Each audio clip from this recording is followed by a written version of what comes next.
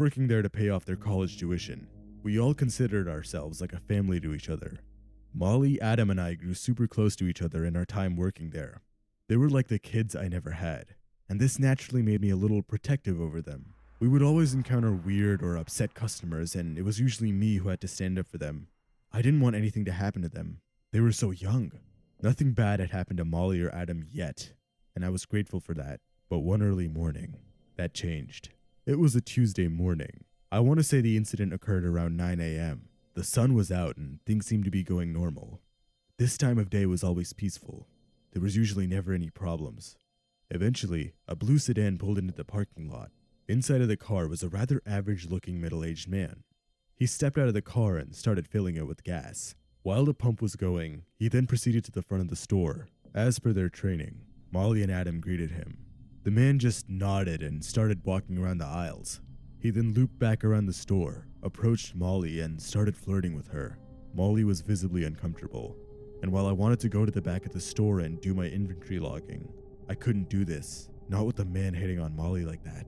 Adam, however, told me that he could handle the man if he started acting any weirder, and naturally, I trusted him. I reluctantly stepped in the back room and started counting down and logging all the items that were there. While I was doing this, however, I kept looking back towards the man to see what he was doing. It seemed like the man was looking back at me as well. This was odd for a number of reasons. Customers aren't supposed to be this close to the back of the store, and he kept awkwardly peering in through the utility room. To make things worse, every time I looked back, the man started to try and act busy. It was like he was trying to pass time or look natural for some reason. I stepped out of the room and asked the man if I could help him.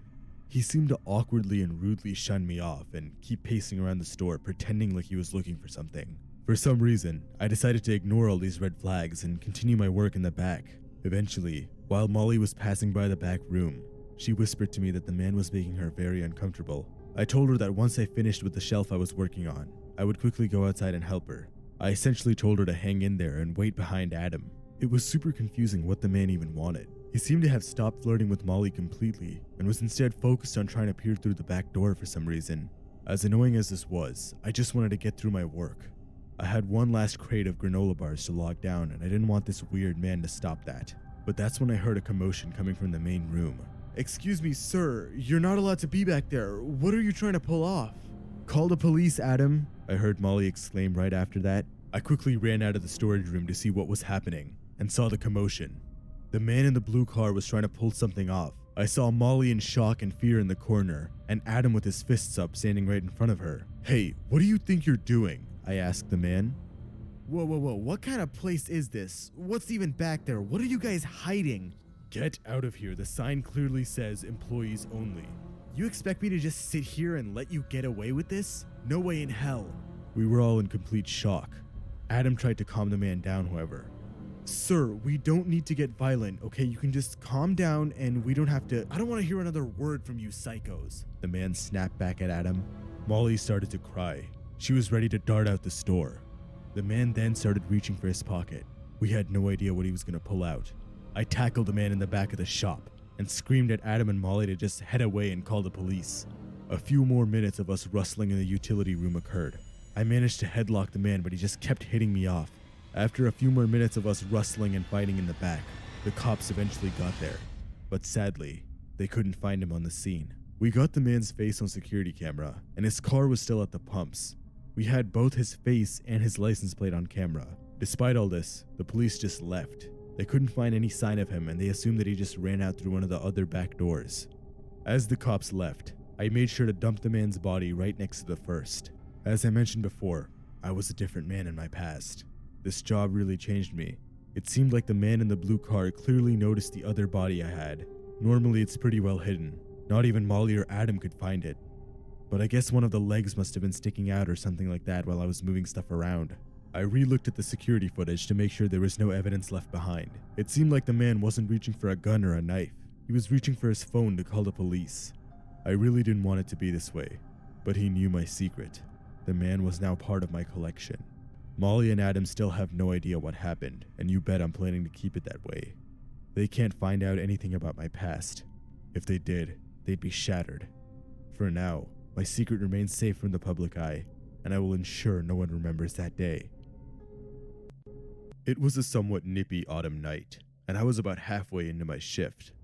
I was a young man, and I took up any job I really could at the time. In this case, it was the late shift at 7-Eleven. In the United States, 7-Elevens are open 24 hours a day and 7 days a week. This meant that someone had to take up that horrid night shift, and that person was me. As much as the job messed up my sleep schedule, it did help me do my coursework during the day, and it did pay a bit better than the normal shifts. I've been told that working in a convenience store is among the most dangerous jobs in the States, and this claim was honestly understandable. Although my city is decently safe, the people who go to 7-Elevens late at night are a lot different than your normal shopper. From what I saw, it was either crazy crackheads higher than a kite, or a bunch of drunken teenagers falling all over the place trying to make another booze run. This was extremely annoying. My coworker Colin and I were largely responsible for kicking these people out. And while it was an inconvenience, it never got truly out of hand or unsafe. This all changed one Thursday night, however. My coworker Colin had some sort of family emergency to take care of, and this resulted in him having to skip a few shifts. This meant that I was in charge of handling the dreaded 8 p.m. to 4 a.m. shift completely alone. This truly annoyed me. Colin was a really chill guy. His conversations made the hours go by much faster, and without him, I'd just be alone in some dirty store in the middle of the night. Regardless, I received my orders from my manager, and I had to do what I had to do. I arrived at my shift around 5 minutes late as usual, and things were initially going by completely normal. The people that walked in consisted of the usual late-night shoppers and people in their pajamas stopping for gas last minute. It seemed like a completely normal weekday night at first. But then, a little past the midnight hour, things got really strange. It was 12:15 at night, and I was sitting on my small chair next to the counter. I had just plugged in my phone into a charger, as it was running low on battery from using it all night, and that's when I noticed a car pull up to one of the pumps. It was a large black SUV. The windows in the back were either completely shattered or lazily replaced with cardboard and duct tape. A tall and rather large-built man stepped out in a trench coat and boots. He turned over to the front door of the store and started to calmly approach it. I just kept glancing at my phone, however. Most people walk in, quickly get something, and leave. There was no need for formalities at this hour. "You call this customer service?" the man said in a low, husky voice. It took me a second or two to process that. The people who come in here, especially at this time, aren't exactly expecting award-winning service. "Oh, sorry, sir. Is there anything I can get for you?" The man just laughed. "Oh, kid, there's nothing you can get for me, but there is something you can do." At first, I thought the man was going to ask for some weird sexual favor. Funnily enough, I'd been asked this before while I was on the job. "You see, I'm not a young man like you. My joints, they don't function like they used to. And you see my car over there? Well, it could use a wash and fill." The man's attitude and overall demeanor were really weird. The way the guy was talking was unsettling as it is. I mean, if the guy could walk all the way over here just fine, why couldn't he fill his own gas or wash his own windshield? However, state law says I have to assist any handicapped or impaired customers if they request it. There was no handicapped sticker on the man's car, or any sign that he was disabled in any way. But hey, if they request it, I have to help them. "Alright, sir, give me a moment," I replied as I placed my phone to the side. I then turned on the pump from my control panel and started heading towards the car. Look at those youthful muscles work. I love to see it. For whatever reason, I ignored the man's creepiness and continued heading towards the car. The sooner I cleaned his windshield and filled his tank, the sooner he'd be out of there. At least that's what I hoped. As I stepped out of the building, the man seemed to remain in the store. He seemed to be browsing up and down the shelves or something. Whatever. I got to the vehicle, and sure enough, the gas cap was wide open and ready for me. As I was filling the van with gas, I couldn't help but think about what the man said. He seemed honestly fine and was totally capable of putting a nozzle in the gas tank. It made me wonder why I was even out there in the first place. But hell, if I could just get this weirdo out of there, I could get back inside to just messing around with my phone. After about a minute or two, the tank was full, and it was time for me to wash the man's windshield. As I stepped around towards the back of the van, however, I heard the back door shut.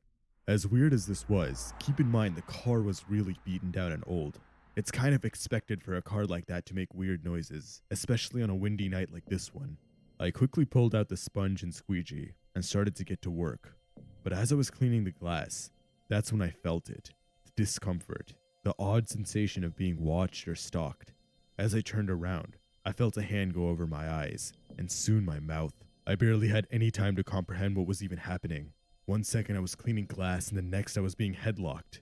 I then heard the familiar sound of the front door to the store opening, and heavy footsteps coming my way. Too many thoughts were racing through my head at this moment, but somehow, somewhere, I mustered everything I had and flung myself as back hard as I could. The person holding me down crashed into the gas pump and shrieked in pain. "Damn it, Carl," the tall man said. I rolled back onto my feet and sprinted as hard as I could, my breath getting heavier and heavier every large stride I made. I managed to run across into a neighborhood and dive into the bushes, slowly peeping my head out to see if they were still following me in the van.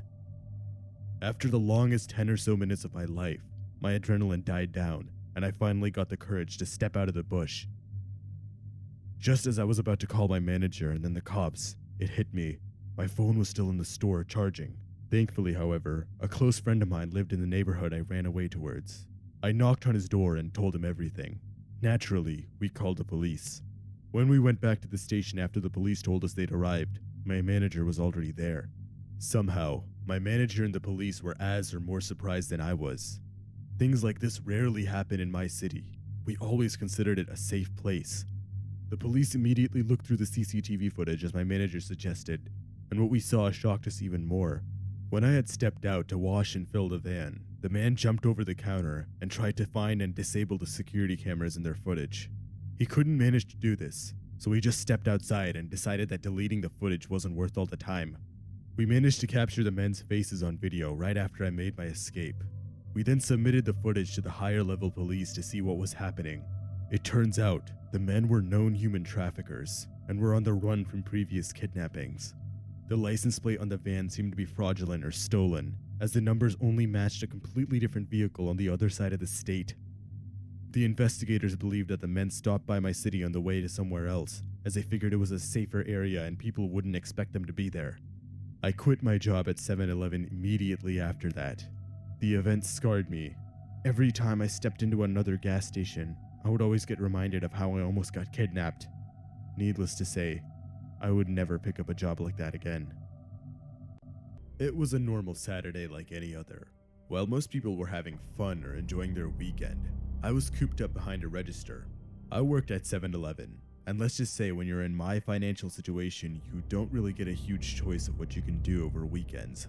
And while I could make a whole video on how much I hated mopping floors while my richer friends were out having fun, I wanted to get something off my chest. Something more serious, more sinister. I was working the primetime shift between 12 and 8. During this time of year, this is usually when the crowds of people get the largest. The area I live in is quite affluent. I mentioned this before, but my neighbors and my friends are quite rich. This led to a more interesting demographic with my customers. Wealthier people don't tend to shop at gas station convenience stores unless they have to. Most of them end up buying from premium grocery stores down the road. Unless it was some sort of necessity or emergency, no one really went inside. And even if they did, it was always something along the lines of a water bottle or some food or a snack for the road. The result of this was people mostly just serving themselves at the pump and me just sitting and doing nothing. As boring as this was, I honestly enjoyed just sitting and chilling out while people served themselves. This gave me the opportunity to do some schoolwork or listen to music. On weekends during this time of year, however, this dynamic changed. On weekends, there were junior soccer tournaments in local regions. These kids' league soccer competitions meant that travelers would either go into or through our town. This also meant that I had to work a little harder. People were getting more than just water. It would always be something like towels or hand sanitizers or the occasional coffee for the tired chaperone. Being fully aware it was soccer season, I really wasn't surprised at all that there were various large SUVs or minivans constantly pulling into the station. After all, youth soccer is very, very popular in the United States. But bear in mind, this was only during the rush hours. The flurry of cars would only come in right before the game started or right after they ended. Nothing really in between. So when a minivan with a chaperone sticker on the side pulled in at around 3 p.m., I was obviously confused. These games usually end at around 5 p.m. That means the rush hour starts at around 5:30 when everyone's leaving. But I said hell with it. Minivans are among the most popular vehicles in the US. Would it really be that uncommon for someone to just own one? And besides, a lot of things could have happened. Maybe a kid got injured and they had to leave early. Maybe they were getting gas now to avoid the rush hour later. Again, a smart choice. So I just resumed scrolling on my phone. But after several minutes, the van was still there. This is obviously not a normal amount of time for a vehicle to stop. But after the few long, awkward minutes went by, the driver stepped out. The driver was a scruffy, middle-aged man. He had a somewhat long beard but seemed overall unkempt. He then tried to fill the car with gas. He seemed to struggle for a few minutes trying to get the pump to work. The pump seemed to be having problems with his credit card reader. This wasn't all too uncommon. Our transaction processing system likes to reject cards it thinks are fraudulent, but off late it's been acting up and rejecting normal cards. The man walked into the store, and I greeted him like I usually do. "Welcome in, sir," I told the man. The man sort of angrily ignored what I said and walked up to the counter. As intimidating as this was, I've had my fair share of angry customers. It's something I'd been through. "The damn pump. It ain't taking my card." "Oh, I'm sorry, sir. Our systems are kinda weird. Would you like to pay with cash instead?" "Fine, just take this. I need to go use the bathroom." The man left me with a wad of $10 bills and then went to use the bathroom. Clearly, the guy was having a bad day. I better get that pump rolling quick. So I opened up the terminal and tried to get things running. However, this wasn't working either. Normally, customers can walk in and prepay a certain amount of cash at a certain pump, but it looked like the terminal wasn't responding itself. Something was genuinely wrong with this pump. The man was still in the bathroom, and I really wasn't in the mood to go and tell him that he had to move his vehicle. He was already cranky that his card got rejected. I didn't want to start another conflict with him. My next most logical option was to go to the pump itself and try and manually override it, and that's exactly what I did. My manager had taught me a few months ago how to put the pumps in admin mode. This would allow us to see if there was something physically wrong with the pump or it was just deciding not to work.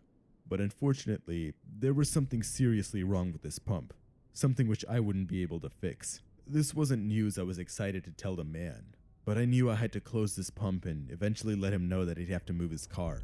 But as I turned around to go inside, I heard a loud thud. I turned around and saw nothing. At first I thought it was something from my music. Keep in mind I have one AirPod in this whole time. But that's when I heard another knock from the van. This couldn't be my music. The knocks were random, they had no beat or rhythm, and they clearly weren't any instrument I'd heard of. I tried to peep in the back windows to see what was happening in there, but the back windows were tinted very, very dark. I really couldn't see in there. I then took my AirPod out to get a better understanding of what was even happening, and heard another thud. This was getting weird. I had to understand what was going on in that damn van. I took out my phone and turned on my flashlight, and I tried to use the flashlight to see better in through the tinted windows. Let's just say it worked, and what I saw horrified me. In the back of the car was a group of children. All of them were tied down with their mouths taped closed. All of them looked terrified. The knocking sound was coming from one of the kids kicking the car door as a sign for help. My heart sank. I didn't even know what to do for that second. I just stood there, frozen in fear and shock. In that paralyzed moment of fear, that's when it all started to hit me. The man's anger and impatience, his fraudulent card not going through, the way he looked at me in the car as he was going to the bathroom. I knew exactly what was happening at this moment. After my brain cleared up, I realized I had to stop standing there and quickly go and do something. As I turned around quickly to try and run for help, I bumped right into someone. It was the man. "You know, it's not polite to snoop around people's stuff, kid," the man told me, rage and anger under his breath.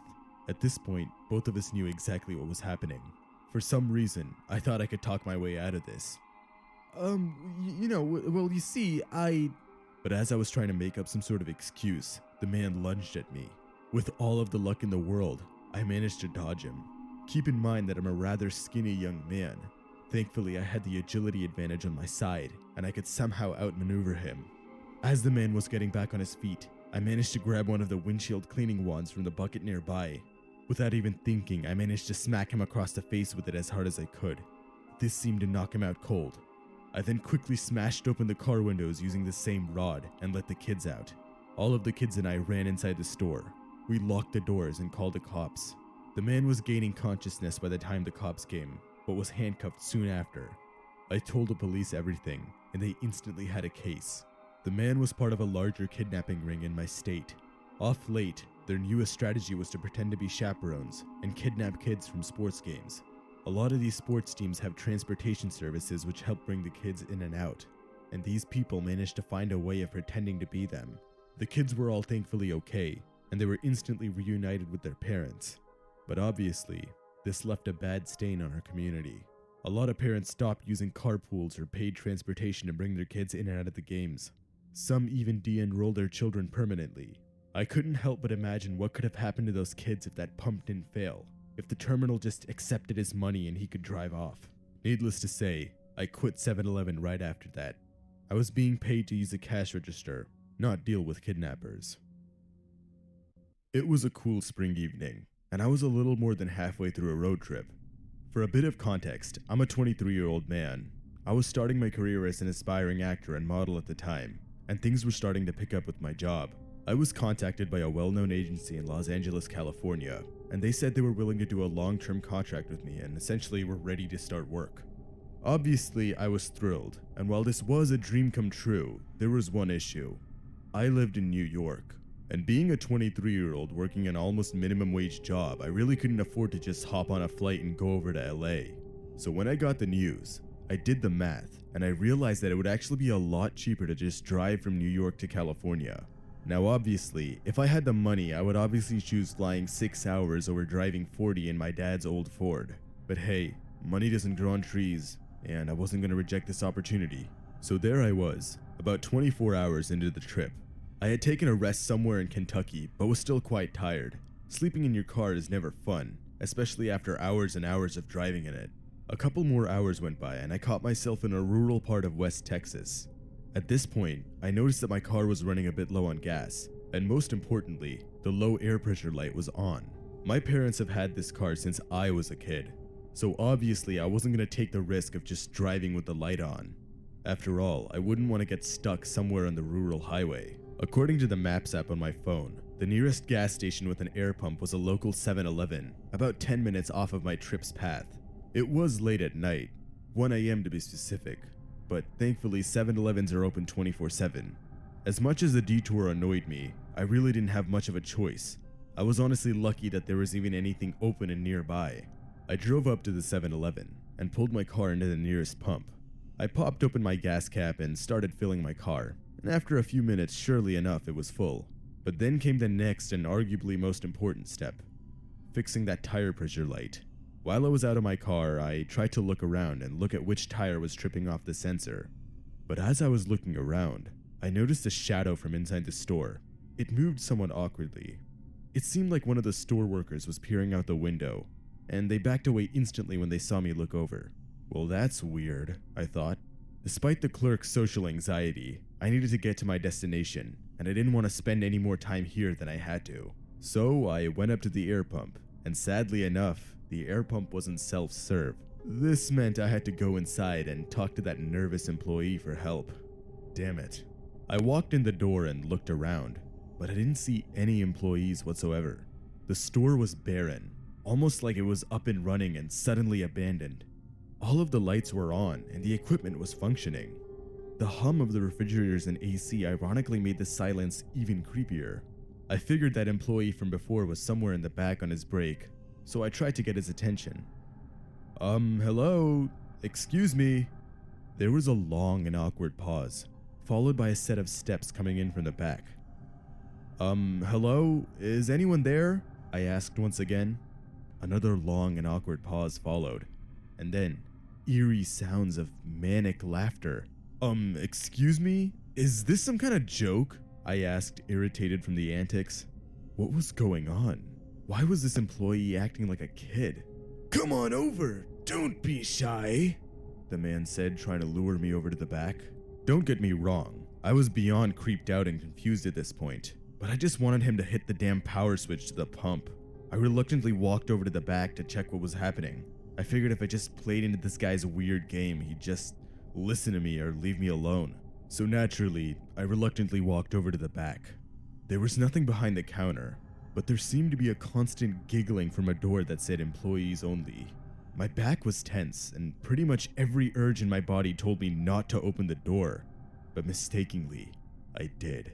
When I opened that door, I saw something I'd never forget for the rest of my life. In the room, there was a 7-Eleven employee, still in his vest and uniform, mutilated on the ground.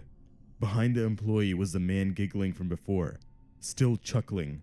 He was barefoot, sickly looking, and had tattered, bloody clothing. He then looked at me with manic eyes and started laughing even harder. My feet were frozen, almost like they were cemented into the ground. But then, the man's laughter turned into full-on screaming, and he started crawling towards me. I quickly slammed the door and darted towards my car, but as I was running, I felt something tug my ankle and trip me from behind. "Now don't leave so early," the man said, trying to drag me back. I kicked the man in the face as hard as I could and ran out. I quickly got into my car, locked the doors, and started the engine. As soon as I pulled out of the spot, the crazy man jumped on my hood and started screaming at me to stop the car. I didn't know what else to do, so I just floored it, and that seemed to throw the man off. I kept driving and never looked back, sweating and panting the whole time. Eventually, the tire that was low on air got me, and I had to pull over into another town. I immediately called the local law enforcement and told them everything that happened. When they showed up to the scene, they did not find a single thing. Aside from the dead 7-Eleven worker and raided store with broken glass and flipped over shelves, the police couldn't find anything that could lead them to the man. The police could obviously identify the dead employee, but had no idea who the laughing man was or where he could be. The man was a ghost. I've never told anyone this story, at least not until now, and that's probably for good reasons. I currently live in LA, and while I am still pursuing my career in entertainment, I still sometimes think about where that man could be.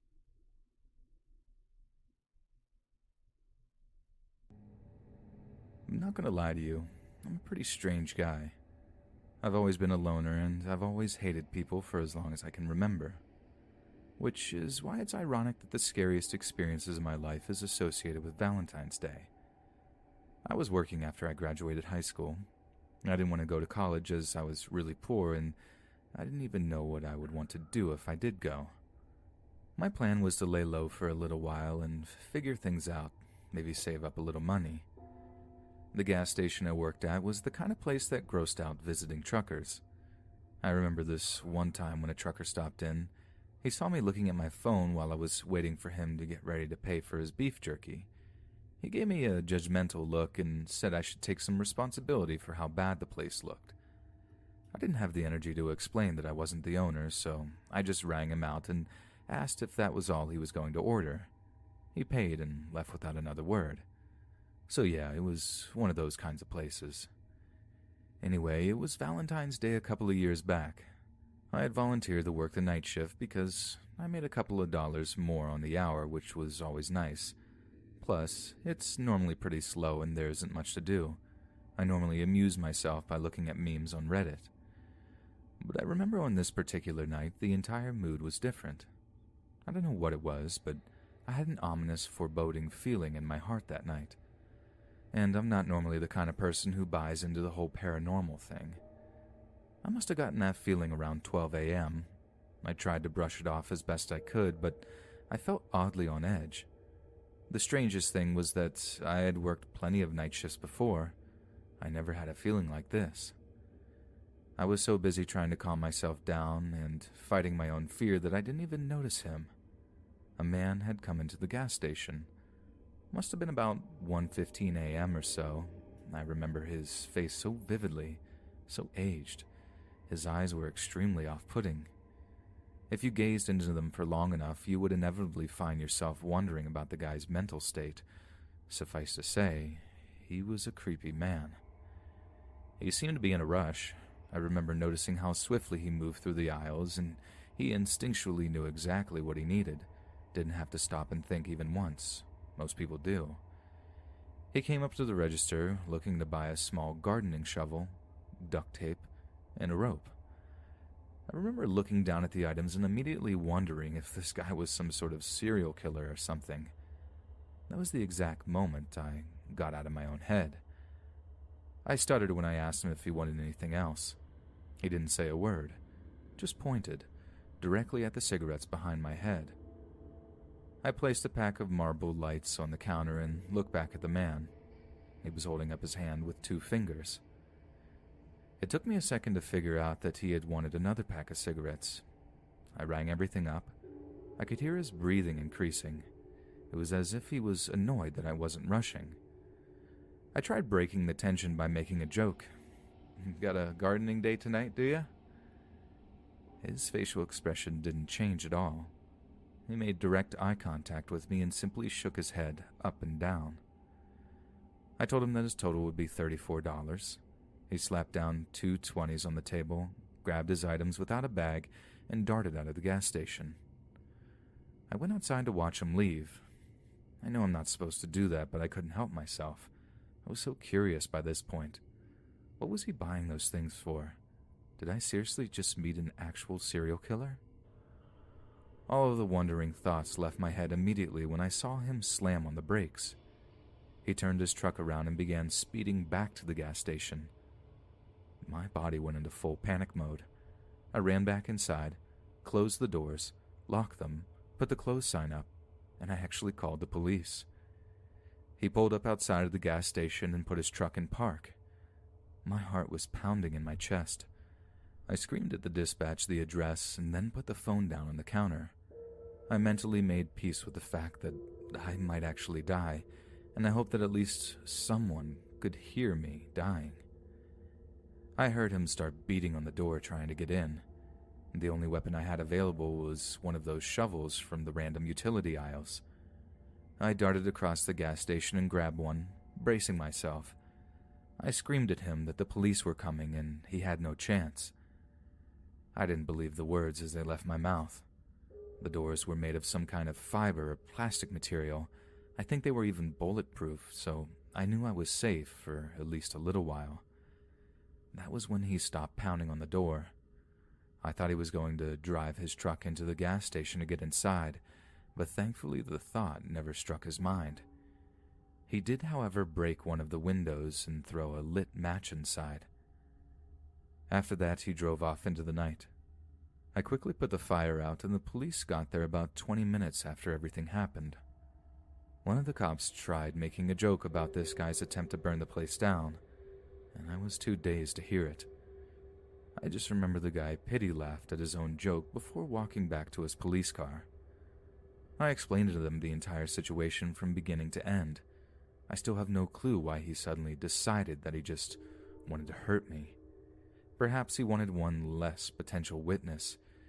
Maybe he was just a random psychopath. Maybe it was because he saw me peering back at him and that triggered him. And as dramatic as this experience may have been, I still get really anxious thinking about the items that he had purchased. I still wonder sometimes if he had purchased those things to torture someone he had kidnapped, because he was definitely capable. Even if I ever get a girlfriend at some point in the future, Valentine's Day will never be the same.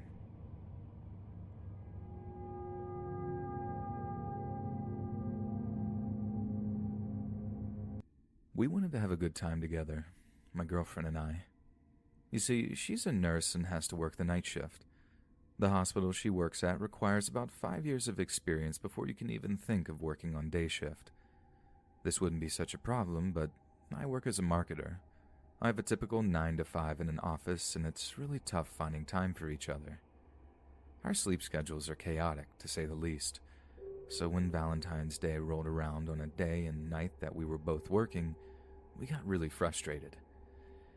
It's really hard to explain how you feel like you're being cheated out of time, like there isn't going to be a moment you can sit down and truly enjoy your relationship for what it is. But we decided that we weren't going to let our lame schedules get the best of us.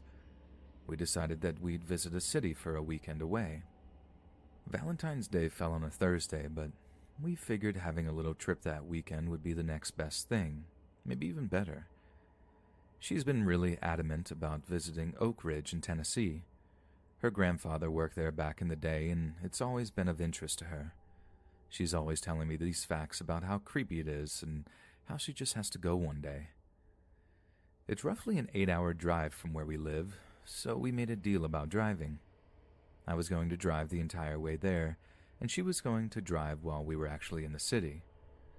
She totally got the good deal of the bargain, but that's just what you do when you care for your girlfriend. But something strange happened. Something that has tainted my memory ever since that time. When I think back and remember that weekend away, I'm not thinking about us cuddling up on the couch or any of the fun places we got to visit there either. We got there Friday night. She mostly slept in the car, but still felt really tired. She told me she'd be able to sleep that night we got there and be awake and normal for the next day, so that's just what we did. And it was a really great day. We got to visit a museum and learn about the Manhattan Project. Even got to visit the plant where her grandfather used to work. At least we're pretty sure. He's deceased now, but the tour guide said this was where the majority of the work on the bombs were done. And well, he worked on them, I guess. It was crazy. Anyway, the day was great, but it didn't last very long. By the time it was dark, we were out of ideas for things to do and, quite frankly, out of energy. We decided to visit our favorite fast food joint, Wendy's. Don't judge us. And she was driving as we made our way there. It was only a 10 to 15 minute drive. She had her music on and I was just kind of looking out the window. At one point, a blue Mustang was beside our car. We were stopped at a red light, and I looked out the window and peered into theirs. I saw a very old man. He looked unhappy, miserable even. His skin looked unnaturally pale. I'm not sure when he started, but he was staring at me. It wasn't until I looked into the car that I noticed it either. Not gonna lie, it kind of freaked me out. We made eye contact for about 5 seconds, and then for the briefest of moments, he smiled. But it was so fast, it must have been a split second that his mouth went into a smile and then back into a frown. It was the strangest thing I've ever seen.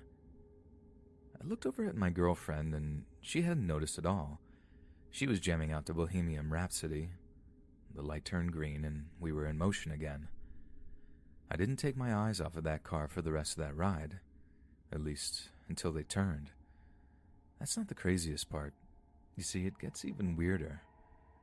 We were planning on leaving Monday morning, and on Sunday night we went out to eat, but this time to an actual restaurant. We weren't feeling fast food again. We looked on Google and found a local restaurant that had pretty decent reviews. I had my favorite food, deep-fried chicken, so off we went. I had completely forgotten about that strange man I saw in that car, but about halfway through my meal I noticed him again. This time he was in the restaurant. He was staring at me. I know he was.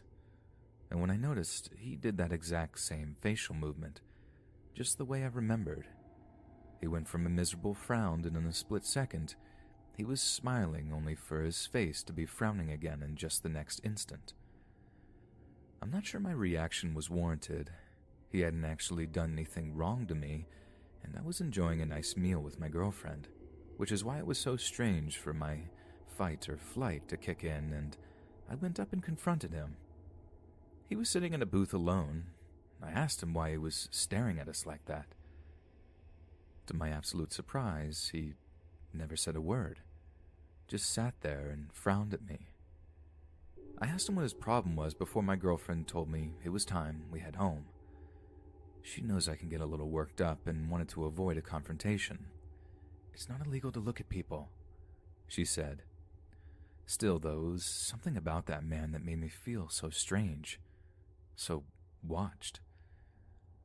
Well, Monday morning came. We were about an hour into the car ride home, and she was asleep again. And you guessed it. You totally guessed it. I saw this freaky old man again. But this time it was way worse. For starters, he was driving a totally different car. I don't know what this guy's life is like, but I can just imagine what you have to do to be able to afford a Mustang and still have enough money to have a second car. And to make matters even worse, he had been in the left lane as he was going to pass me. But he didn't. He just paced me for about a mile. I noticed that there was a car next to me, and it wasn't until I looked over to flip the bird that I recognized him. It was a creepy old man, but he wasn't frowning anymore. That smile that he'd only been able to muster for a split second was now permanently stained on his aged face. It was the most horrifying thing I've ever seen in my life. Suddenly, he turns his head forward and aggressively veers his car in my direction. Reflexively, I slam the brakes and swerve off to the side of the road. My wife is immediately shaken awake, and all we can see is his vehicle speeding off in the distance through a cloud of dirt. My heart was racing like crazy, and by the time I could process my girlfriend screaming, asking what's going on, I started to feel myself choke up. We discussed whether we should waste our time calling the police, but I was so scared that the best course of action seemed to get out of that godforsaken town as fast as possible. The rest of the ride home happened without incident, and I haven't seen him since. Needless to say, that was the least romantic and most insane Valentine's Day ever.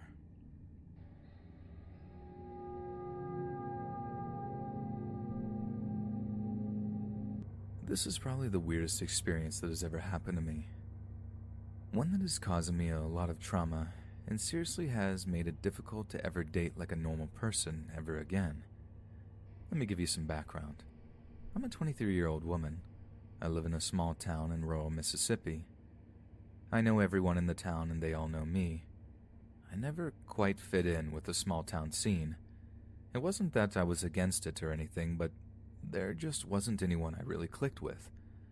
I had lots of friends, but I was still completely alone for as long as I can remember. A couple of years ago, I started dating a guy who I met on Tinder. He was from a couple of towns over and wasn't the best-looking guy in the world, but I don't let something like that stop me. I just wanted to know if he was nice and compatible with me. So we went out on a couple of dates. Didn't go horribly.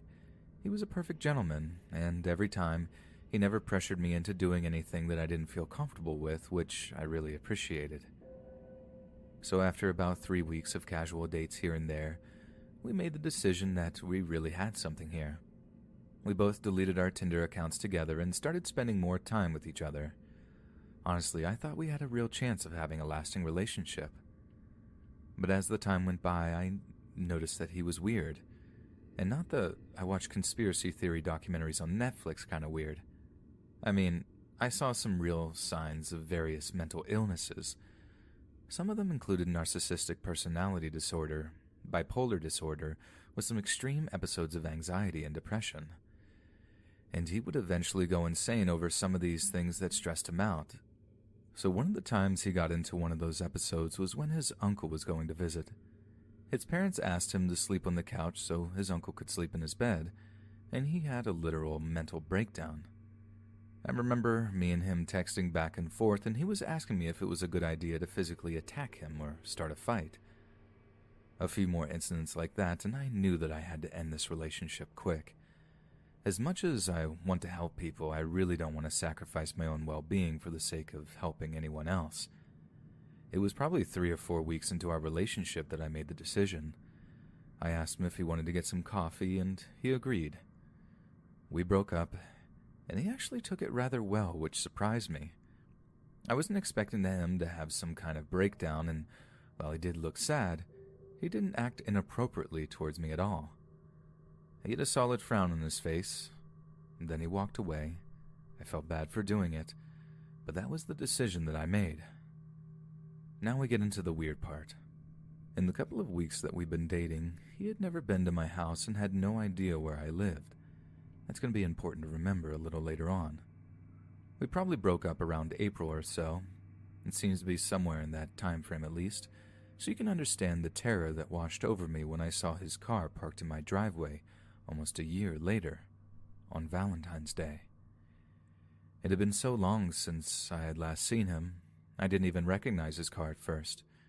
You can bet your rear end that I had my pistol with me ready to protect myself, especially because my parents weren't home. Remember, I live in rural Mississippi. People don't just randomly show up at your house who live 2 towns away. It just doesn't happen like that. He got out of his car holding flowers. I couldn't believe myself. What the heck is wrong with this guy, I thought. I walked up to him, making sure to keep my pistol out of sight. I didn't want to alarm him, but I was ready to use it if he had bad intentions. His face looked strange. He looked like he hadn't slept in days. He also looked like he was really struggling and uncomfortable. I asked him what he was doing here after we just kind of looked at each other for a minute, and then he said it. "Will you be my Valentine?" The moment he began to speak, I knew he was intoxicated, and it honestly frightened me. I had heard too many horror stories that start out exactly this way. I pulled my gun out and pointed at him. I screamed, "No! Get away from my home and never come back." He genuinely seemed startled at the sight of the gun. Then he got going to his car and drove away. But as he ran, I noticed that he dropped something metal in the hurry. It must have just barely nudged out of his pocket. After he sped off, I waited a few minutes just to make sure he was gone. Then I walked over towards the object that he dropped on the floor. I couldn't make it out at first because of the darkness.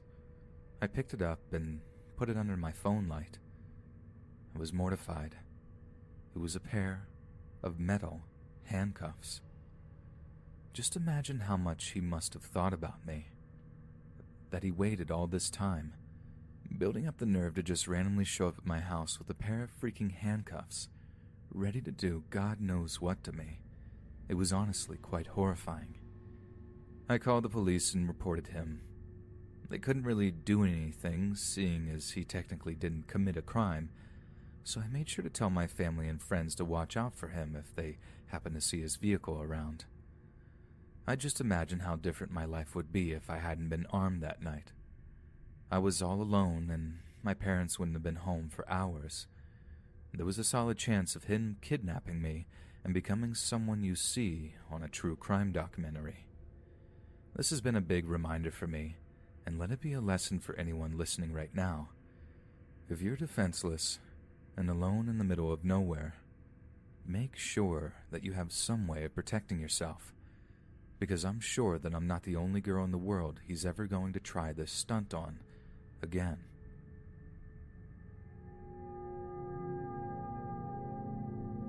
A couple of years ago, me and my husband decided that we were sick of the pressures of Valentine's Day. The cards, the flowers, the last-minute bookings, and so on. Instead, decided that we'd make a whole week out of it.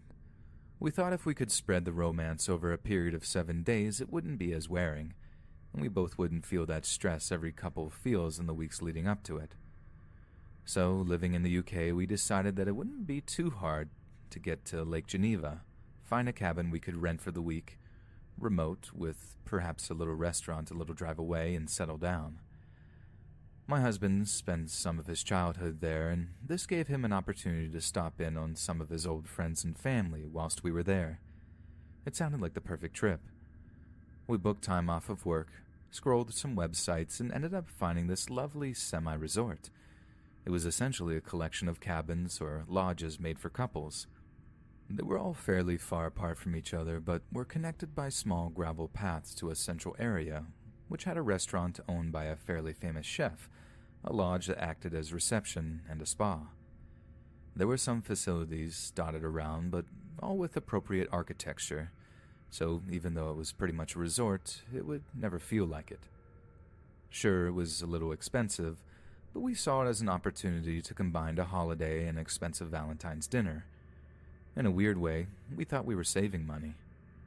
The staff there were all incredibly polite when we arrived. They knew our names instantly from our online booking and made sure to whisk our bags away almost instantly. Whilst they went through the process of booking us in, they gave us each a complimentary cocktail and sat us by this vast glass window that overlooked the lake. It was unbelievably stunning and so quiet. That was what we appreciated the most, I think. A break from city life, somewhere where we wouldn't have to worry about the crowded bus or getting a cab after one too many glasses of wine. We were coming to the end of our cocktails when a man came and sat down next to us. He introduced himself as Luca and had one of those funny European accents where you can't quite place it. The English accent was almost perfect, but a couple of clipped vowels and funny consonants meant you could instantly tell he wasn't actually well, English. He seemed friendly enough. Tall, athletic, wearing white tennis clothes. He asked us where we were from, and we said the UK, and we chatted for a little while about that. I do remember him saying that I looked just like his wife and that we should meet her. I remember that because he kept looking out for my doppelganger whenever we'd take walks around the resort, trying to see if I could spy curly blonde hair. We said that we were sure we'd catch him either in the restaurant or perhaps the spa, and were intrigued to meet his wife. He seemed a little odd in his own way. His eye contact was a little too intense, and he spoke a little too loudly, but being British, we felt that maybe this was just a cultural difference. Unfortunately, February isn't the best time for a trip to a resort in Switzerland. The weather there can be pretty up and down, and for a lot of our time there, we were pretty much rained out of doing anything outside. But we were a married couple, and it wasn't hard to find things to do around Valentine's Day that required being inside. Luca's cabin must have been close to ours because we'd see him fairly often, on our walk to breakfast, passing through when we were having lunch, that sort of thing. I decided pretty quickly that I didn't like him. I decided that it wasn't a cultural difference, that he was actually quite rude and would always try to steer the conversation back to himself whenever we'd have a quick chat. He'd make a point of humble bragging about whatever he was off to do, and it began to make me angry. I was, at the end of the day, trying to have a week with my husband, and it was kind of ruining it. My husband snores, loud, and so quite often in the middle of the night, I'll get up and move to the sofa. It's sort of become a little ritual, and I don't mind really doing it. I can usually fall back asleep pretty quickly, if not instantly. Earplugs only go so far when you can genuinely feel the guy vibrating as he snores. Trust me. So the second night we're there, I get up and move to the couch in the front, which faces a huge glass panel overlooking the lake. I have to turn on a lamp to find my way around, not knowing the layout of the room off by heart like I do at home, and I see the window. The view is stunning, and even at night if you sit and watch for a while and let your eyes adjust to the dark, you can make out lights across the water and begin to see the scenery. I was watching the view like this when I spotted something. It's funny how you can make out shapes in the dark, but I'd gotten used to the way the branches of the trees moved in the slight wind, which was why I noticed something so still. Still, and in the shape of shoulders and a head. It was down the path a little way, the path that led into the resort, and it just stood there, watching something. I became very aware at that point of the lamp that was going on, and the fact that although this figure was just a dark shape to me, it could see right in and see me. I began to feel really, really scared. I didn't want to panic, but I started by saying my husband's name very quietly, then a little louder, then louder until I could hear the slight panic in my voice. The figure didn't move. It must have been about 100 feet away because I couldn't make out any features, just a shape. I called again and my husband came out of his room. He asked what was wrong, and when I tried to show him what I'd seen, the figure was gone. I guess it had seen someone else come into the house and had decided to leave.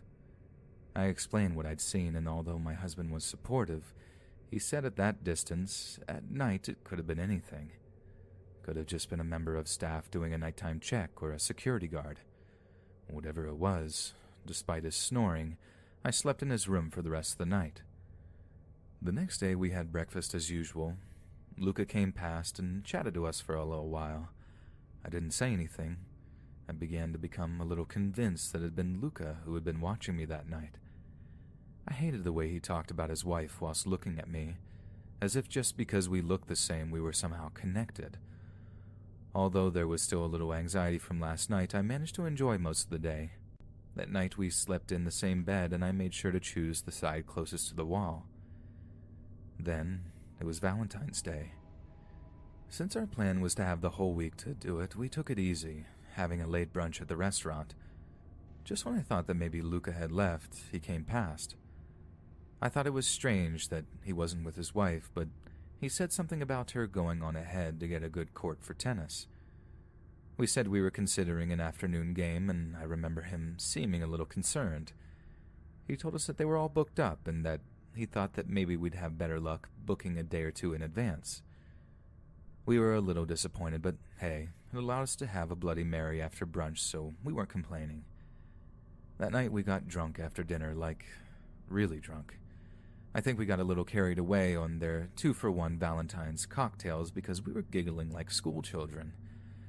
We chatted to a few of the other couples we'd met, ate some amazing food, watched the rain on the lake. Thankfully, Luca was nowhere to be seen. We stumbled back to our cabin, sharing an umbrella lent to us by the staff, and after doing what couples would do on Valentine's Day, my husband fell asleep. I lay in bed a while, had a couple of glasses of water from the sink to try and prevent the hangover I knew was coming. After I stopped the tap running, I thought I heard the drain stutter for a second. I listened a little closer. No, it wasn't a stutter. It was a noise like knocking, only a little more frantic. In triplets, dum, dum, dum.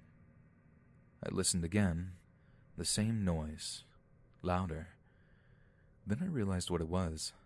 Someone was trying the lock on the window. They were trying to see if it was locked.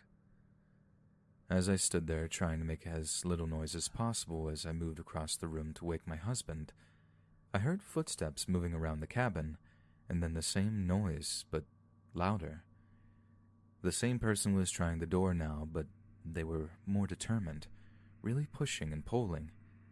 I didn't want to make a noise, but I shook my husband as violently as I could to wake him up, and whispered what I thought was happening. He was dead to the world, and as I tried to wake him with a hushed voice, I could hear whatever it was trying the door a few last times, but harder. Finally, he woke up and saw the panic in my eyes. He got straight to it, turned on every light in the cabin, and grabbed a broom as he made his way to the front door. There was nothing. No one. I was sure, though, and he could tell from how I was acting that I was serious. We called the resort's security, who came over and were extremely polite, and even the manager of the place came down to assure us that it was all fine. They said they'd look into it, that sometimes the wind made noises like that, and were even so kind as to make sure a security member sat outside our cabin for the rest of the night. There were no signs that anyone had been around, and so they said if we were sure we wanted to report something, they'd happily come with us in the morning. As we were talking the next morning, I felt like I wanted to mention Luca, but didn't want to seem paranoid. But I'd barely slept and my mouth seemed to run on its own. I mentioned that Luca had always acted strange to us and that I thought his cabin might have been near ours.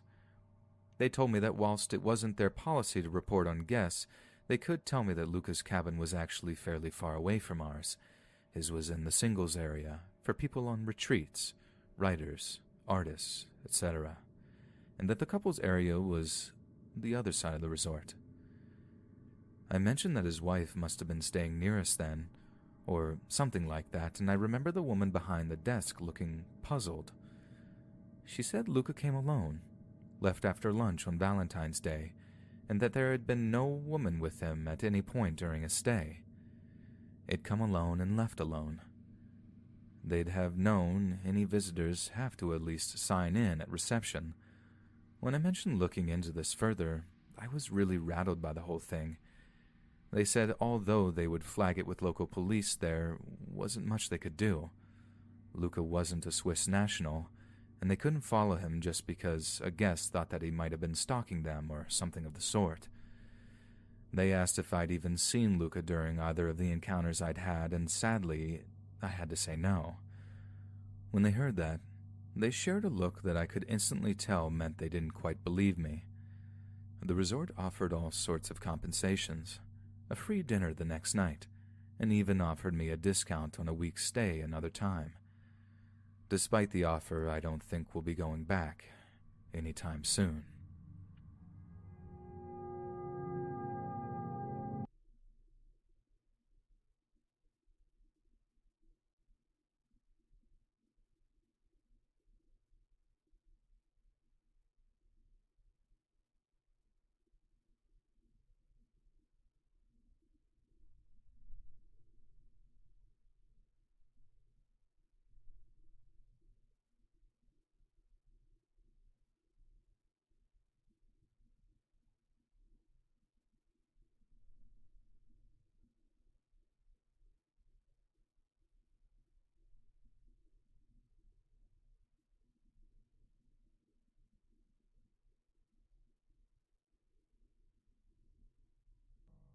So, I live with my boyfriend in a small one-storied house in the suburbs just outside of Bristol, England. Now, my boyfriend is the manager at our local pet supermarket, so he'd oftentimes have to work late night shifts during the night. Because of his crazy work hours, I was forced to stay home and occupy myself by watching movies on the TV. One night, it was raining heavy and my boyfriend was at work as usual, and I was at home watching a few episodes of The Walking Dead on Netflix. While watching my show, I unexpectedly heard a knock at the door. At first, I thought it was our delivery guy that brings us our groceries every week, so I get my ID and start heading toward the door while putting on my mask. This was during the current pandemic, and my boyfriend and I don't like to go shopping in fear of catching the virus, so we have someone bring it to us. I opened the door, ready to hand out my ID, but was shocked to see some random guy just standing there in the rain. He wore a black long-sleeved shirt, black pants, and he had messy hair, almost homeless. Suddenly, he started abruptly making loud, high-pitched noises. His mouth hung open, revealing several missing teeth, and I saw craze in his red eyes. It startled me at first, but trying to be polite, I asked him if he needed help. But as expected, he gave no response. This guy was clearly on some strong shit. At this point, my adrenaline was rushing like crazy, but I didn't want to be rude and close the door on him.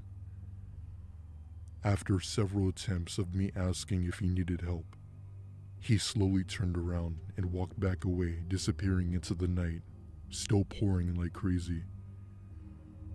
I was a bit weirded out, but I didn't feel threatened and figured this guy was just drunk.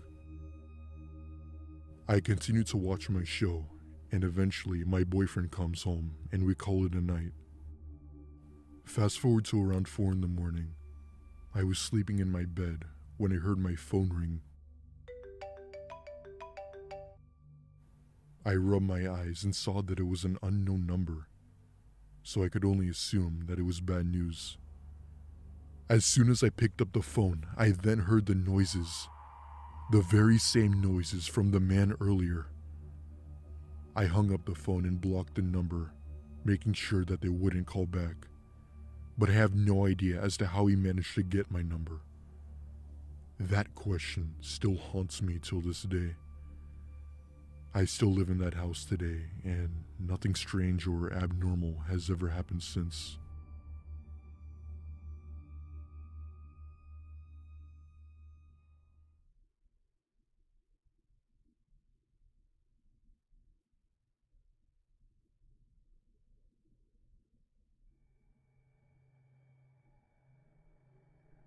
For some context, I'm a 19-year-old female, and I just moved out of state and had just started my first semester in college. I didn't live on campus as it basically costed a fortune, so I had to live with my parents until I could afford to move out. One day over the weekend, my parents had left the house for a 3-day vacation, so I had the house to myself. Being only 19 and easily getting bored, there weren't too many things that I could occupy myself with. So I call up my friend who lives just around the corner from me and invite her over to watch some Netflix as we had recently got it. She agreed and came over to my house, and we both sat on the couch and watched a movie. About an hour into the movie we were watching, my friend grabs the remote and pauses the movie, saying, "Liz, do you hear that?" It was very faint, but I could just make out a sort of slight metal banging coming from my backyard. I live by a wooded area, so there are a bunch of unwanted critters that look around my backyard. However, the noise sounded as if it were in a pattern. It's the same bang and scraping noise repeated over and over again, and I felt sick to my stomach. Being a very paranoid person who watches too many horror movies, I grabbed my brother's baseball bat from his room while I opened the back door. It was practically pitch black outside, so I couldn't see as to what was making the noise. At first, I thought that it could have been a rat or even a squirrel. But when I turned on the outside light, all of my thoughts as to what it could be quickly vanished. The outside light revealed a man hitting my AC condenser with one of my dad's gardening tools. He was super thin, maybe about 5'8", and he looked like he hadn't seen anyone in years. I lost it and ran back inside, telling my friend that we had to leave through the front, and that's exactly what we did. We ran out of that house so fast and got into my car while my friend was on the phone with the police.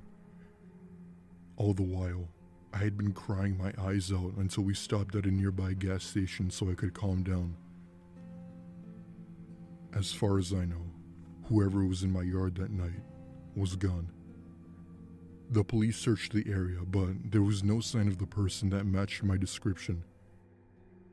Later, the police told me some very disturbing news.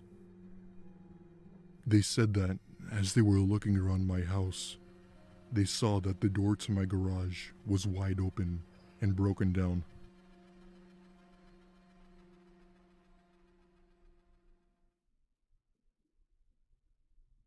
My boyfriend was out for a drink in London a few weeks back, and I was looking forward to having a night in. My night was all planned out. Some Netflix, takeaway, open up some wine, and share the sofa with our dog.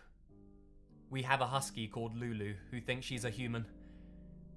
Anyway, Lulu and I had a great night, and we retired to bed. Lulu usually sleeps in our bed, but right near our feet. I woke up to Lulu licking my face, barking and pawing at me. This is something she's never done before. I immediately think that she needs to go to the toilet, so I get up out of bed. I can hear this very loud banging going on downstairs. How drunk did Luke get? I think to myself. We get to the top of the stairs, and Lulu pushes me backwards and stands on the stairs, growling. I tried to push past her, but she kept looking back at me and wouldn't let me past. The banging continues. "What the hell are you doing? Come to bed right away," I yell down the stairs, hoping that my boyfriend would finish whatever he's doing, come to bed, and I can talk to him about it tomorrow. The banging stops, and Lulu takes a few steps towards the stairs, but is still growling. I get a bright idea, and I go to get my phone, which was charging near the bed, and I ring up Luke, my boyfriend. I thought he might have passed out downstairs, so I just had to wait and hear his ringtone, and follow that to lead me to him. "Hey babe, just turning into the street now. Why are you still awake?" I tell him about the banging on the door, and that I thought it was him. I can hear Lulu growling, and we both agree that this is not normal behavior for her. Luke says that he's 2 doors away, and we hang up. When he comes in, he tells me to go to bed since it's so early, and we can talk about it in the morning. We all go to bed, except for Lulu, who sits right near the door all night. What we found out in the morning made my blood run cold. The front door was nearly off its hinges. The banging was someone hitting it over and over again, and nearly making their way into the house. We got a new door, and the guy who fit it said that it would have only taken a few more hits, and then the door would have given way. Thank God Lulu woke me up.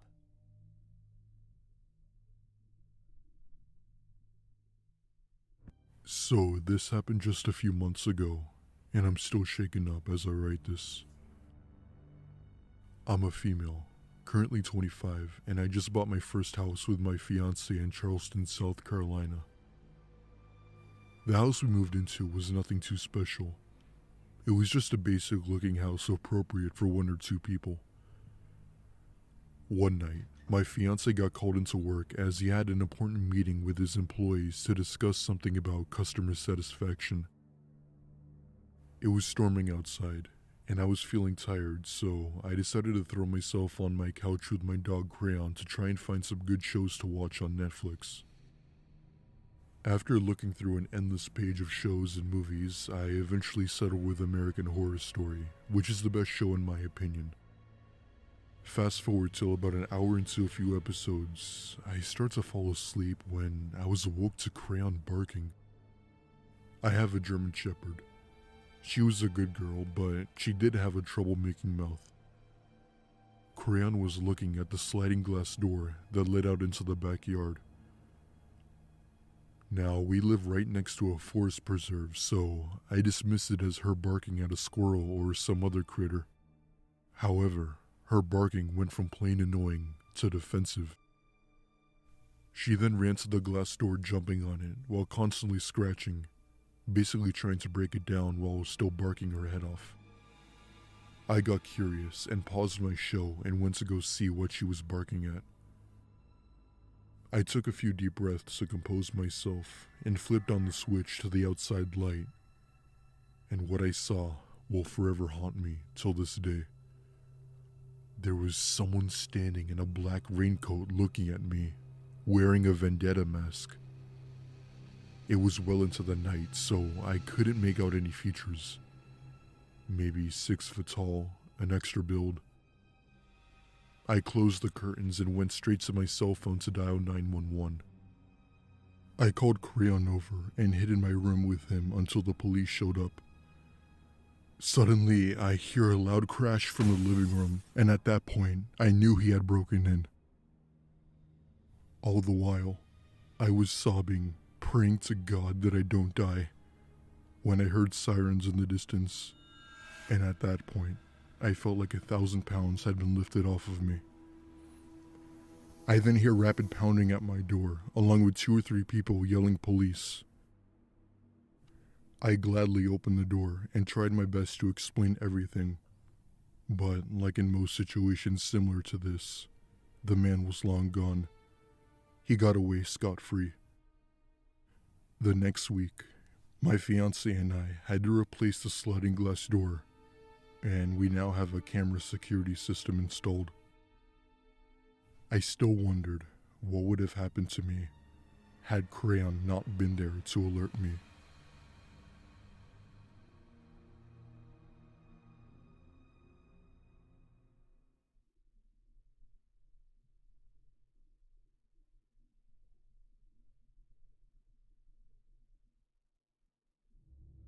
This happened to me a few years ago when I was 25 years old, and this is by far one of the scariest and unexplained encounters I've ever had. It is absolutely true, and it's something that I just had to share. I live in a terrace house, which is basically multiple houses combined together, forming that of an apartment. It's not the best place to live in, but my parents wanted me to move out, and this was one of the only few locations that I could afford monthly rent. I live in Los Angeles, so it's expensive as hell, and without a lot of money, you're basically either struggling financially or living on the streets.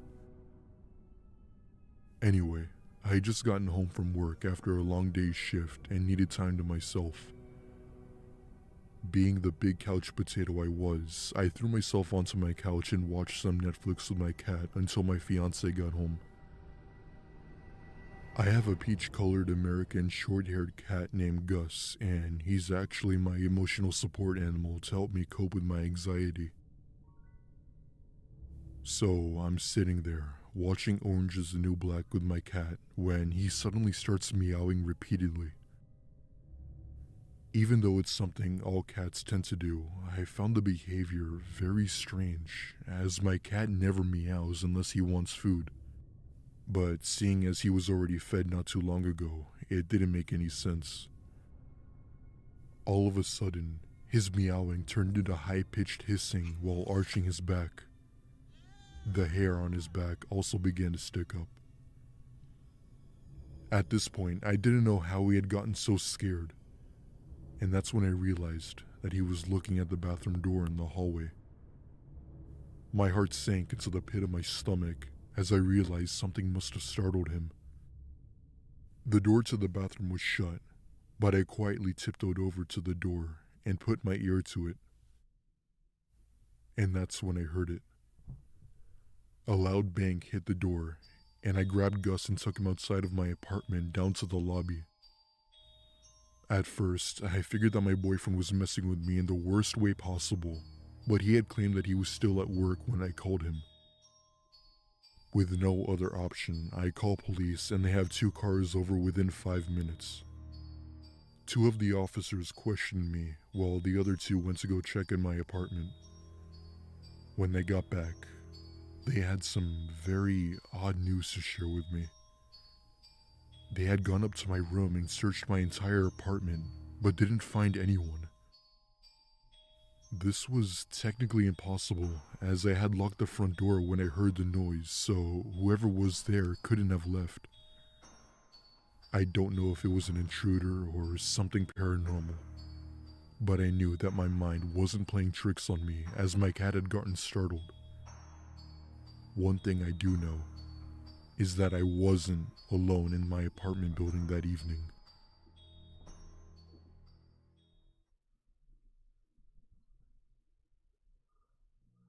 I never even met him. I didn't know his name or face. I was blissfully unaware of his very existence. I will never know why or when it started. I'm glad for that, I guess. I moved into my very small apartment in February of last year. My landlord, Olivia, was a sweet older woman who would cook too much food and bring me leftovers. She was great to me, even after I told her my problem. I'm antisocial, but she didn't mind renting to a reclusive young girl who reminded her of her daughter.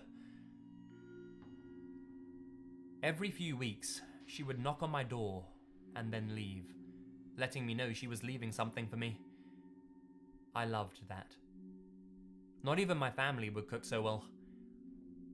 The next morning, I wash and leave her empty containers outside my door, and by an hour or so, she would come back and take them away. My other neighbours seemed fine, but I never really talked to them. I work from home, so anytime I was ever forced to go out, I rushed out and into my apartment, avoiding an uncomfortable situation. I loved living alone. It was everything I hoped for. I could just breathe. By April, though, I started noticing things were not right.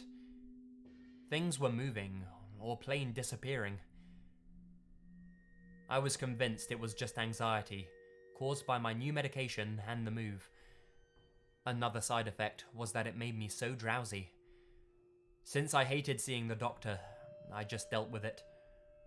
I took naps during the day now, and eventually stopped caring. That is, until one incident doubled my paranoia. Olivia brought me some sort of Greek tossed salad for lunch one day, and I enjoyed it with my friend, Netflix. I fell asleep in the middle of Portlandia, and I woke up that evening at 5 p.m. per usual. What wasn't usual was that my bedding on the opposite side of me was disturbed. I only sleep on my right side, always. Even more, it felt warm. My first thought was that I must have rolled around a lot, but I knew it was too odd to dismiss. I got up and I searched my apartment, gripping my phone with 911 typed in. Nothing else was disturbed. Everything was exactly like it should be. I let it go. For the next 2 weeks, everything was normal, pardon the occasional misplaced shoe or drawn back shower curtain. I thought about telling someone, my parents, maybe Olivia, but if it's not life or death, I'm not reaching out to anyone. I wasn't scared. I was nervous, perhaps a little stubborn as well, but I stayed. I'm not letting some stupid anxiety ruin my lovely, lonely world. May came, and it was getting worse. My underwear, toothbrush, hell, maybe even my food was being misplaced. Every time I woke up, there was some strange odor in the air. I finally realized this won't go away if I keep ignoring it. I called up my mum, and I begged to come and stay for a few days. When I got home, I told them everything. Saying it out loud solidified any creepy suspicions. That weekend, my dad went to my apartment, and what was found was true horror. Written all over the walls was, "Come back, baby, please." He ran out and called the police. There was no one living in my apartment, but someone definitely had access besides me. The investigation revealed a man, Henry, the son of my landlord Olivia, was in a projected relationship with me. They showed me his confession on tape. He admitted coming into my apartment every night and every day with his mother's extra key. He claimed that we were in love and that he had my permission. He drugged his mother's food that she left out for me, which of course caused my drowsiness, and he would let himself in, watch me sleep, touch my hair, and kiss my shoulder. The leftovers in the fridge were tested and confirmed that suspicion. I was absolutely horrified and disgusted. A man I never knew existed collected my hair, clothes, and trash, and practically lived in my apartment for 4 months.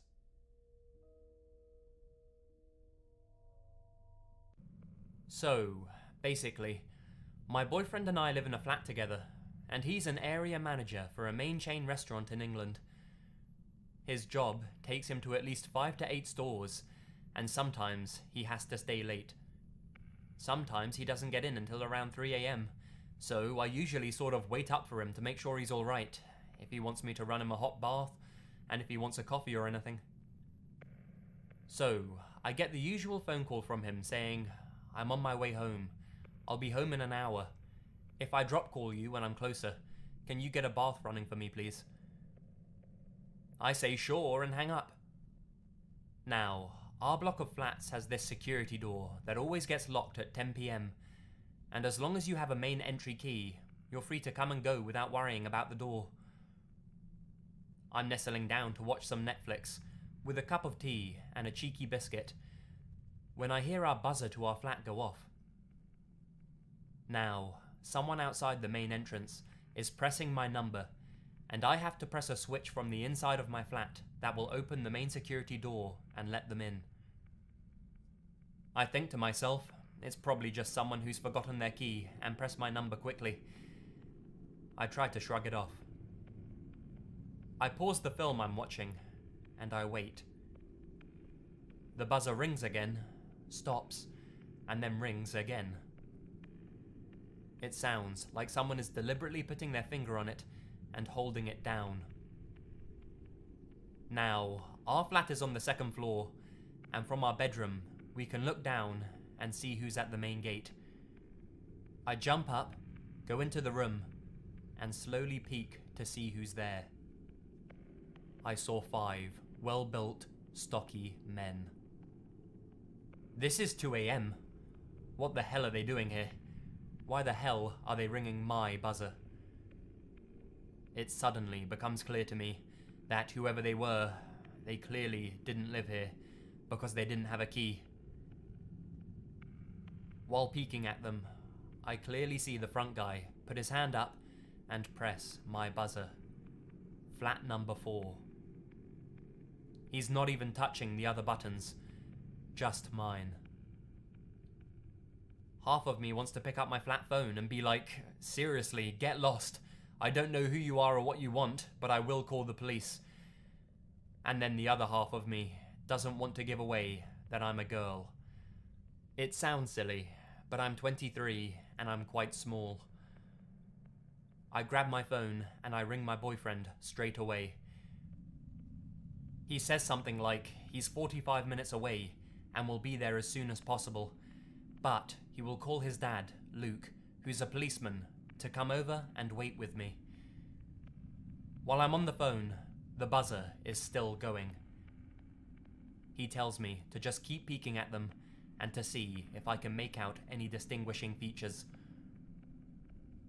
After what seemed like ages, my boyfriend's dad turns up, and I see him walk straight up to the guys and start a conversation. My boyfriend's dad already has a security key. We gave him one in case we were ever locked out, and he opens up the door to my flat. Straight away, he runs over to me and makes sure I'm fine. We're sitting down, having a cup of tea, and I ask him what was said and what was happening outside. He says he walked up to the main door, and the conversation went like this. They said to him, "Hey man, do you live here? Do you think you could let us in?" Luke replied with, "Well, clearly if you don't have a key, you don't live here, so no. Who are you supposed to be seeing?" "Well, my main girl lives in number 4, and she's gone to sleep. You know how late it is. These are my friends, and they don't have anywhere to stay, and I haven't got a key. So, how about you let us in?" That's funny, because my daughter lives there. "Oh yeah? Shit, dude. Well, how about letting us in and we can go and see her together?" Luke said, "Right. Now I don't know what you're planning to do, but seriously, stay the fuck away from these flats. You clearly don't live here. If you ever come here again, I will personally arrest each and every one of you wankers. Now fuck off and go home, because I swear to God I will beat the shit out of you guys so bad no one will recognize you." And with that, the group of guys took off, and Luke managed to open the door freely and get in.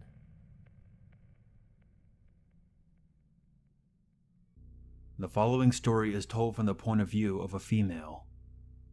Last Thanksgiving, my boyfriend and I loaded our 2-month-old daughter into our car and drove from Miami to Naples to visit my family. Being new parents, we were extremely nervous about taking such a lengthy trip with the baby and packed for every possible scenario. We left shortly after 12, my boyfriend behind the wheel, and we hit the highway, which was swollen with holiday traffic. After about an hour of driving, the baby became fussy, and we pulled over at a rest stop to feed her and change her diaper. While I was changing her, my boyfriend stood outside the car stretching, and suddenly called my name. Peering outside the car, I looked across the street in the direction he was pointing. There was a clown with a purple star painted over his face, and wild, crazy, unkempt black hair, and a purple and white checkered outfit standing on the opposite side of the parking lot, just waving to people as they pulled in and out of the rest stop. I chuckled and returned to what I was doing, unbothered by the clown, figuring it was just part of some kind of promotion. As we pulled out of the station, the clown waved at us, and I gave a lazy acknowledgement back. Just before my boyfriend took his foot off the brake and eased into traffic, the clown gave me the most hungry, sinister smile I had ever seen, and shouted, "You would look amazing draped over my lap." Even through the closed car window, I heard him clearly, and said, "Wow, what a creep." As we drove away, I repeated what the clown had said to my boyfriend, who hadn't quite heard it, and for a few minutes he was dead set on turning around to confront him. But I told him it wasn't worth it, as we still had a long drive ahead of us. We arrived in Naples shortly after 2:30, and by then, I had already forgotten about the incident, and didn't even bring it up to my parents. We had a great time at my parents' place, and ended up leaving close to 11:30 at night, much later than we had intended to. My parents tried to convince us to stay, and while we had plenty of stuff for the baby, we hadn't packed any overnight things for ourselves. So we decided just to commit to the drive. We figured that there would be a lot less traffic, and it would take a shorter amount of time to get home. My boyfriend had been driving for about 45 minutes when he asked me if I wouldn't mind taking over, as he was having a hard time keeping his eyes focused. I told him to pull over at the next rest area, and I would take the wheel. After a few minutes, we see a sign for a rest area and pull into it. It wasn't the same rest stop as before. It had no bathrooms, vending machines, or anything. It was basically just a long parking lot, with one row of parking spaces which looped back onto the road. My boyfriend pulled the car into a spot, nose first, so it was facing a long chain link fence, and beyond it, there was just trees and a swamp. I couldn't see anything specific in the glow of the headlights. He put the car in park and left the engine running, and the lights on as he climbed out of the driver's seat. The baby started to fuss as soon as the car stopped moving, and after I climbed out of the passenger seat, I opened the back door to check on her. My boyfriend climbed into the passenger seat and immediately shut his eyes. After I confirmed that the baby was fine and would probably fall back asleep when we started driving again, I shut the back door and made my way to the driver's seat. That's when I heard the sound of the chain link fence rattling and something being dragged across the metal links, steadily drawing closer. I turned in the direction of the noise, and for a split second, I only noticed the dark outline of a figure on the opposite side of the fence, until they stepped into the light of our headlights. It was the exact same clown from the other rest stop, except this time he had a large red stain splattered across his purple and white costume, and was dragging a broken beer bottle across the fence. He pressed his face directly into the gaps in the fence and smiled at me. He cackled, "Hello again," and started making lewd gestures with his tongue. I was at a loss for words. It was so unbelievably surreal that I could only stare at him in disbelief and horror, not knowing whether I should be truly afraid or start laughing at the absurdity of it. My boyfriend launched himself out of the passenger seat and screamed, "Get in the car!" When he opened his car door, the baby started crying out, and the sound could be heard across the silent parking lot, and the clown immediately started singing in a grotesque, uneven voice. "Rock-a-bye baby in the treetop. When the clown comes, the cradle will rock." My parents had given us a set of fancy glasses for our dining room table. My boyfriend launched one directly at the clown. The glass shattered against the chain link fence and sprayed tiny razor projectiles all over. The clown hissed and immediately booked it to the end of the fence. My boyfriend and I jumped into the car, slammed the doors, and locked them. I threw the car into reverse and backed out of the spot, and as we put the car in drive, we saw the clown charging towards us across the parking lot. My boyfriend yelled at me to hit him, but I swerved to avoid him and floored it out of the lot and back onto the highway. For the next several minutes, my heart was racing, convinced that at any moment a speeding car would come up behind us and try to run us off the road. But fortunately, that never happened. We were so shaken and traumatized that all we could do for the rest of the way home was ask each other over and over again, what the heck just happened? We could only speculate what the guy was doing out there at 12 a.m., dressed like a clown in the middle of the Everglades on Thanksgiving night. We considered that he was just trying to mess with people. But you would need some serious balls to pull that kind of stunt out there in the Everglades. The people that live around there don't put up with that kind of nonsense. And what was he even doing there? Just hiding behind the dark fence for a completely random car to show up so he could traumatize them? I don't know if the stain on his suit was actually blood, but he made us feel threatened enough that we felt justified throwing something at him. And seeing as how his response was to charge us, I suspect that his intentions were hostile. The fact that we had seen him earlier that day made the situation even worse, because it felt like he was stalking us. My boyfriend had a license to carry a gun, so all I can say is, it's a good thing that he wasn't packing that particular night. This Thanksgiving, we plan to stay home.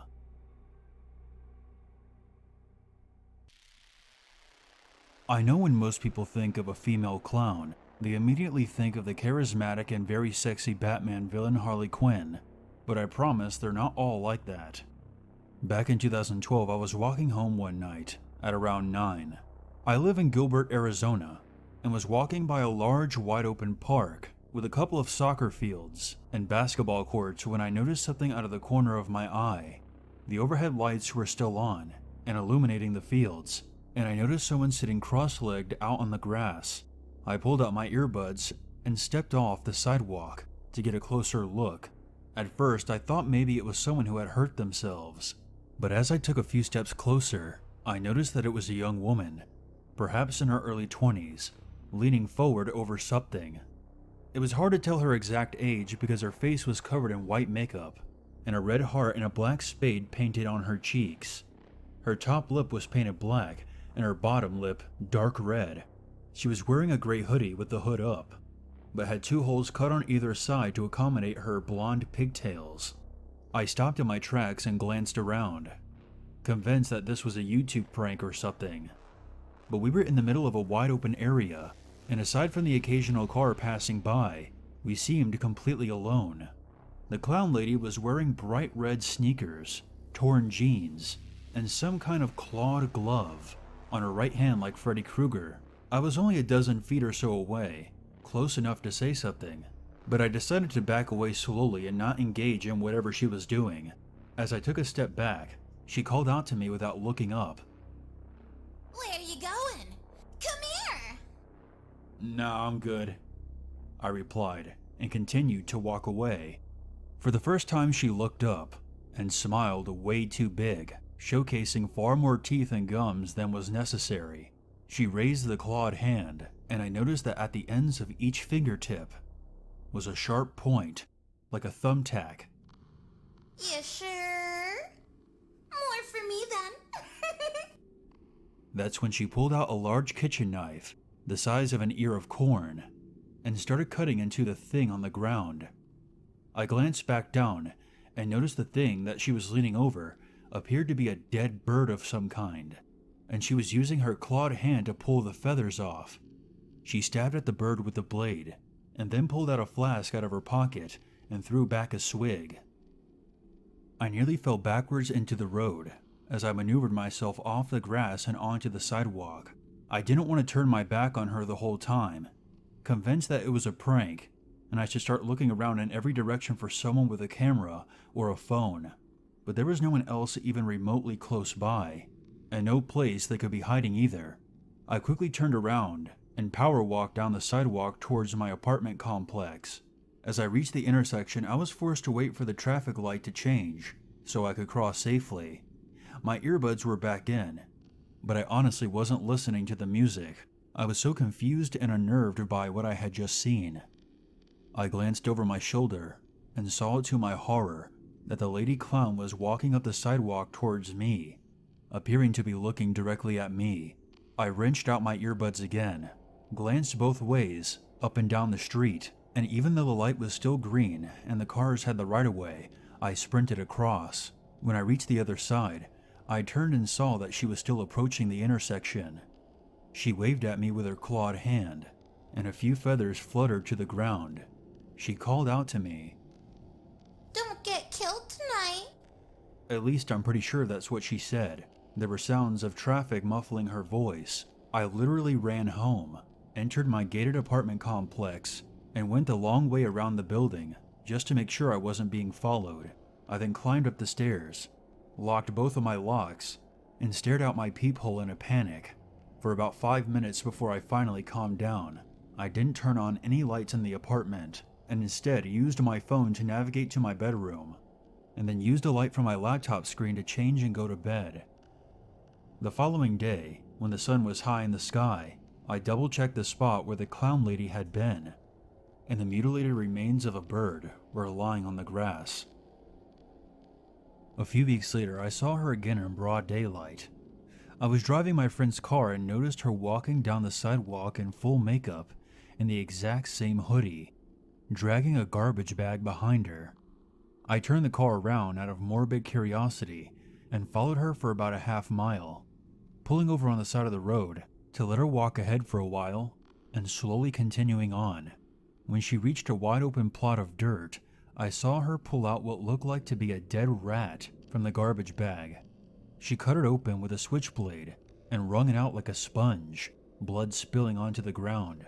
and probably all over her clothes as well. That's when she turned towards me, and with blood running down her fingers, raised her right hand and put her thumb between her index finger and middle finger. This is known as giving someone the fig, and if anything, it's even more obscene than raising your middle finger. I immediately backed the car up and got the hell out of there.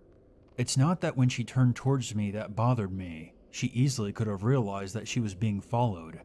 It was the gesture she gave me. It's one I commonly use at people in traffic, and I always get a kick out of it because hardly anyone knows what that means.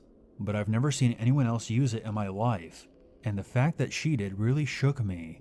I mean, what are the chances she knew that I would understand it? I've since moved, but my buddy still lives out there, and occasionally tells me he spots her wandering the side of the road. So next time you're in Gilbert, keep an eye out. A few years ago, I was looking for a roommate. The vacancy had risen because my previous one was a Swedish guy who had been having some trouble with homesickness. Eventually it got too much and he moved away to somewhere with a colder climate. So, as you do, I put some ads up on various sites, and it didn't take long before a guy called Robert responded. We messaged back and forth a couple of times and arranged to meet up one day at Starbucks. I was immediately struck by his easy charm and wit. You couldn't hope to meet a person who was easier to talk to. He was in art school with ambitions of making it big as a painter. How exactly one would go about that, I have no idea, but we had become friends straight away, and I didn't think twice about letting him move in. Just before we parted ways that day, Rob, as he'd insisted I'd call him, asked a question I really didn't anticipate. "Hey, I know this is a weird question, but, are you by chance afraid of clowns?" He said with a weird smile. I suppose so," I replied, wondering why anyone would ask. "I probably watched Stephen King's It at a stupidly young age. Are you scared of them?" "Oh, damn," he said. "I'm a clown on the weekends. I do like charity events and fundraisers, visit sick kids in hospitals sometimes. Is that a problem for you? I mean, I know some people are seriously afraid of clowns." "Oh, of course not. That sounds cool. It's just the bad clowns that scare me, you know." I had never personally known one before, but Rob didn't seem scary. "I promise, I don't kill kids," he said with a grin. He threw his neck back and drained the last of the coffee from the cup. "It's the adults I go for." I burst out laughing at his dark sense of humor. What a cool guy, I thought. I'm actually going to be looking forward to this new roommate situation. Our first few weeks living together went about as smoothly as possible, and things were a good deal more peaceful than they had been with my previous roommate. I definitely didn't miss being woken up at unholy hours by his sobbing. Rob would get up, go to class, come home, and paint or have a quick drink with a friend or two. Sometimes on the weekend, he'd put on his clown suit and go out to those charity events that he talked about. He didn't seem like a scary clown. He was so cool, in fact, that he even began to change my view of clowns. There was a freezer in our kitchen that I told Rob not to bother using. It hadn't been right since before he moved in. I kept meaning to call someone to come out and look at it or replace it, but I guess it must have slipped his mind. One day, about 5 months after Rob moved in, I came home to find the lights on but total silence in the house. That was strange. Rob was always watching TV or playing his guitar. He hated silence. But I really knew something was up when I noticed something different about that freezer. The freezer door was open. I walked over, looked inside. Oh my God. 8 chunks of a human body, all cut up neatly and stored tidily on the shelves. I can't really explain how I felt in that moment. I panicked. What the hell can you do in that situation? My mind was racing, and I thought back to the day we met Rob, and he made that joke about only killing adults. Holy shit. Just then, a faint shuffling noise came from Rob's room. I didn't know what to do. For some reason, I tiptoed over to his room to see what the hell was happening. I don't know. I suppose adrenaline just takes over at that point.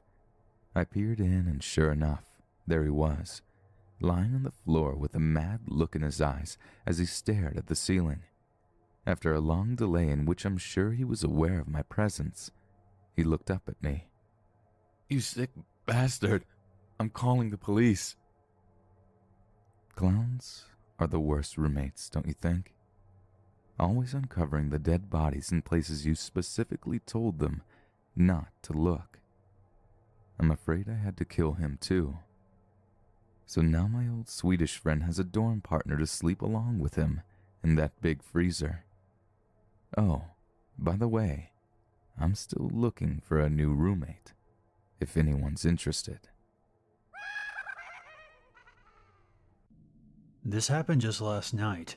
I live in the middle of nowhere in Nebraska, and my older cousin Odo and I were driving back home from the Home Depot in town, traveling at about 50 miles an hour down a long stretch of road with fields on either side. And I'm not joking when I say that clowns started appearing out of the tall grass to our left, at least 9 or 10 of them, each of them looking at us. They all put out their arms and acted like they were going to grab the truck. I was at the wheel, and Odo called out, "Holy shit, really?"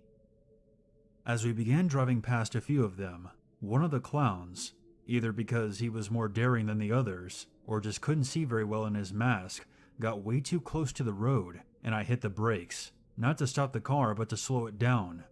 When they saw us slowing down, they made to rush the truck.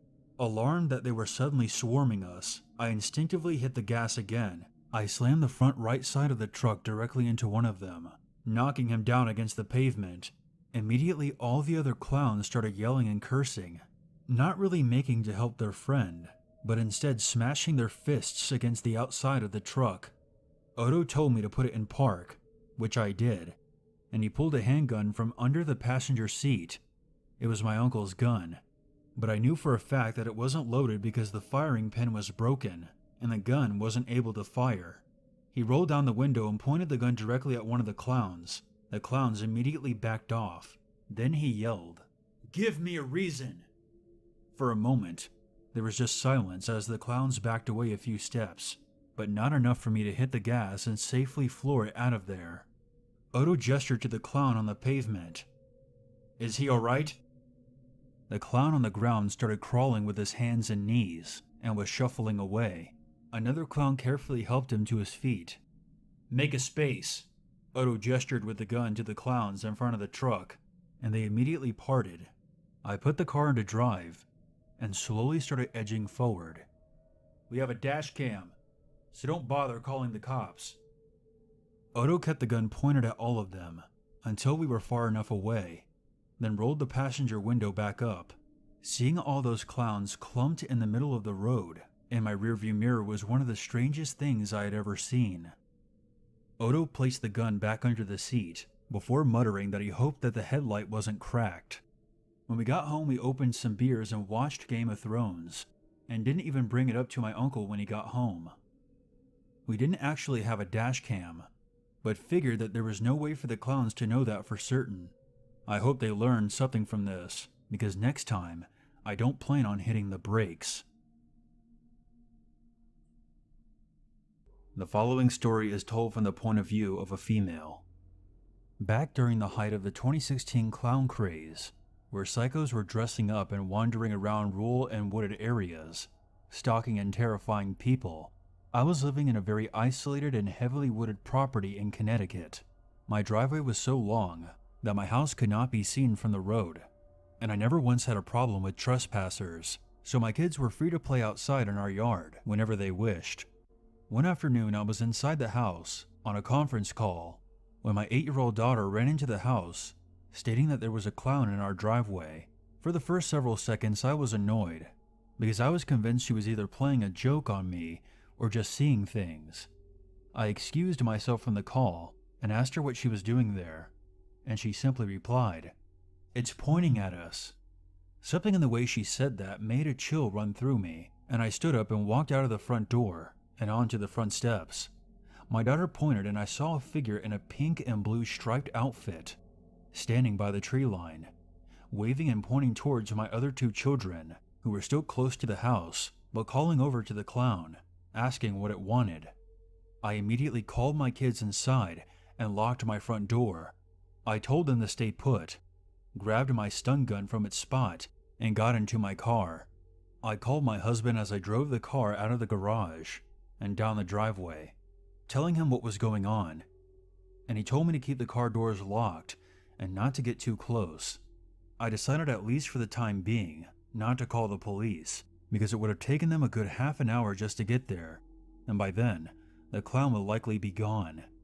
I didn't just want to disappear into the house and wait for this person to get bored. I wanted to confront him and tell him to stay away from my property and from my kids. The clown wasn't by the tree line when I left the garage, but I drove down the driveway, into the trees a short way, and saw him jogging away at a brisk pace. When he heard my car coming, he stopped and turned around and looked back towards me. He wasn't wearing a mask, but his face was heavily made up, complete with a clown nose. But what really shook me was that he appeared to be holding a croquet mallet in one of his hands. He waved at me before disappearing into the woods, and I slammed on my brakes and rolled down my window halfway, screaming at him to get the hell off my property. I floored it to the end of my driveway and drove back and forth in the hopes of finding a parked car with a license plate I could report. But there wasn't anything suspicious or out of place. I returned to the house to check on my kids, who were more amused and excited than afraid. Inwardly, I kicked myself for not taking a picture of the clown on my phone, just to have a record of it in case I needed to report it. I told my kids they had to stay inside for the rest of the day, and figured that I would never see the clown again. Whoever it was had gotten his kicks, and certainly would not risk trespassing on my property again. The kids were asleep, and my husband and I were skimming through Netflix, and I got up to let the cat out. I'm not exactly positive on what I saw, but there was definitely something across the yard. I noticed movement out of the corner of my eye and thought I saw the shadow of something cast by the moon disappearing around the corner. I turned on all the outside lights, and my husband and I looked around, but whatever it was did not reappear. It could have been a deer, I suppose, but the reason I suspect it was the clown was because of the following morning. When I drove my car to the end of the driveway, there was a purple balloon tied to our mailbox, and the little potted plant at the base of the post had been smashed, as if something big, like a mallet, had come down on it. Worried that the balloon was an indicator of some kind, I immediately untied it. The rest of that day passed without incident, and by the following afternoon, I'd forgotten all about the clown until my kids came back inside and told me he was back and pointing at them again.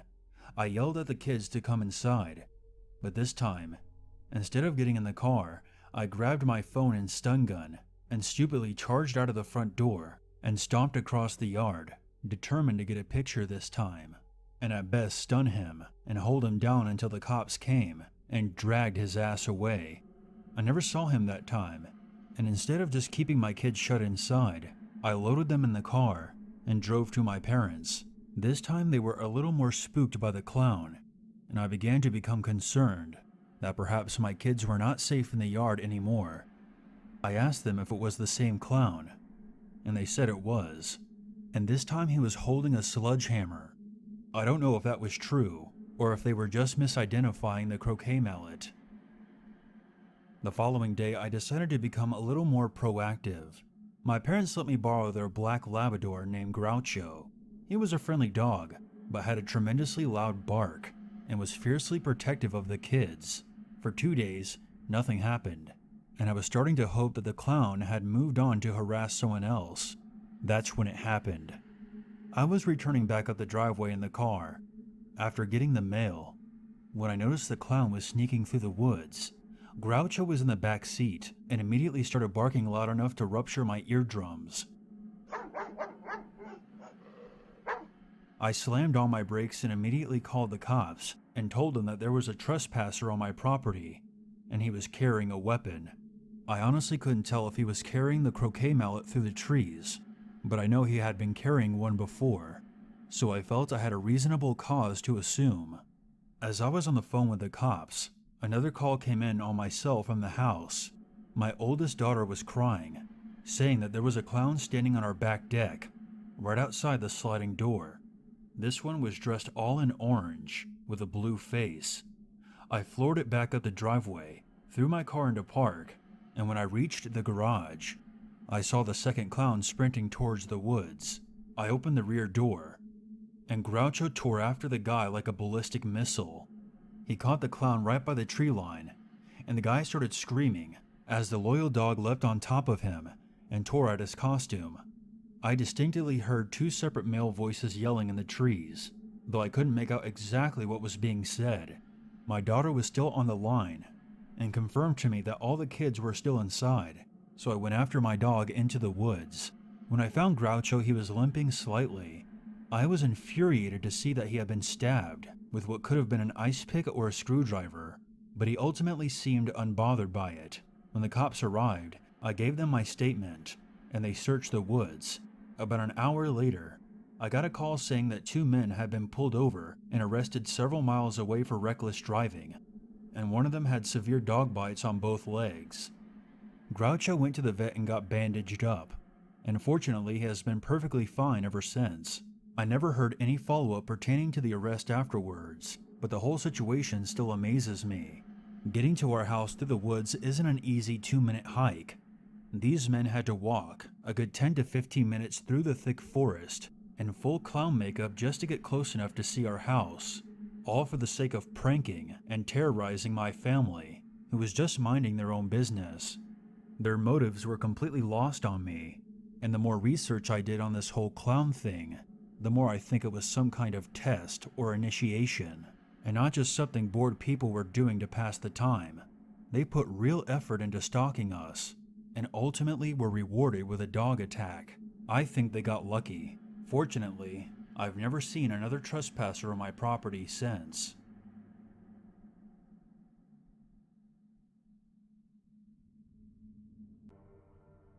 This happened a few years ago. During my sophomore year of college, I suddenly had to switch dorms due to housing and residence life at my university being completely awful to me and a few other student workers. Long story short, I lost my job and I actually had to move within a day. My parents came 5 states away and made a huge fuss in the housing office so that I was able to get more moving time. This is really important later in the story. I used to go on Instagram Live a lot because I'm a music minor and practicing in front of an audience really helps me improve my piano skills. I guess Instagram had begun offering the feature of showing stories and lives on the Explore page, so I ended up getting a lot of views and comments from strangers. Nothing too bad. It was usually just song requests that I couldn't fulfill because I had a strict repertoire from my piano professor or hard eyes from strangers. I used to really enjoy the lives until I got a comment from a man who knew exactly the location of my university.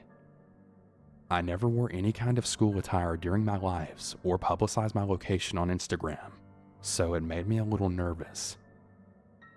I stopped doing lives after that for a while, getting caught up in regular work and figured everything was fine. The guy sent me a few messages offering to take me on a date. A quick scan of his profile made it clear that he was at least 50 years old. He worked as a laborer for the city my university is located near.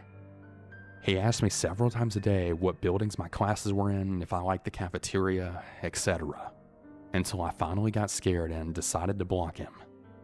However, before I blocked him, I called him a pervert and a freaking weirdo for being so interested in me when I was so much younger than him, and for also trying to find me when I was trying to go to class. A few weeks later, after I'd forgotten about his weird messages, I got a message from him saying something along the lines of, "I waited for you in front of your old dorm for hours, but you never showed. Did you go home for the weekend? You shouldn't be so rude to me next time, or else we won't have fun whenever we meet face to face." That message scared me more than I'd ever been scared in my life. One of my really close friends graduated from the university and began working as a campus police officer around the same time that this all happened. So I decided to go see her and see what I could do. Sadly, not much could really be done about it, but I definitely pulled back on my social media presence. The guy had followed me from 2 more Instagram accounts with different usernames, and I blocked all of them before he could even message me. Thankfully, since leaving after that spring semester, I haven't heard from him since. So to the creepy old guy from Instagram that wouldn't leave me alone, I really hope I don't hear from you ever again.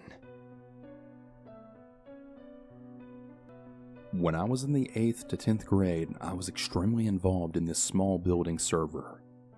The average age was probably about 15 to 17, and I joined a group of builders and Skyped with them every weekend for like hours.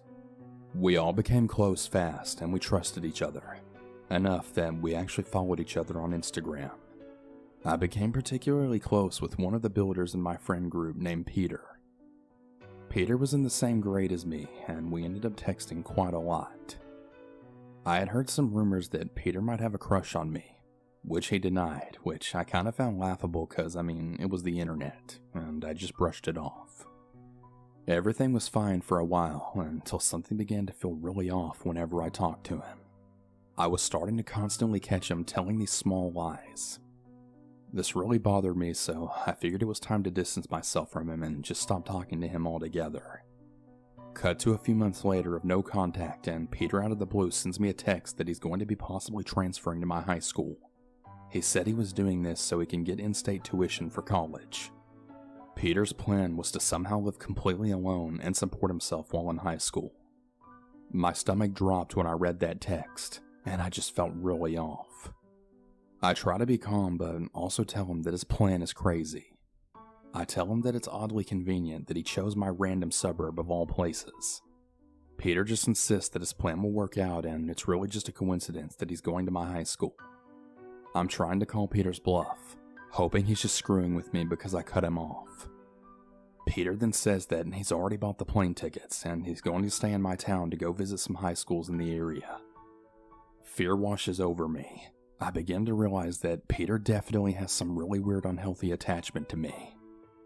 Peter wasn't bluffing. To my horror, he posts a picture on Snapchat at the airport. Peter asked me to meet him up while he's there, but of course I decline. Later on, I see on his Snapchat story that he's actually taking a tour of my high school. He takes lots of videos and pictures, and probably hoping I can see it. Luckily for me, I'm actually stuck home with pneumonia. I spend the next few days totally on edge and totally afraid that he was going to ring my doorbell at any moment. Luckily, he wasn't smart enough to find where I live, and he flies home and doesn't even follow his plan. The most baffling part? None of my old group on the Minecraft server even thought he was doing anything creepy.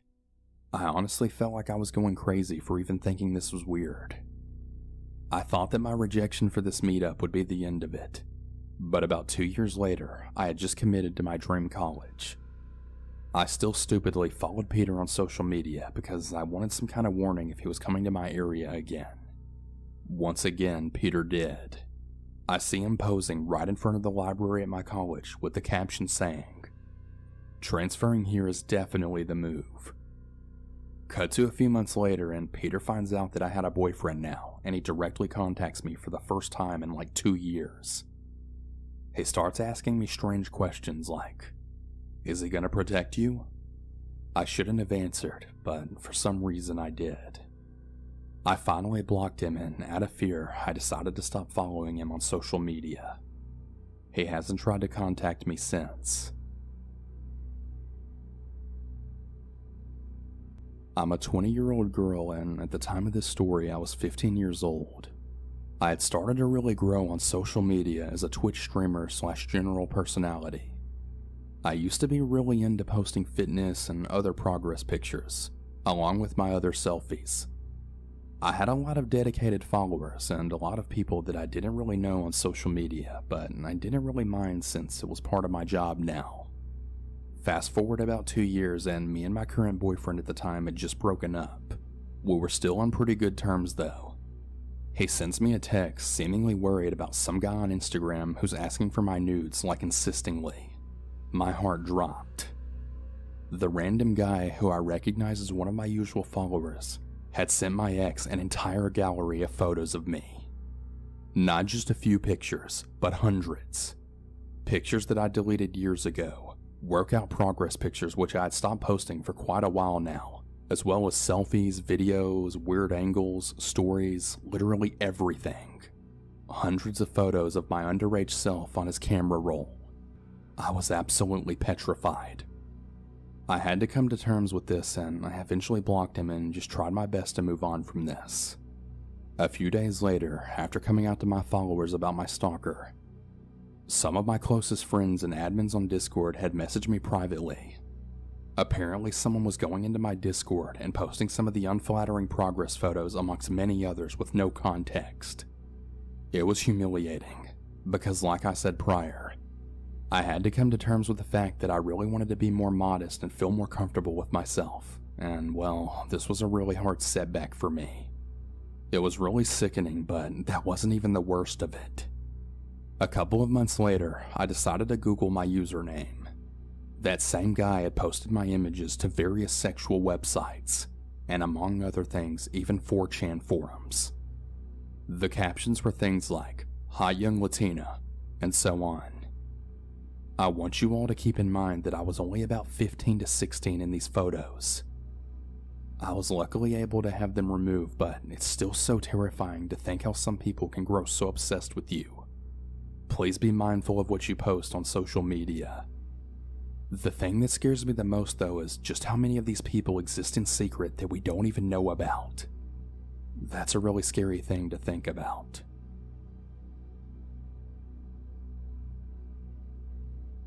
This story took place a few years ago. Since so many people are using online dating, I thought that I would share this story. During one summer when I was in high school, I was swiping through Tinder looking for someone to hang out with. I matched with this guy who seemed pretty nice and he looked really good. Lots of shirtless photos, if you know what I mean. He was a counselor at a local high school in the metro area. We texted for a while and talked on the phone and then decided to grab brunch in the next weekend. I met him at the restaurant and we ended up having brunch with bottomless mimosas. He was nice and funny and he really made me laugh a lot. I think that we both got a little tipsy. He said that he was going to go to a barbecue at his friend's house after the brunch and he asked me if I wanted to go with him. He seemed pretty cool to me and I was having a really good time with him, so I agreed. I had to walk my dog because I hadn't anticipated being out that long, so I told him I would meet him back at the restaurant in about 30 minutes. He said that he really wanted to meet my dog, and he asked if he could come walk the dog with me. I thought about it for a second, but my place was a total disaster, so I just told him no. I came back to the restaurant and we grabbed an Uber to his friend's house. There were a bunch of people there drinking and talking, and everyone was really nice. The barbecue situation was going on out back. We talked to some people, hung out, and then drank. He started to get kind of drunk and really handsy, so I told him I wanted a drink and walked into the kitchen for some space. A couple of minutes later, he comes into the kitchen and tries to kiss me. I kind of just smiled and just shrugged my way out of his grasp and told him I needed to go to the bathroom. I asked if he would grab me a drink and meet me outside in the backyard. When I left the restroom, I walked straight out the front door 2 blocks down and took a right. I grabbed an Uber home immediately. I started getting calls and texts from him, but I blocked him. He also tried to reach out over on social media, but I just blocked him on there as well. At this point, I pretty much totally forgot about him. Fast forward about 3 years now. I'm sitting on the couch chilling and reading through the local news on my phone. I scroll down a bit and I then see a picture of this guy's face. He had apparently been arrested for attacking women that he met on Tinder. Yeah, I think it's safe to say that I definitely dodged a bullet.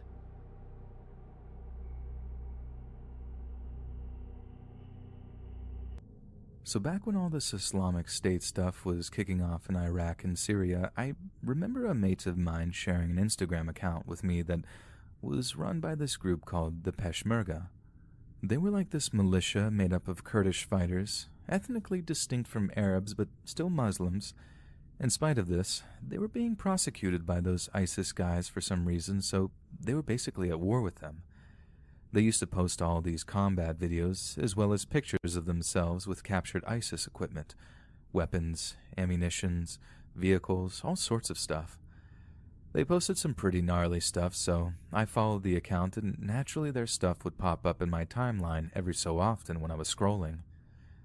So this one day, I see a picture of them with someone I figured was a captured ISIS guy. He was all bloody and looking pretty sorry for himself, but The caption of the photo was in Kurdish, so obviously I couldn't tell what it all said.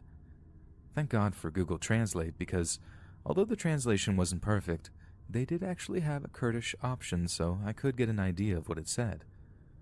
Some of the words must have either been spelled wrong or they were using Kurdish slang, because some of the words just wouldn't compute, but like I said, I did get an idea of what the captions to the photos said, and as much as those ISIS dudes were or are scumbags, what I read was highly disturbing.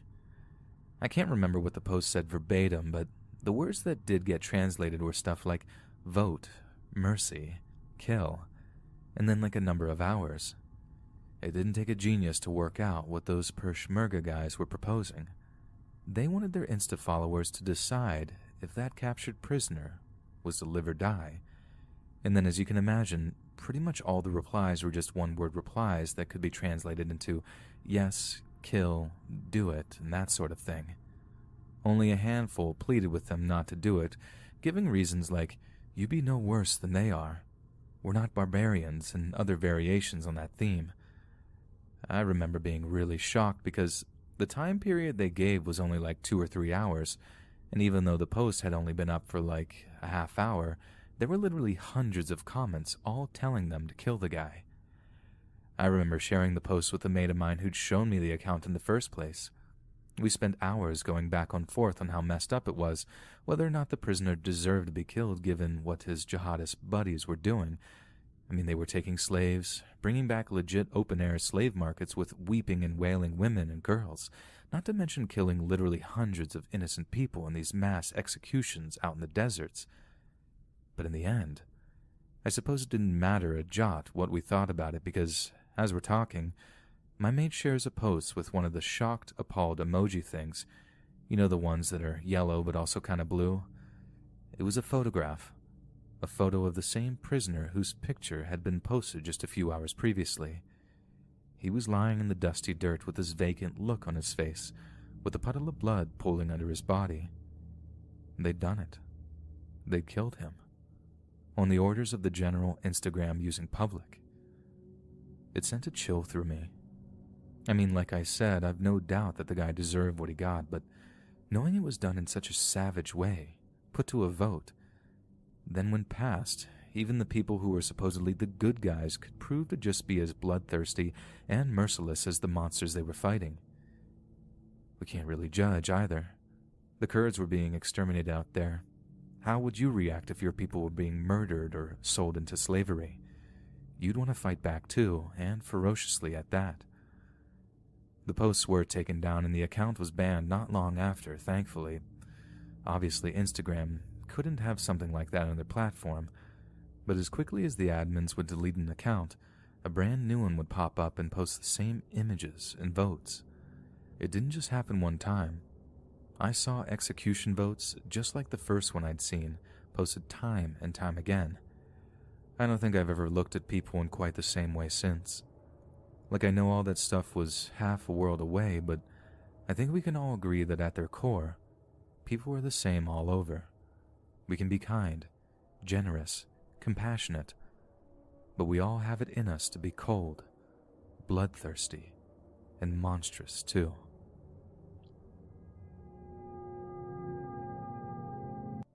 This started towards the end of my 8th grade year. Basically, my friend had this guy who was following her Instagram, and he would comment on all of her posts telling her how pretty she was. Now, that wasn't super weird, but we found it kind of creepy because this dude was obviously in his late 50s, and she was only 13. He also started messaging her every day.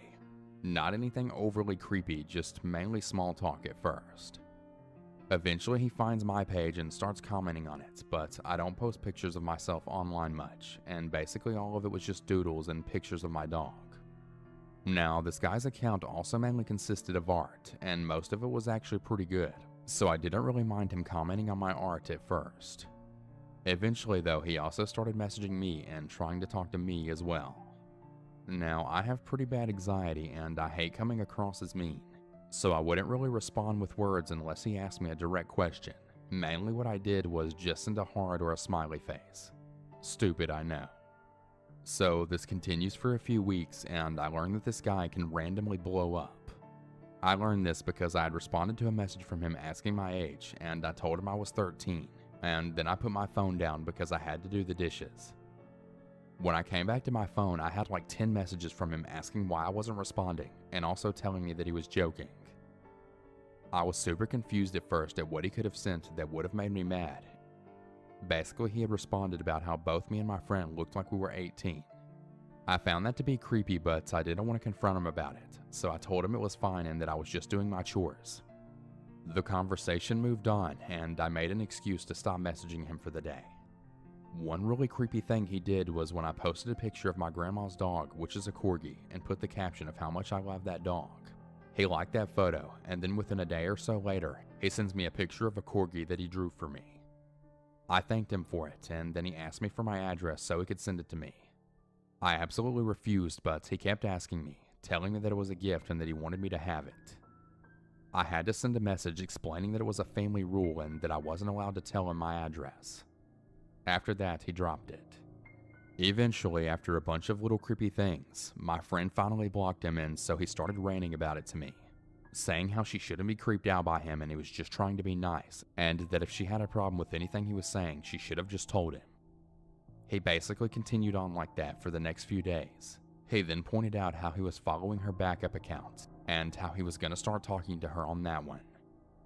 I immediately told my friend all about this, and she blocked him on her backup as well. I eventually stopped talking to him as well, and I also blocked him.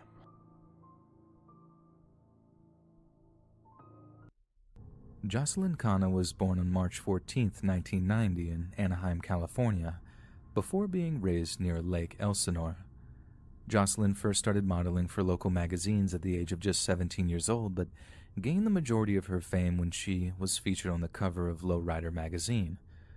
Jocelyn also featured in World Star Hip Hop's Valentine's Day special video in Gerardo Ortiz's music video for his single Y Me Besa, as well as a number of other magazines and music videos.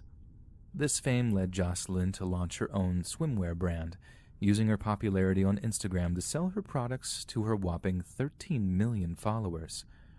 Her Instagram is very similar to what you might expect from a so-called influencer, a collection of semi-naked pictures of herself, complete with several cataloging her extensive travels around the United States and Latin America, in a private jet no less, attending various modeling events in New York and Los Angeles. She was also famous for her rather rotund posterior, giving rise to her nickname of the Mexican Kim Kardashian. But Jocelyn apparently had the brains to complement her beauty, with her LinkedIn profile stating that she had studied microbiology at San Diego State University. She had smarts and good looks, with conservative estimates of her income suggesting she was making upwards of $100,000 from various sponsorships and swimwear sales. But for Jocelyn, it was simply not enough.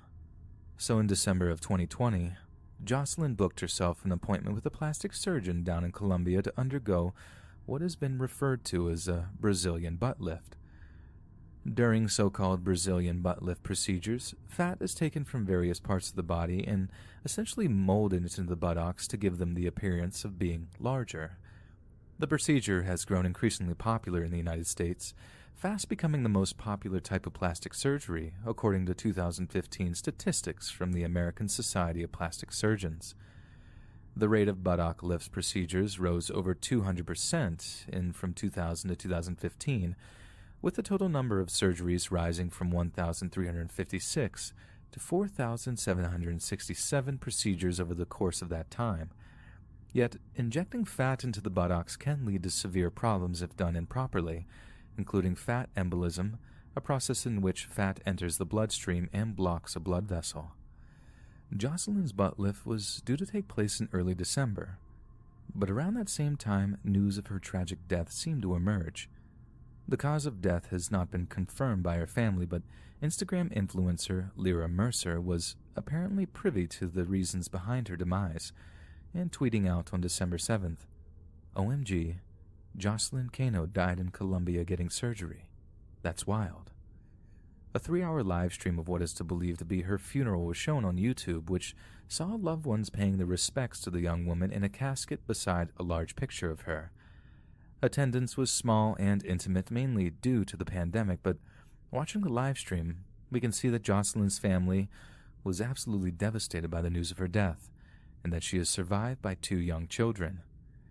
The estimated death rate for Brazilian butt lifts is 1 in 3,000, according to plasticsurgery.com, and it seems likely that Jocelyn's death was a result of complications following the surgery, becoming one of the unlucky few unable to survive such a procedure. Others wonder why representatives for Kano's brand have not confirmed the news, with one follower complaining that, considering the brand is hers, at least it carries her name, y'all should make a statement. I mean, she had over 12 million followers after all. The lack of confirmation has only fueled the rumors that Jocelyn did indeed die as a result of the Brazilian butt lift procedure, and that those now in charge of her company feel that the way in which she died might damage her brand. After all, they too are profiting from the sense of vanity that has risen as a result of superficial Instagram influencer culture. Last year, an online news publication reported on a shocking rise in black market butt lifts, inspired in part by so-called Snapchat dysmorphia, the condition of being out of touch with one's own physique as a result of constant exposure to highly edited or modified bodies on social media. It's been widely reported that varieties of beauty-based social media have been extremely damaging to female mental health, putting unrealistic expectations on them to look or live in a particular way. But it seems that the same is true for their physical health too, with surgical shortcuts to certain body types having literally killed a handful of young women over the past few years. I think we can all agree that it is frankly terrifying that such pressures can be felt so deeply by women that they would choose to risk their lives to attain a certain societal standard of beauty. And that smart, successful people can be so heavily affected by what they see online that they opt for what are obviously dangerous surgical procedures. Jocelyn Kano didn't have to die, that much is clear. But the question is how many other young women will have to lose their lives before we learn to love what we're born with naturally, instead of pining after some unattainable standard. And how much blood is on our hands for allowing such a standard to exist in the first place. So, a long time ago, I had a falling out with one of my friends who liked to cyber harass people she didn't like. Because I knew this, I took precautions on all of my social medias and added the 2-step verification where it would send codes to your cell phone if someone tried to log in or change your password. Seems like a safe step, right? I never really thought about it any further until a few days ago. I get an SMS text from a random number that addressed me by my full first name. It freaked me out a little because the spelling of my first name is pretty uncommon from where I'm from. No big deal. Maybe it's just an old friend who changed phones. I gave the classic, "Who dis?" back at them, to which I received an even stranger text back. "Oh my goodness, it's you. Are you 18? I have something I want to cash app you." Well, that's weird, I thought to myself. Probably just some scam to hack my cash app. I said again, "Who is this?" I never received a text back from that number. No less than 5 minutes later, I get 3 calls and 2 spam voicemails from different and unrecognized phone numbers. Then I get a text telling me to pick up the phone and saying my name. Now, that's pretty alarming. I immediately took screenshots and I had my boyfriend call from his phone, but no luck. I blocked the number and I hoped that was it. Maybe about 30 minutes later, I get 5 phone calls from a new number and a new, even more alarming set of texts. "I'm a 40-year-old man and I'm in love with you. I will keep trying to reach you until you respond. I won't stop." I immediately blocked the number and then called my parents. Then within about 2 minutes, he made a new number and texted me again. "Wow, I just want to talk to you for 5 minutes. I'll even pay you, but after that, consider me gone."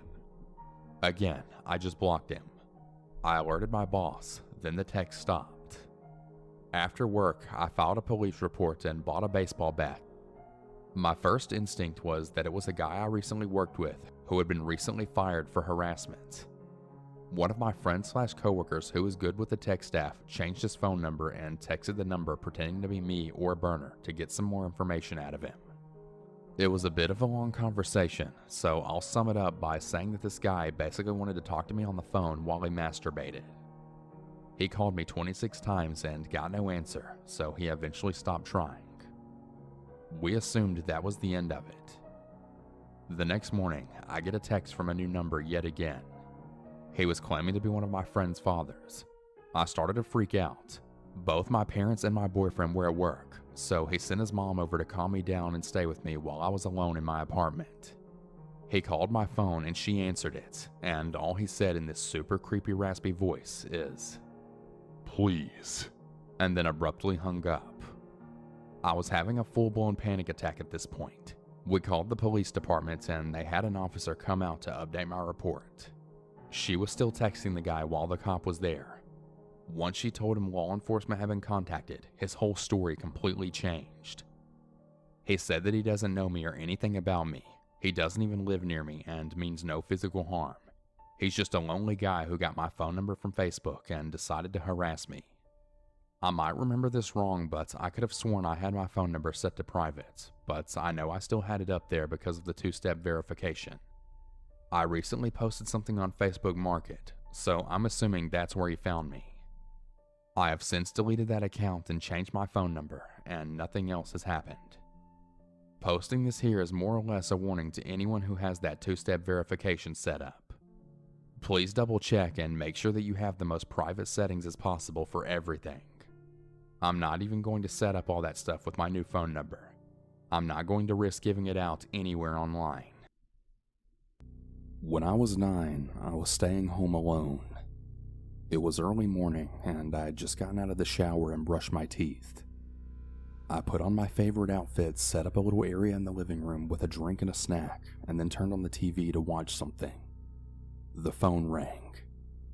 I went across the house to go answer it. The voice on the other end was, well, really familiar and really comforting for me.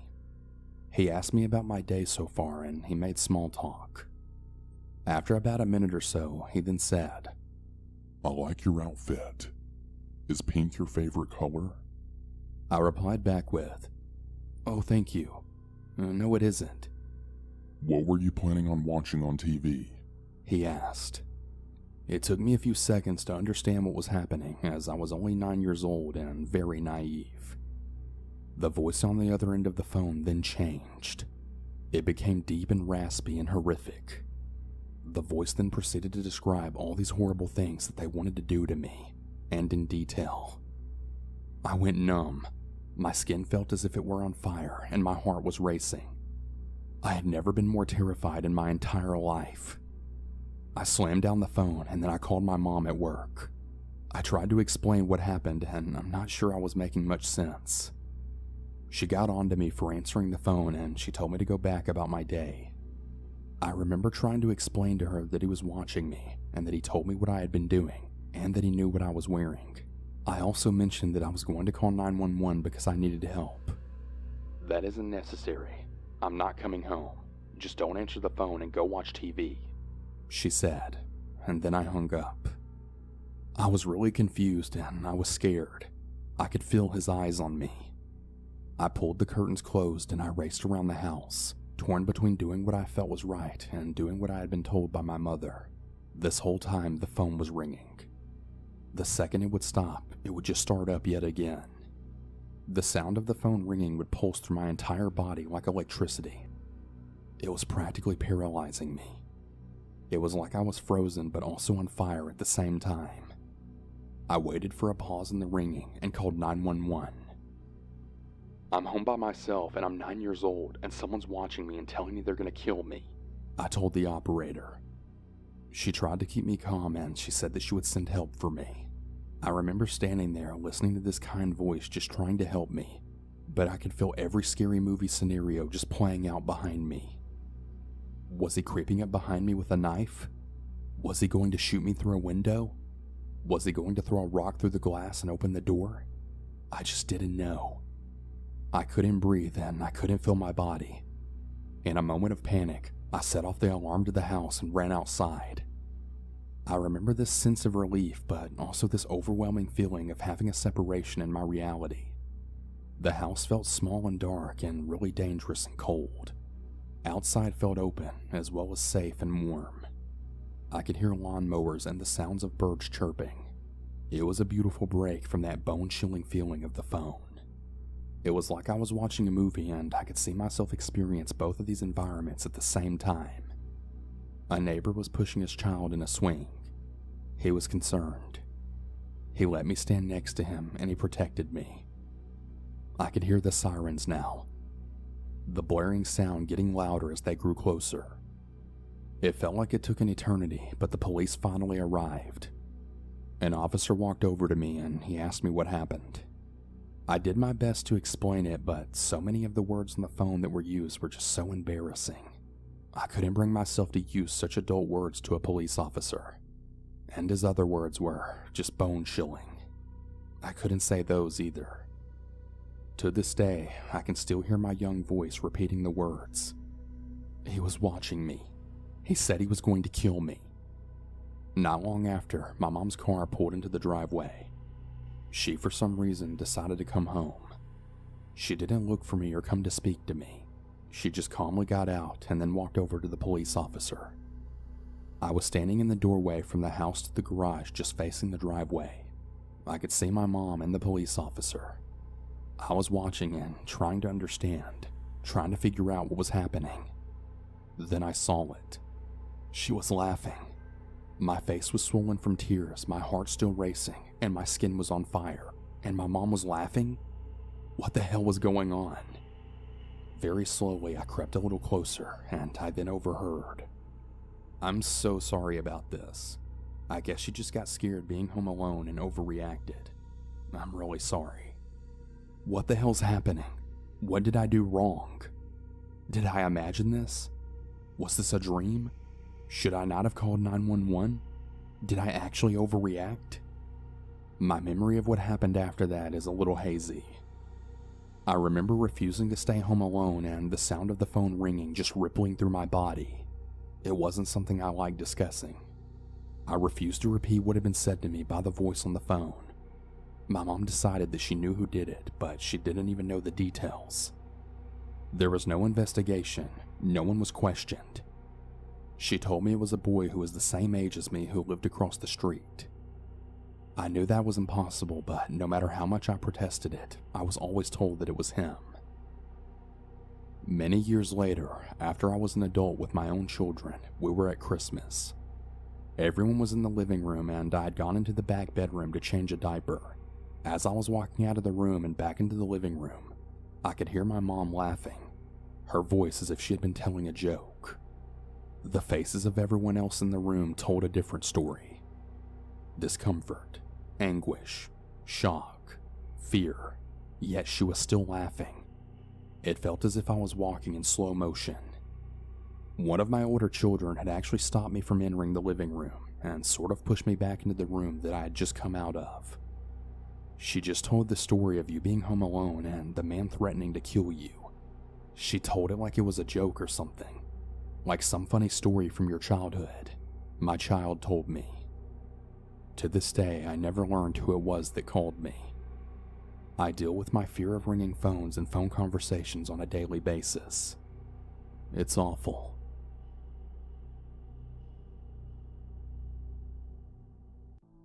So I'm 16 years old now and living in a duplex with my family, which consists of 3 younger brothers all under 5, my 18-year-old sister, and my mother and father.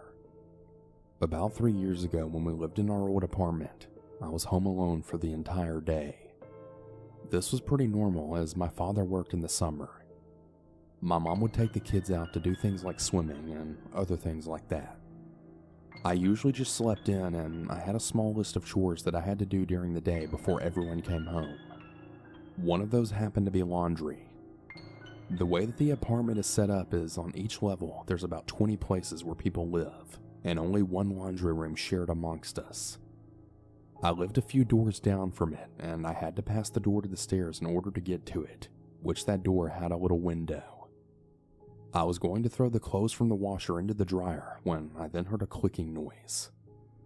I wasn't really sure what it was, but for a second I decided to listen before it then stopped. I was always really freaked out from that apartment, and this definitely wasn't helping. I finished throwing the laundry into the dryer and then started it. Then I started walking down the hall when I then heard that same clicking noise yet again. I froze. It sounded like it was coming from the stairwell. So as scared as I was, I looked out the window. And to my surprise, I didn't see anyone. Really relieved, I booked it down the hall to my apartment. I closed and locked the door, going about the day again. Or so I tried. When it's quiet in that apartment, you can really hear everything. Conversations, footsteps, laughing, everything. Especially from the hallway. And that's where the most crap was heard. I was in the kitchen feeding my animals when I heard slow, heavy footsteps in the hall. It sounded like they were coming down the hall right outside of the apartment. I decided to run to the living room and mute the TV so that I could listen, when I then heard 3 loud bangs at my door. I was kind of crapping my pants at this point, not really knowing what to do. I kept the TV muted and slowly moved my way to the door, looking out the peephole. I was horrified at what I saw. It was a black figure standing with its back towards me. I didn't know what to do, and I was frozen in place. And then, I then heard a familiar sound. That same bizarre clicking sound that I heard before.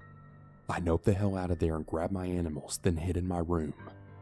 I mean, I was really scared, but I was starting to wonder if it was really nothing. I usually listen to scary stories just like these to scare the crap out of me, but maybe something was actually there. Later in the evening, when my sister arrived home, I told her about what I saw because she's really into supernatural things like that. When I told her what I saw, the color from her face ran away. She said something along the lines of seeing that same figure, but in dark rooms and hallways, not lit ones. The next time I encountered it, I was sleeping on the bottom bunk and my sister in the top. The clock read 3:37 a.m., the fan was going, and the nightlight was plugged in. My sister was sound asleep at this point. I heard the clicking again, but this time quieter and from under the bed. One of my cats on my bed didn't seem to notice it, so I figured maybe I was just imagining it. That was until I then noticed a long black, bony cold arm then reach out and start making its way right up to my bed. I then yelped, enough to wake up my sister, but no one else. Pretty groggily, she just tells me to shut up and that she's trying to sleep. But you gotta see this, I say as I look down and notice the thing's gone now. I didn't catch an ounce of sleep that night. I have lots of other terrifying stories from that hellhole apartment, but I think most of them revolve around that thing. Ever since I moved, I haven't had anything weird happen since. I'm just really glad that thing never followed me to my new house. Thank God for that.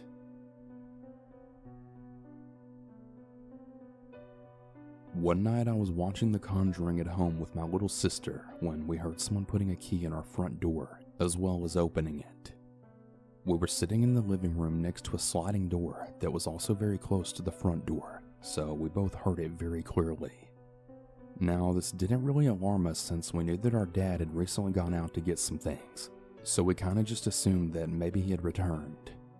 "Dad, you're back already?" I casually asked. There was no response. Dad, are you there?" I asked yet again, thinking he hadn't heard me the first time. Once again, just silence. Right at this point, I'm starting to get the feeling that something isn't quite right, and I could tell by the look on my sister's face that she was just as nervous as I was. We started to look at each other for a brief moment, wondering what we should do, before we started hearing a few more scattering sounds from right outside the sliding door. By this stage, I was frozen in fear.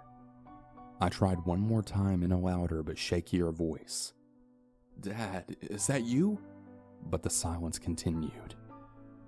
Now at this point I'm freaking out and I literally jump right off the couch. My sister also abruptly gets up and starts rapidly walking to the other end of the room, which leads to the kitchen area. She later revealed to me that she was planning on grabbing a knife. She had this horrified look on her face that I hadn't ever seen before. We just looked at each other in nervous silence. I didn't really know what to do, and I didn't want to make any further sounds. I finally decided to walk up to the sliding door and began opening it as slowly as possible, now peering into the darkness. When the door was finally open wide enough, I poked my head out and scanned the corridor, now preparing for the worst. To my surprise, there was no one there, but what was more strange was that the front door was still completely shut. My sister and I were obviously both extremely relieved, as we were almost certain that there was an intruder in our house. After this, I immediately went to go and ask my mom if it was her or whether she had noticed anything. She told me that she thought my dad had come home as well, and she also heard someone opening the front door. Around a half an hour later, which felt like an eternity at the time, as we were still quite shaken from the incident, my dad finally arrived home and he confirmed to us that he hadn't returned home earlier. To this day, my sister and I still have no idea what happened that night, and I guess we never will. Back in May of 2013, I had moved out of my parents' house and into an apartment community. As I was moving in the very first day, I had heard some loud thumping from the apartment above me. I had hoped it was just a fluke and that the people above me just happened to be doing something loud at the time, but over the next few months, it just got worse.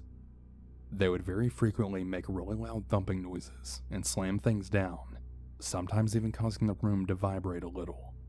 I really have no idea what they could have possibly been doing that would be so noisy. I would often hear them screaming and arguing with each other at all times during the day and night. It also wasn't uncommon for them to have a shouting match at 1 a.m. I reported them to the apartment manager, but she didn't seem to take my complaint very seriously, and then brushed me off, saying she'd look into it.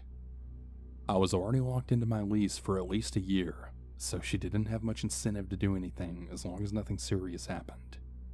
She only cared about collecting rent, rather than providing a good community for the residents. I was completely ready to take matters into my own hands, and then confront them about their late-night fights. But then the situation took a really dark turn. Things went from annoying to creepy when one night the couple had started threatening each other.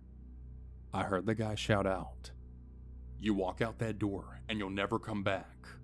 And then the girl shouted back, "Get out of my way." That's when I then heard a loud thud and what sounded like glass breaking. Then I heard hurried footsteps walk out the building and the door to the outside open and slam shut. It was eerily quiet after that. Even though it was well past midnight, my curiosity really got the better of me, and I walked out my door and into the hallway. I climbed up the stairs to the apartment above me, and I saw the door still open. The guy noticed me looking in and then walked up to me. "Who the hell are you? What do you want?" he asked harshly. I heard some noise and yelling. "Everything all right?" I replied. "Yeah, everything's fine. Mind your own damn business." He then just slammed the door right in my face. I kinda just stood there for a few seconds, wondering if I should call the police or not. I decided not to because there really wasn't anything I could tell them, and I was kind of afraid of how this guy might react to his downstairs neighbor calling the police on him. I walked back down the stairs and into my apartment. Things were rather quiet from above over the next few days. I had hoped that his girlfriend had left her obviously unstable boyfriend for good, and that would be the end of it. Unfortunately, I just wasn't that lucky. A couple of nights later when I was sleeping, I had heard a noise coming from the outside hallway that woke me up. I heard some loud footsteps coming up the stairs. I got out of bed and walked over to my door and looked out the peephole. At first I saw nothing. Then I saw two men walk down the stairs and then stop to discuss something for a few minutes. I'd got a really uneasy feeling about them as it was late at night and I'd never seen them before. The door leading to the outside is permanently locked and can only be opened with a key, so either someone had let them in or they had a key. But who were they and why were they here? Then they walked out of the building. It was odd seeing this, but I didn't think much of it and just went back to bed, just really relieved that they were gone. But not 10 minutes later, I had heard those same footsteps yet again. I was still awake and I walked over to the peephole. those same two men had returned. I saw the guy who lived above me walk down to greet them. I couldn't hear what they were talking about, but they had started to raise their voices with them. Then one of them grabbed the guy and then slammed him against the wall. It was right next to my apartment door, so I heard the loud thud of his body banging against my wall and then him shouting, "Hey, let go of me!" I quickly got down and then backed away from my door, as I didn't want them to notice me looking through the peephole. My heart was beating in fear as I heard the guy scream in pain as one of the men punched him. Then one of them shouted, "If you ever come near my sister ever again, I'll cut your throat." The guy pleaded once again for them to let him go, but they slammed him against my wall yet again. I then heard them walk down the stairs and out of the building. I kinda just sat there crouched down for a few minutes, in total shock as to what had happened. I literally just witnessed my upstairs neighbor get assaulted and then have his life threatened by two thugs right outside my door. When I finally got back up, I looked out my peephole and nobody was there. I tried to go back to sleep, but I was too on edge. I just laid there in bed, afraid those guys might come back, and wondering once again if I should call the police. I decided not to call them since I really didn't want to get involved in a dispute between my upstairs neighbor and two dangerous men that had assaulted him and also threatened to kill him. Thankfully, he moved out shortly after that incident, and there wasn't any more trouble with those guys. I moved the hell out of there as soon as my lease expired, as I didn't feel safe living there after that night. And again, the apartment manager clearly didn't care about the community she was in charge of. I've since bought my own condo, and I'm forever grateful that I'll never have to deal with upstairs neighbors ever again. Hearing someone get attacked right outside your apartment door and then have his life threatened right in front of you, well, that's something you just never forget. This happened when I was 13. I lived in a duplex with my dad and brother. It was a 2-bedroom, and I shared a room with my dad while my older brother had his own room. It wasn't that uncommon for both of them to have plans at night while I stayed home to play video games, and alone. This night was no different. My dad was probably at some bar, and as for my brother, who really knows where he was? I was playing the original Resident Evil on PlayStation, and at around midnight, my eyelids were getting really heavy, and I decided to go to bed. I had slept with my bedroom door wide open. Now, not one time in the years that we lived in this place did my dad or brother ever come home by entering through the back sliding glass door. There were a couple of times where my brother didn't have his key for one reason or another, and he knocked on my bedroom window to ask me to let him in. My dad always had his key though, and he would always come through the front door. On this night in question, I had heard the back door slide open. It was an old door, and sliding it open wasn't really that easy. It was also very loud, so I heard it crystal clearly. I lay in bed absolutely wide-eyed, my imagination going crazy. I heard whoever it was walk through the dining room, then through the kitchen, and then into the living room. They had made no attempt to be quiet. After a brief silent pause, I saw someone walk by my bedroom doorway. This scared the living hell out of me, as you can imagine, and my heart throbbed. Whoever was in my house walked into the bathroom that was right next to my bedroom, then flipped the light on. The light poured into my bedroom, and I was just laying there, absolutely terrified, completely exposed by the light from the bathroom. You're probably wondering why I didn't shout for my brother or my dad. Well, because like I mentioned earlier, I knew it wasn't them, and there was no one else that it could have been that would have made sense to me. Not a family member, and definitely not a friend. I just knew that it was someone that didn't belong. The person then walked out of the bathroom, left the light on, then went into my brother's room and started making a ton of noise. It sounded like they were searching for something. All I did was lay there shivering. After a few more minutes, the person walked by my bedroom again.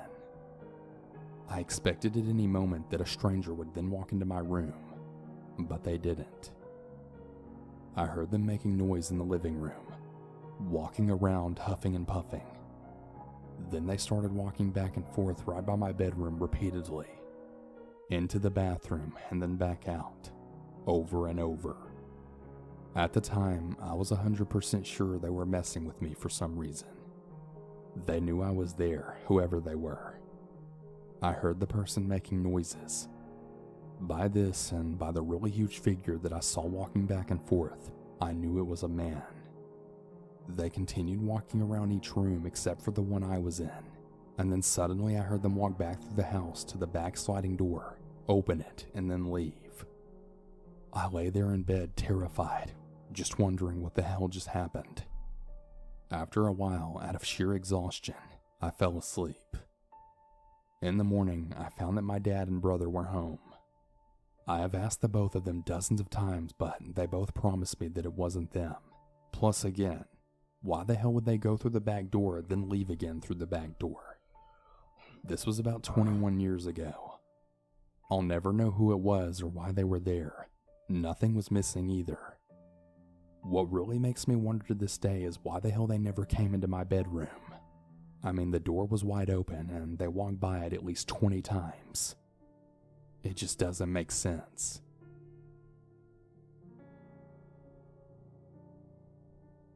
I was about 21 or 22 years old at the time and living by myself. I had left my window open on a really pleasant night. It was low enough to the ground that you could get in if you really tried, but the screen wasn't easy to take off. And I did live in a fairly safe neighborhood, so I didn't even think twice about it. I woke up in the middle of the night to the smell of smoke, and I reached out to turn on my lamp, and my hand then hit what was very obviously a person. My brain fully woke up at that point, and I realized there was a shirtless man right in my bedroom smoking a cigarette and staring at me. I remember yelling for him to get out of my room, and I must have spooked him just as badly as he spooked me, because he leapt out of my window and took off after that. I slammed it shut, then moved a bookcase in front of it, and when I went out the next morning in the daylight, I found the screen sitting against the house. I didn't sleep for the rest of the night, and I haven't slept with the window more than having it cracked ever since. I also absolutely refuse to live on the ground floor of a building. I don't know if he was planning to rob me or what, but it was absolutely terrifying, and it really makes me wonder how many times it happened and I didn't wake up. It was scary.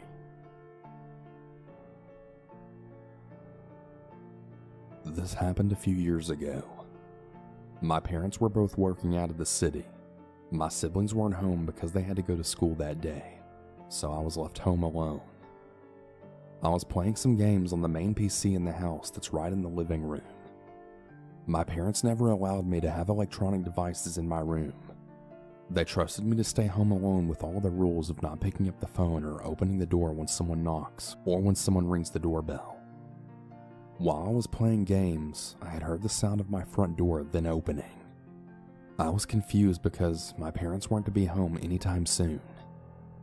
I checked the door and it was wide open, but there wasn't anyone there. I yelled for my mom and dad, but no answer. I texted the both of them, but they said they were still at work. I got a bit creeped out, but I thought they forgot to lock the door and maybe the wind opened it or something. I just decided to go back to the computer that I was playing games on, that is, until I heard a noise coming from my room. I got really frightened, but my stupid young self just decided to check it out to see what the noise was. I checked the bathroom first, but I then heard a zipper opening and closing. I didn't have a closet at the time since mine had recently had to go because there was mold behind it. I looked into my room, but everything seemed fine. I got a little closer to my temporary closet and opened it a bit. Once I opened the closet, my heart started pounding. There was a man holding a knife in my closet. I ran to my living room, shut my bedroom door, and took the house phone.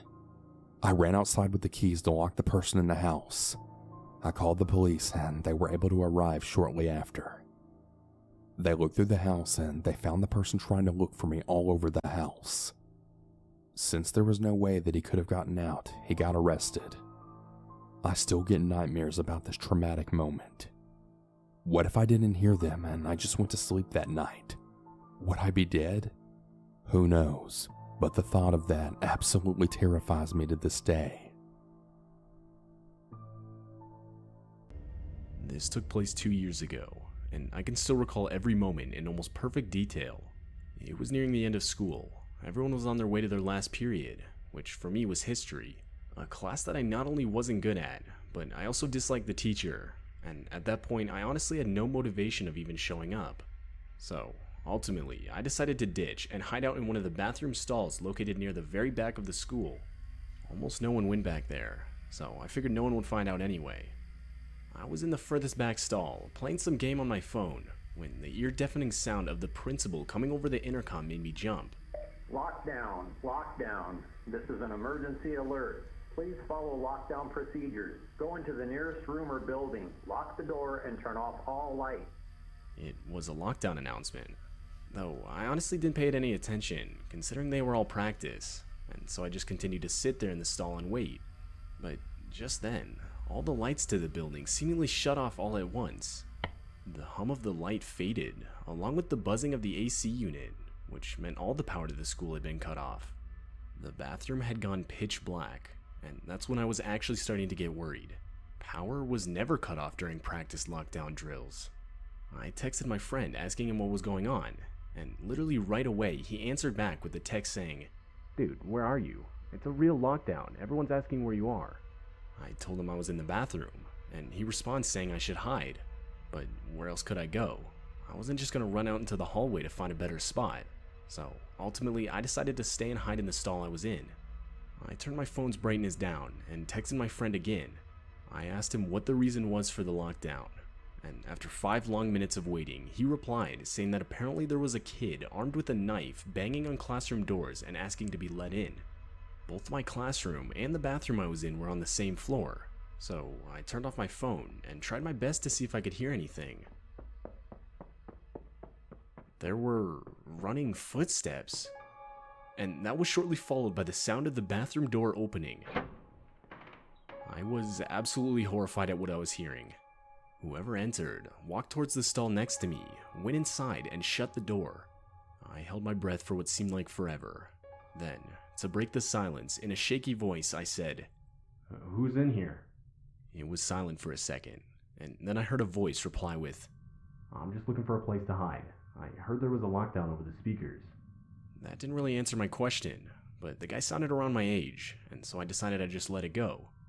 We sat in silence for what seemed like forever, when finally we got another announcement telling all students to exit the school in an orderly fashion through the front doors, where cops would be waiting outside. I exited the stall, but was surprised to see the guy next to me didn't. I asked him if he was coming, and he replied saying, Yeah man, just give me a couple minutes." I thought that was weird, but regardless, I left the bathroom and started heading towards the front exit of the school. As I was walking, my phone went off. My friend had texted me. He said that apparently a kid who was maybe a couple years older than us tried to rob a nearby gas station at knife point. The guy actually stabbed a couple people, and when he was unsuccessful in getting any money, he ran to hide in our school to blend in as one of the students. But what horrified me the most was the last sentence. My friend said that the cops outside were saying that the kid was still inside, and that he was hiding somewhere in the back of the school. Reading this changed my walk to the front doors into a full-on sprint. Right as I got outside, I would frantically inform one of the police officers of what I had experienced. And after they searched the bathroom, they found it was empty, but that the window inside was broken. The kid had broken and escaped through the window. Needless to say, for the next few school days, I had gotten a lot of unwanted attention because of what I had experienced. As far as I know, the kid still hasn't been caught, and it's still just difficult for me to come to terms with the fact that I was unknowingly hiding in a stall right next to the guy I was trying to hide from.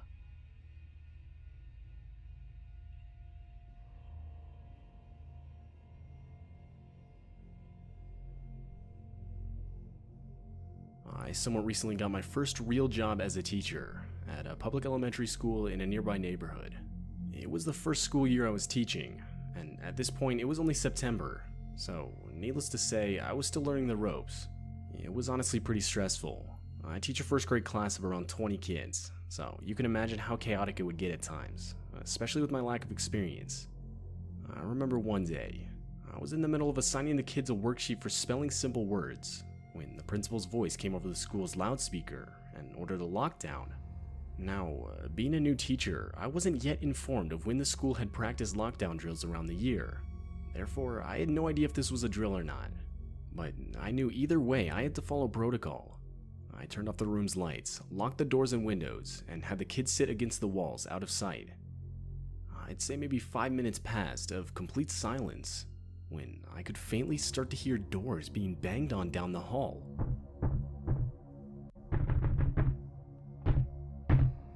I could feel my heart start to race as the sounds got louder as whoever was banging on the doors got closer.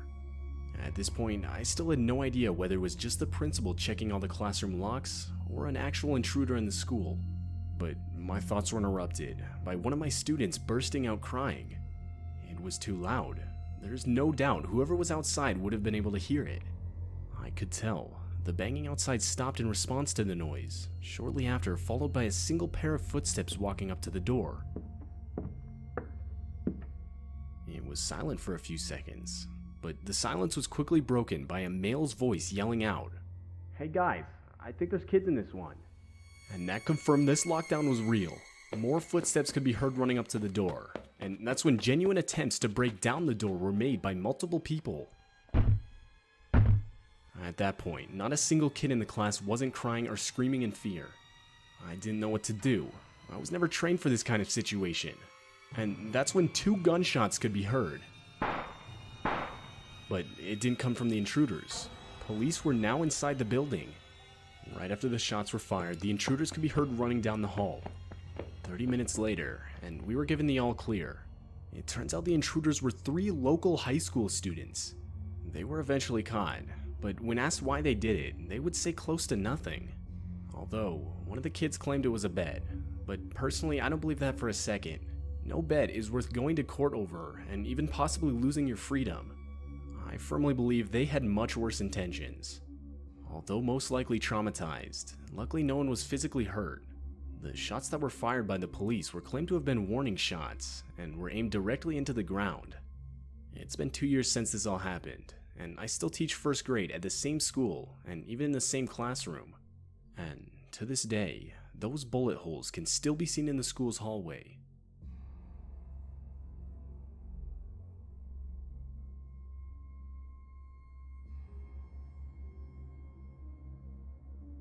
This happened back when I was in middle school. Technically, it was actually my last day in middle school. It was late May, and for our last day, our school would do a sort of field day where the whole school would play a bunch of games to celebrate the end of the school year. Now, back then, I used to be a pretty active kid, but unfortunately, due to a recent concussion, I was unable to participate in any games the whole day. I was pretty disappointed, yeah, though I did bring my DS and quickly opted to just sit inside one of the classrooms and play that, as, there wasn't really anything else I could do. None of the teachers seemed to mind, so there I was, all by myself in the classroom for my science class playing my DS, all the while the other kids got to play games in the school's gymnasium. It was a weird feeling being in that classroom alone. I don't really know how to explain it. Up until that point, I don't think I'd ever been in a classroom completely alone. Something that needs to be mentioned is that the teachers that weren't watching the kids in the gymnasium were in a room across the hall having meetings. I'd say I was playing on my DS for not even an hour when my English teacher, Miss Allen, rushed up to the classroom's door and closed it from the outside. She didn't say anything to me, so I figured she just wanted to make sure I couldn't hear whatever the teachers were talking about across the hall. Forgetting about it, I went back to playing my DS. A couple minutes later, the classroom's door swung open. I expected to see one of the teachers coming in to check on me, but no, a man I'd never seen before walked into the room and closed the door behind him.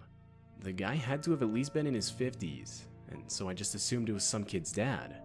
It wasn't unusual for parents to come into the school to bring a student their lunch, so I asked if he was looking for someone. He replied with no, in a tone that seemed almost offended that I would even ask that question. Before I could say anything else, the guy started walking towards me. I asked him what he was doing, and that's when he lifted up his shirt, revealing a handgun on his waistband. He followed it up by saying, Look, kid, I'm gonna need you to come with me, or I'm gonna kill you. The guy said it in the most carefree tone I had ever heard, and that along with the fact that I'd never even seen a gun in person before instantly overwhelmed me with pure fear. Before I could fully comprehend the danger of the situation I was in, the guy firmly grabbed my wrist and started pulling me towards the classroom door. But before we got into the hallway, the deafening sound of our school's lockdown alarm started going off.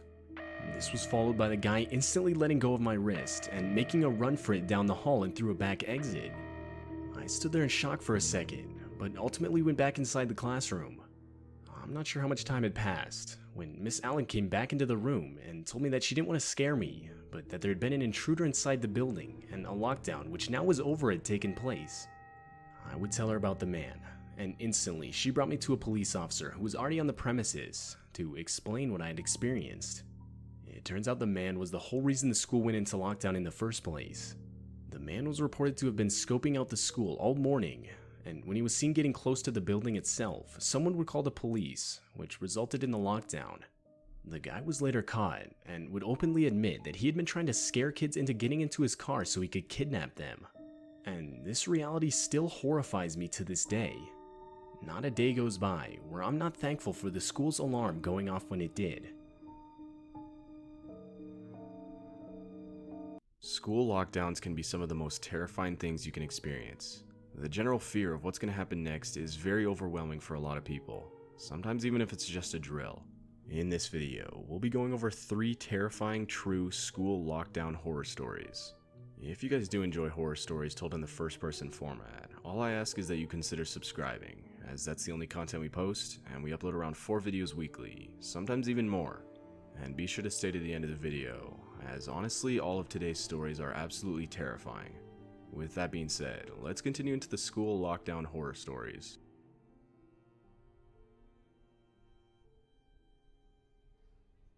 It was a completely normal, boring school day. I was in 7th period math, and the clock showed 2:45 p.m., which means the school day was nearly done. As it was a Friday, and spring break was just around the corner, you could feel everyone getting antsy in their seats. A lot of people had tests and whatnot, whereas my class got to have fun. We had a super laid-back teacher who loved to entertain us as much as possible. We lucked out in that sense. Me and my girlfriend Haley were messing around in the back, talking about something that occurred earlier that day. When it happened, the alarm for the lockdown went off, and the principal came over the loudspeaker. Now, for some context, typically a teacher would yell lockdown 3 times if it was a drill. We were always told if it was 4 times, it was not a drill. The reason for this was to hide the fact that we knew someone was in the building with malicious intent. 4 times we heard the word lockdown. Now, I've gotten so used to hearing it only 3 times that I paid no attention to how many times lockdown was even said. The teacher did the usual, turning off the lights, closing the door, and ushering us to the back corner of the room where we couldn't be seen from the glass on the door. Our classroom had 2 doors, one at the front and one at the back. In the midst of all the commotion, me and Haley did the one thing you should never do in a lockdown. We snuck out of the class. We were now in the hallway on the 3rd floor. Everything looked so weird. Not a single person in sight other than the 2 of us. A sort of humming noise came from the walls, indicating the school had cut all the power. I thought this was weird, as I thought it was only a drill. "Hey, why would they cut off the power if it's just a drill?" I asked. This was when we really started to question if it was actually a drill or not. But with us being stupid teenagers, we brushed it off as nothing. We continued roaming the halls when we started to hear a sound. We got really creeped out by this, as no one was supposed to be outside the class. Fearing it was a teacher, we ran into the nearest bathroom to hide. We ran into the 4th stall that was tucked into the corner and hid. We sort of just sat there, giggling, thinking we outsmarted the teacher. Maybe about 30 seconds had passed, and we started to hear the footsteps again, but this time much closer. My heart froze. We could tell it was right outside the door. At this point, we were sure we'd been caught. We kept as quiet and as still as possible, hoping not to make a sound. It was really weird though. The person outside hadn't come in yet, but they hadn't left either. If they left, we would have clearly heard their footsteps leaving, but we never heard them. Haley pointed this out to me, and that's when we started taking the situation a bit more seriously. The door opened, and someone stepped in. I was about to walk out of the stall and apologize for sneaking off when Haley stopped me. She whispered to me, "Isn't it protocol for teachers to ask if there's anyone in the bathroom?" She was right. This wasn't normal teacher behavior, and that's when the heart-dropping realization hit us. Whoever was in the bathroom with us wasn't a teacher. While contemplating what to do, the silence was broken. "I know you're in there." My heart dropped as the person said that. The voice was younger, and it obviously wasn't a teacher. We were practically crying at this point, unable to hold it back. The guy was now directly in front of the stall door. He started pounding on the door and screaming like a madman.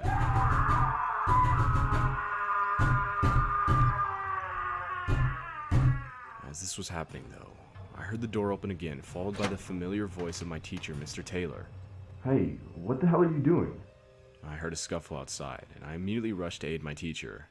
Eventually, we got the guy held down, and the cops were called.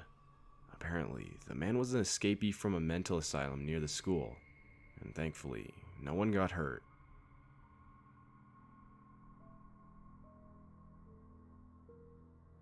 I don't know if any of you guys remember a few years ago when a sort of killer clown craze shook America for a few months.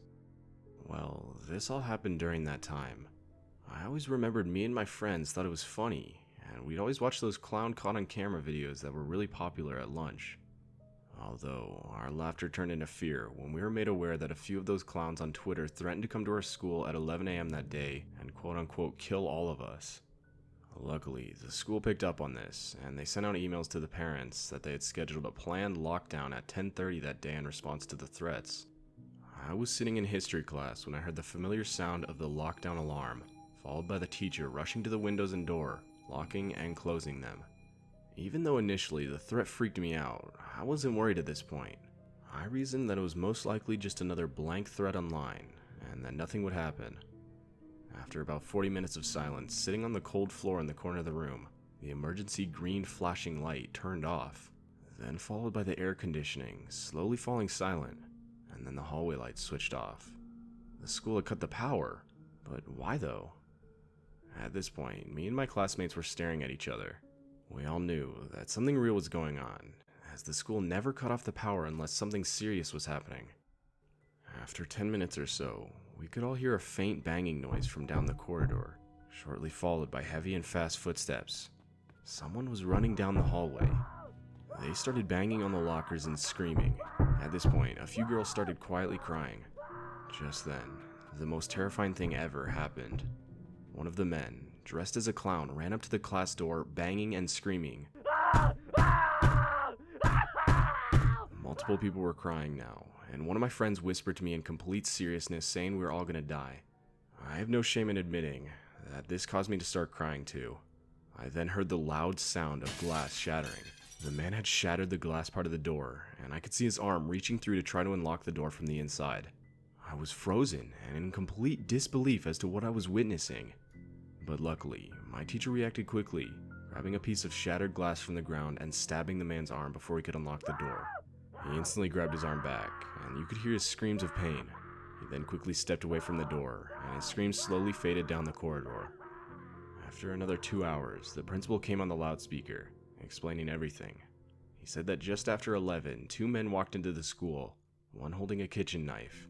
They ran around the school, threatening to kill students and trying to break into classrooms. But once the police raided the school, only one of them was caught, and it wasn't the one who tried to break into our classroom.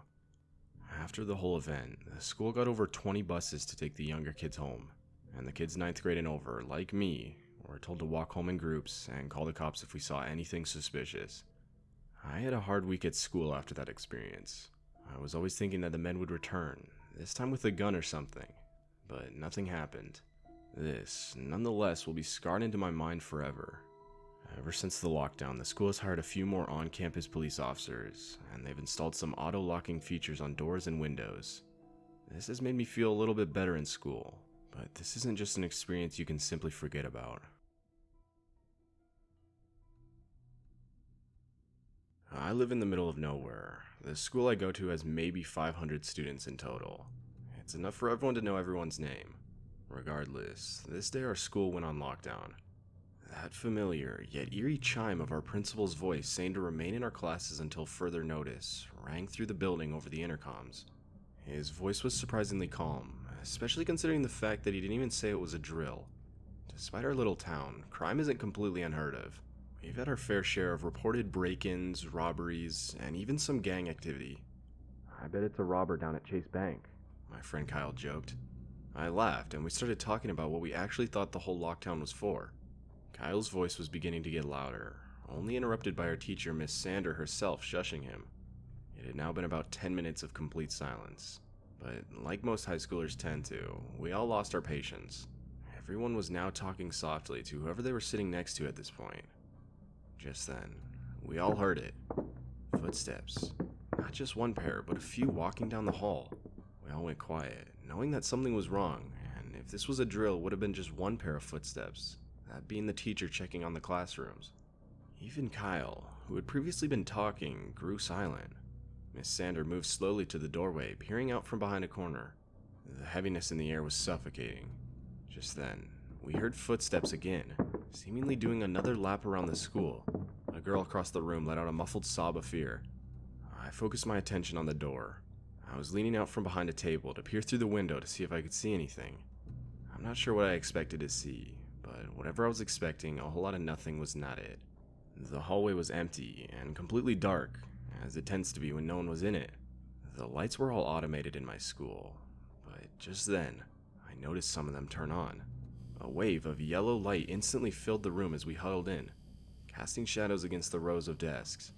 Someone somewhere tried to calm the crying girl, but I could hear their own murmured voice waver. I was still looking through the door's window from a distance at this point. But of course, as I was doing this, I saw someone walk up to the window and start looking through into the room. I instantly ducked back down behind the table the whole class was hiding behind. I felt my heart beat wildly as I heard the sound of the doorknob start to shift.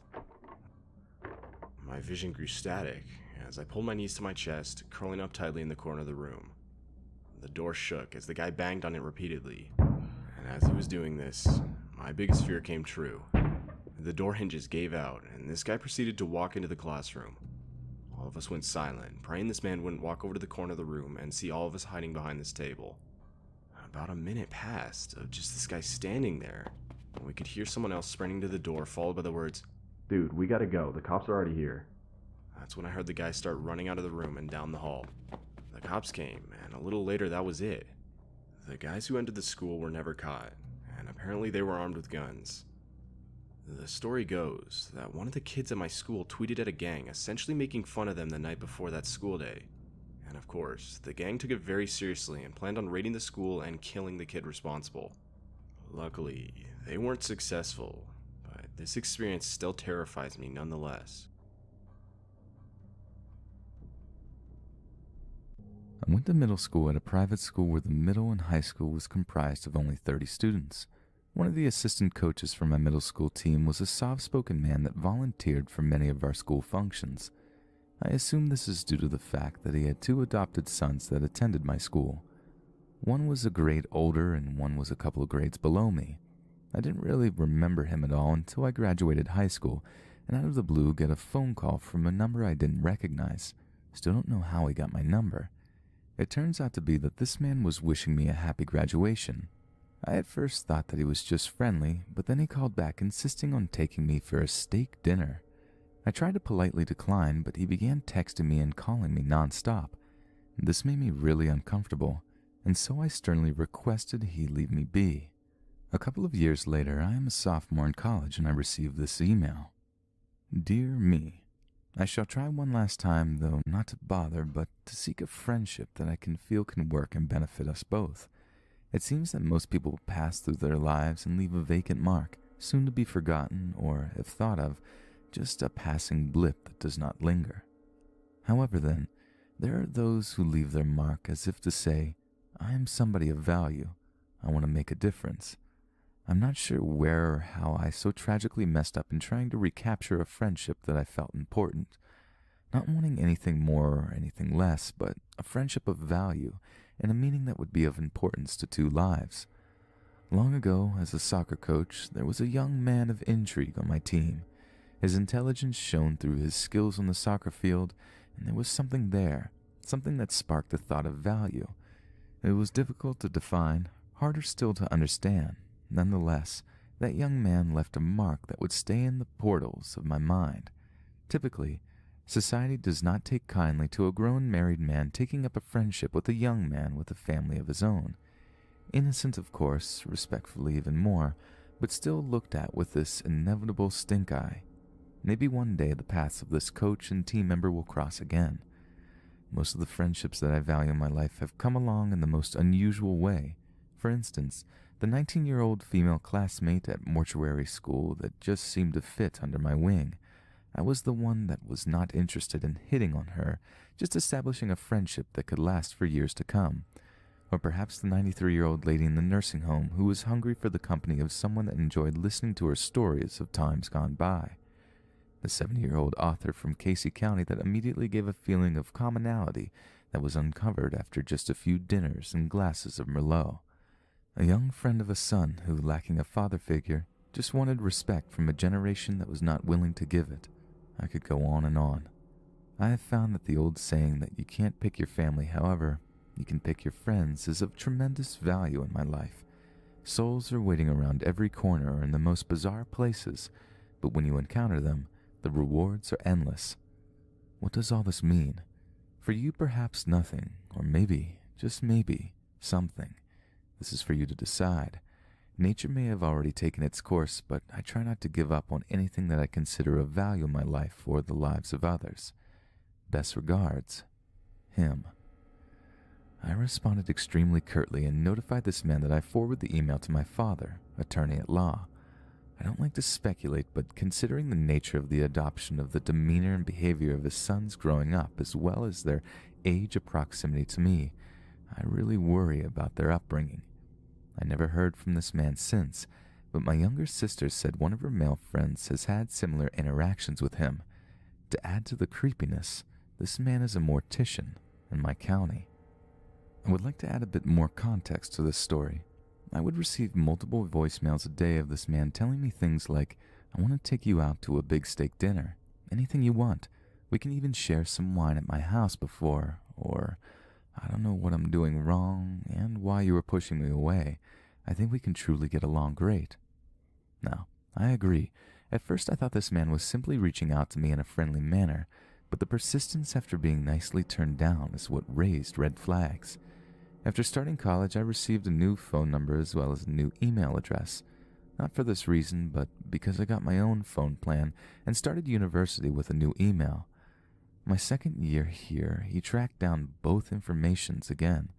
This is when he sent this letter as well as started the calls again. It was only after telling the man that I forwarded his email to my father, who happened to be an attorney, that he left me alone. A few months later, the county prosecutor contacted me requesting information. When I recalled this story, I did a quick Google search of his email and name and found at least 2 obituaries of 14 and 15-year-old boys that live in different states from him, where he posts on the online funeral page expressing condolences. I won't add his exact wording or the sites because I don't want to reveal his identity, but both were identical and went something like this. Parents, may God give you strength. I feel like I have gotten to know your son through the Facebook posts and messages we have shared, and have grown to love him and have plenty of respect for him. My heart is aching. I love you. Insert son's name. It is speculative, but it sounds as if he doesn't personally know these boys, and the similar wording he uses to the letter he sent me further raises red flags. And lastly, I want to reiterate that I barely knew this man. We never had an opportunity to be alone and develop some bond that he refers to. He was the assistant coach for my middle school soccer team. I rarely even made it on the field as I was in the 6th grade and it was a middle school team. It was not as if he was some teacher I saw every day, and I sincerely left an impression on him. I didn't even remember he existed until the calls and emails started.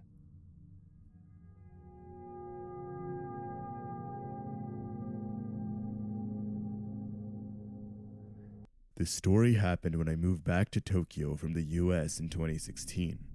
I'm originally from Japan, but my parents and I moved to the United States when I was just 6 years old. On the first day in a new high school, I was really shy and I was rather new to the community. I considered myself a rather shy person. I was a kid in a new area. It was the first day of school, and I sat down on an appropriate-looking school bench and looked around me. I instantly noticed a girl waving and walking towards me. Her name was Ami, and we would soon become great friends in the future. She later introduced me to her friend group, and I liked them instantly. They were very positive and extremely nice to me. Their names were Suki and Rumigo. Before I knew it, I had already found myself a new home. It felt like I was living there my whole life. One sunny day, we were having a picnic during our lunch break. Eventually, the conversation shifted towards urban legends. Suki started telling us about these, and she said they were allegedly real. She told us a scary story about a girl who appeared to be cut in half. Many people reported seeing her at night. Essentially, people claimed they saw a ghost girl with her guts hanging visibly out of her body. While this obviously terrified me, I was always the skeptical kind towards folklore and legends. I personally believed that they were just made for children to behave or something to scare people with. Suki eventually asked her grandfather about the story, and he explained it to her. Apparently, this thing was called the teke teke. Legend had it that a girl was murdered by her classmates on a railroad. Her body was cut in half when they left her on the rails, and a train ran her over. And now, the ghost haunts people who walk by railroads at night. Suki eventually told us this, and there was a short silence. We all looked at each other and laughed out loud, except for Suki. She was dead serious. I told her that she'd been watching too many horror movies, and that things like this just don't exist in real life. We giggled a bit more, but Suki's face remained stone cold. She really believed it. I commended Suki's efforts to scare us, but let her know promptly that she failed. She rolled her eyes, and she seemed visibly upset. I knew she was a big fan of this stuff, but I never thought she'd believe it. She then told us, "Okay, if you girls are so sure that it's fake, why don't we go test it ourselves? We don't have anything to lose, right?" My laughter stopped immediately. While I didn't believe in the legends, I was still hesitant to go out in the middle of the night to some abandoned area. I was willing to prove that ghosts didn't exist, but not that badly. I had no problem proving Suki wrong, but crazy people and animals in the middle of the night were an actual threat. So, are we going to some abandoned canal or sketchy location to prove this? I asked Suki. No, the trial will take place in our school, Suki said. I let out a sigh of relief. I mean, it was our school. We've all been there before, and there's plenty of people at all hours. So, what will we do? I asked Suki. Suki told us that we would be trying to summon a girl named Hanako-san. The urban legend regarded a girl who committed suicide on the third stall of the third floor of her school. We would have to enter that stall of our school, say her name, and punch 3 times on the stall doors. Then she might appear. We decided to meet after our extracurricular activities in a third-floor toilet at around 7 p.m. For context, I joined a few classes where I volunteered to help my art teachers at school.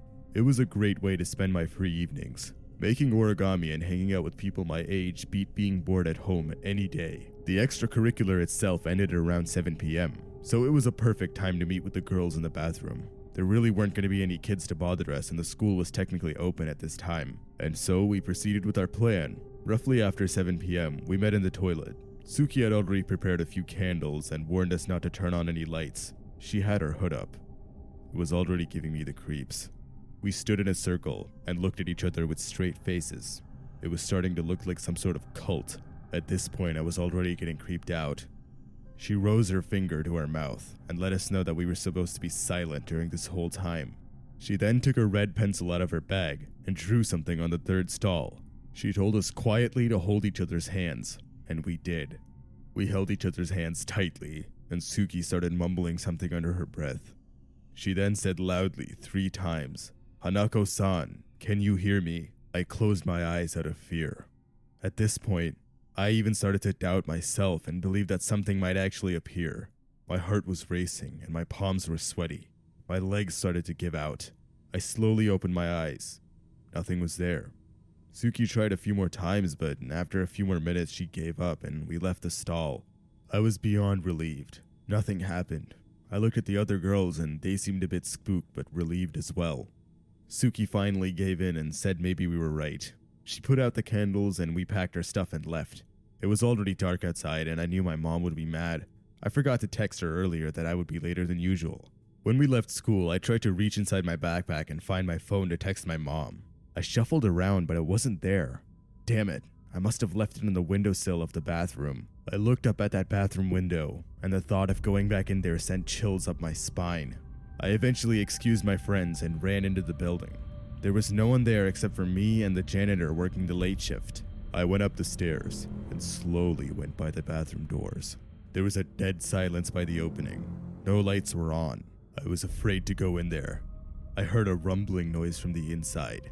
No way I'm going in there, I told myself. But I stopped for a second and thought about it.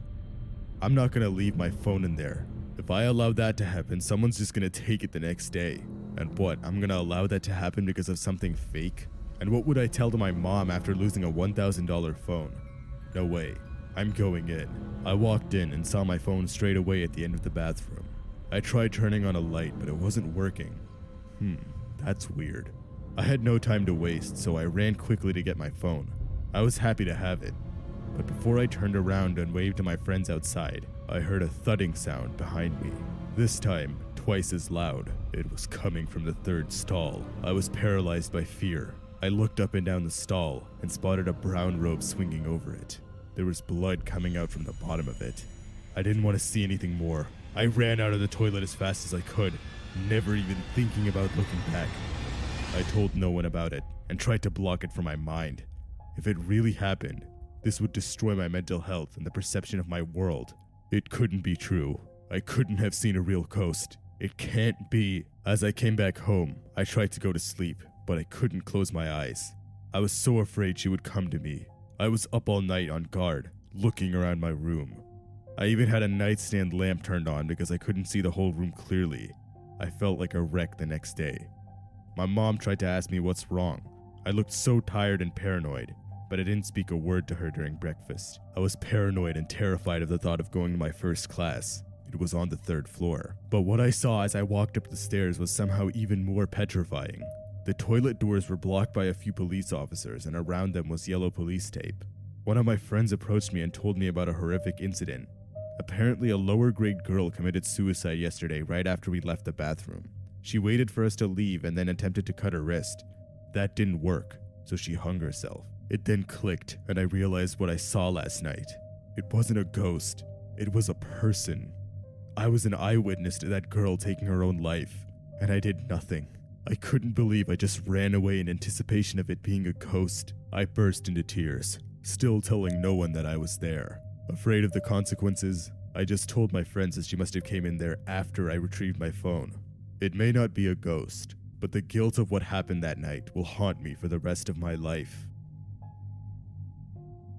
I always considered myself to be a low-risk type of person. I never really had gotten into any super dangerous or life-threatening situation. But that changed 4 summers ago. You'll believe me by the end of the story when I tell you that this experience changed my life forever. We were just let out on break by our school, and my friends were eager to go and do something stupid as usual. I was the responsible one of the group, if you will. It was honestly quite surprising that I even hung out with these adrenaline junkies.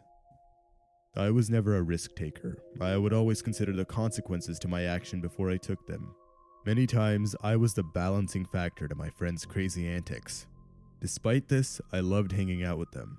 The dynamic of them encouraging me to try new things and push me out of my comfort zone was something I never really could find in other people. But when I turned 18, peer pressure started skyrocketing. I felt like I was somehow missing out on something, that I was living my early years of life in fear. This, combined with the people I was hanging out with, brought me to make some really irrational decisions. Whether that be shoplifting or driving with them at incredibly high speeds, I caught myself constantly trying out new, irresponsible decisions. This tolerance towards doing stupid things is what I largely blame for what happened to me. Summertime hit and the temperature was starting to skyrocket. While most teenagers went to a friend or neighbor's pool to swim, we wanted to try something a little different. There was a nearby water reserve which was strictly prohibited to swim in. During the daytime, security patrolled the area and made sure no one jumped in that water. But at nighttime, it was open to anyone brave enough to swim among the various dangerous fish over there. My friends wanted to go there and take a dip with me, cool off during the hot Korean night. Rumor had it that the lake was haunted and that a lot of sketchy things have happened there. This, of course, only strengthened our urge to go there and take a swim late at night. Of course, I was hesitant at first, but as peer pressure crept in, I went along with it. We arrived at the lake around midnight. We were already in our swimsuits. There were some lights around the complex, but the lake was pitch dark. It was impossible to see where you were even swimming or standing or how deep the water was. Any of the said large marine life in the lake were going to be impossible to spot. This really frightened me. Sure, I was opening up to taking new risks, but this was really pushing that as well. After a lot of convincing from my friends, we all headed to the lake. One of my friends guided us through the shrubs. We used a large pocket knife to cut down the leaves and somehow make our way through the fence. When we got to the lake, I reluctantly got in. It really wasn't that bad at first. The water was quite nice and it was a lot of fun swimming in the dark with my friends. We kept swimming around for about 15 minutes while cracking jokes and making fun of each other. But as we were swimming, I noticed something, specifically someone out in the distance. I saw a mystic white figure out in the distance. It quickly faded away in the water. I shrugged it off as maybe just some light reflecting and kept swimming. Eventually, my friends wanted to do a dare and see who would go out farthest in the lake at night. Not being in my best decision-making mindset, I agreed, but I made sure to stay relatively close to the shore and grab onto a small concrete wall. Something deep inside me still felt off about the whole idea, but I went through with it. We all swam as far as we could. Several of my friends stopped halfway. The water was several meters deep at this point. At that point, it was just me and two of my other friends in the lake. We started swimming back, but as I was heading back, I noticed something under the water. It seemed to be a person under there. I looked closer at what it could possibly be and felt a tugging on my foot. I tried to look around and see what was happening, but the tugging just got harder and harder. I tried to wriggle out and see what could be doing this. Was I stuck on something? Why was it pulling me downwards? At this point, I was screaming and panicking. My friends noticed and started quickly swimming towards me. I tried grabbing at my feet, but something pushed my hands away. At this point, my head was completely under the water. I was losing oxygen, and I was losing it fast. My life was flashing before me, confusion and fear running through my mind, adrenaline pumping through my veins. I tried to make sense of the situation, but I couldn't. There was no way this was some large fish or lake shark. It felt like a human arm was pulling at my ankle downwards. My friends were trying to pull me up towards the surface, but it was no use. I even felt some of my friends trying to kick down or thrash at whatever was pulling me down, but even that didn't work. Eventually, I felt a sharp pain at my foot and started to black out, still confused as to who or what was trying to drown me. I woke up at the hospital a day later, completely unaware of my surroundings. Part of me wanted to believe that this was some sort of bad dream. As I started to panic and try and leave the bed, a nurse and doctor walked in along with some of my friends and they calmed me down.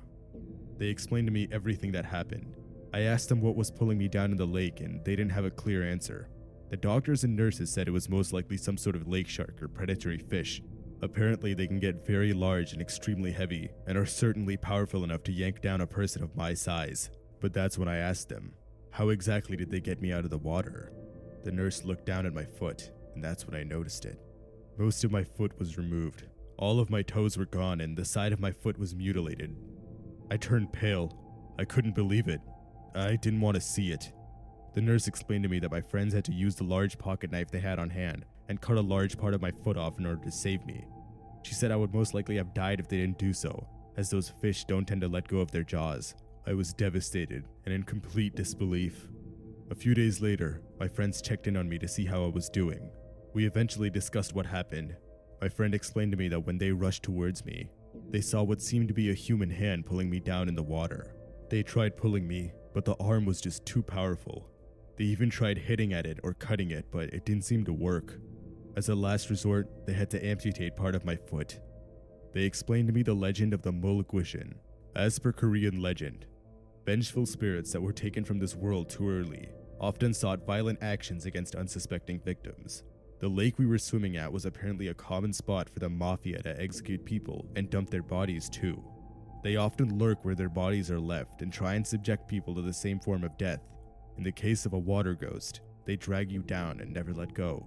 This explained everything. The person I saw in the distance, the ghostly silhouette in the water, the feeling of the human hand on my ankle. My friends tried to explain to the police and doctors that this was some sort of paranormal activity and that it didn't look like a fish at all. But the emergency services obviously did not believe us. As indicated by the signs around the lake, this area was known for large and aggressive marine life, and to them that was the most reasonable explanation. After all, why would they believe a group of trespassing teenagers? Currently, I walk with a prosthetic. I still get nightmares about what happened that night. My foot is a painful reminder every day of what happened to me and how I could have avoided it. We should never have gone in there in the first place. To this day, I still do believe that I was attacked by some sort of paranormal being, and that night will haunt me till the day I die. I'm an American citizen, but my family is from the South Asian country of Bengal. I loved spending time with my friends in the States, but I really enjoyed visiting my extended family back east. I worked at a business firm, and I handled a lot of information sciences there. It was a well-paying but tedious job. I rarely took breaks, but my manager was kind enough to let me get a couple weeks off of work every year. Those precious free weeks I had were taken up by a variety of activities. It was between going on vacation, chilling at home, or visiting my family back in Bangladesh. This year, the executives decided to give my branch a 1-week break over spring. But this break was going to be special. It had been more than 2 years since I'd last seen my greater family, and I really missed them. I instantly booked a ticket to Dhaka International Airport, packed my bags, and was en route the next day. When I arrived to the capital city, I swung by some old friends and we hung out a little. My old friends lived in the heart of the capital, but my family, on the other hand, well, they were in a not-so-urban area. While my parents moved to the large city when I was rather young, my grandparents, uncles, and aunts stayed in a small town northwest of the capital. The town was rural, but it was beautiful. It had a population of about 15,000 at the time, and it was a sparsely populated area. The town comprised of a set of homes, a school, a few shops, and mostly forest between them. It was a very remote region, and it didn't have all the facilities someone from a developed nation would consider normal. The electricity was unreliable, the tap water wasn't clean, and the internet cut out most often. But in my eyes, the lack of comfort was worth it. People were very nice and the community was tightly knit. I could consider almost anyone there family. So I hopped on a bus and headed over there. It was a long and bumpy ride, but I got there in one piece. After years, I was finally reunited with my family. The village was just as beautiful as it was. At the door, I was greeted by my sister, my cousin Babel, my family dog, my mother, and my Aunt Tara. She happened to be visiting from a neighboring village. Now don't get me wrong, I love my family and it's always a blast seeing them. But my Aunt Tara was a bit odd, we'll say. Aunt Tara was a strong believer in superstitions and spiritual things. The things she'd say or try to make us do were extremely bizarre sometimes. She was seemingly a nice person, but was difficult to spend time with. She had a few quirks, if I can put it shortly. She would always tell us these terrifying ghost stories when we were kids, but most of the time, they weren't even for fun. She was serious. After catching up with my family, we quickly stepped inside and I unpacked my bags. But as I was unpacking, I felt a pair of eyes on me. It was my aunt. Sure, she was an oddball, but this was weird even for her. "Are you okay, Auntie?" I asked. She kept staring for a bit longer, but snapped out of it. "I'm fine," she said. "But the presence around us isn't," she continued. I was taken aback. I honestly thought she was done with this spiritual nonsense. "I sense a disturbance in the spirits among us. There are malicious souls and I sense them nearby," she continued. Okay, Auntie, I'll bear that in mind," I replied, trying to make the conversation a bit less awkward. "Be careful, and don't go out at night. Find a nearby shrine if you feel watched." She abruptly walked away. At this point, I was more annoyed than scared. I was honestly reluctant to even stay the night if she continued these antics. My thought was interrupted by my mom calling us out for dinner. Her food was delicious, so naturally I rushed over to the dining room. But as we were eating, my aunt was still acting strange. She had a sort of pendant necklace with a holy symbol on it. Every time we tried to include her in the conversation or asked her anything, she'd passively change the topic. She seemed very suspicious of something. We eventually just ignored her behavior and continued with our nights. But as I was about to sleep, my aunt knocked on my door. She told me once again to not step out at night, and that she was very worried for our safety. I couldn't believe it. She's still droning on about these spirits. I just shut the door and ignored her. I tried my best to go to sleep, but my jet lag was keeping me up. Bangladesh was about 13 hours ahead of the US West Coast, and my body clock was completely flipped. I tried watching some videos on my phone in hopes of passing time, but the internet eventually cut out, and it was just me alone in a dark room. I thought about going out on a night walk, but then remembered what my aunt said. I didn't believe in that stuff, but part of me was telling me that it may actually be a bad idea going out at this hour. But my boredom was getting to me, and I said hell with it. My dog awoke to the sound of me stepping outside and started acting up. At first I thought he was just cranky and tired, but He seemed to growl at me as I got closer to the door. That was odd. I ventured out anyways. As I stepped out, I felt the crisp air hit my skin. The village didn't have many streetlights, and it was all engulfed in forest. There was a trail over to the side of the street my house was on, and I proceeded through there. At first, nothing unusual seemed to be occurring. The sound of the crickets roared as I walked through the wilderness on a dirt path. But as I was walking, I felt watched. I tried to shrug it off as my aunt getting to me, but I almost felt a chill going up my spine. I kept hearing a loud voice coming from a distance behind me. It seemed to be an owl. But as the hooting of the owl got closer and closer, there seemed to be something seriously wrong with it. The owl hoots were almost human. The sounds the owl made kept switching back and forth from an actual owl to what seemed to be a person impersonating one. The hooting got louder and louder, but I never noticed an owl in sight. I surveyed my surroundings and saw a misty black figure in the shadows. It quickly vanished behind a tree. I kept scanning up and down the trees to find out what was around me, and I noticed a silhouette of an owl in a tree, but as I blinked, it disappeared again. What was happening? Was it my eyes still adjusting to the dark? Maybe my jet lag was getting to me. The hooting suddenly stopped, and the forest was dead silent. My breath sounded like a roar. I slowly looked over my shoulder only to see it. In the darkness, I made out an owl sitting in a tree. The owl somehow morphed itself into a shadowy humanoid ghost form. I couldn't believe my eyes. I didn't want to believe my eyes. The misty creature slowly morphed around and started shifting from tree to tree, getting closer to me. At this point, I sprinted. I sprinted as hard as I could, adrenaline rushing through every ounce of my body. I heard the hooting start again behind me, this time like it was angry. I kept sprinting out of the woods. I ran. I looked towards my parents' house. I couldn't think of anywhere else I could hide. When I got to my house, before I could even say anything, my aunt was waiting by the front door. She dragged me in. The creature was still following me. I could hear voices at the edge of the forest where my house was. My aunt quickly took me over to our house's shrine and kept me there between a few idols. I waited and waited, confused and terrified. Eventually, the sun rose. I somehow mustered the strength to step out of the prayer room. My aunt was waiting outside the door. I explained to her everything that happened. The owl, the noises, the weird misty figure, and how it somehow chased me home. She explained to me that I was very lucky to be alive, and that I'd encountered something called a penchapechi. Penchapechis are a form of unsatisfied or malicious spirits that haunt the forests of Bengal. They take the form of owls and follow travelers in the woods until they're alone and cornered.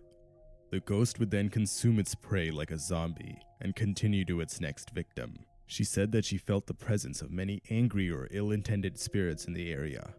She felt a rise in these ghosts were most likely due to the flood in a neighboring region that killed many people. The spirits of those people did not feel satisfied with their lives. Most of them died far too young and continued to live in the afterlife as ghosts.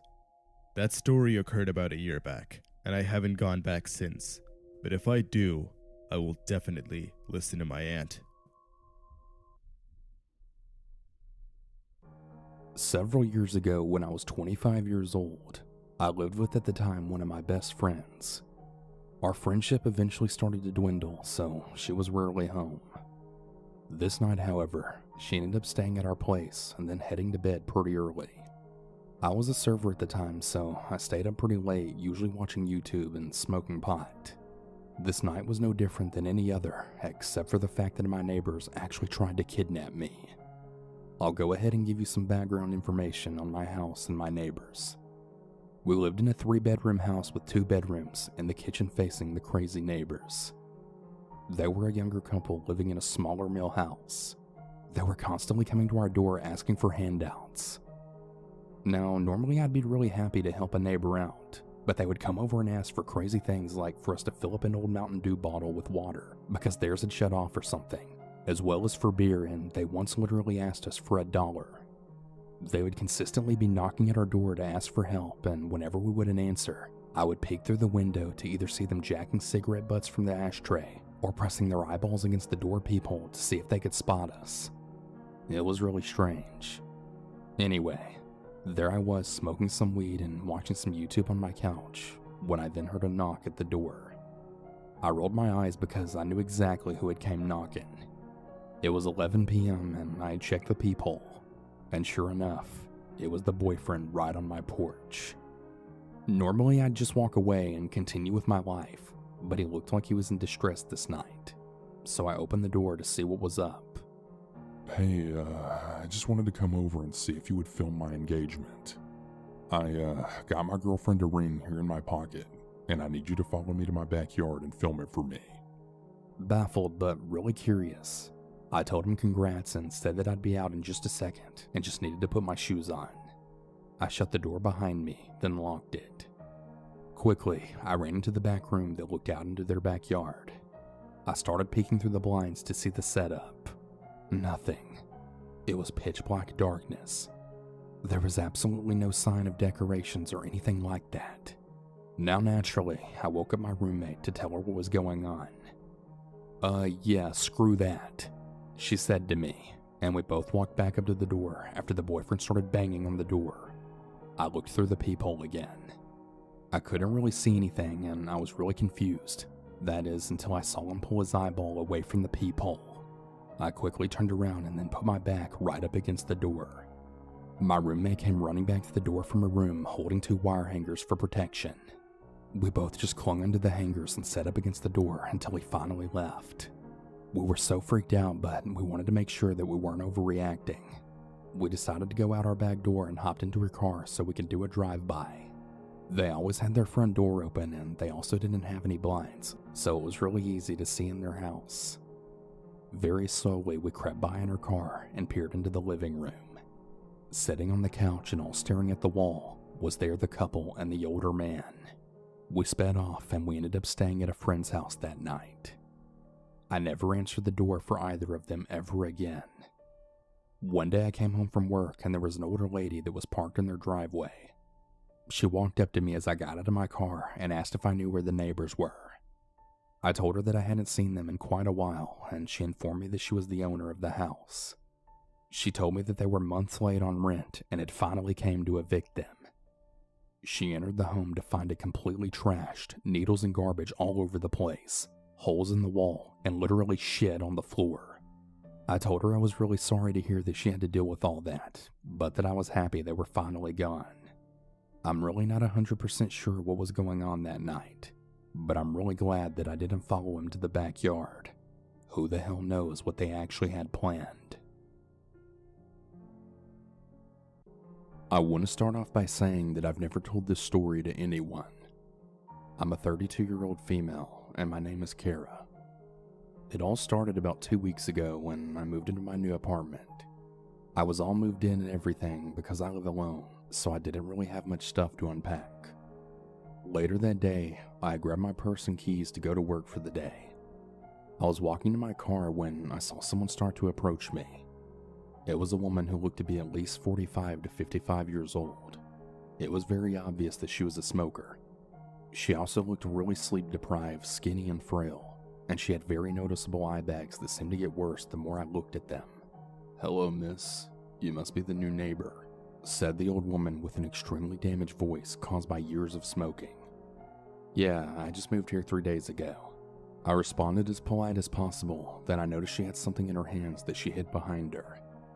She looked really excited to show me what it was. Then she noticed that I saw it, and that seemed to make her even more excited, and she had a huge smile on her face. It was horrible. Her teeth were uneven and rotting, she was missing teeth, and her gums looked like they had been bleeding earlier in the day. Her lips were also blistered and dry, and she scared the absolute crap out of me. "I want you to meet someone," she said to me. She then showed me what she was hiding behind her. Her name is Jambalaya. It was a very strange looking doll that kind of resembled a coconut. Thank you. Nice to meet her," I said. I just told her what she probably wanted to hear to avoid any drama. I also had to wrap things up soon before I was late for work. "Sorry, but I have to get to work. I'll see you later, ma'am," I said in an apologetic tone. "No need to be formal with me. You can call me Emma," she said right before I could get in my car. I nodded in response, got in my car, turned it on, and then pulled out of the parking lot. I looked in my rearview mirror for like a split second, and I saw that that woman was dead staring at me while rocking that really weird doll. I concluded that she was probably under the influence, judging by her attitude and the look of her. After work, I was driving home around 5:05, and I pulled into the parking lot. When I drove in, I saw Emma in the parking lot just sitting in the middle of the road playing with jambalaya. What the hell is she doing? I mumbled to myself in complete shock as I drove past her. She saw me in my car and she gave me a sinister, rotten smile. I smiled back, just trying my best to keep my composure. I parked and stepped out of my car. "Please don't come over here. Please don't come over here," I repeated in my mind as I walked to the entrance. I avoided eye contact as best as I could, but I ended up looking at her because I heard her saying no and singing something. So I just kept walking, but I also kept looking at her. "Jambalaya, jambalaya, jambalaya," she sang in a low, creepy voice. She was singing it really slow and just kept repeating the doll's name. I walked a little faster, and right before I walked in, I looked back to see if she was still singing, but she wasn't. She was stood up holding that doll in one hand, and the other was on her heart. She was visibly upset for some reason. We were just standing there staring at each other for what felt like hours. Then I broke my trance and mouthed an apology, and then walked in my apartment, not looking back this time. As soon as I walked into my apartment, I locked my door. Emma really freaked me out, and I didn't want to be around her anymore. I mean, she isn't hostile or anything, but she really gives me the creeps. I put down my stuff and walked to my room, turned on the lights, flopped on my bed, and then sighed. I then got back up and I started cleaning up my mess. I walked to the window, slightly scared of what I might see. Nobody. I was really relieved. Part of me was expecting Emma to be looking at me from my window. I woke up at a really uncertain time and looked over to my bedside table to pick up my phone, then realizing that it was 4:30 in the morning. I tried to figure out why I woke up and turned the bedside light on because I was wide awake for some reason. It was kind of unnerving because I didn't understand what was happening. As I was laying there in my bed, I started hearing really weird tapping noises and then froze. Being the person that always listens to scary stories and has become a little paranoid, I started to freak out. I didn't really know if I should get up and go see what was happening or just stay in my bed and wait for it to pass. The tapping had stopped after about a minute, and I had just heard shuffles and something like a whisper. At this point, I was definitely freaking out, but I really didn't know what I should do. All of a sudden, everything went quiet for about 5 minutes. I was still too scared to get up when all of a sudden my front door slammed super loud. This freaked me out so badly that I got up from my bed super fast, looking in every room trying to figure out what the hell just happened. I didn't see anything, so I was starting to freak out even more now, thinking I was going crazy. The last place I checked was the bathroom, and I looked in the shower to see if somebody was hiding in there. To my surprise, there was something in there, but it wasn't a human, and right after I saw it, that was when I realized who had been in my apartment. It was the doll. I have no idea why she wanted to break into my apartment just to leave this stupid doll in my bathtub. It makes absolutely no sense, and I still have no idea why she did it. After this event, I realized just how crazy this woman really was and how dangerous she could be. How was she able to break into my apartment, and how long was she in there, and what exactly was she doing other than leaving a doll in my bathtub? Later that morning, I looked around the whole apartment trying to figure out just how she broke in. After about 10 minutes of searching the apartment and checking every door and window, I noticed that my bathroom window was unlocked and even still opened ajar. This freaks me out so much, and I instantly become mad at myself for forgetting something as important as locking all your doors and windows. I knew right away this is how she managed to break in, and she must have just went out the front door because it was easier. I went to the apartment manager and staff and explained everything that had been going on, and how I would possibly be moving out soon due to this crazy-ass person I was living next to. Thankfully, they really understood my situation, and they said they would be talking to Emma about what had happened. They offered me next month's rent for free if I stayed. I decided to accept this offer since I had just recently moved in, and I didn't really have a lot of money on me at the time. Around a week later, after nothing else had happened, I heard from the apartment staff that Emma was getting arrested and possibly getting sent to a psych ward. They explained to me that after the manager had tried to talk to her about what was going on, she had confessed to breaking into my apartment to which she then became furious and denied the whole thing. She had a mental freak out and was taking it out on the manager just because he tried to talk to her about her actions. This led to her getting aggressive and being arrested. I have to say, I was pretty damn happy about the news of her being arrested because that meant that I didn't have to worry about her anymore, and it gave me a lot of hope for my new apartment. I threw that doll away and decided to move on with my life that year after experiencing all that hell. I never want to go through something like that again. So I'm in my early 20s and female. I moved out on my own for the first time about 2 years ago. I haven't really had much to do with any of my neighbors, and I've always been slightly uneasy due to the fact that no one around here is looking out for me. If anything seems off, literally no one would even notice or do any investigating to make sure I'm okay. Last year I noticed a man that was constantly walking his dog in the grass area behind my home. This isn't unusual to see, it's a pretty common area for my residents here. His dog is super cute and my cat liked to play with it through the glass door out back. They would chase each other back and forth and put their paws up on the glass and such. You know, real cute stuff. Well, one day I was outside and his dog came running up to the porch with glee and to get pets and say hi to his kitty friend, my cat. Now, this is the first time that I actually spoke to this neighbor. We'll call him Mark. So Mark seemed decent enough and we got along just fine. We started hanging out pretty often in a short time period because I'm a smoker and he was letting his dog out all the time, and it was also summer, so we would always run into each other quite often. Most days we would spend an hour or more after work just talking.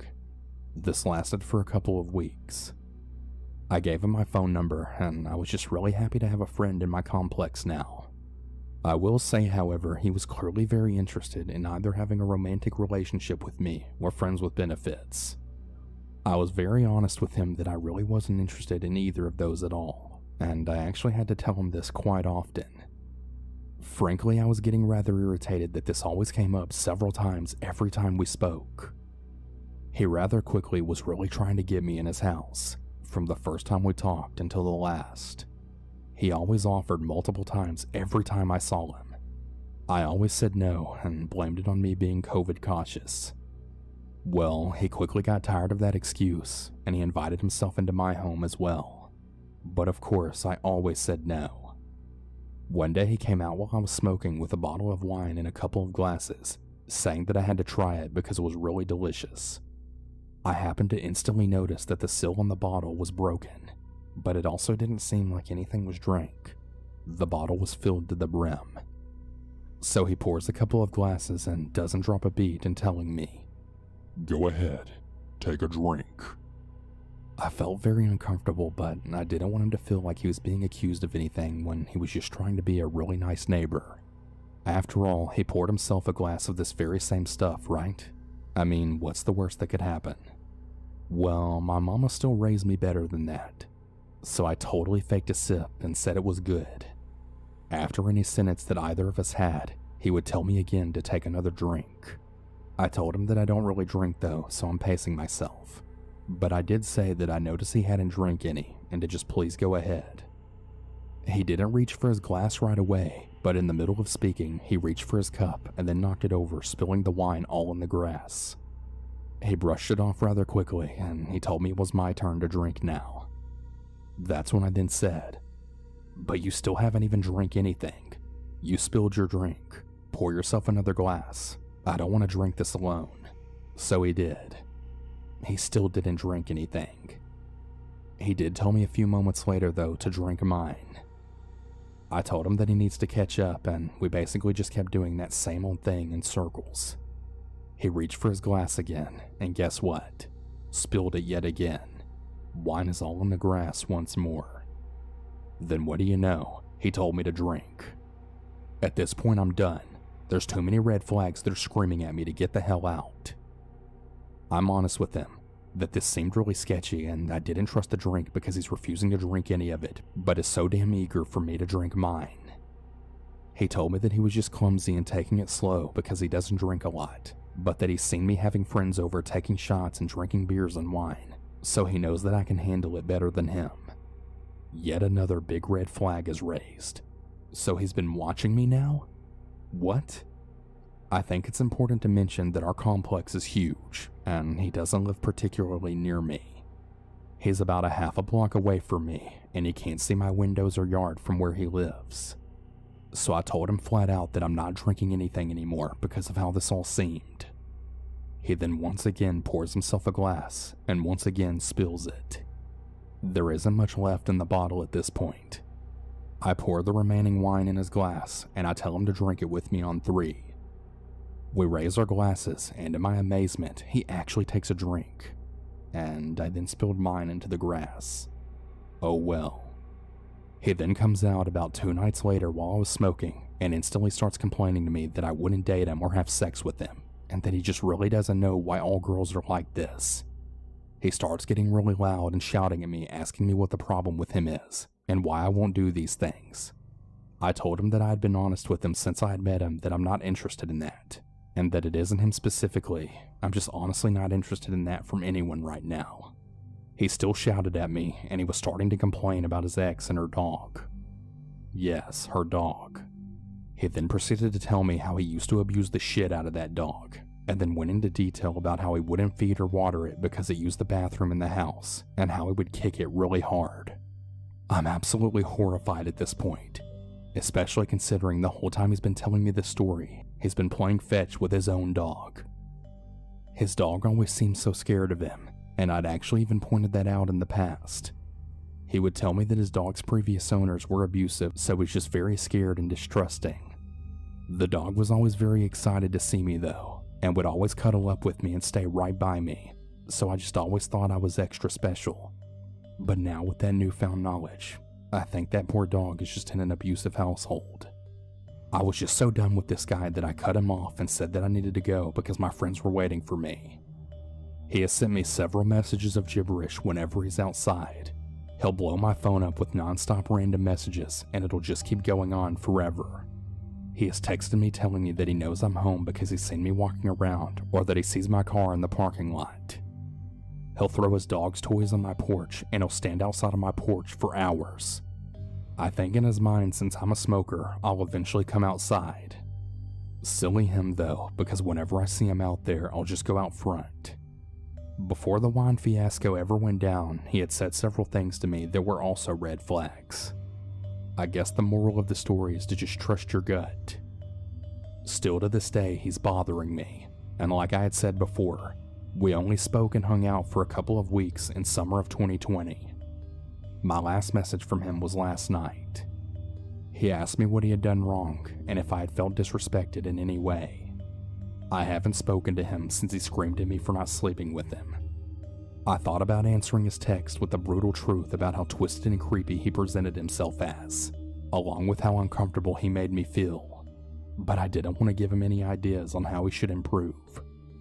Stay smart, folks. Don't ever drink things people give you if the seal is broken. I'm gonna go out on a limb here and say that he was definitely trying to drug me. Before starting the story, I wanted to share some context. I'm a 26-year-old female who unfortunately gets a lot of unwanted attention. I'm married, and at the time of this story, my husband's brother had lived with us. We live in newly built townhomes, and everyone in the unit had actually moved in within the same week of each other. In the townhome next to us lived a mom and her late 20, early 30-year-old son, and next to them lives another young married couple.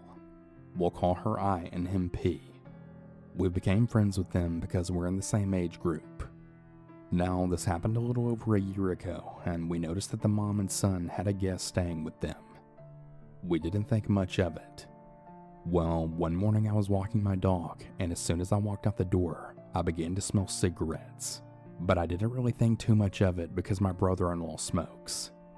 Right in front of our townhome is a long patch of land that hasn't been built on yet, and I always walk my dog around there every morning. Once I reached it, I had heard someone behind me then say, "You look really lovely today." I looked back, and I saw that it was the guy that had been staying with my neighbor.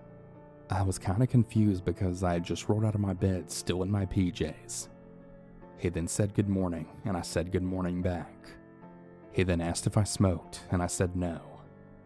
I was already getting really creeped out by this guy, so I just kept walking, and by the time I walked back home, he was already gone. When I got inside and told my husband, he thought it was odd. We don't really know anything about this guy or who he is, so my husband just told me to be careful when I walk our dog. The very next morning when I went to walk our dog, I looked out to see if the creepy neighbor was out. I didn't see him, so I went on a walk. About a minute later, I had felt someone behind me, and as I looked around, lo and behold, it was him. I walked a little faster to put some distance between us, and that's when our dog needed to do her business. That's when I took her to the side so that my dog could poop. That's when the neighbor got closer to us, and the dog started barking and wouldn't stop. So I started to fast walk to a different spot in the neighborhood so that she could finish. He followed me there, and he got close yet again. It made me and the dog really uncomfortable, so I just decided to leave and go back home. Keep in mind, our dog still hasn't had a chance to do her business yet. Anyways, my husband was already at work, but I still wanted to call him to let him know what happened. He said to feed her and get ready for work, and maybe by the time I finished, the creepy neighbor would finally be back inside. So I did so, and when I decided to walk the dog again, I opened my front door, and to my surprise, he was in the middle of the road throwing punches. I closed my door immediately and decided to take her to my parents' house before going to work, and that I would just pick her up after I got off. During the rest of this week, I would only walk her whenever my husband was home because I just felt uncomfortable, but I wasn't really sure if it was just me being paranoid. He didn't follow me again, but every time I walked, he would go outside to smoke and just watch me. I did tell my family about this though, just so they would be aware. It was now the Tuesday right before Thanksgiving, and my mom and sister had decided to come over to help decorate the outside of my home for Christmas. I went inside to look for something, and one of my sisters and my mom had stayed outside. The creepy neighbor had came out and looked at them, and then said, "Oh, there's two of you." My sister and mom came back inside immediately because they felt uncomfortable, now knowing that he had followed me before. They stayed a little bit longer, but they had to leave because it was getting late. About 30 minutes later, my brother-in-law comes home, and I asked if he knew who the guy was staying with the neighbor. He asked me why and what was wrong, and I told him what had been happening. He then bolted out the front door, not saying where or what he was going to do. Since it was now midnight, my husband and I went to bed. I had to work all day the next day, so I didn't get a chance to talk to my brother-in-law and ask what happened. It's 2 days later and in the morning, which is now Thanksgiving Day, so I was walking my dog out like I normally do. On my way back, I see the mom who lives next door purposely checking her mail right at the same time I was walking outside. She then stops me and she asks me what the issue was that I was having with her son. So it's her son. And that's when I realized that he was probably there to stay and not just visiting. I then told her that he had been following me around in the neighborhood and that it made me really uncomfortable. She then went on to tell me that I had nothing to worry about and that he's really harmless, that he has some personal issues that he deals with by walking, but that he really means no harm. Not believing a word that she said, I replied back with, "Okay, thanks," then went back inside. When my brother-in-law came downstairs, I asked if he had talked to the mom. That's when he then told me what happened. He said that he banged on her door until she finally answered, and he told her to keep her son in check, and that if he ever hears that his sister-in-law has another encounter with him, they were going to have a serious problem. My brother-in-law is a pretty intimidating guy, and he has a really short temper, so he made it very clear not to screw around with me or my husband.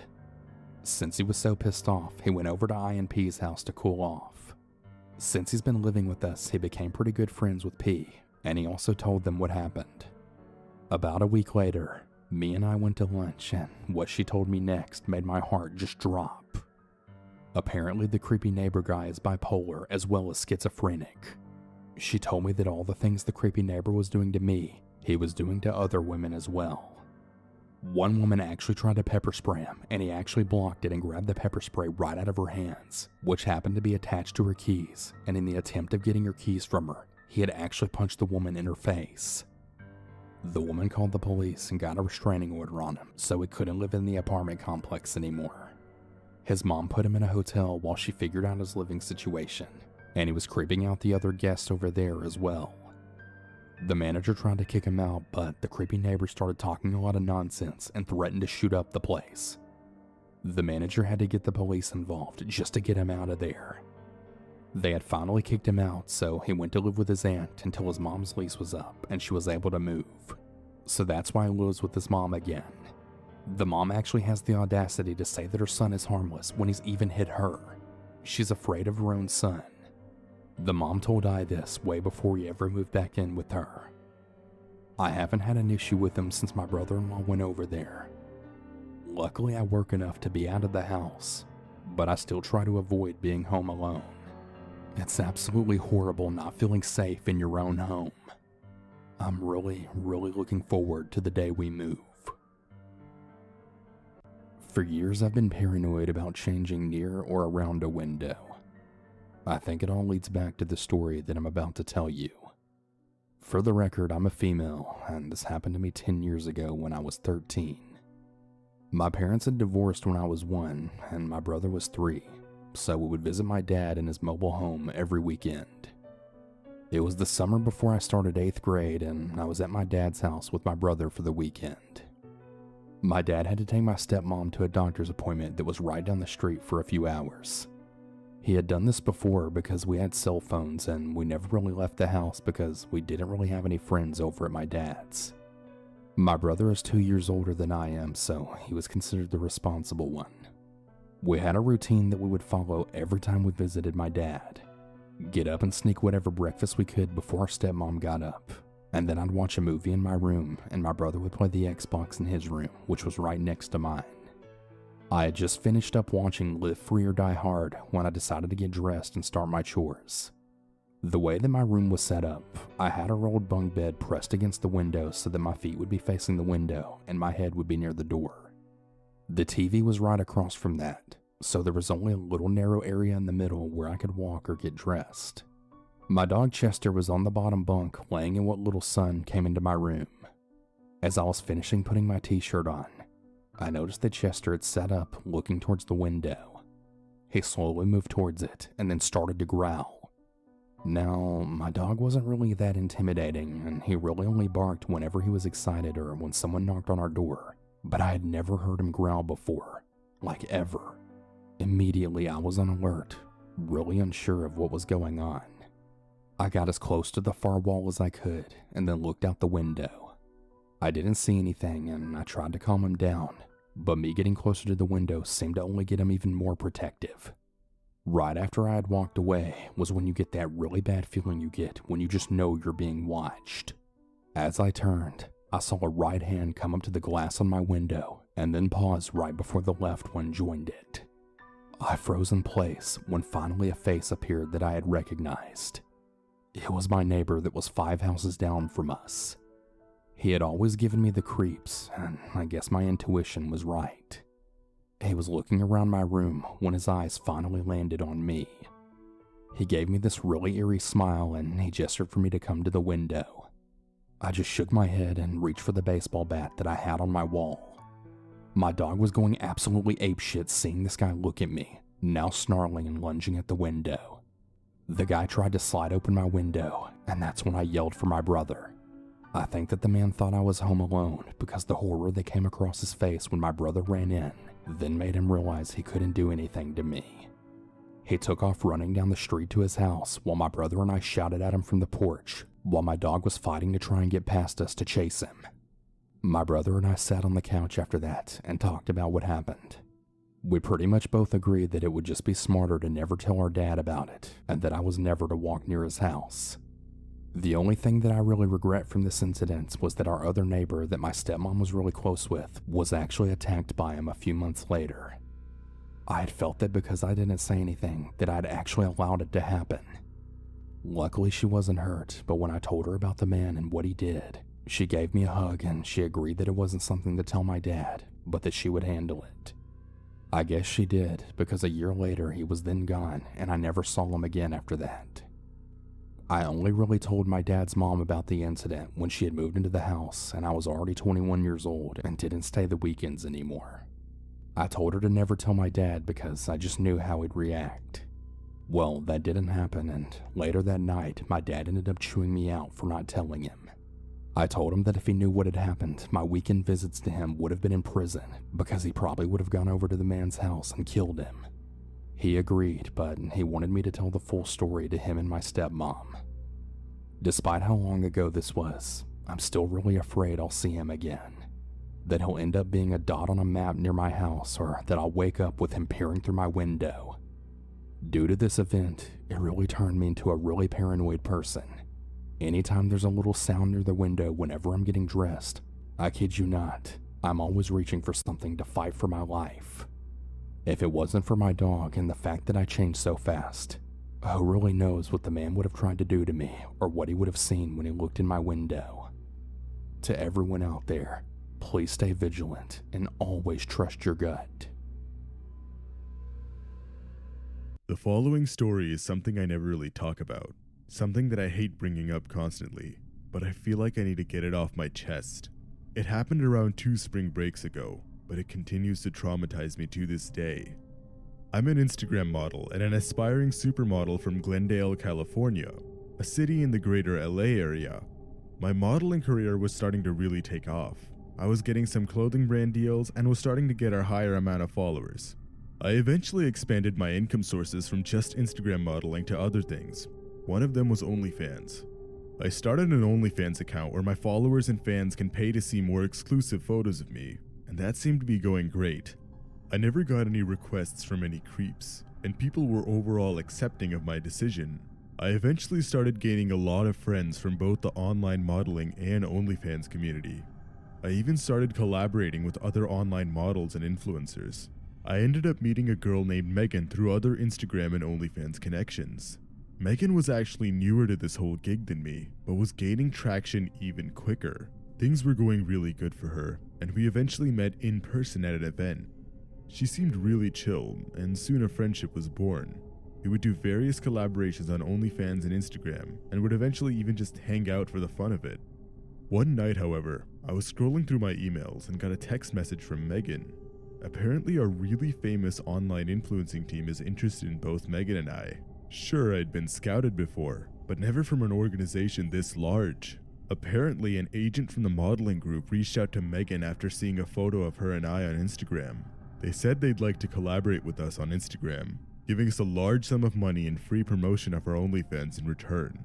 It seemed great, but almost too good to be true. I wanted to confirm myself that this was a legitimate agent and not some sort of troll or scam, but when I checked the supposed agent's profile, everything seemed to check out. He had a lot of followers, real posts, and a professional page. His email had a proper domain on it too.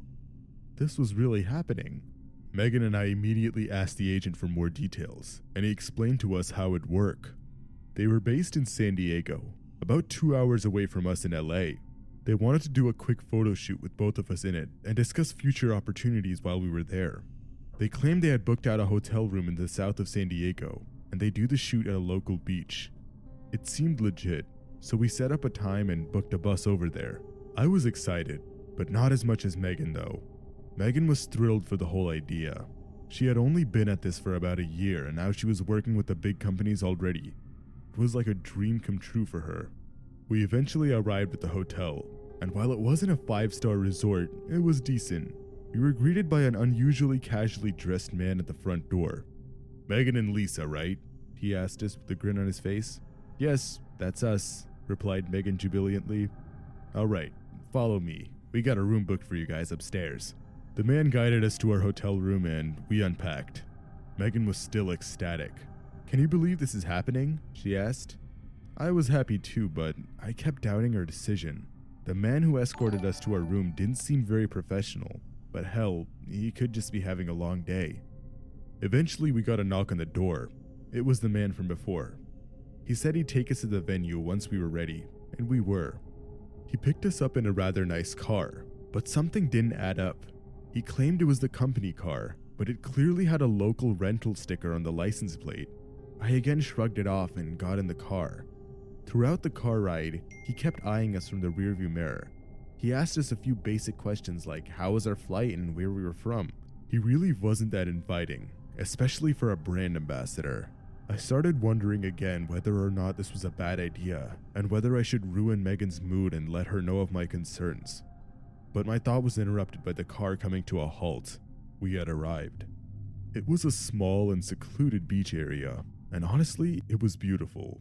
We were going to be doing our shoot on a boat which is parked at the shore, and we would be traveling to a small nearby island with another beach on it.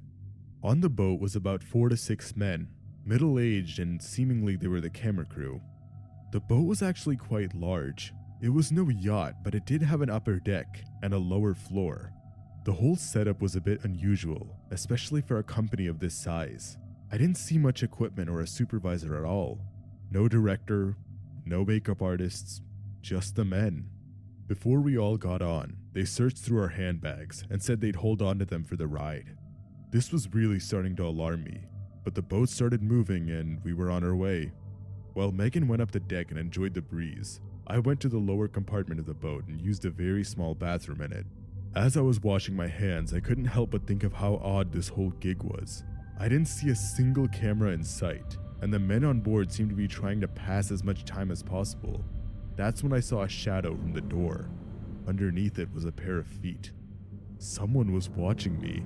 I quickly thought about what to do. Why was this man just standing there? Was he waiting to use the bathroom too? Did he just happen to be waiting by the door while I was there?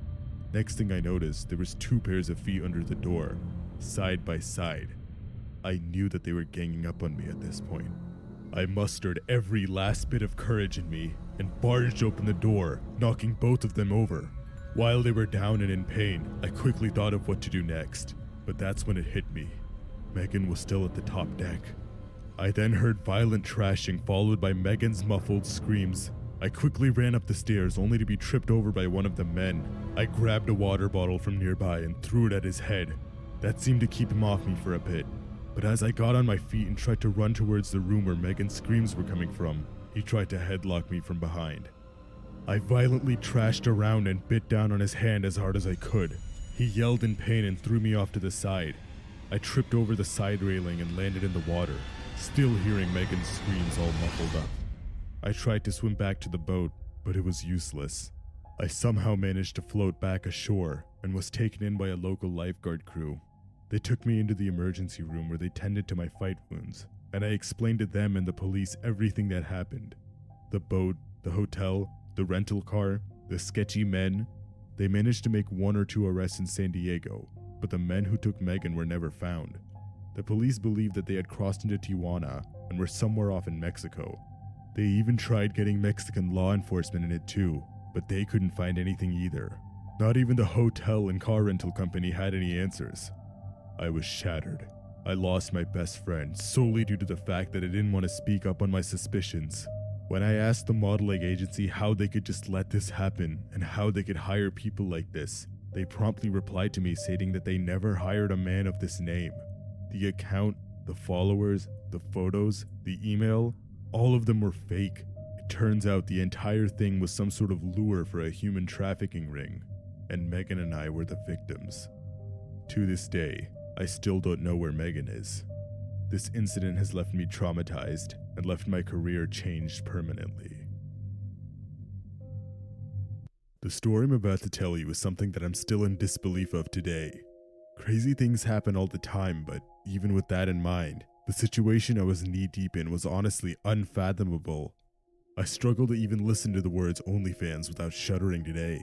This happened when I was in college, so really not that long ago.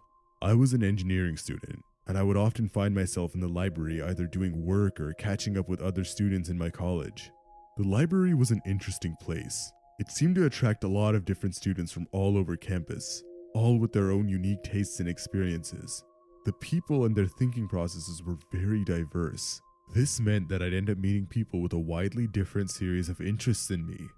One of them was a beautiful young woman named Rose. We initially struck a conversation over something casual like our shoes or the weather, but soon considered ourselves decent friends. We eventually added each other on social media, and that's when I noticed it in her Instagram bio. She had an OnlyFans. Now I personally didn't care that much. It's honestly something that we're starting to see more and more in our day and age. But I eventually realized that Rose's OnlyFans was actually quite the topic on campus. Most people I'd met seemed to have some opinion or another about Rose's OnlyFans. The opinions seemed to be split in two different ways. One being impressed with her confidence and the fact that she's open about having an OnlyFans, and the other half being critical of her, feeling like she has no respect for herself and feeling that she'd do anything for money. Now, I personally didn't care that much, but one night, Rose seemed to be doing some sort of promotion on her OnlyFans, and my curiosity spiked. She was giving out a month of free content and seemingly trying to gain a bigger audience. Now, signing up for an OnlyFans wasn't exactly on my list of plans for that night, but she was giving it out for free, and I figured I should check it out. After all, the whole school was talking about it, so I used a spam email of mine and signed up. It wasn't anything out of the ordinary, to be honest with you. Nothing unexpected. Sure, it was somewhat awkward seeing Rose in photos like that, but hey, what was I expecting? I took a look at her subscriber count, and she seemed to have quite a lot of them. I could imagine that she's making quite a lot of money with this. A week or two passed by, and I honestly forgot that I even signed up for an account. It was interesting and all seeing Rose's OnlyFans, but I honestly had better things to do. But eventually one of my college friends told me that something happened. He told me frantically to check her OnlyFans and social media. I opened my OnlyFans and saw it. She had been kidnapped. On her OnlyFans and Twitter was a photo banner with text on it. It stated that she'd been kidnapped, and the kidnappers were looking for a lot of ransom. It mentioned that we had a few days to get the money in, otherwise they'd harm her or kill her. They also included the detail that she's being kept at a secret location, so that they'd make sure that we wouldn't find her. This had to be some sort of joke, right? I immediately messaged her various times on every single platform. No response. I asked around to other people as to what they got from her. They got no response either. All of us were in a panicked state. We had no idea what was happening or what to do. Was Rose pulling some sort of sick joke? Was she okay? That's when it hit us. Rose hadn't been seen all that past week. At that point, we knew that something might have actually happened. No one, not even her close friends, had a clue where she could be. We waited for another day, wondering when she'd drop this sick sort of joke, but that never happened. We started looking for her. Everyone on campus looked up and down the place for her, but there was no sign. Whether it was her usual hangout spot or less known places, there was absolutely no trace of her every square inch of the university. We then asked our professors, and they said the same thing. Her attendance report revealed that she had been absent the whole week. Things just kept getting weirder and weirder. Some of her close friends even contacted her family asking where she was, but none of them knew where she was either. We were really starting to get worried at this point, but we didn't want to start paying the ransom just yet. After all, the kidnappers could just keep increasing the price. Several reports were signed to the university, and eventually a missing person case was submitted to the police. It started off with campus security looking around and scanning for where she could be, but evolved to a full-on police warrant and search investigation. Even the cops were a bit stumped with the whole situation. They'd obviously seen kidnappings before, but asking for a ransom on an online platform, that wasn't exactly heard of. The police looked around the university themselves, but there was still no sign of her. Eventually, a warrant for the search of Rose's home was finally approved, and we all looked inside her dorm. The apartment seemed completely normal, but her essential items such as her pillows and laptop were all gone. From this, we concluded that she might have been kidnapped while she was leaving and going somewhere. The police took a look at the security footage and noticed that her car seemed to have left the parking lot the supposed day of the kidnapping. The investigation was just getting weirder and weirder. All of us were extremely worried. We knew that someone or the other would have the motivation to kidnap Rose. After all, she was a wealthy, famous, and attractive young woman. She interacted with people online on a daily basis. There had to be some sort of creep or psycho who wanted to harm her. People had already started submitting small amounts towards her ransom. They just didn't want to take that risk of leaving it be. A day later, and it was trending all over social media. #SaveRose. The story even hit county news. Everyone in a 20-mile radius started talking about this, and eventually the police started to work overtime. They felt with the amount of publicity this case was getting, it really wouldn't look good on their part if they didn't find her. Eventually, the state troopers got involved too, and they started looking for her as well. The search continued, and with it our worries. Eventually, the ransom was paid off. So many people had pitched in small amounts that the money goal was hit. Was she free? Would the kidnappers just keep raising the ransom price? A few hours went by, but there was still no answer from Rose. We were at the peak of our fear. Normally something would happen by now, right? But no, none of us got an answer. But that next day, everything was answered. A highway patrol officer spotted the vehicle that was registered to Rose. It also was reported missing at the time. He immediately turned on his lights and pulled the car over. That was it, the moment of truth. As he got up to the car door, the officer spotted Rose. He immediately took her out of the car and inspected it thoroughly, but she was the only one in it. The news hit us that Rose had been found, and she was taken back to the police station for questioning. All of us were relieved. We didn't understand the mysterious nature of her kidnapping, but at this point we were just glad that she was okay and back. But once again, things just kept getting stranger and stranger. Rose did not have a single scratch on her. The paramedics and investigators found no sign of any physical or mental trauma. Kidnapping victims would normally have either one of these. Rose was being rather evasive with the questions as well. She was overall vague about the situation and didn't seem spooked the slightest bit. But after even more question dodging, Rose was released. The investigation continued, but when she got back on campus, all of us were thrilled. We were just so worried for her. We had so many questions. Questions which Rose didn't seem to want to answer. We understood why. After all, she deserved some much needed time to herself. I tried to ask her some more questions one-on-one when everyone left her apartment, but she seemed to still be acting odd. She avoided every single question in the weirdest way possible. I decided to call it a day and headed back to my room. As I continued my walk home, I couldn't stop thinking about it though. Everything about this whole situation was just so odd. And for Rose to come back like nothing even happened, it just contradicts everything I could even think of. But then, it struck me. The ransom, the lack of evidence, Rose's lack of answers, something deeper was happening, and it involved her. The next morning I got up, and my phone was flooded with notifications. Rose was arrested. According to various news sources and friends, Rose had faked the whole thing for money. Rose wanted to get some quick fame and cash and somehow thought that doing a fake kidnapping would be the answer. The reason that some of her essential items were missing was because she took them with her. She had left for some sort of beachside hotel. The location was remote enough to avoid suspicion, but not too close for comfort. She stayed there for a few days until the quote-unquote ransom was paid off. This explained everything. She was apparently caught after they tracked down all of the traffic cameras which spotted her car. They managed to find the location she had traveled to and back from. Rose was sued for all the ransom she collected, and lost even more than she gained in remaining lawsuits. She was charged with public mischief as well as false reporting. The charges stacked up to a high-level misdemeanor, and she was sentenced to a year in prison. My jaw was on the floor as I heard all of this. We were all so upset with her, so upset with ourselves. How could we really fall for this? How could she do such a thing? I still haven't heard from Rose, but the story is something that I will never forget. To this day, OnlyFans is something I'd never think of in the same light again. What I'm about to tell you is something that you probably won't even believe happened. Hell, not even in my wildest dreams did I fathom something like this occurring. I can't even put into words how awful my fear and anxiety was that day. Never in my life have I had to actually fear for my safety, but needless to say, I definitely will not be using OnlyFans ever again. This actually happened when OnlyFans was not that known. It was around 2017, which was 1 year after OnlyFans was founded. I came across a page which I was rather intrigued by on my Instagram feed. I stumbled across a very cute girl from my hometown, but I never really knew her.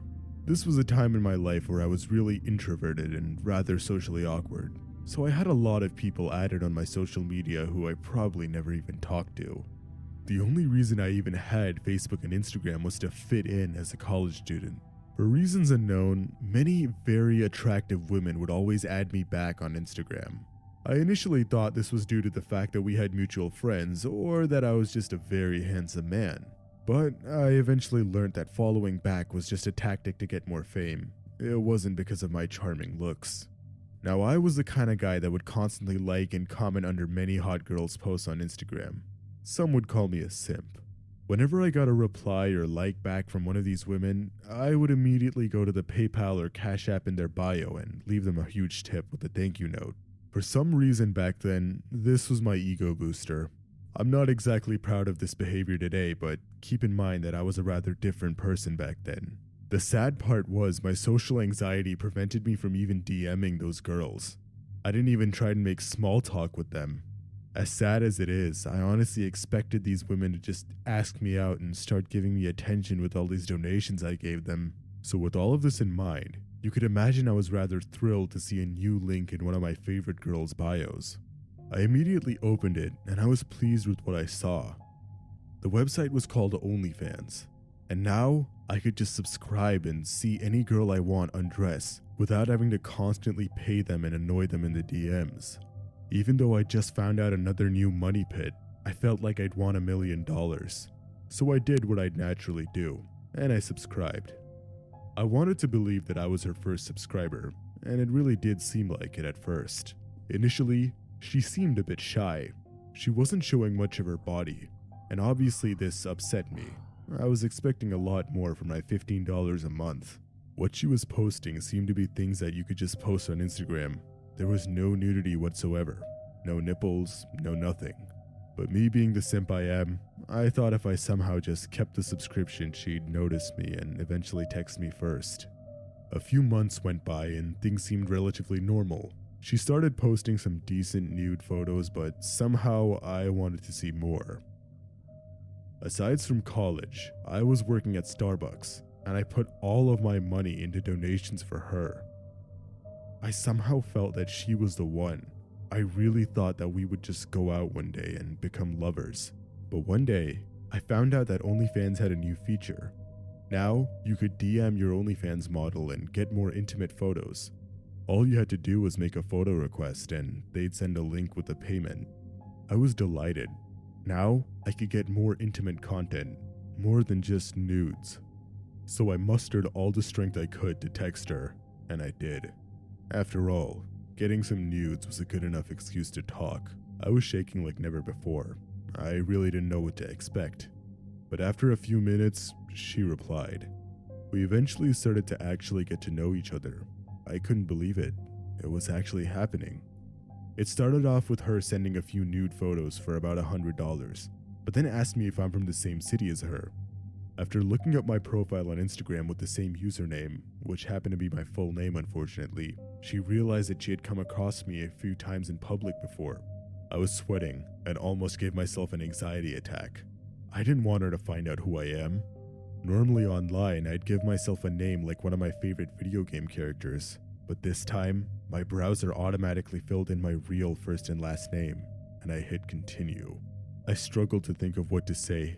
My mind was racing. She definitely had some mutual friends with me, and if they find out what I did online, they'd mock me endlessly at college. For some time, I tried to think of a way to escape the situation or leave the conversation, but I couldn't quite figure out anything. So I just answered with yes. From then on, we both got involved in an actual conversation. It turns out that she actually recognized me from college.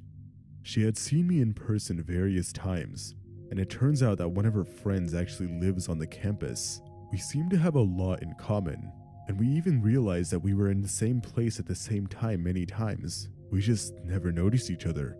I was amazed. Never in my life did I think that I could have such a long and enduring conversation with someone, especially on OnlyFans. At this point, I was less interested in asking her for nudes, and more interested in asking her how her day went or how she was doing. It was almost like I finally had a genuine relationship with a girl for the first time in my life. I soon realized that money wasn't the way to win a girl, and the irony was she was spending way more time with me now than when I was spending money on her. But one day, she told me that I'm so nice that she wants to switch over to Instagram. She even let me know that I can call her and gave me her number. I was blown away. She really wanted to step up our relationship. I could finally get myself a real girlfriend. To be honest, I didn't even believe that this was possible. I genuinely thought I was just going to be single and behind a computer my whole life. Who knew I'd find my first girlfriend on OnlyFans? Things just kept getting better from then on. We were texting on Instagram for a while and I decided to actually call her. It was almost like I could feel a real connection with this woman. That was probably the first time I could call someone without getting a straight up panic attack. When we talked on the phone, it felt like we had the same personality. We were identical in so many ways. Her voice was just so pleasant and comforting, and we talked for hours during the next few days. I really thought that she would be the one. For the first time ever, I didn't want to wait any longer. I wanted to meet her in person as soon as possible. She was happy with the news and eventually invited me over to her house. We agreed on a proper date and time and hung up the phone. I felt like I was on top of the world. After years of criticizing myself and feeling like I wasn't good enough, I finally got one. I always thought that I needed to be like one of those Instagram fuckboys, but it turns out that casual nice guys like me do get a chance. The day of the date came and I dressed myself up in my best clothes and went to a barber. I was so eager to meet her. I instantly booked an Uber and he took me to her neighborhood. When I was approaching her house, however, I noticed an awkward man standing behind a tree. He seemed really sketchy and had a hood on. I couldn't even see his face or eyes. Normally this would alarm me, but I was just so eager to go on a date with her that I shrugged it off. She opened the door and she was just as gorgeous as she was online, even prettier than I expected in person. She put her shoes on and we went for a walk. In the beginning it was a little awkward, but I eventually got over the moments of dead silence and started an actual conversation with her. She seemed a bit nervous too, but once we got the ball rolling, everything went well. We had a really good conversation and didn't stop talking till the end of the date. I eventually walked her home and we waved goodbye. But as I was leaving, when I turned my head around to see what was happening, I noticed the same exact weird guy from before. He was awkwardly approaching me, at first trying hard to hide it by looking around or avoiding eye contact, but eventually he was around 10 feet away, and there was no hiding this time. "Hey you," the man asked. Yeah, I replied. "Stop. Get over here." I stopped walking and turned around.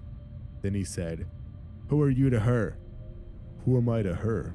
What kind of question was that? As I was trying to think of an answer, I looked back up at the man and noticed that he was getting insanely enraged. He had this crazed look in his eyes like he was about to hurt me or something. "You trying to hit on my girlfriend?" "Boy, you crossed a line," the man said.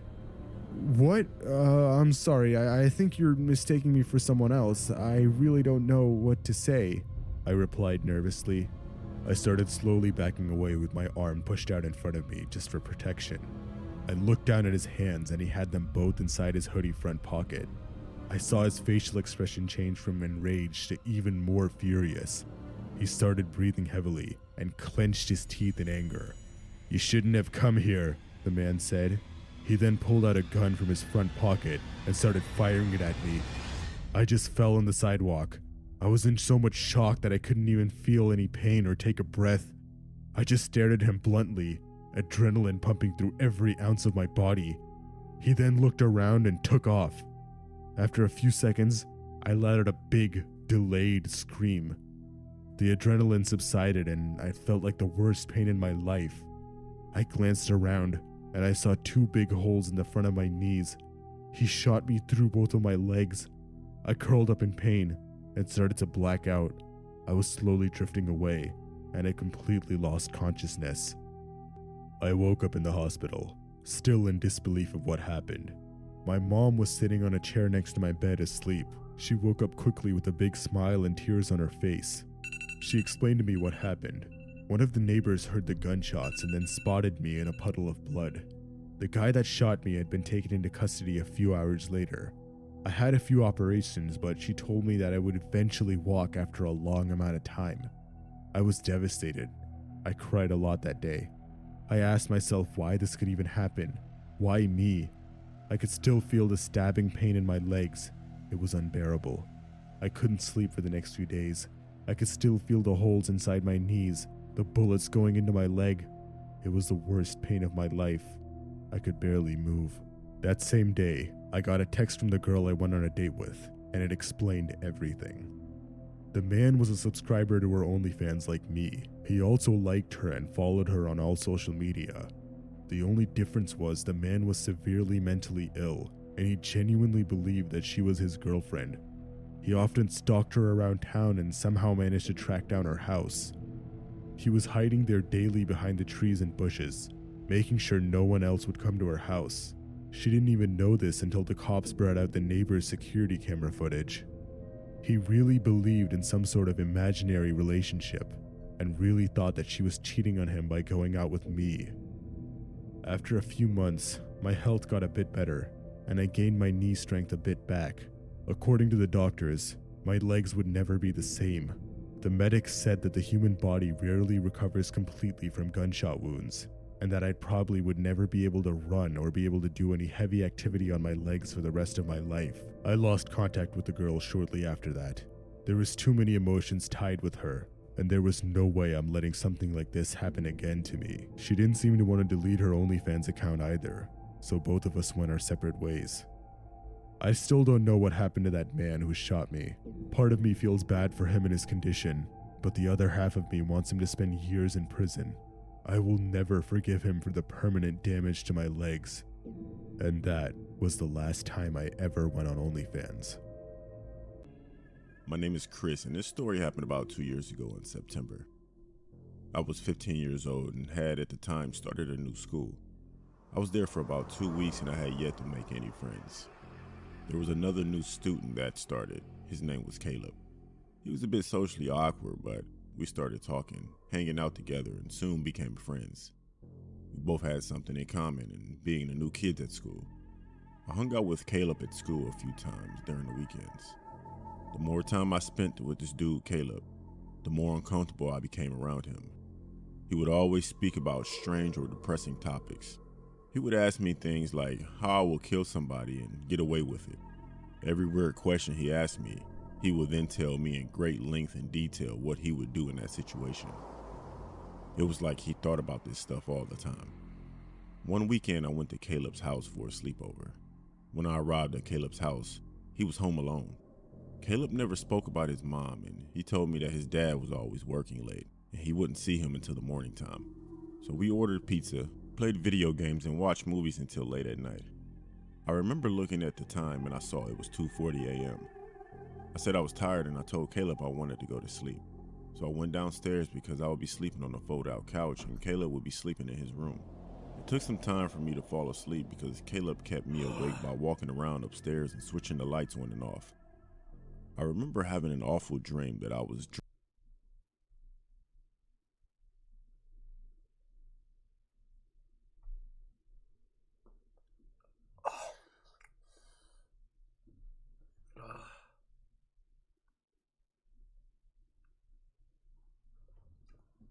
We gained 2 followers while I was asleep? What the hell? Oh my god, bro.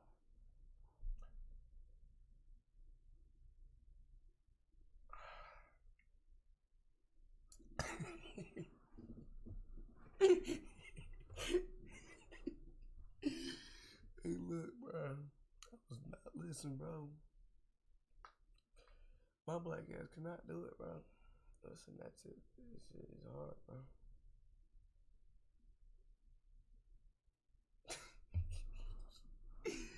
Hey, bro, like, yo, that shit is hard, dude. That shit is hard, bro.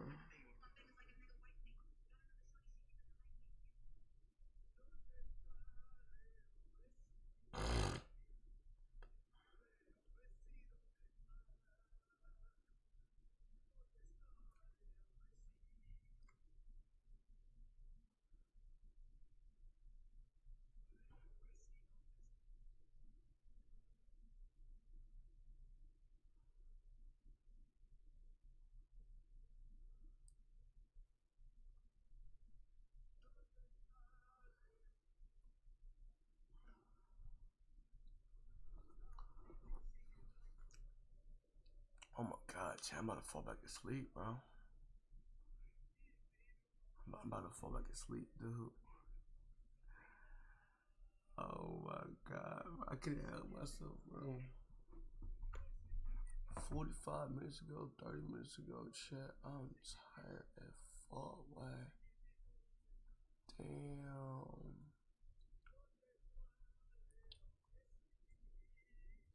Damn, bro.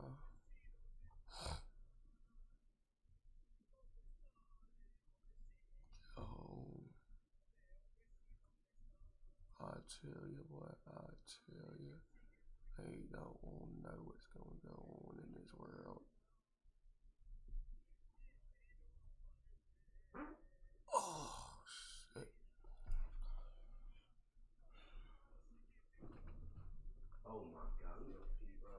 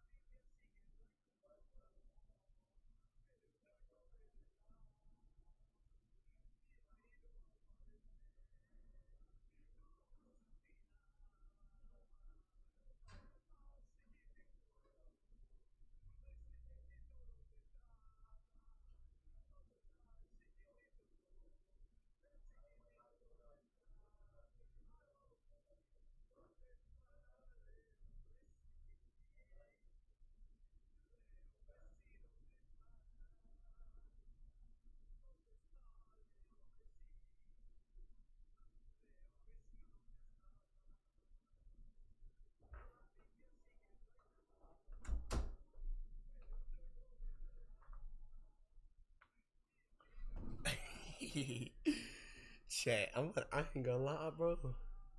That's bad, bro.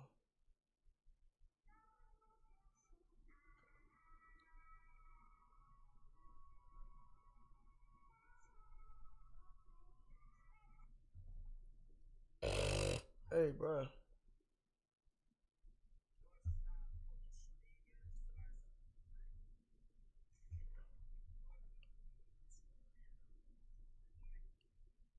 Chat. Chat. Yo, word two. Yeah, I could not do it, bro. Word two, chat. I could not do it, bro.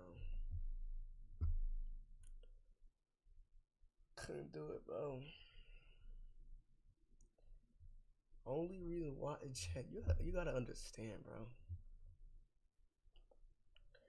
I was not no damn castanet now.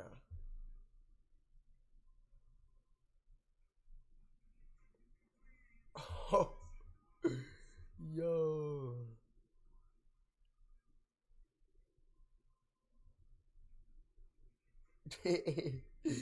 Yo.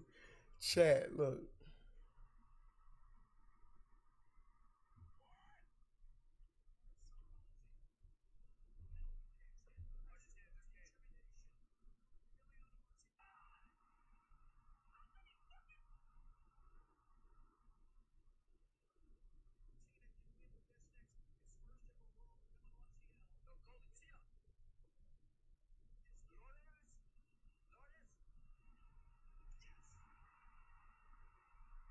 Chat, listen.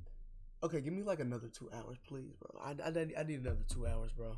I need another 2 hours. I can't, bro. I'm still tired, bro. I went to sleep at 5. No, I need no. I can't. Chat, I'm gonna change my time to 12 p.m. I can't. I need to go back to sleep, bro. I need to go back to sleep. Give me like another. I want to see. Yo, I had this up the entire time, bro.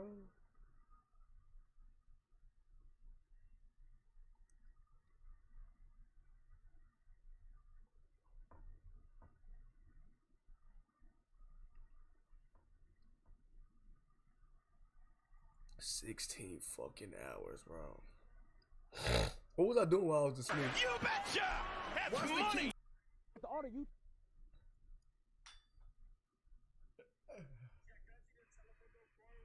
idea to first meet in public. Police couldn't find anything that could lead. Make out lights across the water. Chat. Okay, I was Start slow a right. My boyfriend's dad already has a security key. We gave him one in case we were ever locked out. I was slow And he right opens up here, the door to my bro. flat. Oh my god. Straight away. I came home to find the I ain't lights gonna lie, on, but chat. I total was silence out in the of house. it right here. That was strange. Rob was always watching TV or playing his guitar. He hated silence. Oh my god. But I really knew something was up when I noticed something different about that I freezer. was out of it right My town to go visit some high schools in the but also on fire with the same your throat. The guy pleaded once again for them to let him go, but I slammed him against my wall yet again. I then heard her walk down the stairs and out of the building. Her voice as if she'd been telling it. The good I guy was really convinced out she of would it. Mask. She was great. Avoid. I was seeing the doctor. And trash. Yo. It was so, and I noticed that at the ends of each finger, College. Not anything for him to get out. I was really out of it, bro. Both. Butter was quite. Explained everything. Even had a knife on a train. Locking features on doors and Since, and I still have no. Almost too good to be true. I wanted to confirm myself that this was a legitimate agent on Instagram. Someone doing it out for free, and I figured I should. Window, and then pause right. He gave a chance while my whipper. How I move from that Different from spot? what- Like, yo, what, bro? at all, but it still explained Megan. We were with the big the bus on he's already to 6. Keep him off me for a bit, and as hard as I can find him. Personally, super interested in the library thing with stating that they never hired a man of this name. When did I The move, account, bro? the followers, the photos, the email, all of them were fake. It turns out the Oh my god. Oh my god. Chat. I promise you, bro. I did not do that on my own, bro. Yo. entire thing was some That's sort why of my hair be lure looking that crazy, happened all the time. bro. This happened to be doing some sort of Yo, promotion. I did not move right there, bro. I promise you I did it. Standing behind a tree. He seemed really sketchy and had a hood on. I couldn't even see his face or eyes. Normally this would alarm me. Dude, did I put my but hand was on just my so eager to head? go on a date with her that I shrugged it off. Yo, She opened the door and what she was the just as gorgeous heck? as he was online. Even prettier than I expected. Her around town and somehow managed to track down her house. He was hiding there daily behind the trees and bushes, making sure no one else would come to her house. She didn't even know this until the cops brought out the neighbor's security camera footage. He really believed in some sort of imaginary relationship and really thought that she was Give me cheating like- on him hey, by chat, going give me out like with 12 me. PM, bro. After a few months, my health got a bit I better, just need 2 and I hours gained of my sleep. knee I strength a can't, bit bro. back. I need 2 more According to the hours. I'm tired. doctors, my legs would never be the same. The medics I'm tired as hell, bro. I only had 5 hours of sleep. I need 2 more. Drowning. Bro, and I'm I felt like I was about to die. I woke up in a panic and Caleb had his hands around my throat. He was shaking me. I sat up coughing and struggling to breathe. After I sat up, Caleb asked if I was all right and told me that he came downstairs to get a glass of water and saw it looked like I was having a nightmare. So he shook me to wake me up. I told Caleb I was fine and I thanked him for waking me up. Caleb went back upstairs. I was a bit shook up from what just happened, so I didn't fall asleep right away. I eventually calmed down and managed to get back to sleep after about an hour. When I woke up in the morning, I saw Caleb sitting on the couch on the other side of the room, staring at me. He said I should leave because his dad would be home soon. It was an odd way to end our sleepover, I remember thinking to myself. I thought about if Caleb's dad even knew I was even staying over. Either way, I didn't feel welcomed anymore, so I did what Caleb said and I left to go home. About 2 days later, someone on Facebook messaged me saying that they saw that I was friends with Caleb, and they told me that Caleb used to go to their school. He didn't warn me to stay away from him. He said Caleb was accused of killing another student at a sleepover, and the case went to court. Caleb was found not guilty due to a lack of motive and evidence, but the school Caleb was at didn't want him there anymore. I wasn't sure if I believed what that random person had told me about Caleb, but I did think about the recent sleepover I had. I thought about if Caleb really was trying to wake me up from a nightmare, or was he trying to kill me in my sleep? Caleb did make me feel uncomfortable at times, but After being told he was accused of killing another student, it kinda made me afraid of him.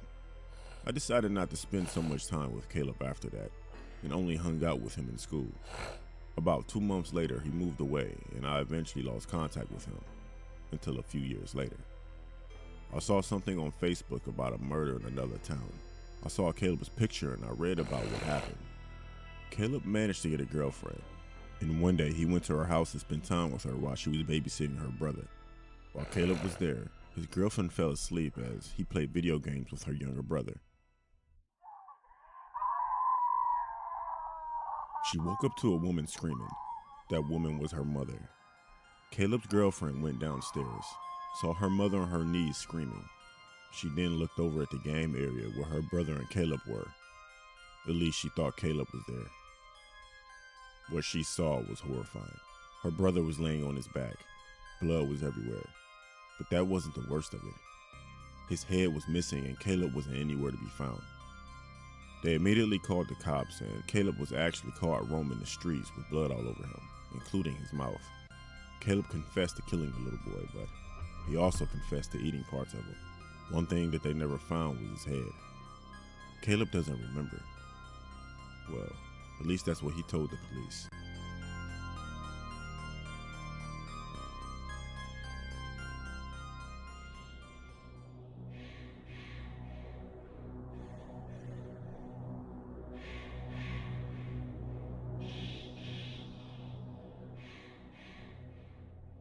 My name is Corey, and growing up I had a best friend whose name was Joshua.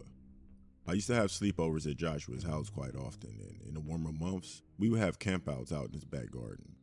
What was nice was behind Joshua's back garden was a huge forest where we spent a lot of time exploring and playing. It was Friday and I was with Joshua at his house.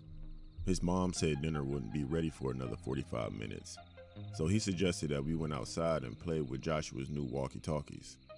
So that's what we did until dinner was ready.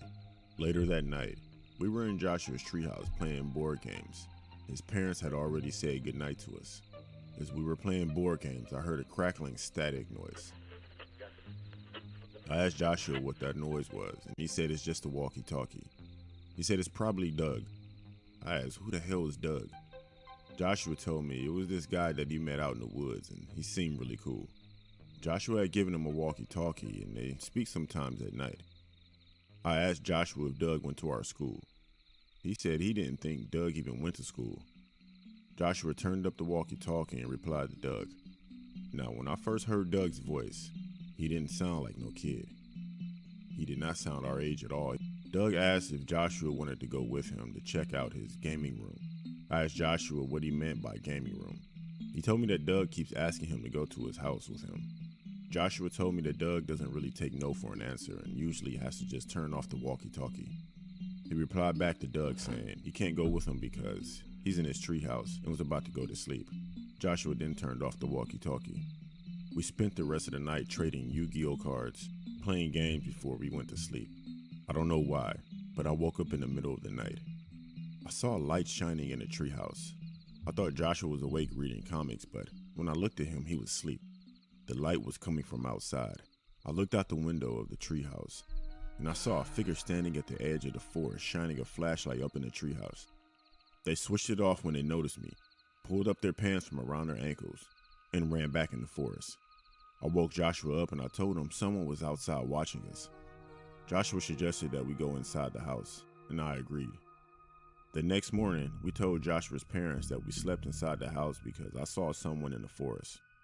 Joshua never told his parents about Doug, and I don't think he had to because Joshua told me he never heard anything else from Doug again after that night.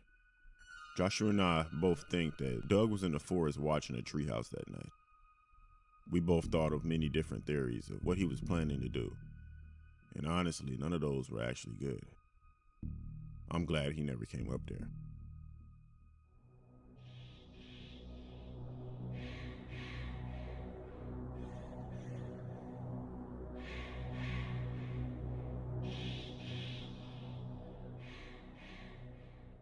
I'm Brian. Recently, someone asked me if I believed in the paranormal, or if I've had an experience that I felt was paranormal. I replied saying that I'm not sure if I believed in paranormal or not, but I did have a creepy experience. When I was 9 years old, I had a best friend who lived across the street from me whose name was Maddie. On Fridays and Saturdays, Maddie and I had this plan where we would stay awake past 11 p.m. That was the time both our parents would usually be asleep. We would look out of each other's windows, and we'll use binoculars and flashlights, and we would shine a light to each other's bedroom window, and that would let us know that we're getting on the PlayStation 3 that night, while our parents were sleeping. If neither of us shined a light by 11:30 p.m., that meant we weren't playing the PlayStation that night. It was a Friday night, and I stayed up until around 11:30, and I didn't get a response from Maddie's flashlight. I wasn't really tired, and I had already switched on my PS3, so I thought I would play for a little bit. As I was on the PlayStation, I noticed Maddie had came online. I sent him a message asking him why he didn't respond with his flashlight. Maddie didn't reply. I got up and I shined my flashlight into his room again. I still didn't get a response. I went back on my PS3 and I saw Maddie had replied. The message just said, "Hello." This didn't seem like Maddie at all. I replied back asking if he wanted to play. Maddie replied saying, "Look at my window." I got my binos up and my flashlight and I looked carefully through Maddie's bedroom window. I felt a cold chill when I saw a black tall figure standing in Maddie's window watching me. I didn't know what was going on. If this was a joke, or was he just trying to frighten me? I didn't want to talk to Maddie anymore that night, or play the PS3, so I switched everything off and I tried to go to sleep. I found it difficult to fall asleep that night. I kept feeling like if I looked out my window, I would see that figure watching me again. The following Sunday, Maddie called me and asked if I wanted to come outside and play. When I was outside, I asked what was going on with him the previous Friday and if he was playing a joke on me with that tall figure. Maddie looked at me confused and asked what I was talking about. I explained to him what happened and what I saw. He said that he didn't know what I was talking about, as he and his parents were away for the past 2 days, and they just got back that morning. I showed Maddie the messages I received from his account that night. After reading the messages, he looked like he believed me. Maddie then told me that sometimes in the night, his PS3 will turn on and off by itself. And there's been times where he was sure that he turned off his PS3 before leaving the house, and when he returned, it was back on again. I don't know if what I saw was paranormal, but it still remains the scariest thing that I've ever seen in my life.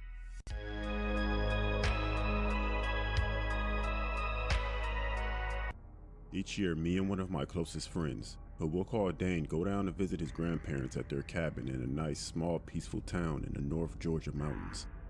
Me, my friend, and his grandpa are all outdoors kind of guys, so we're always looking for something fun for all of us to do around the area. One night, we decided to go on a night hike on a trail not too far from the cabin. Now, this isn't your kind of trail you're probably thinking of.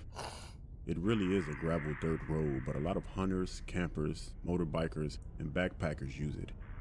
We headed out to the trail, and right as we pulled up to the trail, we noticed that an older, beat-up, suspicious-looking black Chevy SUV with 2 middle-aged men in it parked next to the entrance of the trail.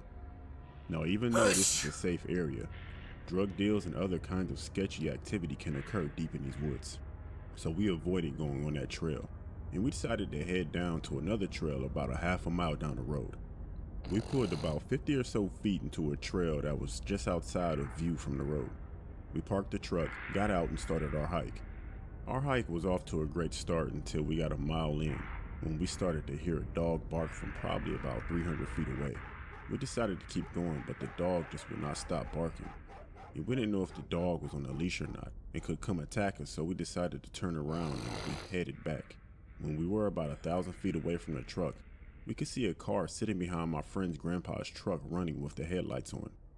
This instantly made us worried because who would just roll up behind a random truck at 10 at night on an isolated trail? Keep in mind, you would have had to drive on the trail to see where we parked the truck. It was not visible from the road. We stood there for about 5 minutes trying to see if we could see anybody, but since it was so dark and pretty far away, it was hard to see anything.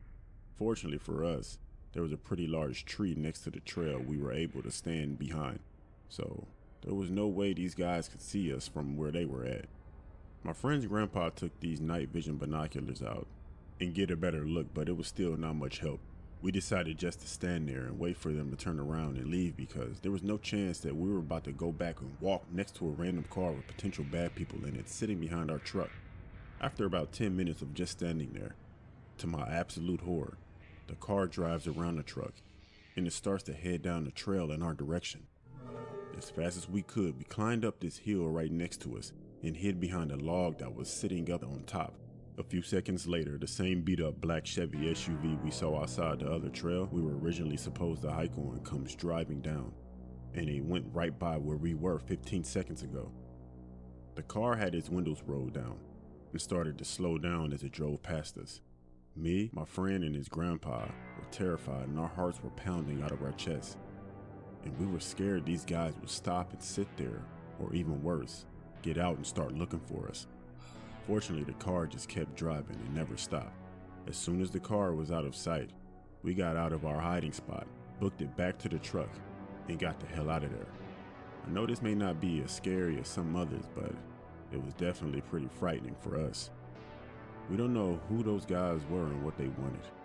My guess is they had a stash of something deep in that trail and they thought that we found it. And I guess they were looking for us, but we don't know what for. A lot of things could have gone wrong. We could have walked up to that truck just as it pulled in. And what if they got out and looked for us?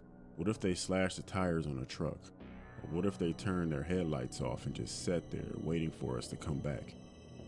My friend and his grandpa actually went back in the daytime a few days later to that exact spot where we were hiding and took some pictures. The first picture is where we were standing, looking at the truck and the car behind it. Off in the distance, you can see our truck parked. That's exactly where we had it. Just off to the left is a hill that we rushed up from the car. The second picture, you can see where our hiding spot was. After my friend and his grandpa went back, they said we were very lucky to have made it. Honestly, we were very lucky to make it up there successfully because it seemed impossible to do it as fast as we did, especially with all the shrubs and thorns in the way. If we got up there just maybe 2 seconds later, we would have been seen.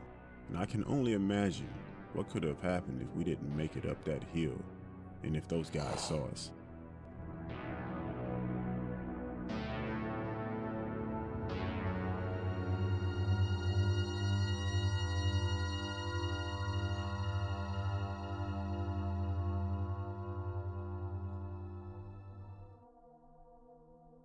Right now, I'm an 18-year-old female. This event occurred when I was 11 or 12 years old.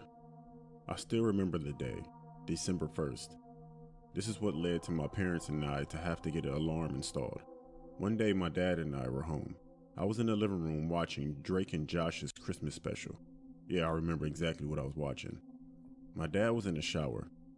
It was just a regular casual afternoon until the doorbell rang.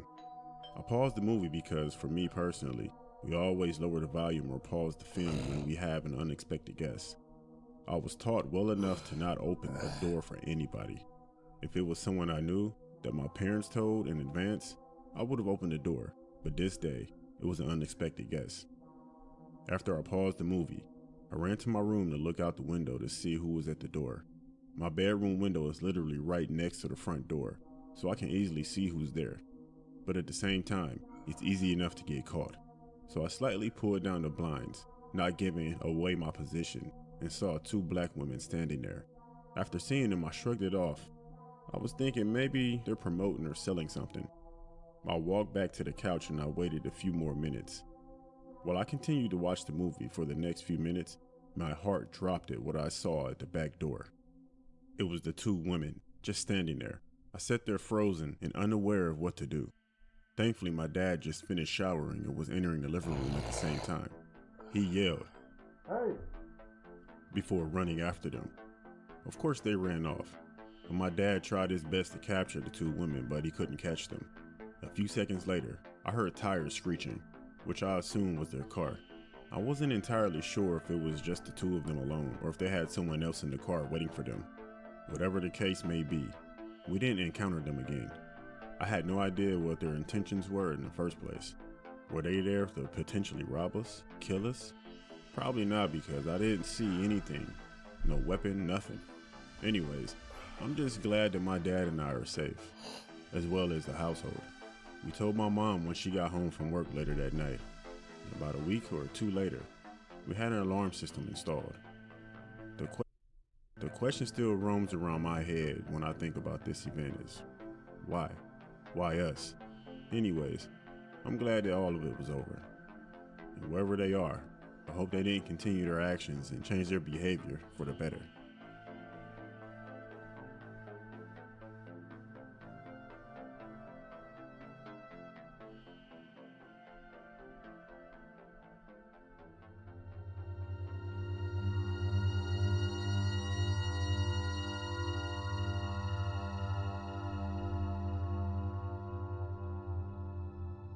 A week ago, me and my little brother were walking our French bulldog Buster around our block to our mailbox. We live in a suburban neighborhood, so all of the mailboxes are located at a certain area, depending on what street you live on. We also just moved here about a month ago, and our community is brand new, so there are still some houses that are being built, and there's also empty lots here and there. But anyways, let's get to the story. My dad told us to walk our dog, and we went to go get our mail. As we were on our way back, a girl looked to be my age, which I'm a freshman in high school, and 14. She stormed out of her house and came out running and screaming, telling someone named Johnny to stop and leave her alone. She slammed the door and was holding a baby and running to another house. I thought she was playing around, but she was screaming bloody murder. Me and my brother kept looking over our shoulders because it was very off. When we reached our house, we informed our parents about it, and a few minutes later my dad, he came out saying that the cops are here. I immediately knew something went wrong over there. Also, before the cops came, a guy was running to a red Toyota Tacoma and sped out of there before the cops came. Then the fire department came, and so did 2 ambulances. I knew something severe had to happen because I'd say around 7 to 10 cops showed up to the house. Later in the week, we got a knock on our door. I was home alone with my brother. I looked through the peephole and I saw a man dressed as a detective at our front porch. I opened the door, and he asked if I was or anyone else near the house that I had previously mentioned. I told him everything that me and my brother witnessed. Then he told me something that shook me. He said that there had been a report of domestic violence in that house where we saw the girl screaming, holding the baby. She actually was the daughter of an alcoholic. The daughter's mother got into an argument with the father. The daughter and the baby had somehow got involved, which led to the monster hitting both of them.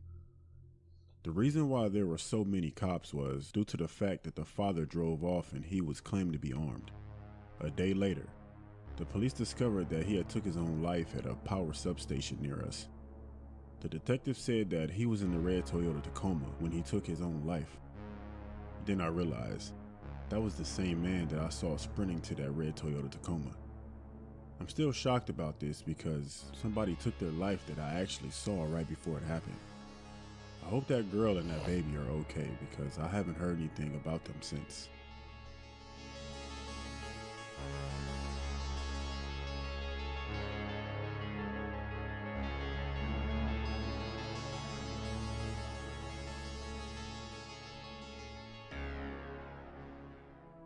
My stalker ended up being the one person in my life that I thought would never do me any harm. My husband of 7 years.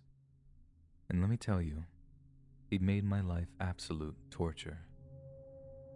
I'm going to show you my age a little here by saying that at the time this all occurred, what we might call stalker laws these days just didn't exist in the same way. There wasn't the same sort of access to restraining orders. Women's shelters weren't nearly as common or well-funded as they are now. It wasn't a great time to be a divorcee, and if it wasn't for the fact that I was a state employee, I think I would have just been left to deal with it on my own. In the state this took place, it's a serious offense to harass an employee of the state government, so I basically ended up with state troopers as bodyguards for a while. They were wonderful, and I honestly owe them a lot. They would walk me to and from my car. They would come into the office to check on me at least once a day. The only thing was, they couldn't follow me home. The place I'd be alone with 2 young children who didn't understand why their daddy was so angry. This all started when my ex filed for a divorce. We'd already been separated for a while by the time the papers came, and honestly, I totally checked out of the marriage. It was dysfunctional and abusive, and apart from my children, who I love more than anything in the world, I had wasted 7 years of my life with a violent narcissist who I believed took pleasure in my misery. It was typically pig-headed of him to assume I'd contest the divorce, that I'd be unable to fend for myself, and that somehow I'd want him back. But I didn't. I just signed those papers on the dotted line and mailed them back to the courthouse. If he'd bothered to pay any attention to my life before he'd separated, he'd have known I'd gotten 2 serious promotions in 6 months. One earned and one an opportunity, and I was making only a few grand less than him per year. I didn't want child support or alimony. I just wanted him out of my life. When he found out I wasn't contesting the divorce, that was when everything went to chaos. His pathetic little attempt to intimidate me hadn't worked, and because he couldn't control me anymore, he turned rabid. He would call me at least 30, sometimes 40 times a day, to hiss threats of violence down the line at me. He even called me at work. Then, when I had his number screened, he started calling my boss and lying about my behavior in an attempt to get me fired. He called my coworkers and harassed them. On more than one occasion, he came to my office and was caught letting the air out of my tires or keying my car door.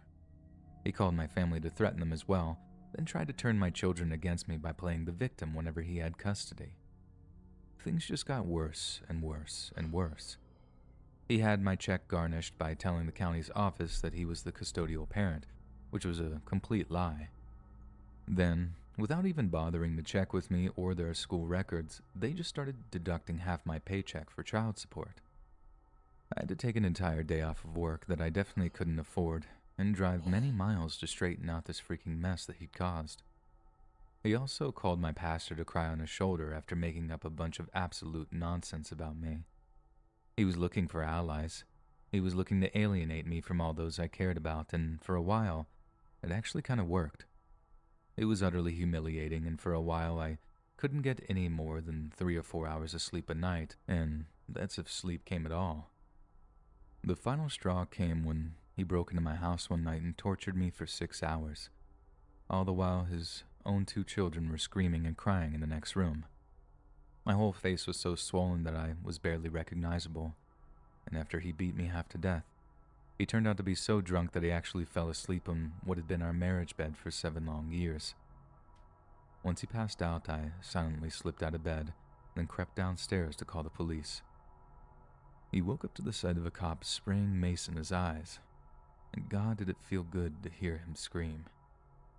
Once they hauled him off to jail on assault charges, the cops took pictures of my face to use as evidence against him in court. And for the first time in a long time, I actually felt safe. He went to jail that night, but nothing stopped him from bailing out just a few days later. Luckily, the cops were nice enough to call me to let me know that he was out, but I was still anxious because he'd left his car at my house, which obviously meant he had to come back to get it. I stayed up all night waiting for him to come and get his car. I didn't want to sleep because I didn't know what he would do next. There was every chance that he'd come at night just to mess with me. He finally came walking up at 1:30 a.m., but instead of starting some kind of confrontation, I honestly never saw him move so fast. He wanted to get out of there quickly, and it was clear he hadn't forgotten how terrible it was to get arrested. Finally, it seemed like his manic, violent behavior was starting to subside. The calls and threats kept coming for months, even though I had a restraining order. And on the advice of my lawyer, I began taping them. This is probably the number one thing that ended up making a difference, so ladies, please, get into the habit of taping phone calls and screenshotting anything from your stalkers. Small digital recorders are fairly cheap these days, and they're just as important as mace or tasers in these situations. Even if mine was a long time ago, I'm glad I had something to record it with. Next, he started driving by my house, and it got so bad that I went to stay with my mom because I was just so frightened and exhausted. I was just about to close her front door when I saw his van drive by, and that accounts for one of the few times where I actually became hysterical. Like I said, I was just worn out, emotionally and physically. I called 911 and told them that my stalker was threatening myself and my elderly mother, but only minutes before they showed up, he left. Almost like he had a police scanner in his car or something. I went to stay with a friend that night, and you can bet your butt I took my mom with me. I didn't want him to see my car there and break into the house and hurt my mom. She's a frail widow, and the fact that he might have targeted her too was what hit me so hard. It really felt like no one was safe. One night I went to an outdoor music show with an old friend of mine. She told me that I needed the stress release, and she was dead right about that. And on top of that, it was a family concert, so I could have the kids with me. The way I saw it, if the kids were with me, they were safe as possible. And just as I was getting relaxed, I looked up and saw his van coming around the corner, and at the same time, I realized I couldn't see my kids.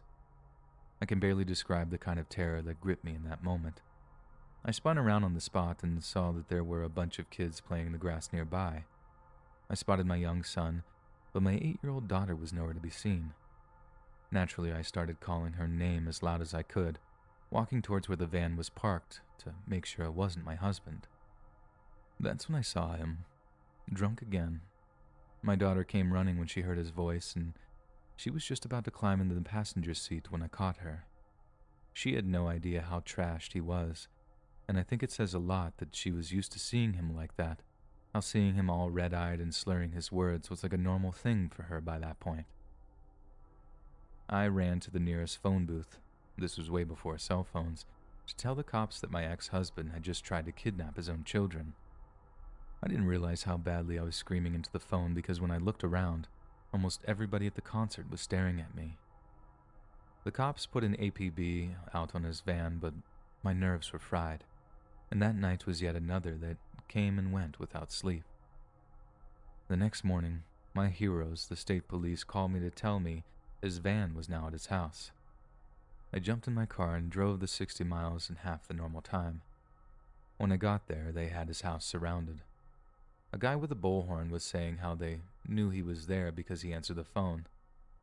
I had no idea what was going on, but when I asked them and they identified, all they were interested in asking me is if he had a gun. I told them I wasn't sure. He never had one when we lived together, but then again, a lot of things had changed since we were living together. We sat there for like an hour, and no matter how many times the cops called his phone, he just wouldn't pick it up. Finally, the front door opens and a whole bunch of cops are screaming at him to put his hands up as he walked out. The whole time he was just hungover and feeling uncooperative, where, as we were all thinking we might just come out shooting. He gets taken right back to jail, then I drive home again, just emotionally frazzled. He ended up taking a plea bargain and just got probation, but I think the second encounter with the cops actually tipped things over the edge for him. The way he was going, he was either going to end up dead or in jail, and I think that finally got through his thick skull because after that, the harassment started to peter out until at last, I had peace again. Moving me and my kids out of state sure helped, but to my knowledge, he's made no attempt to follow us at all. I'm sorry this comment ended up being so long. I just saw the post and I knew that I had one heck of a story to contribute. Hopefully women and girls can read this and learn a thing or two from my experience and my mistakes so the same thing doesn't happen to them. Because honestly, I wouldn't wish that kind of thing on my worst enemy.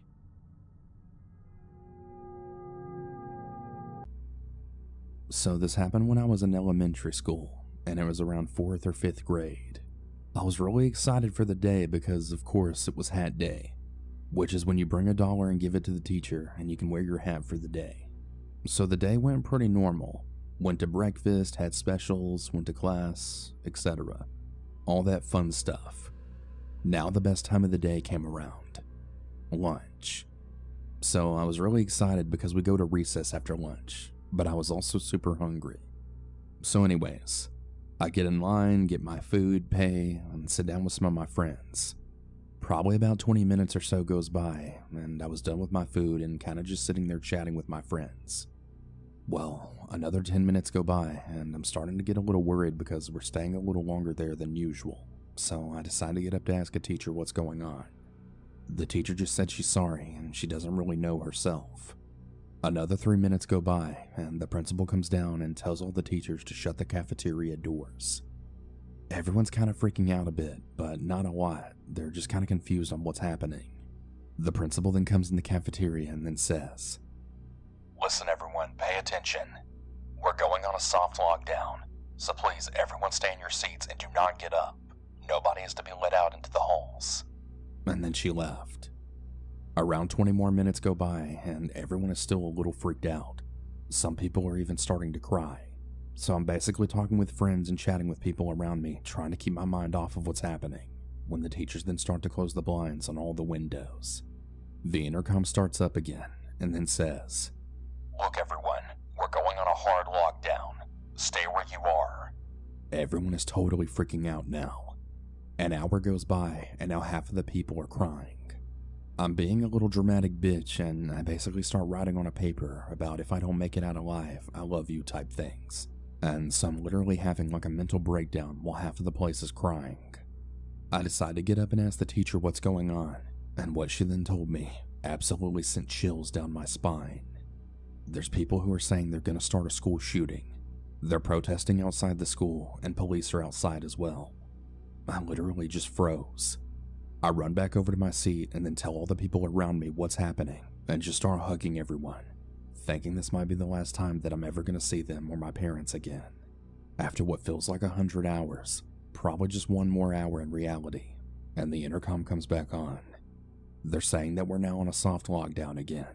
I'm still crying my eyes out and hugging my friends. Another 40 minutes pass, and the lockdown is now finally over. We survived. Everyone is still kinda crying, but they're a bit more happy and stuff.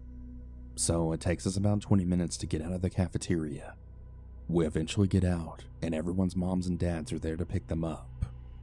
I'm going into the classroom, just trying to think what the hell happened.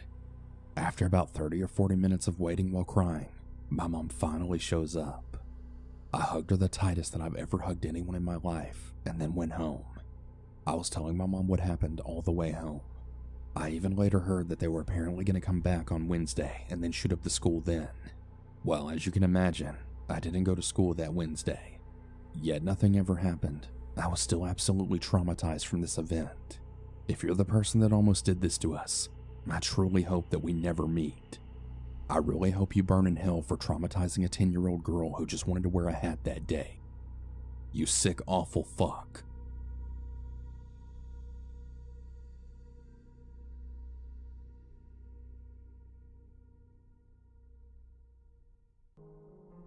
In 2017, in my last semester of high school, some friends and I decided to skip the pep rally for the girls' varsity basketball team making the playoffs for the first time. My last period of the day was theater tech. I was really just taking it as a fine arts credit, and two of my friends in the grade below me were in that class with me. We decided to skip the pep rally, leave school early, and go to the nearby Taco Bell like we did every day. However, administrators and security guards patrolled the parking lots to catch kids trying to skip, so we took a detour instead through the nature trail on campus in order to avoid them. Once in the nature trail, we came across this kid that I hadn't seen before. He was a skinny white kid with shaggy black hair, wearing baggy jeans and a plain white t-shirt. He was shorter than me, but the most notable thing about him was his general look of dishevelment. His hair was really wild and full of leaves and twigs. His plain white t-shirt was dirty, and the knees of his jeans were stained green and brown. He actually seemed like he had been crawling around in the nature trail. I remember wondering for a split second if maybe he lived there.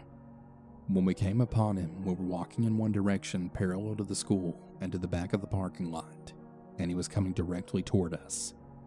I knew the nature trail well enough to know that there was a bend that led deep into the woods, and I figured he had come from there. He was out of breath, and he looked scared. My two friends said hi to him. My friends were in the grade below me, and later told me that the kid was in their grade, and was just acquaintances with my two friends. It was really just supposed to be a quick hello, but I couldn't help but notice how scared he looked, and how suspicious he seemed of us. He asked us what we were doing in the woods, and we told him we were skipping the pep rally. One of my friends then asked, "What have you been doing out here? Camping?" Me and my other friend kinda gave a nervous laugh, but the kid didn't even crack a smile. He explained that he was dropped off at school that morning, and he was supposed to get on a bus to take him to DAEP. Now, DAEP was the alternative school that kids who got suspended from school had to go to. Now his plain outfit started to make sense now. It was the infamous uniform of that alternative school. He then explained that he didn't want to go to the alternative school, So when his mom dropped him off, he pretended like he would wait for the bus and then hid in the nature trail for the full 8 hours of the school day. He was still acting really skittish, and without even looking at each other or speaking to each other, my friends and I could just feel that something definitely wasn't right and that we were in some kind of danger. The kid looked around nervously often, as if someone might have followed us or if we were alone in the woods. We hit him with a, "Alright man, well good luck. We're gonna try to get to our cars and go home before the pep rally ends." When he heard the word cars, he perked up. He started slowly walking with us towards the parking lot, continuing to talk. He becomes a lot more friendly now and asks if we can give him a ride home. We give him some half-baked excuse why we couldn't, but he doesn't really take no for an answer.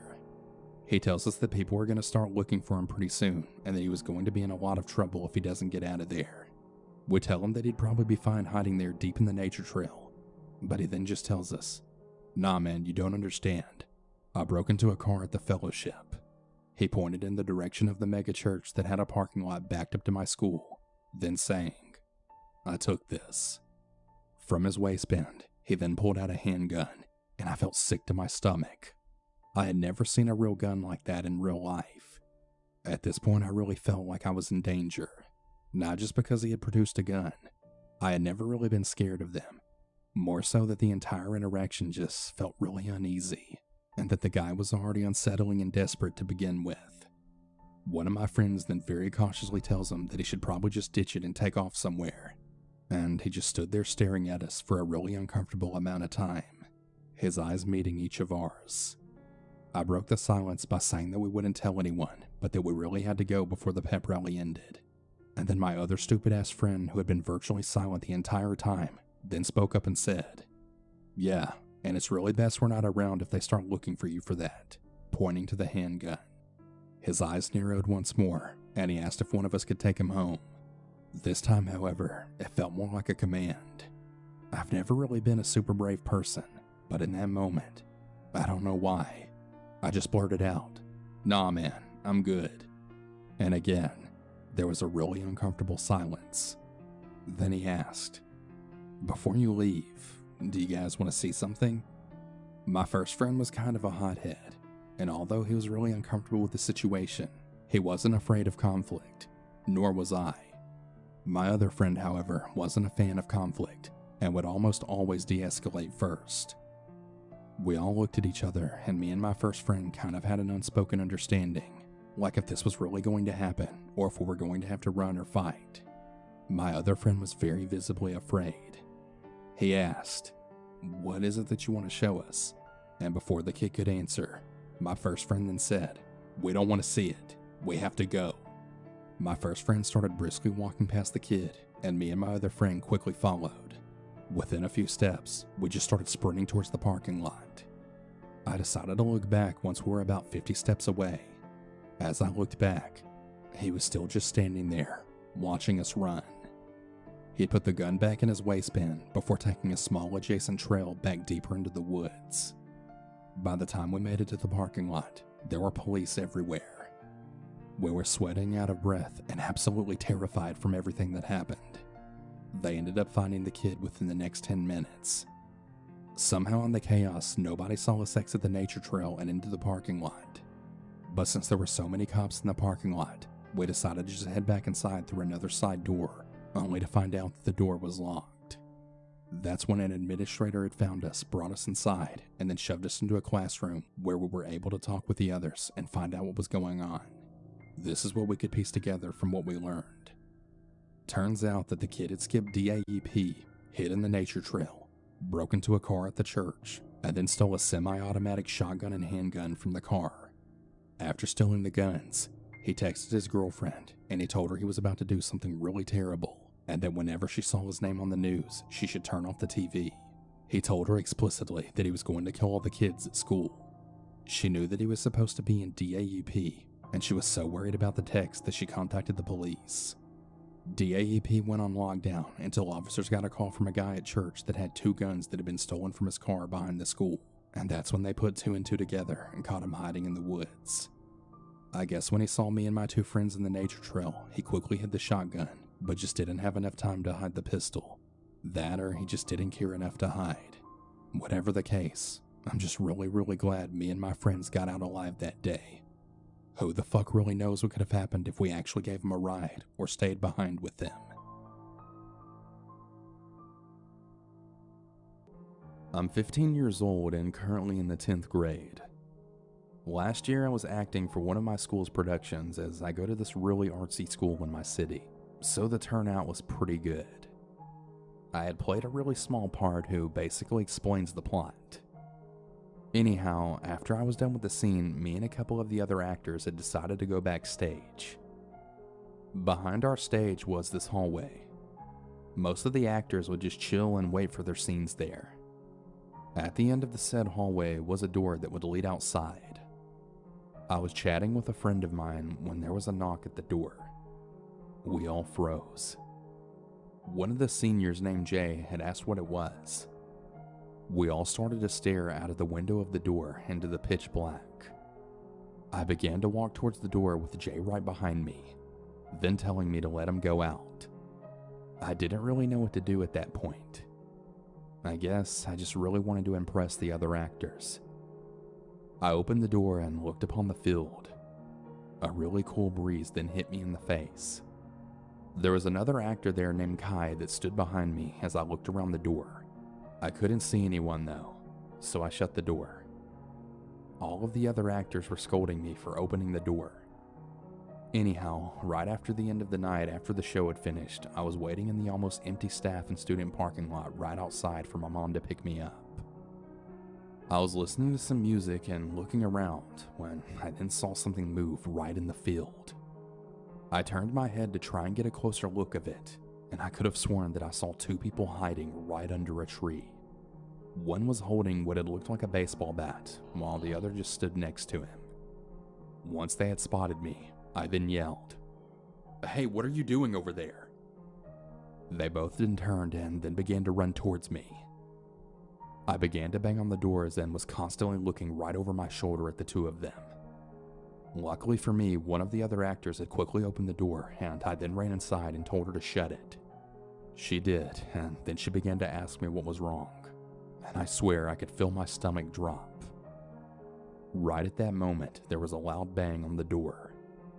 We could now see that it was two fully grown men who appeared to be in their 30s. One was hitting the door with a metal baseball bat, and the other was holding what looked to be a steak knife. Luckily, the actress, who I'll refer to as Taylor, began to dial 911 and then yelled that she was calling the cops. They had immediately bolted. When the cops arrived, they had searched under the tree. As it turns out, they had apparently been there since the start of the play, based on the cigarettes and a pamphlet about the play that was found under it. What was shocking was that my name, along with two of my fellow actors, the main characters, were circled. It seemed like when they knocked on the door, they were hoping it was just one of those actors. I guess they thought we'd be an easy target or something. I don't know. I'm really grateful for Jay being behind me when I had opened the door. And please, whatever you do, always have someone nearby. You just don't know what's out there lurking in the darkness, just waiting for you. Be careful.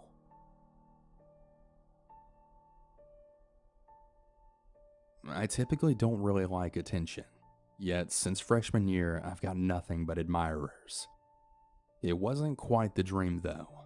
I tend to attract guys that I find, for lack of a better word, gross and dumb. They have no idea about boundaries or hygiene. The people who I did like seem to never feel the same.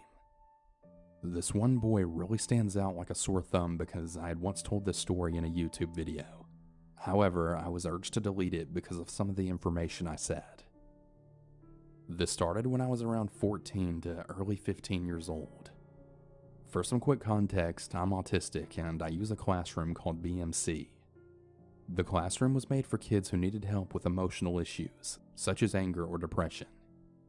Now, I only ever went to this classroom when I needed a break from all of the kids in the hectic classrooms, or whenever I was agitated.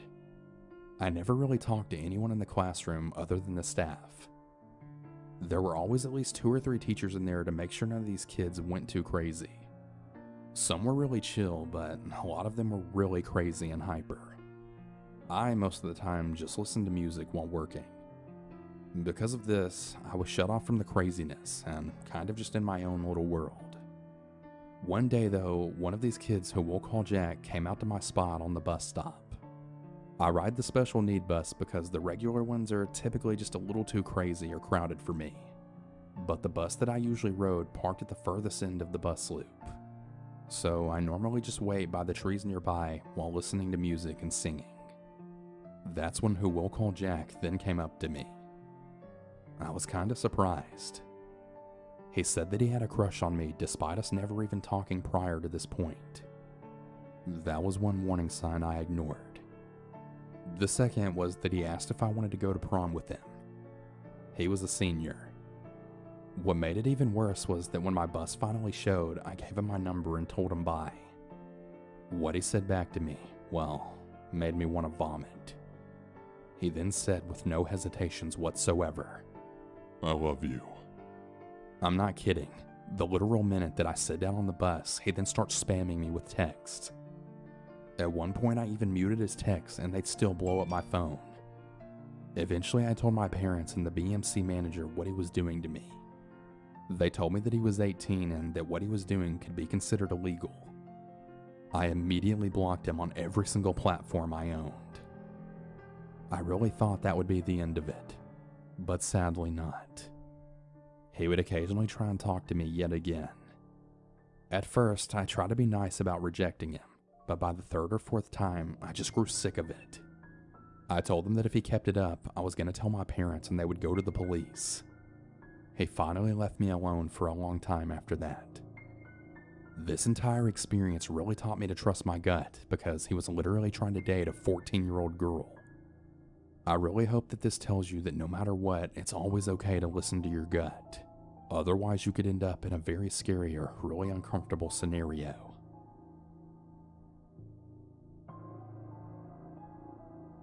When I was about 5 years old, my school was doing the stranger danger talk with all of the students.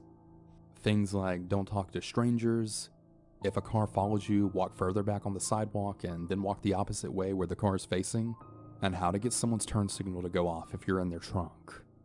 Things like that. After school, I usually went to after school care. That is, unless my mom was going to be working late. In that case, then my grandparents would pick me up. This happened pretty often since my mom was a single badass mom of 3 who worked full-time as a charge nurse and was also battling cancer. I never really minded going to my grandparents' house so much, especially since they really spoiled me rotten. I had one of those Razor scooters that I would always ride up and down their driveway, as well as my uncle's because he lived next door. One day while I was playing in the backyard, I had then heard the sound of my grandpa's truck leaving the driveway. I got really excited because I knew that I could now ride my scooter in the driveway. Normally I would go inside and tell my grandma because she would keep the front door open to keep an eye out on me. But I didn't want to waste any time since I didn't know when my grandpa would be back. I had quickly ran out of the gate right to the front yard, grabbed my scooter, and then started riding back and forth between my grandparents' and uncle's driveway. A few minutes later, I had noticed a man at the end of the block. He had slowly started walking towards the house. The only reason he caught my attention as odd is because it was September in Texas, and it was really hot. I was wearing capris and a short sleeve shirt, while the man had long pants and also a jacket on with the hood up. His hands were in his pockets and his head was down. Thinking back to what we had been talking about at school, I'd started to get really nervous, but made another round to both driveways.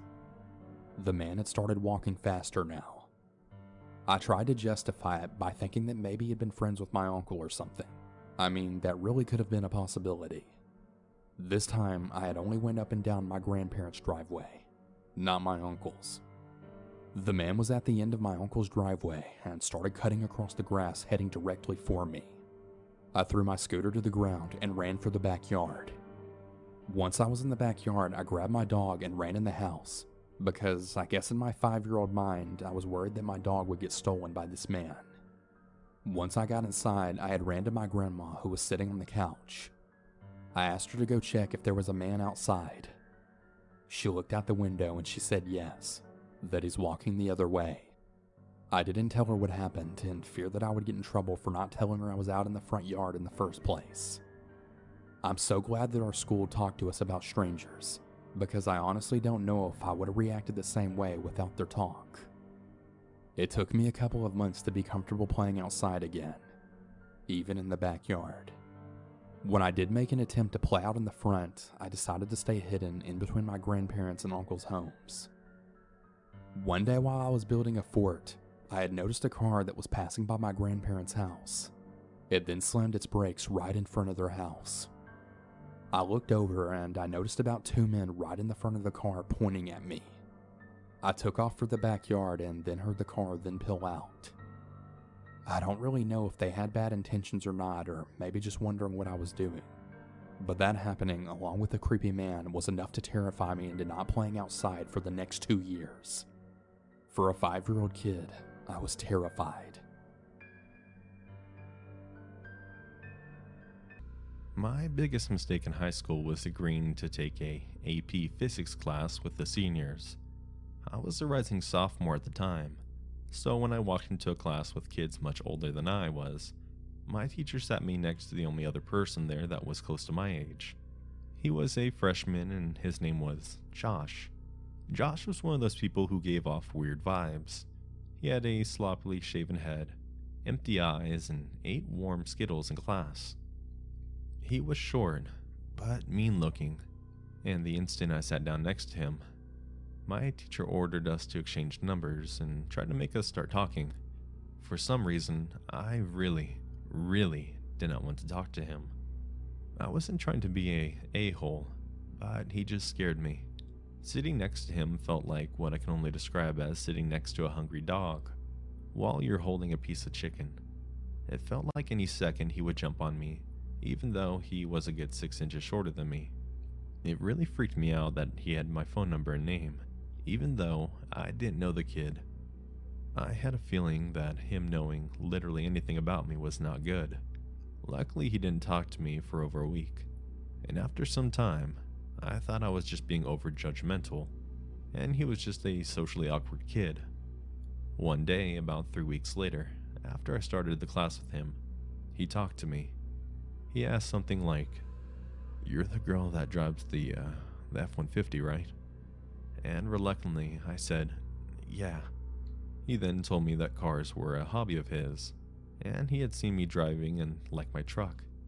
Although I was caught a bit off guard, he seemed innocent and nice, and we kind of became friends after that. He started texting me a lot after school, asking me a bit about myself and sharing a bit about himself too. Like I said, the kid seemed innocent, but I still couldn't shake the feeling that I shouldn't be telling him anything about myself, and I should not be talking to him. The average conversation continued for a month or so, until one day, when I came home from work. I work at a restaurant about 20 minutes away from my house, so when I turned my phone on to drive to work, I honestly wouldn't turn it back on. I honestly wouldn't turn it back on until I drove back home, as phones were prohibited at the restaurant. One week I came home at 12 after doing closing shift, and he had sent me several odd texts. They all consisted of, "I love you," and "I want to take you to homecoming," and "Be my girlfriend." They all rubbed me the wrong way. He didn't seem to really be asking as much as he was demanding me to have a relationship with him. That I wasn't comfortable with. I ultimately friend-zoned him and told him I was going to bed. His response was, "No. Just no." It freaked me the F out, and made me really not want to go to class on Monday. But I had no choice and I had to go. He didn't text me for the rest of the weekend, and when I sulked into class on Monday, he gave me the same hungry dog stare from day one, and I ignored him the whole class. I practically ran when the bell rang, and when I got to my car in the student parking lot, I saw him watch me drive away from the sidewalk. It freaked me out more than I'd like to admit, so I called one of my guy friends and asked him if I could drive him home from school so I'd feel safer until creepy Josh would be less creepy. He agreed and we made an arrangement there and then. A lot of people thought I was overreacting, but I just knew in my gut that I needed someone in the car with me, and this guy friend seemed like the right one. When I came home from work at 10ish Monday night, I opened my phone and saw more texts from Josh. This time they were much more predatory than the night before, as at night they were detailing how he would like me to perform sexual acts on him. I foolishly allowed this to happen for another couple of weeks, still feeling uncomfortable in class when it finally hit a breaking point. Josh started sending me texts about how if I didn't love him, he had to die. At that point, I decided it was time to involve a dean, but she did virtually nothing. She basically explained that Josh was special needs, and to cut him some slack. Despite the predatory tone of the messages, she told me she would talk to him about it, but not to worry, because he likely wouldn't do anything. I was infuriated and told my dad, who has his army of Italian brothers, who all decided to keep an eye on him. The creepy messages didn't get any worse, and eventually they stopped after I blocked his number. That was when the really creepy stuff started. The cameras outside our houses kept picking up a person at night, someone very similar looking to Josh. This person kept knocking on the windows and looking into my car, so my dad called the cops, who were actually awesome and kept a lookout on my house for a while to deter the nightly visits. With the cop outside at night, the visit stopped, and my work started getting calls from Josh asking when I was working. My manager ended up alerting security, who threatened him to stop calling. Then Josh decided to start frequenting the restaurant where I worked at every day and leave paper cranes on the table saying, "I love you," with my name, and my new boyfriend's name isn't good for you, I am. He started following me to class, to my car, to work, even though I pretended he wasn't there, and I was still driving my 6'3" guy home friend with me. I refused to leave my house without a group of people, and debated skipping prom and becoming a hermit because he made me feel so unsafe anywhere. Eventually, my dad decided a restraining order would be a good idea, and I did get one granted, so he couldn't walk near me or contact me for 5 years. Thankfully, this finally caused the year-long nightmare to stop. I didn't see Josh again until my senior year, when I was walking down the hall with my friends. He saw me coming, stopped in his tracks, and slowly watched me walk past him with that same hungry dog look. That initially scared me the day I met him. You're probably wondering why he never got in any trouble when I contacted the dean and the police. Well, where I live, there's a bunch of laws that make it exponentially harder for someone with special needs to be punished for creepy behavior, even though they're just as capable to execute the behavior than the average person. The last time I saw Josh was on graduation, when I could have sworn he was the one in the front row waiting for me to get my diploma. Although it's possible he was there for someone else, a part of me knows he was there for me. If there's one thing I've learned from all of this, it's that this can happen to anyone. I never thought this would happen to me until it did, and it robbed me of my safety, high school experience, and peace of mind. Always trust your instincts in someone. You're not required to be nice to anyone who makes you uncomfortable. That led me to now. I'm happy. I'm in a serious relationship with an awesome guy. And in a weird way, I'm glad I was able to learn from this whole experience.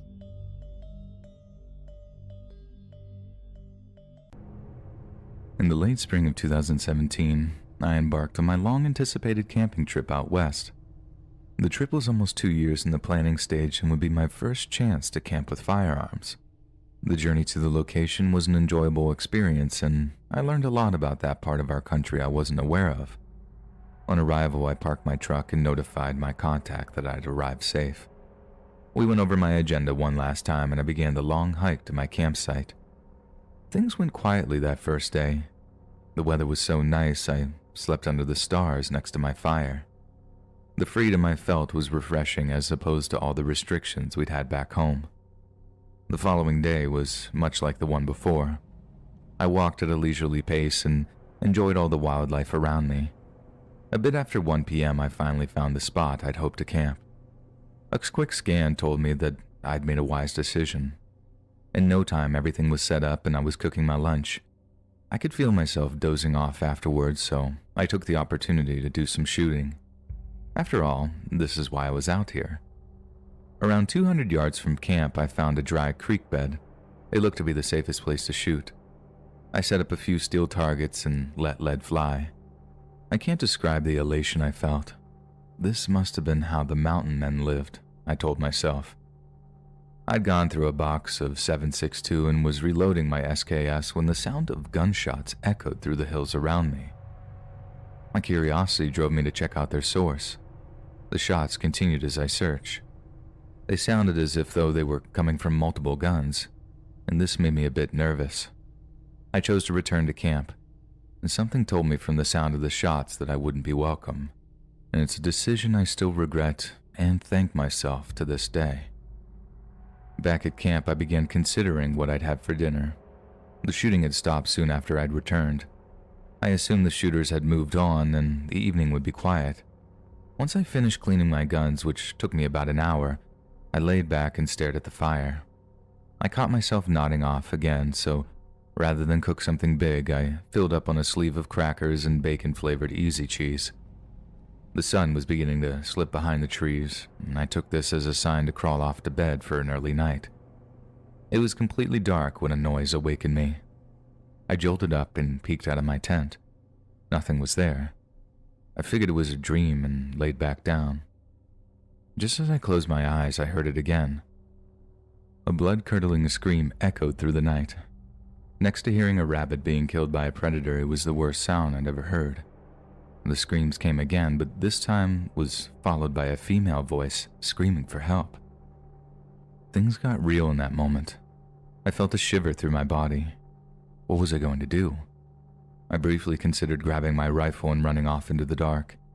It was clear by now where the sounds were coming from, the same direction the shots had been coming from earlier. Common sense won out and I stayed where I was. One more scream for help came and was followed by a single gunshot, and I laid frozen in terror, wondering what to do until the sun rose the next morning. My feelings of freedom and power were gone now. I waited, minute after minute, for the dawn so I could escape the coming death I had convinced myself was coming. With the sunrise, my kit was packed in record time and I was on my way, back to a place I perceived as oppressive, or anywhere for that matter, anywhere but there. A trip which had taken me in a day and a half to make just a few days before took less than one to return from. It was a miracle I'd make it back at all. Every few minutes I'd turn around, rifle gripped tightly in my hand, looking for some imaginary pursuers. I arrived back in my truck just after dark and turned for home, never happier to be returning. After the relief began to wear off, the guilt began to set in. As far as I could tell, I had hurt a woman in need for help, being murdered perhaps, and I did nothing about it, not a thing. For the entire drive back, a war waged between my ego and common sense. One second I hated myself, calling myself a coward, and the next, you were obviously outnumbered. There's nothing you could do. The undeniable facts are that all those things are true. I was indeed a coward, scared as a child that sees his first horror movie, but at the same time, running out into the pitch dark after an unknown number of assailants would have been very, very stupid. Though it's still the sting in my ego I feel the strongest to this day. Any man could tell you why. Coward or hero, none of this amounted to much. The real question is if I was going to report what I'd witnessed. Witnessed? That was a word that would undo my great act of virtue. I really didn't witness anything. I heard a few screams and shots out in the middle of nowhere, hardly a groundbreaking indictment. Without any real evidence, I'd be no more than a nuisance to the cops, and that was it. And my punishment, it's been this unending shame of picking logic and reason over common decency. It would be some months until I would discover the facts that surrounded this incident, and for some time I was too terrified at what I would find. Nonetheless, a day came when I was finally able to summon the courage to seek out the truth, and it turned out to be a mixed bag somewhat. To be brief, I just happened to be camping a mile away from an outlaw biker gang. Earlier in that day, they had arrived at the site that they used in the past to shoot their less than legal firearms. Unfortunately, they had also abducted a female backpacker. After horribly abusing her for several hours, they set her free. She fled from their campsite. This must have been the screams that I heard for help, only to be shot and left for dead. Most of the time, this would be where the terrible story would end. However, by some act of God, the backpacker clung to life. Somehow she made her way back to the highway and found help. After a week in the hospital, she was released.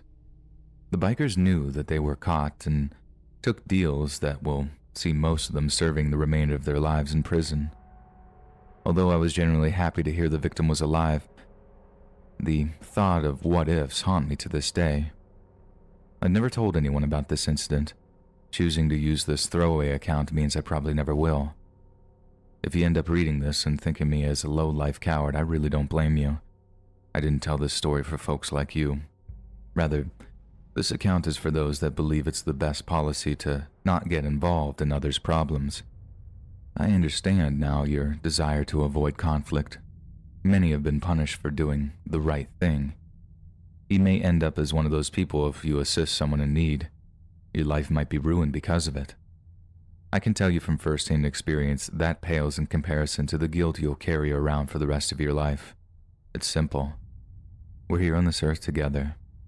If able, we should help our fellow human beings in need. Put yourself in your neighbor's shoes. You could be the only thing standing between them living or dying.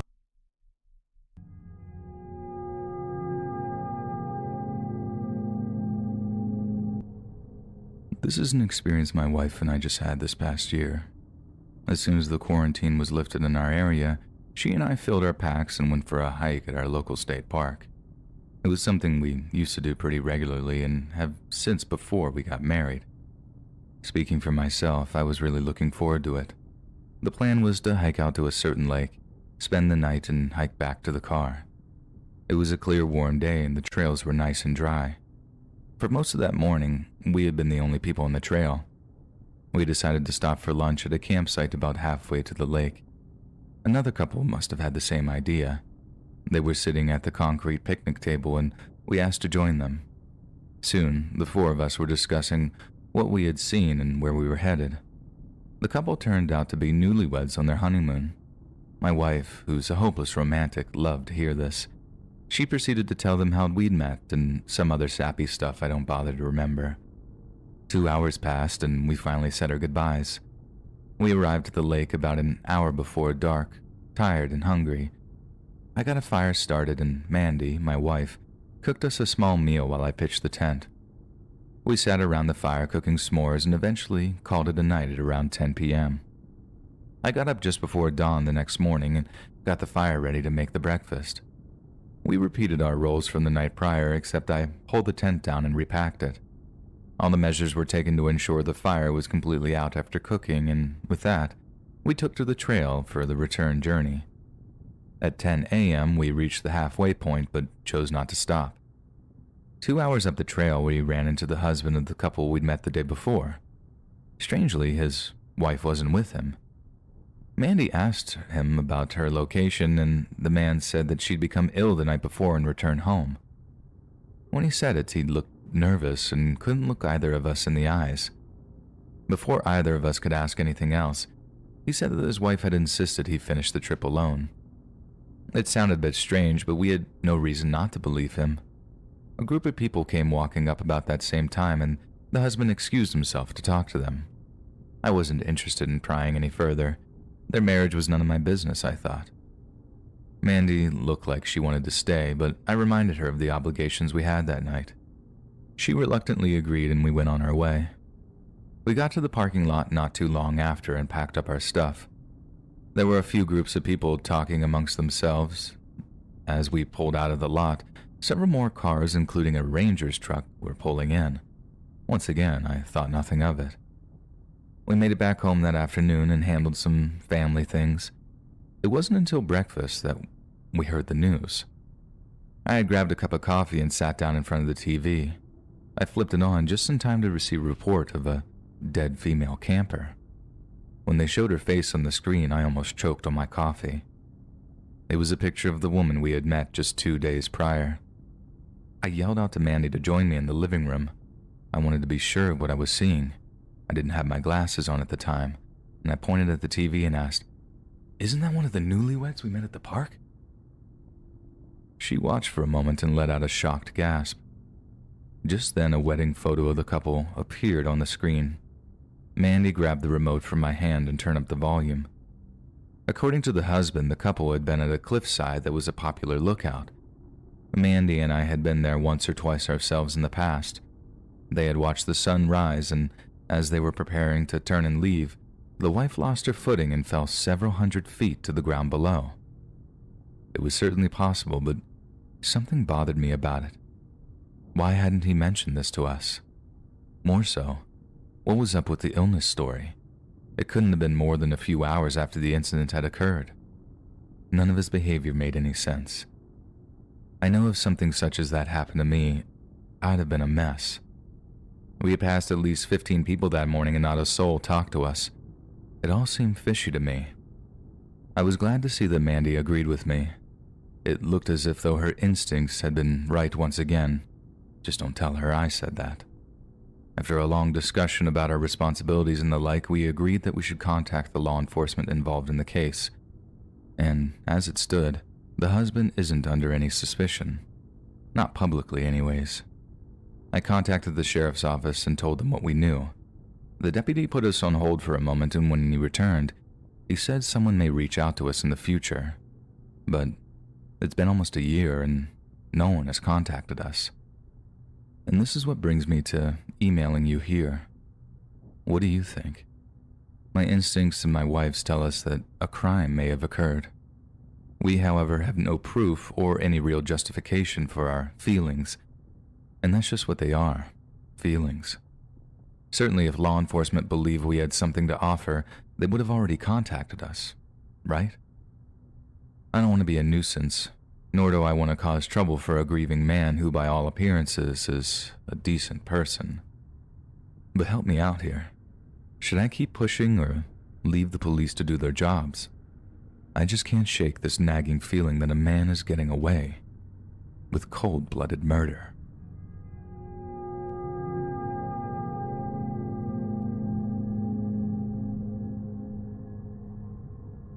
My childhood was anything but stable. After divorcing my father, my mom dated a long string of losers. She even moved a few in, and around 14, she married a guy named Frank that she had met in the bar that she worked at. Frank was an outright a-hole and tried in vain to usurp my father's role. Mom had done her best to keep Dad and I apart, but I knew the whole time he loved and wanted to be with me. Prior to the divorce, he and I would hunt, fish, and camp regularly. This instilled a love for the outdoors I'll never shake, nor would I want to. This made my decision to live in the woods almost a no-brainer. I was 17 when I couldn't take Frank's tyranny anymore. Despite being an unemployed bum for most of the time, he expected me to wake up by 8 a.m. every day. Unlike him, I worked 5 days a week. I've been saving to get my own place since my junior year. Getting away from him and my mom were high on my priorities list. So much so I quit school at the end of my first semester and got my GED. Dad wasn't happy to hear about it, but he signed the waiver because he understood. On my days off, I felt I'd earned the right to sleep in. Frank disagreed for some reason. I'd felt a lot of pressure at work at the time.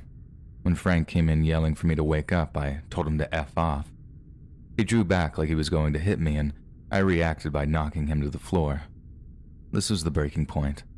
I knew that little wimp would call the cops, so I packed my backpack as fast as I could and hit the road, and I've never lived there again. With no clear plan or car, I roamed aimlessly for most of the day.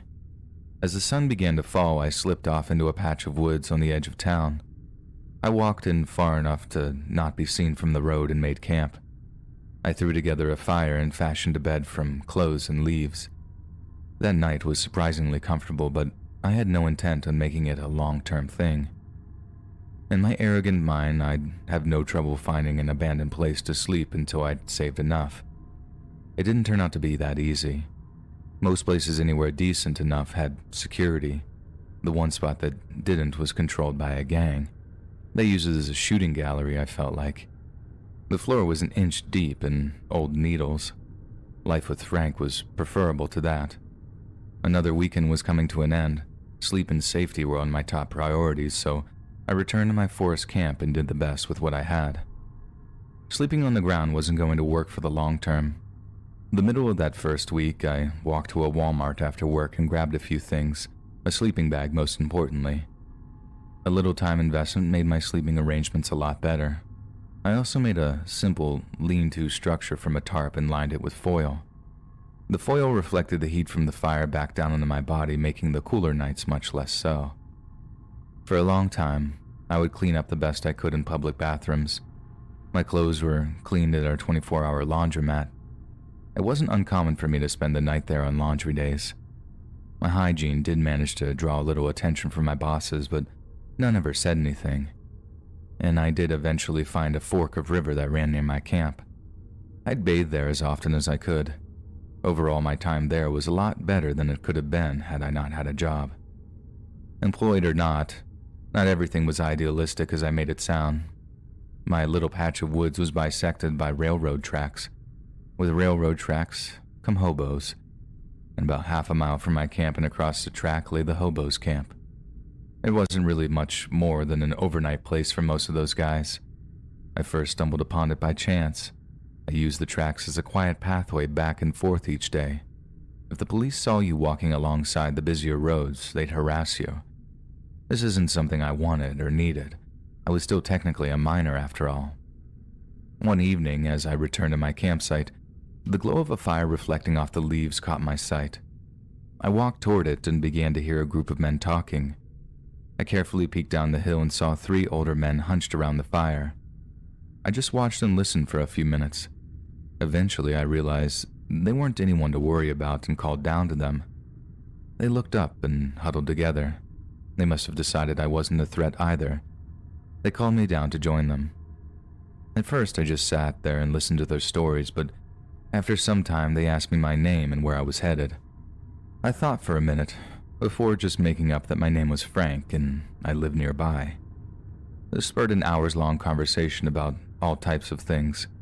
I learned about a life of riding the rails, and I told them a little about my situation. At some point that night, I got to taste fortified wine for the first time. It's not something I'd recommend, but I came to form quite an affinity for it. Nothing exciting would happen that night, and not for a long time. It was with the approach of fall that seemed to bring with it the cold wind, obviously, but not to mention a few ill-mannered hobos, too. By this point, I'd almost come to be one of the train-hopping fraternity. The few regulars and I had spent many a cool evening by the fire, listening to the newcomers' stories and passing around a bottle or two. One of those passing through was an older guy called Tampa. He was quiet at first, but became more belligerent the more intoxicated he became. I'm not sure what I said, but something set him off and he took a swing at me. Before I knew it, I was on the ground being kicked. The other guys got him to stop long enough for me to get away, and after that night I made sure to keep my distance when someone I didn't know was around. This rule served me well until I allowed myself to be tricked by someone that I thought I knew. The second incident is what ultimately led me finally getting my own apartment earlier than I had planned. The run-in with Tampa was fading from my mind. Other more important things like staying warm and fed were occupying most of my thoughts. Somehow, despite being a homeless teenager, I managed to get a promotion at work. I may have allowed them to believe that I quit school to invest more time there. True or not, the promotion brought with it a raise. I'd been spending most of my money just trying to stay alive. Now, living would be a lot easier. And I was gathering wood one Saturday and noticed a guy about my age walking toward me with a backpack. Although leery, he seemed normal enough to me. He had just come from a Kansas City, I forgot to ask which one, and he told me his name was Dallas. We began talking and I told him about the camp. He thanked me and went our separate ways. Later that night, we continued our conversation around the fire as a bottle made its way among us. For the next 2 days, I spent my evenings with Dallas and the rest of the guys listening to their amazing tales of riding the rails. All seemed well until that second evening. Earlier that day, I'd made a slip-up and mentioned it was payday. I'd always been cagey when came to how much money I made. A few of the guys knew I had a steady job, but even with them, I never let them see me with more than a few dollars. Since my earliest days, I'd had caches where I'd hide most of my money. I made sure to constantly move it at irregular times and intervals. Being paranoid was preferable to being robbed. That evening, Dallas and I were discussing a private matter. I hadn't taken the time to stash my money before I left camp, and Dallas seemed to have known it. I realized now that he had been spending his days searching for my current cash. When he couldn't find it, I guess he assumed I was carrying it on me. During our conversation, he asked if he could borrow some money. I told him I had given all I had to pay for the bottle we just had. He called me a liar and produced a long pocket knife. Obviously, I was terrified. Nonetheless, losing almost $1,000 must have scared me more. I held on to the lie as long as I could, but the fear overtook me and I started begging. His face had changed to a look of pure evil. I knew he had no problem killing me.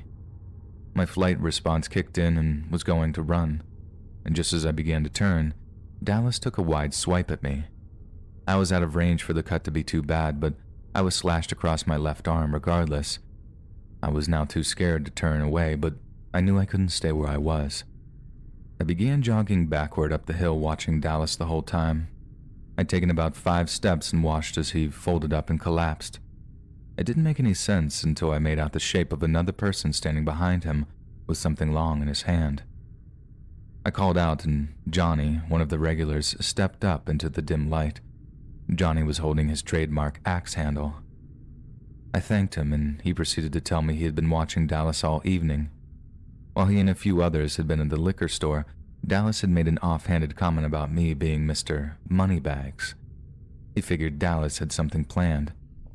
Dallas was beginning to stir by now and cursing Johnny.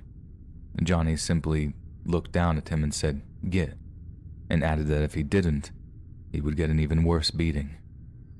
Dallas did as he's told and disappeared into the night, hopefully forever. And for safety's sake, I spent that night and a few more after at the hobo camp. I made sure to take a different path to and from work for the rest of the week. I didn't see Dallas again, but my second assault in less than a year was too much for me. I had had enough to get a place by this point anyhow. I was hoping to have a little more, but that seems to always be the case in life, right? I spent that weekend at the library, going over classifieds on Craigslist, and late that Sunday evening I was sleeping in my very own apartment. It was a tiny little dump, but it was mine. A few months later, I found a better, more permanent situation and spent a full 3 years there. I still think about Johnny and the other guys from time to time. They were nothing like you'd expect people in that life to be, but even being surrounded by a group of good guys like that, camping or sleeping rough as some call it, isn't something I'd recommend to anyone.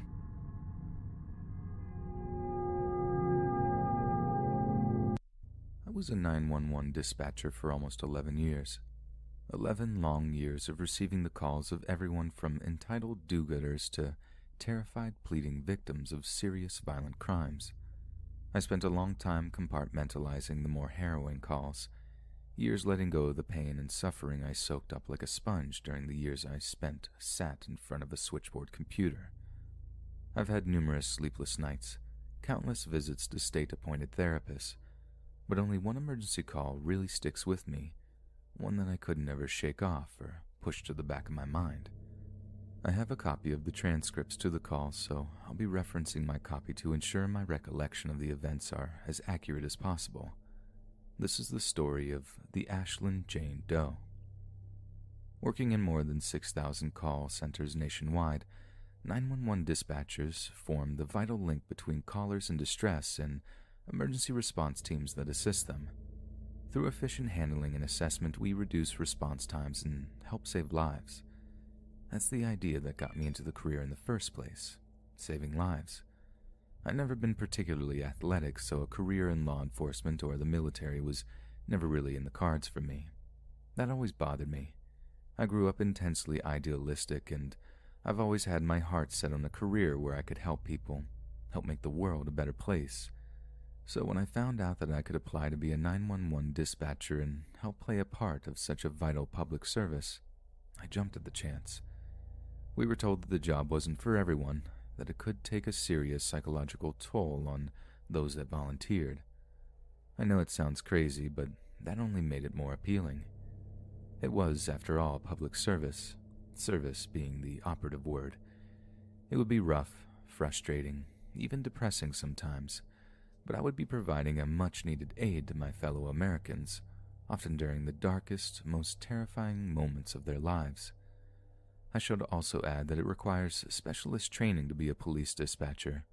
Being a general call taker or even an emergency medical service dispatcher is a tough gig, but a police dispatcher was a cut above, and we all knew it. Only the most intelligent, strong-willed, and decisive candidates are granted roles as police dispatchers.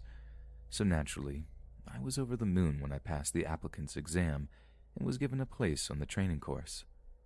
I was a pretty experienced member of the police dispatchers when the call from Ashland Jane Doe came through. Just a few hours into my shift, I recently returned from the break room with a flash of strong black coffee to fuel me throughout the night. He always seemed to say a little prayer whenever a call is patched through, hoping it's nothing too serious, nothing too upsetting. But as soon as I heard the girl's voice, I knew it would be bad. You see, screamers are bad. You can barely hear them, they're incoherent, and basically you have to spend like the first 5 minutes of the call just getting them to breathe enough to communicate. But the worst by far are the whisperers. The whisperers call when whatever is putting them in danger is close, real close. Whisperers do so because they are in grave, imminent danger. Whisperers call because they're being hunted. 911, what is the address of your emergency? I asked. The call had already been picked up by a general call taker, patched through to me once it established that the caller needed the police. Right across from the 4th Street laundromat. There was a slight pause before the girl whispered. The fact that she didn't know exactly where she was gave me a terrible sinking feeling. This was going to be a rough one. What's the problem? I replied, trying to sound as casual as possible. Younger callers seem to respond better that way. I've been abducted. The way she sounded so calm, so matter-of-fact, it was utterly chilling. There was no hope in the girl's voice, even though she was so close now to rescue. But you're at the laundromat? I asked, consulting a map of the area. It was right in the middle of Ashland, surrounded by a commercial and residential district. She wasn't held up in some barn in the middle of nowhere despite being thoroughly disturbed. I reassured myself with the thought that this would be an easy rescue. No, I'm in the bedroom with him. Him. The words seemed to rattle around in my skull. She was in the bedroom with him. Do you know what color the house is? I tried to change the subject slightly to garner more information, sure, but also to try to keep the girl calm, keep her mind occupied. No, was all she said. This was a spanner in the works, a big one. The police can't just go kicking in the door of every apartment or house opposite the 4th Street laundromat. Yet before I could press her for more detail, she spoke again. Please hurry. My heart rate began to pick up at this point. She was obviously in danger, perhaps extreme danger. I had to remain professional and continue my assessment of the situation. Does he have a weapon? I asked, already preparing to send out an APB to muster the officers required for a rescue. Got a taser. She lowered her voice even further as she spoke, but still she didn't seem overwhelmed by fright. I considered for a moment that whoever was may have drugged the poor girl to keep her sedated. Are you injured? A little. Her whisper was haunting by the point. She sounded like she'd been driven half insane by the ordeal. Is there any way you can get out of the building? I don't know. Without waking him, I'm scared. She was broken by fear, numb with it. Is there a bathroom in the house? I remember my voice breaking. I was so scared for this poor little thing. I wanted so badly for her to just drop the phone and run for her life. His bedroom is closed and he made it so it would make noise. Will he do something to you? I'd never been so intense, not during my entire time as a dispatcher. Yeah, he had me tied up. Are you tied up now? Well, no, I kind of freed myself. That's my girl, I remember thinking. She was a fighter, a survivor. Oh, she suddenly said. I think I woke him. I think I woke him up. Just set the phone down. My heart was in my mouth. There was silence, what seemed like minutes of uninterrupted silence as I half expected the screams to commence. Finally, I brought myself to say something, anything down the silent phone line. Are you still there? How much longer? Was all she asked. It broke my heart. I didn't know. I just didn't know. I kept her on the line as I immediately dispatched officers to the laundromat. Luckily, there were only 2 houses immediately opposite the place in what was otherwise an industrial complex. I can't tell you how relieved I was when I finally heard the voices of the dispatch officers. They'd broken into the house of the kidnapper and were in the process of freeing the poor girl from captivity. "Show me your hands. Put up your effing hands right now. Do it," I heard one of them bellow. I held back tears knowing that poor young woman was finally safe from him. She was most definitely in danger too. When the police searched the house, they found the bodies of 2 other young women that had disappeared in the months before the critical 911 call. Jane Doe is called that because her identity cannot be revealed, standard procedure for all victims of assault. Her abductor, Sean Michael Great, was found guilty of murdering Stacy Stanley and Elizabeth Griffith, and was later sentenced to death for his crimes. During the trial, he stated that despite having killed before, he had no intention of killing the kidnapped Jane Doe and was in fact intending to marry her. That's what really gets to me. The thought of the brutal, potentially short life that poor girl would have ended up living as the unwilling bride of such a murderous, unfeeling psychopath. Where she would be if she hadn't loosened her bindings, found the phone, and called in her own rescue on that fateful spring night.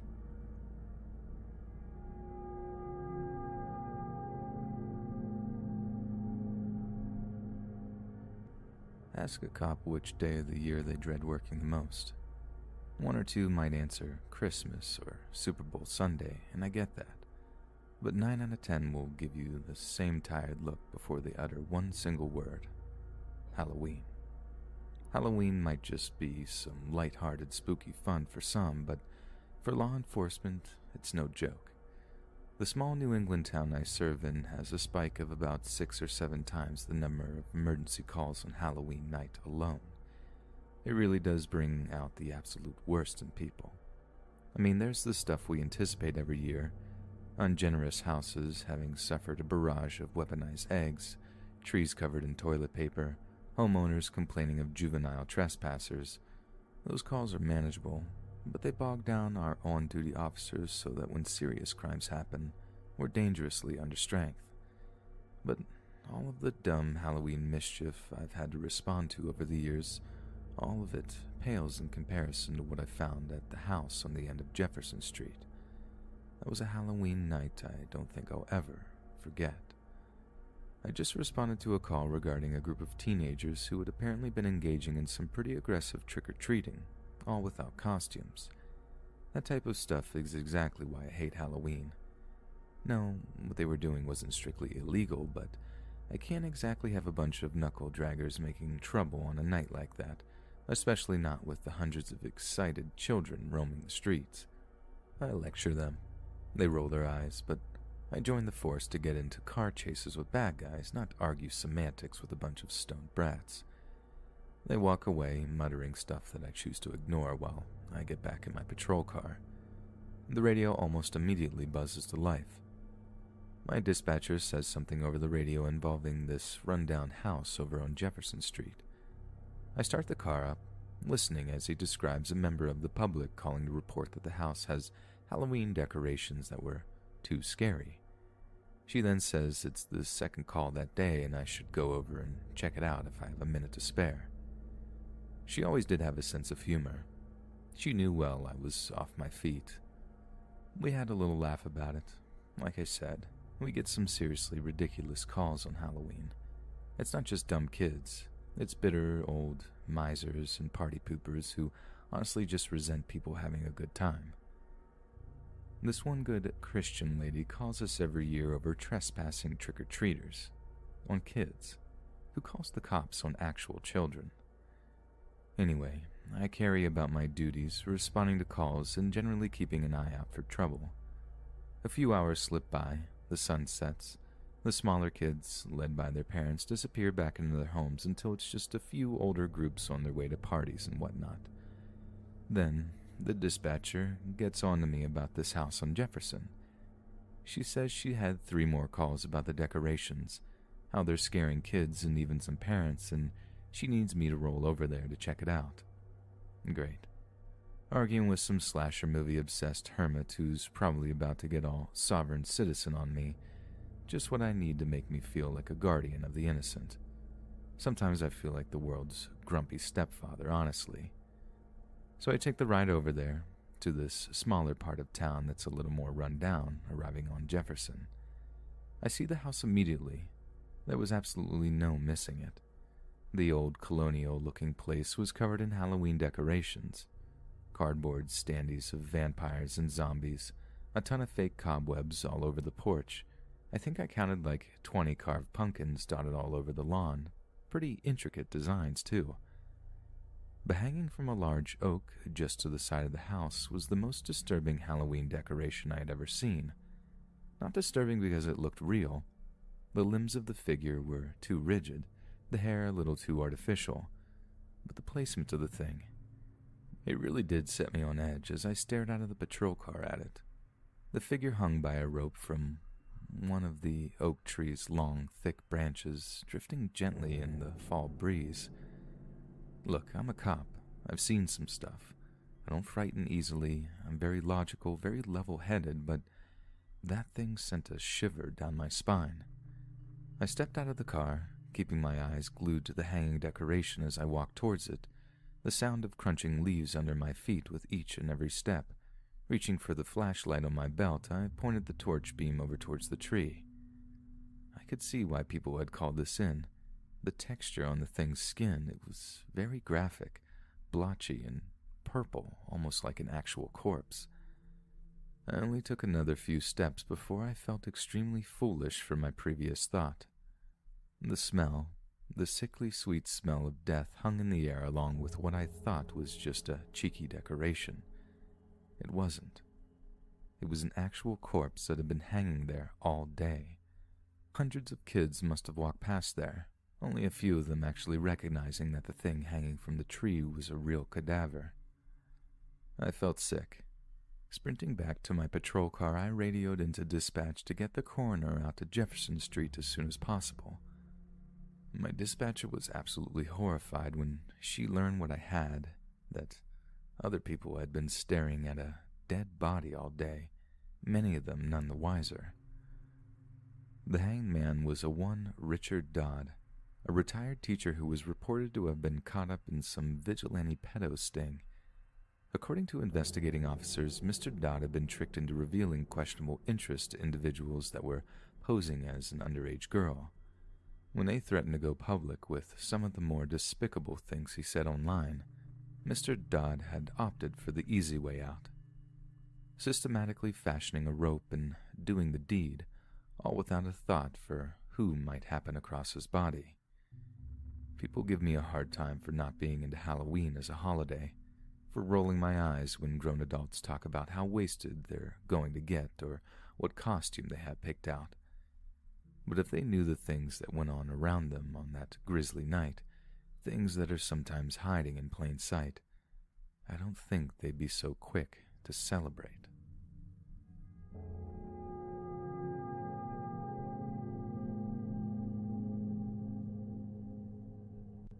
was an emergency dispatcher for 9 years before Katrina hit. The summer before my junior year of high school, I decided to get involved with law enforcement after doing a couple of ride-alongs with the police department. I had half expected them to be full of car chases, wailing sirens, taking down bad guys, but when I saw what they really did during their patrols, it completely changed my opinion of cops in general. It wasn't about being cool with a badge and a gun. It was more about community policing.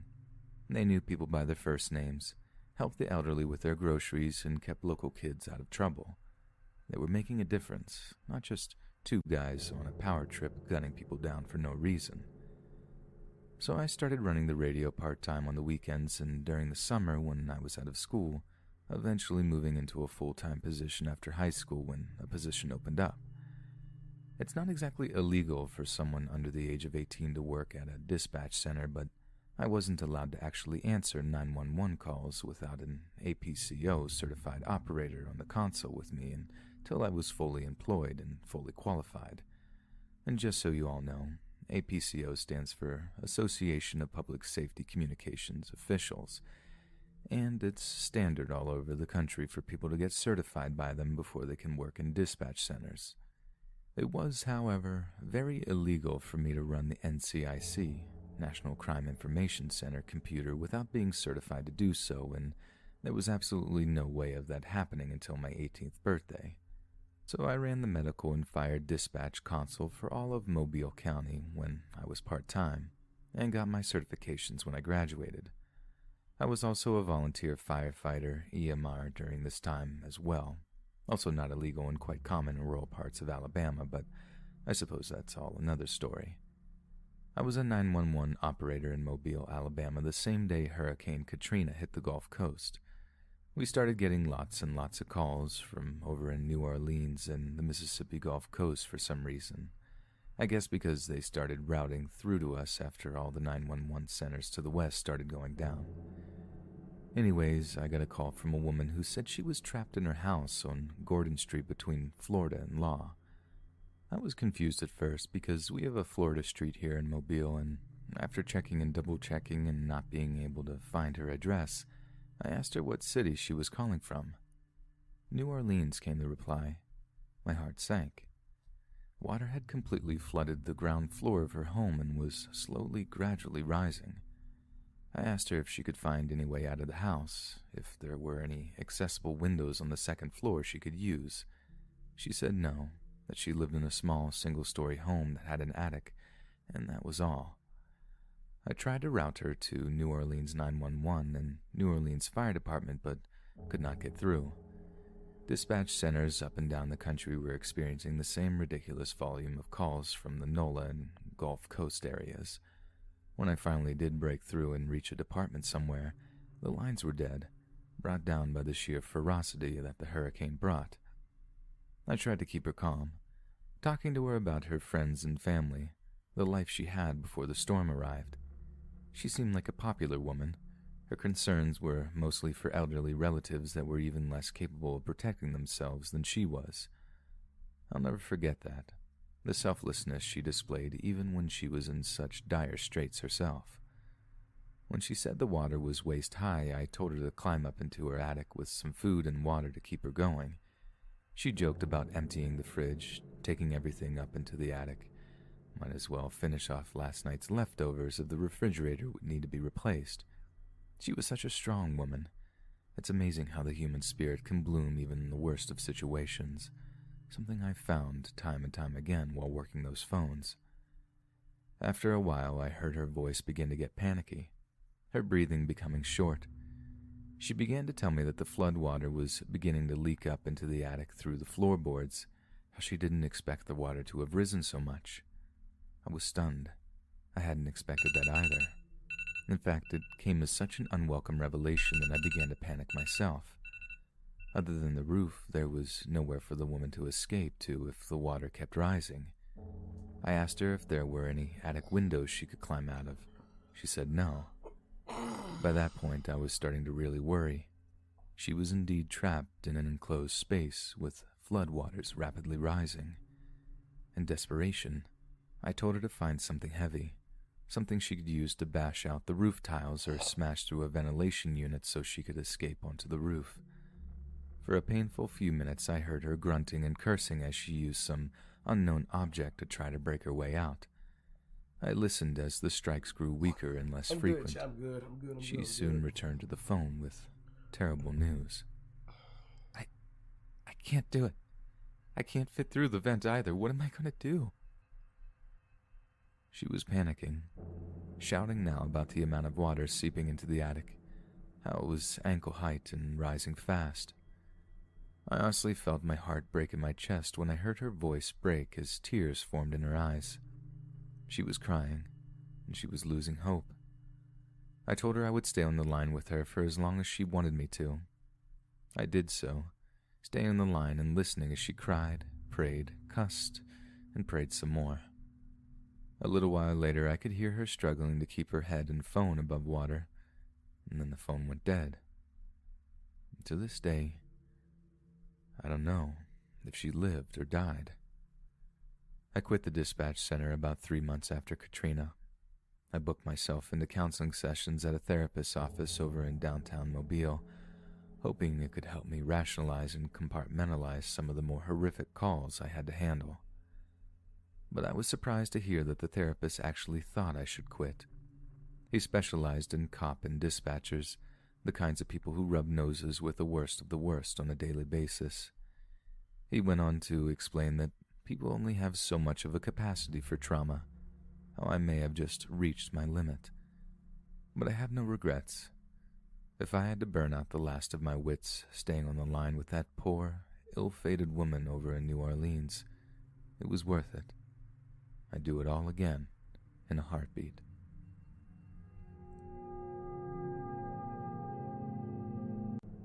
The scariest thing that ever happened to me as a police officer here in the UK wasn't some horrendous terror attack or overly gory crime scene.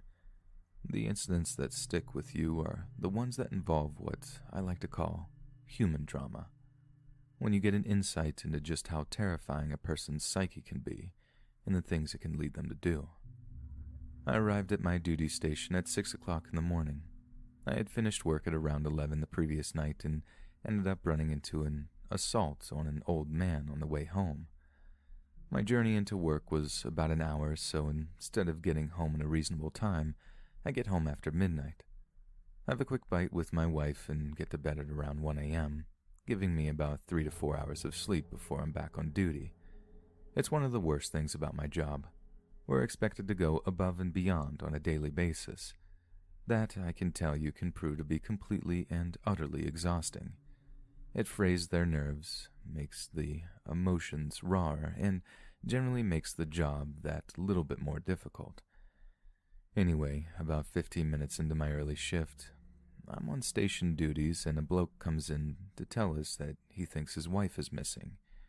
He seemed very reluctant to give us the details, and at one point, I have to drag information out of him. Essentially, they'd had some kind of domestic argument. She stormed out and didn't come home that night. I check her on the system, and she's actually been previously arrested for a couple of domestic violence incidences. I dig a little deeper, and I discover that they are actually against her son, rather than her husband. Situations like this are rarely black and white, but this one was just all kinds of convoluted. Now at this point I am very, very tired and definitely not in the best of moods. I read over the notes I had written down and confirm some details, and then send the fellow home to wait for his wife. I call around the local hospitals, check our own police databases to make sure she hasn't been arrested. I circulate her details to all units in the area and then type out a digital report on the incident. After that, I'd done all I was obligated to do, and technically there isn't actually anything else for me to do other than wait for my superior to provide guidance. I go and get a cup of coffee. All I wanted to do is sleep, but something is bothering me, something about the husband. Despite no indicators of him having committed a crime, I was deeply suspicious of him. Whenever someone appears to be withholding information, there is always a reason, and the sooner we get to the bottom of that, the better. I went down to talk with the most senior officer available. asking him if I could go over to the guy's house, have a look around, and maybe talk to the husband again. The senior guy, this grizzled older sergeant, wasn't delighted with the suggestion, because it meant that he'd have to cover the desk due to being short-staffed, but he agreed, and off I go. I arrived at the house and began to talk to the husband. I asked him if I can have a look around, explaining that there might be something that could shed some light on where she might have gone. I make a preliminary inspection of the house, finding several containers of pills with weird names. A quick Google search reveals that this woman appears to be on a cocktail of antidepressants, mood stabilizers, and the like. I also find an insulin kit, leading me to believe that if she's a diabetic, her life could be in danger without medication. I asked the husband about these, and he mentions that his wife has had some, quote-unquote, emotional problems. I proceed to sit him down, remarking that there is a lot of medication here, then asking him if his wife has more than one insulin kit. He goes pale at this point. She'd left all her medication at home. I ask him where she keeps her handbag, and we end up checking her bedside cabinet. The handbag is missing, but I manage to take a look at a framed picture for future reference. I have absolutely no idea what this woman looks like, and ask her husband if I can search the room. He's beginning to completely break down at this point, and tells me I can do whatever it takes at this point to find his missing wife. Feeling distinctly uneasy at this point with a banging headache from sleep deprivation, I don't find any sign of missing clothes in the wardrobe or any secret stashes of cash or drugs. I don't know what led me to do it, but I decided to search the bed. I turned his pillow, and there's a note under it. It's a note explaining in no uncertain terms that the man's missing wife has the intention to end her life. The note goes on to say that she cannot go on, that she's sorry for being a burden. I radio back to the police station and update them on the situation. I'm then forced to return to the living room and tell this woman's husband that he had failed to notice that he had been sleeping on her note overnight. That was probably one of the hardest things I've ever had to do. We found her eventually, though it took another 8 hours or so to pin her down. We pinged her mobile phone to a nearby cell tower, but that just gave us a general locality. I tried to press the husband for information on where she may have gone, but he said that she didn't have any friends or family in the area. Later on, the husband telephones the police station and explains that they spent a weekend in a nearby seaside town shortly after they got married. I called the hotel they stayed in on that occasion, but they'd had no one by that name. I went down in person and showed them the picture. The lady at the desk told me that a guest answering that description had just left for a walk on the pier. When I went out to the pier in question, there she was. She actually seemed quite calm. There was nothing overly dramatic about her appearance or demeanor. She actually had the cheek to tell me that I looked awful, to which I explained jokingly that was partially her fault. I asked her to give life a chance for a few more days, that her husband loved her and that she wasn't a burden. She agreed, and we brought her home. A couple of days later, she came to the station with a box of chocolates and a thank you card. One of those generic kinds that in no way revealed just what she was thanking me for. It was deeply surreal to receive a card like that for preventing the ending of someone's life. The family sends a similar card every year around the anniversary of the events. A stark reminder of just how effective good police work can be. This time of year, nothing pairs better with too much food and alcohol than grim, macabre tales of murder and mayhem. This particular ghastly tale takes place on Christmas Day 1929 on a farm outside Germantown, North Carolina.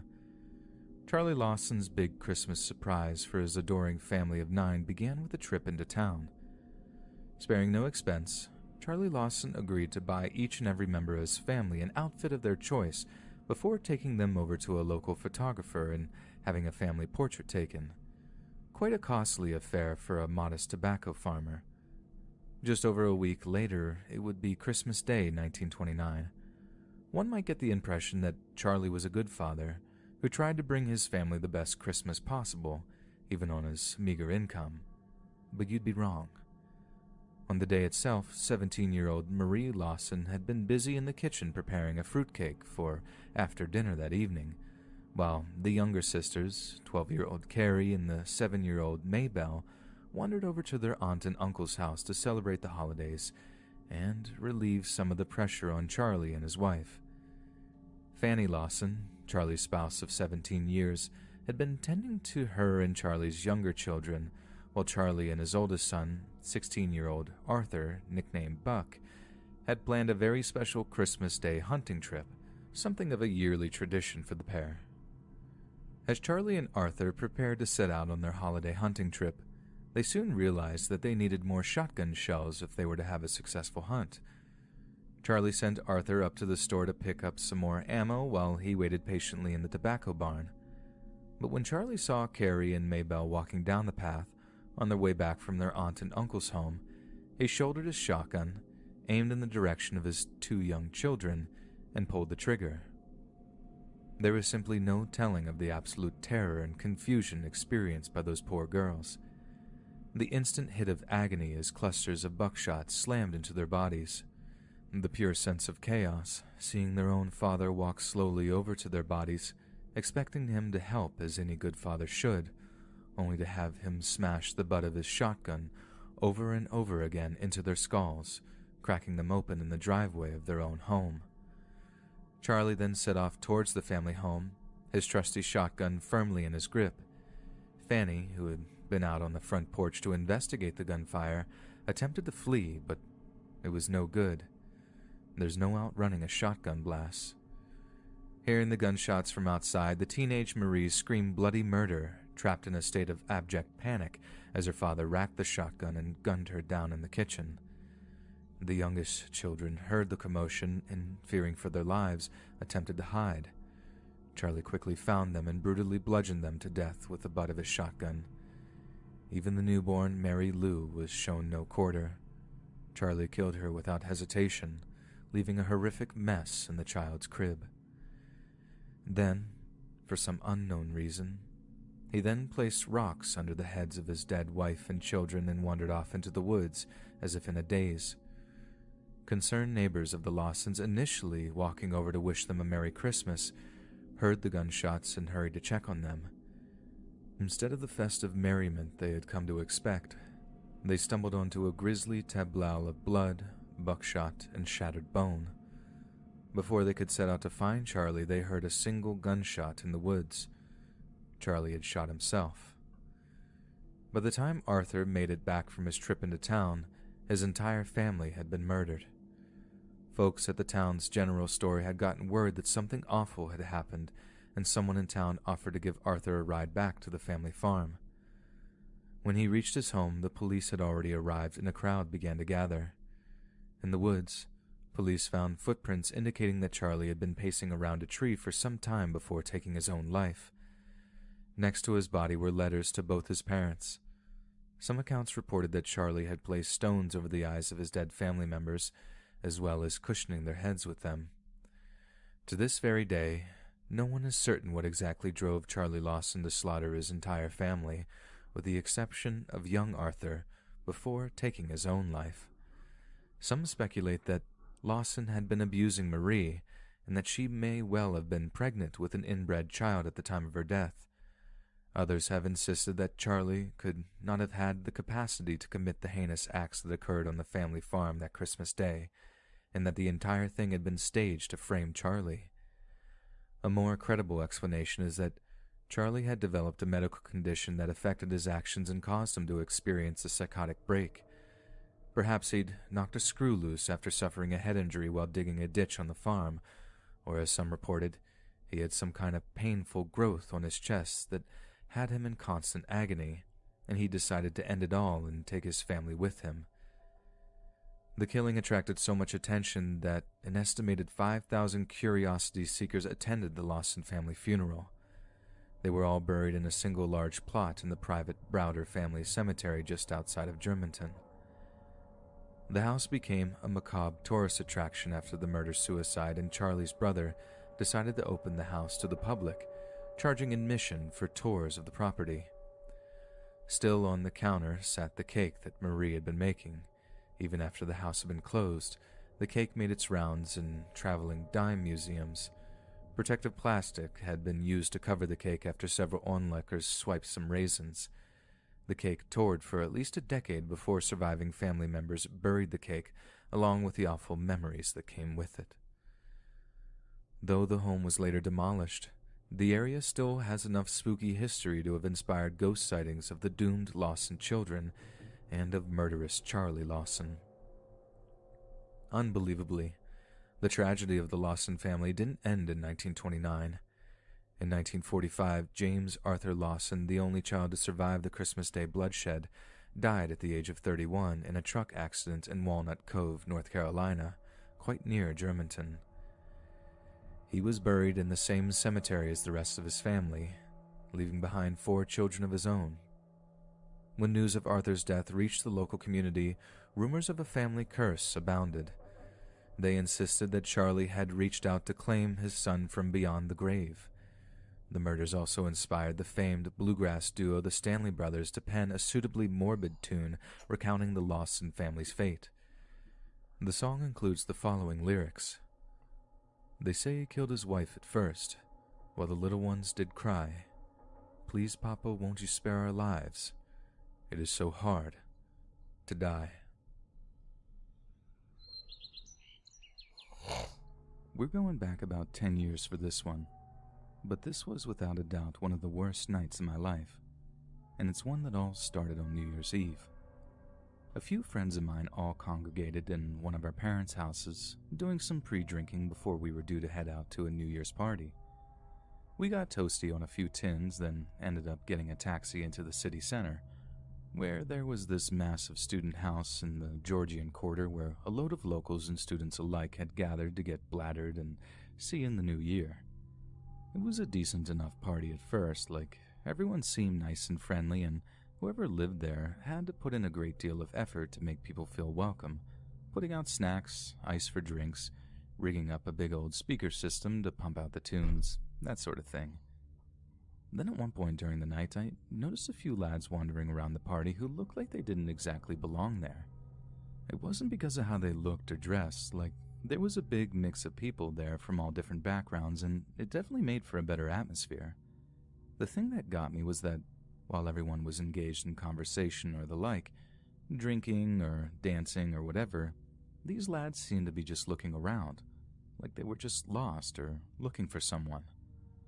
I never really thought much of it at the time, though, like there were so many different people going in and out of the house all the time. I'd never been there before, hardly knew any of the people who actually lived in the house, so I wasn't really to know who should and shouldn't have been there, and it's not like I was about to start playing bouncer or security guard or whatever.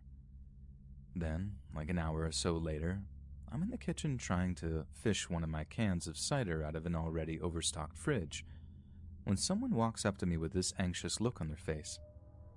Hi, do you know that guy in the waterproof jacket that's been walking around? It was one of the students who actually lived in the house. Me? No, I thought you knew them. I reply, taking out a can and cracking it open. No, I thought they were with you. They reply, looking a bit more nervous as they're talking. There's a sort of awkward pause in the conversation before the person asks, Can you get them to leave? This was exactly the sort of thing I was trying to avoid. Like I said, I wasn't up for playing bouncer, and I was pretty bloody confused as to why they were asking me to do so. Mate, it's not my house. It's not my party. I'm not gonna go around telling people that they can't be here, I say before wading through the crowds to find my mates. A little while later, I realized I couldn't see any of the dodgy-looking guys hanging around the parties, so I just thought it had been dealt with by someone else. But then, the fella who'd asked me to kick them out comes up to me and actually thanks me for getting rid of them. Again, there's this moment of confusion where I'm like, I didn't do anything, mate. They must have just left on their own. I really thought that was the end of it, but boy was I wrong. I remember being pretty drunk by the time I nipped upstairs to use the third-floor toilet, one that had some windows looking into the street out the front of the building. So I'm standing there and draining the main vein, just sort of blankly staring out the window when I see this car pull up. Nothing out of the ordinary, just a car with a few lads piling out. I watch them go around to the boot, open it up, then start to pull out masks. I did a kind of double take like, what is this? They were pulling out ski masks, balaclavas, all sorts of stuff like that, followed by baseball bats, hockey sticks, knives, all kinds of blunt and sharp weapons. My brain was just slowed by the alcohol, I think, and I remember thinking, someone's in for a rough night, only realizing it was us that was in trouble when they started heading up the pathway towards the house, the same party house which had an open, unlocked door to allow pretty much anyone and everyone to just wander in and out at their leisure. The night was about to go very, very wrong for us. I don't think I even finished up my pee properly, at least I have no memory of doing so. The only thing I remember is rushing back to the room where my mates were chilling, just in time to hear a load of screaming and shouting coming from the ground floor.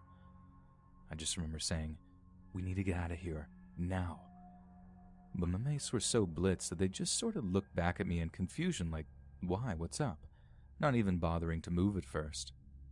I grabbed my jacket from off the floor, trying to tell them what I'd just seen, and what I'd just heard coming from downstairs, but I think I was so scared and drunk that it all just came out as a babble at first. I think maybe they just thought I was pulling their leg at first, that I was just playing some daft prank on them. I get it. The mood went from 0 to 100 really bloody fast, and I can totally understand their confusion. But then all of a sudden this lad appears in the doorway of the room we were occupying, wearing a gaiter over the bottom half of his face, with a baseball bat in his hand. Only then did they really realize how serious I'd been. The lad just instantly took a swing at my mate, who was closest to the door, and he only barely got out of the way in time. The lad then just starts shouting at us to stay seated, but to throw our phones into the middle of the room. There's a moment of hesitation, and the lad decides to let us know how serious he is by smashing a stereo near to him.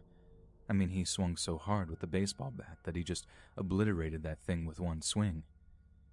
That was all it took to get us to comply, and we all tossed our phones into a rough pile in the middle of the room. We thought he'd just grab them and leg it, but that wasn't enough for him. He starts asking for wallets, MP3 players, anything of any value, basically for us to empty our pockets. While this is going on, I can see all kinds of chaos unfolding in the hallway outside the room we're in. Lads are getting brave with the invaders only to get smacked in the face with brass knuckles or hockey sticks. Girls are getting pulled by their hair down the hall, falling over their high heels and getting carpet burn from getting dragged along the carpet. God knows what happened to them after they got their phones or wallets stolen. A few of us tossed our empty wallets next to our phones, but since only a few of us did, this masked guy thinks the rest of us are holding out on him. He doesn't smash an appliance this time, though. He edges forward and swings the bat down onto my mate's shoulders. Jesus Christ, the scream that came out of him after the impact was just unreal. Like I knew in an instant that he'd broken something, and he just falls down into the carpet and starts grimacing in agony. The fella's all like, "I told you, wallets now." Maybe one or two more wallets get tossed into the pile, but there are still lads sat around who basically haven't thrown anything in the middle of the room, and the fellow with the baseball bat has noticed this. He takes another swing at the lad whose shoulder he'd just smashed, bringing the bat down hard onto his side with this horrible, sickening thumping sound. It totally knocks the wind out of him, and if I didn't know any better, I'd have thought the gasping noises he were making were him properly dying. One of the guys blurts out that he's got nothing on him, that all his stuff is in the living room downstairs. I think he was one of the guys who actually lived in the house. This answer didn't satisfy the masked fella, who then smacks the downed, broken bones guy for a third or fourth time and gets him absolutely screaming in agony as yet another bone breaks. We're all pretty much begging him to stop at this point, but he just keeps smashing that baseball bat down onto our mate, barking at us to give him everything we've got or he'll just kill our mate. I think the only thing that saved his life was the appearance of another masked lad in the doorway, who told him that they had to leave before the police showed up. And at that, the raiders were gone as quickly as they'd come. They'd ransacked the entire house, beaten up anyone who so much as put up an ounce of resistance. The whole place was just in shock. Girls were crying or wailing over the unconscious bodies of those lads they'd knocked out with bats or brass knuckles. It was honestly like walking through a war zone as I shakily plodded down the stairs, surveying the scene while my mates tried to tend to the guy who'd had the absolute life beaten out of him. Because they'd taken most people's phones, I think only a handful of people left at the party were able to actually get in touch with emergency services. I remember a few of them sort of going from room to room, trying to give the 999 operators a kind of damage report, telling them exactly how many injured people there were. There were police cars everywhere within the hour, and I think maybe about 4 ambulances turned up to treat the wounded, with another few ferrying the more seriously wounded of us off to the hospital for treatment, which obviously included our mate who'd had his bones broken by the lad with the baseball bat. Once he'd been taken away, there was no reason for us to be there anymore, so we just grabbed a load of ale from the fridge in the house and got walking home. I won't lie, we did take a few cans and bottles that didn't belong to us, but I think we just wanted to drink to forget at that stage.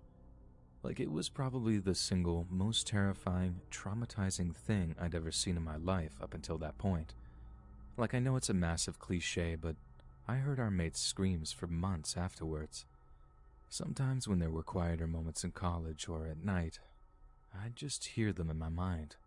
Like not actually hear them, just remember them so vividly that it was like I could hear them, if that makes any sense.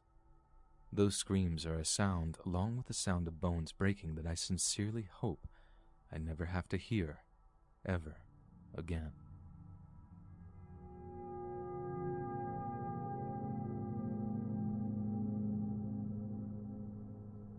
In late 2008, I came one night to find my mom sitting in the kitchen all alone and in floods of tears. When I asked her what was wrong, her answer made my jaw drop. My dad had left her. There was absolutely no indication that anything was wrong with their marriage or that he was remotely unhappy. But that afternoon, while I was out, he had apparently packed a few things into a suitcase, told her he was leaving, and just disappeared. I only mention this because it explains why my mom and little sister just didn't want to be in the house over Christmas and New Year. That kind of family-oriented time of year would have just been way too hard on them, so they basically buggered off to Mexico for a month to just decompress or whatever. Point being, I was all alone for Christmas and New Year's. Christmas Day sucked, and I realized that they were seriously right about not wanting to be alone in the house at that time of year. So for New Year's Eve, I decided to throw a little get-together for me and a load of my mates, hoping that a little party might take away some of the sadness I felt as a result of my dad leaving us. So on the night itself, it ends up being about 20 to 30 of us getting together in my parents' place, getting drunk, listening to music, playing Xbox, just a big hangout among some of the people I was closest to. It was a really good night to start off with, and it really did help take my mind off of things for a little while. We did the whole New Year's countdown thing, set off a few fireworks, generally having a brilliant little night together. But the drunker we all got, the messier things became, until it was just a medley of people throwing up, hooking up in the spare bedroom, or arguing amongst themselves. Two of the people who ended up fighting were my mate Chris and his girlfriend at the time, a girl named Katie. And what I could gather, Katie thought Chris had been flirting with a mutual friend of ours and had taken issue with it. Chris was insisting that they were just being friendly and it was nothing to worry about, but Katie was adamant that something was going on, that he was cheating on her, blah blah blah. You know how it is, teenage drama. Now I know Chris really did love her, so it wasn't like a stand-up argument. It was more like him begging her to see reason and to not go mad and dump him over some perceived bit of flirting. He swore he'd never do anything like that she was the only girl for him, how much he loved her, all this romantic, theatrical stuff that you might expect from two young lovers. It wasn't really anything of my business though, so me and the other party guests just sort of left them to it while we got on with trying to have fun. Then a little while later, I find Chris sitting in the back garden, swigging off a bottle of raw vodka on his own. I go up to him to ask him if he's okay, only to find that he's crying, rotten drunk, saying that Katie had dumped him and gone home. I tried to be a good friend and console him as best I could, saying that she probably was just drunk and over-emotional, how there was a good chance that they'd just get back together over the next couple of days when she'd realize she'd made a mistake. But he was insistent. She was gone for good, and they wouldn't be getting back together. All I could do was get him on his feet and hug it out with him. The poor guy really was in one heck of a state, and I managed to convince him to hand over the vodka, drink some water, and then get some sleep in my bed so he could maybe sober up a wee bit before heading on home. He agrees. I tuck him in and then leave him to get some rest. About an hour or so later, the party is winding down and the remainder of us are just chilling in the TV room when someone goes off to use the toilet. They return like seconds later, saying someone's in the bathroom throwing up, then asking if they can go and take a pee in the back garden. Of course, I tell them no. I didn't want them peeing all over my mom's flower beds, and that I'll nip upstairs to see if I can get whoever is out of the bathroom. So I get the toilet upstairs, and I can hear someone gagging and retching on the other side of the locked door. My friend Julia joins me, a wee bit concerned, and starts trying to help me talk to the person who's locked themselves in the bathroom. It's sometime then that I notice that 2 doors are open, the first being my bedroom, the second being a little cupboard on the first floor landing. I check my bedroom and see that the bed is empty, so it's obviously Chris that's in the bathroom, puking his guts up because of all the vodka he drank. I shut the door to the bedroom, then go to close the door on the other room, which happened to be a little cupboard that my mom kept cleaning supplies in. My first thought was that Chris had opened up that door thinking it was the bathroom in his drunken haze, then legged it to the right bathroom in his desperation to puke. But I noticed something that, at first, I didn't really understand the significance of. The cleaning supplies that my mom usually kept all neat in a little plastic box were spilled all over the floor. Not like open fluids spilling out. They were just all out of the box like someone had been rooting through them.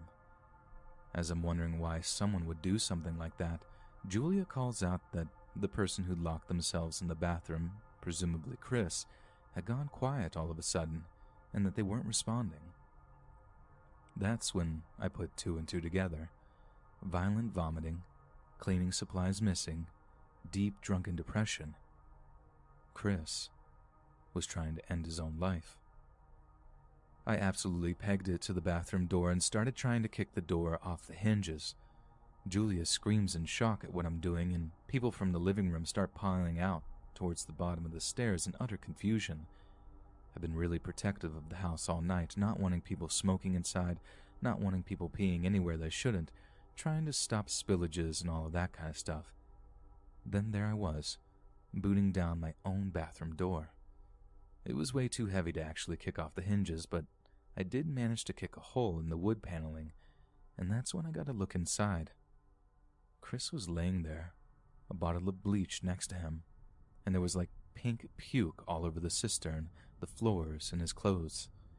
It was pink because he drank the bleach and it had corroded or burned the inside of him so much that he had vomited up blood. We were distraught, terrified, almost sure that he was dead, but we were quick to call an ambulance.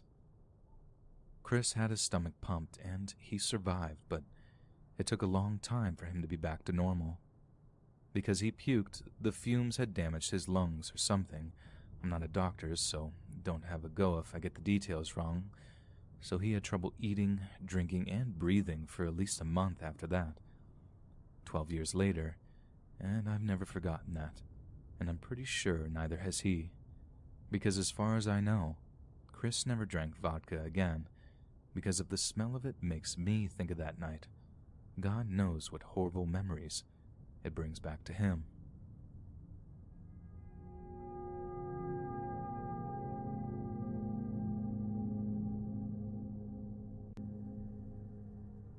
So this happened to me over 10 years ago when I was a sophomore in high school.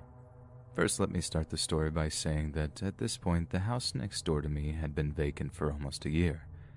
The elderly woman had passed away, and whoever now owned the house must have never got around to doing the necessary repairs to fix it. The old lady who used to live next door to me was a mean and miserable person. She always called the police on the neighbors, even though they would barely make any noise or do anything wrong at all. But it was always clear that she did love Christmas.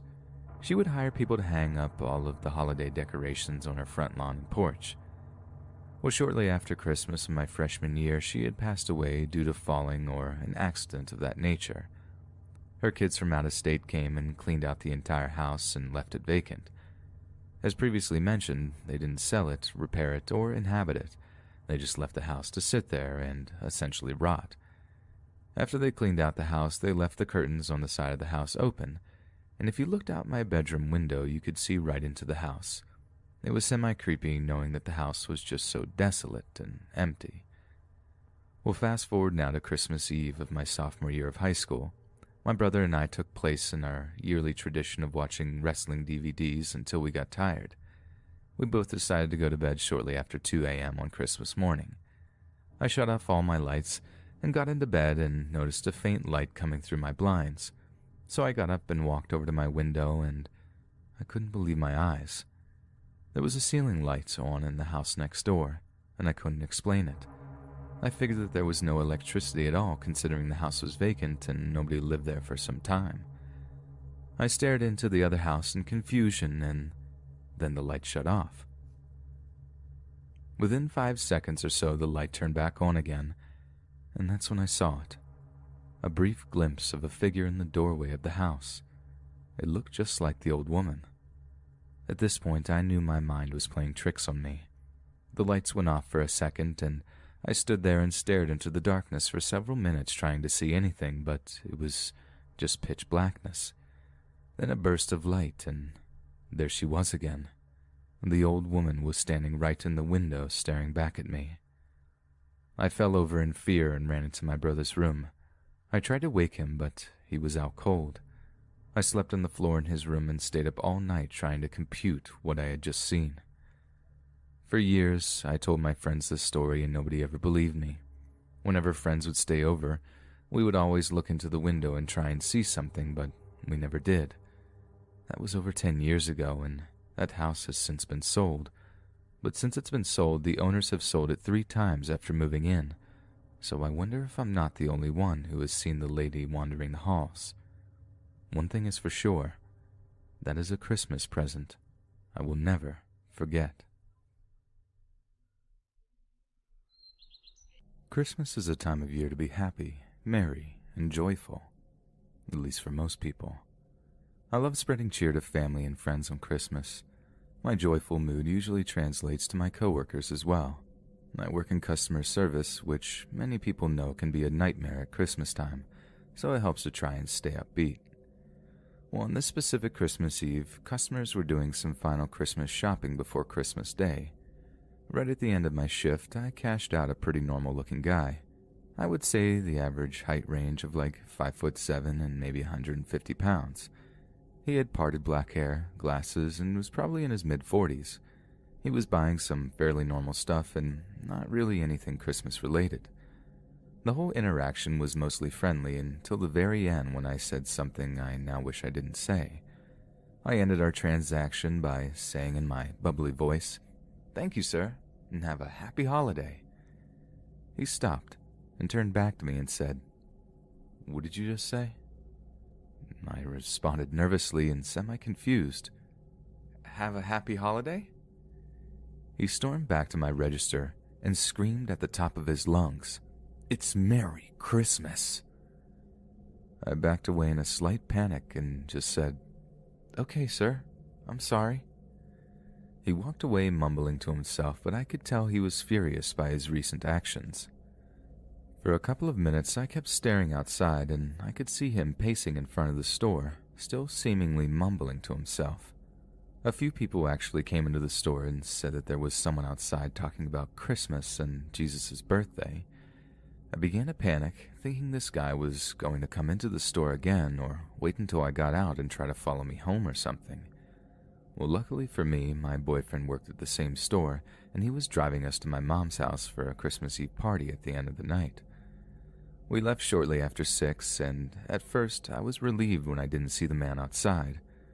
We were almost to my boyfriend's car when we saw the man running after us from the side of the store.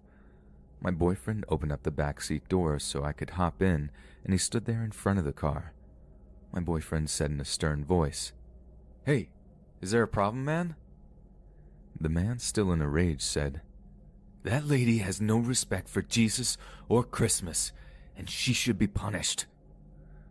My boyfriend, confused, told the man to back away and leave us alone, and the crazy man actually tried to jump past my boyfriend to get into the car to punish me, or whatever that meant. My boyfriend slammed the guy down to the ground and got in the car, and we drove off. Like fools, we decided on the drive not to call 911 because we didn't want to bother them on Christmas Eve, so we thought, and just wanted to forget the event. On December 26th, we did alert our store manager of the situation so we could call the police if the guy ever came back into the store. I still work at the store, and almost a year later, I have never seen that man again. I can say for certainty that I will never say Happy Holidays again.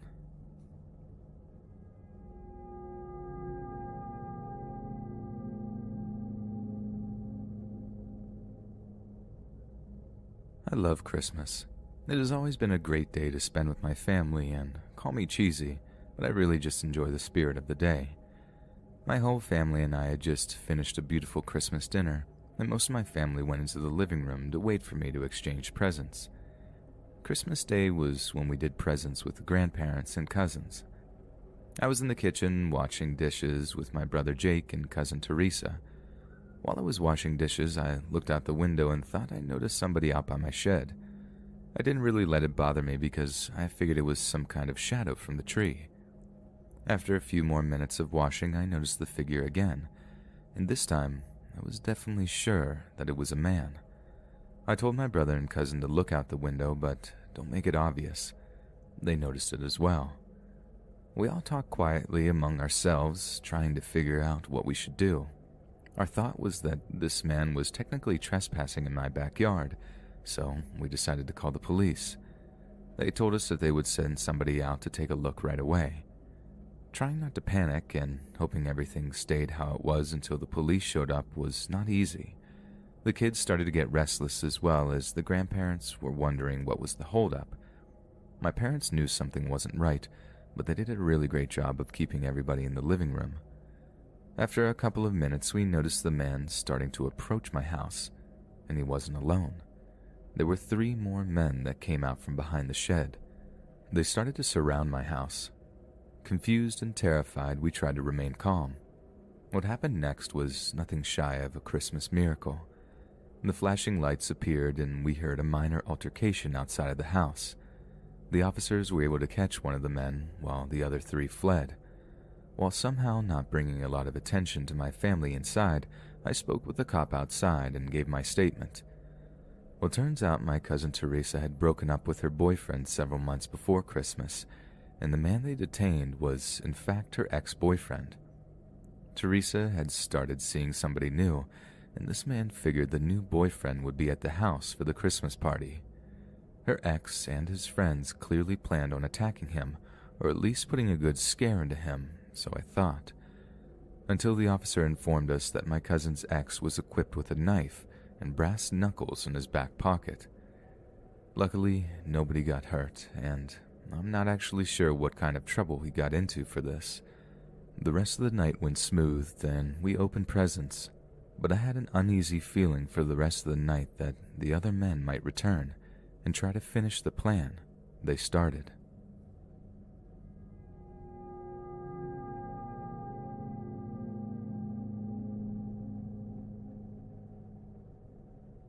Being the father of 2 small children, Christmas Eve is usually a very early night for my family because the kids wake me up around 6 a.m. for Santa's presents.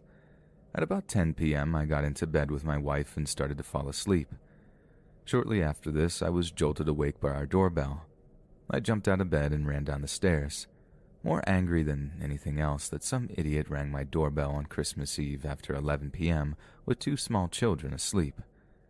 Without even thinking, I opened the door and said, "What do you want?" It was an old man with a dirty black beard. He was wearing a red jacket and red sweatpants. His face was filthy. He said in a slow and haunting voice, "Please, let old Chris Kringle come inside and get warm." I slammed the door in his face and said through the door, "If you don't leave right now, I'm calling the cops." The man was quiet for a moment, and then knocked on the door slowly. I yelled one more time, trying not to wake my kids. "Do you want to be arrested?" He then started to bang on my door vigorously and relentlessly. My wife then ran down the stairs, who I might add is a third-degree black belt, and asked what was going on.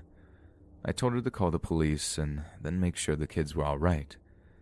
The man must have heard me on the phone because he stopped knocking. I could hear him muffled through the door say, "Merry Christmas to all, and to all a good night." And then he laughed as he walked away.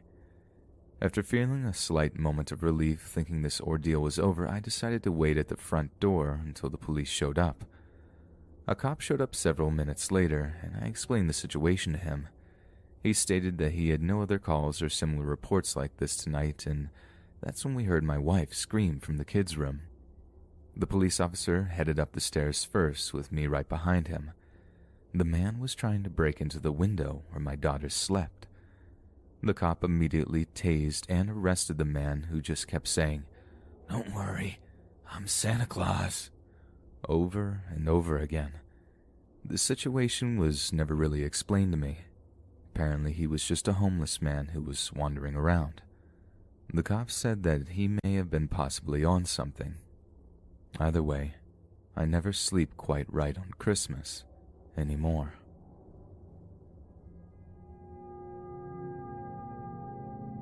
If you enjoyed these stories animated by the awesome Mort, but you want to hear more, be sure to head over to my channel, Let's Read, to hear the rest of these spooky tales.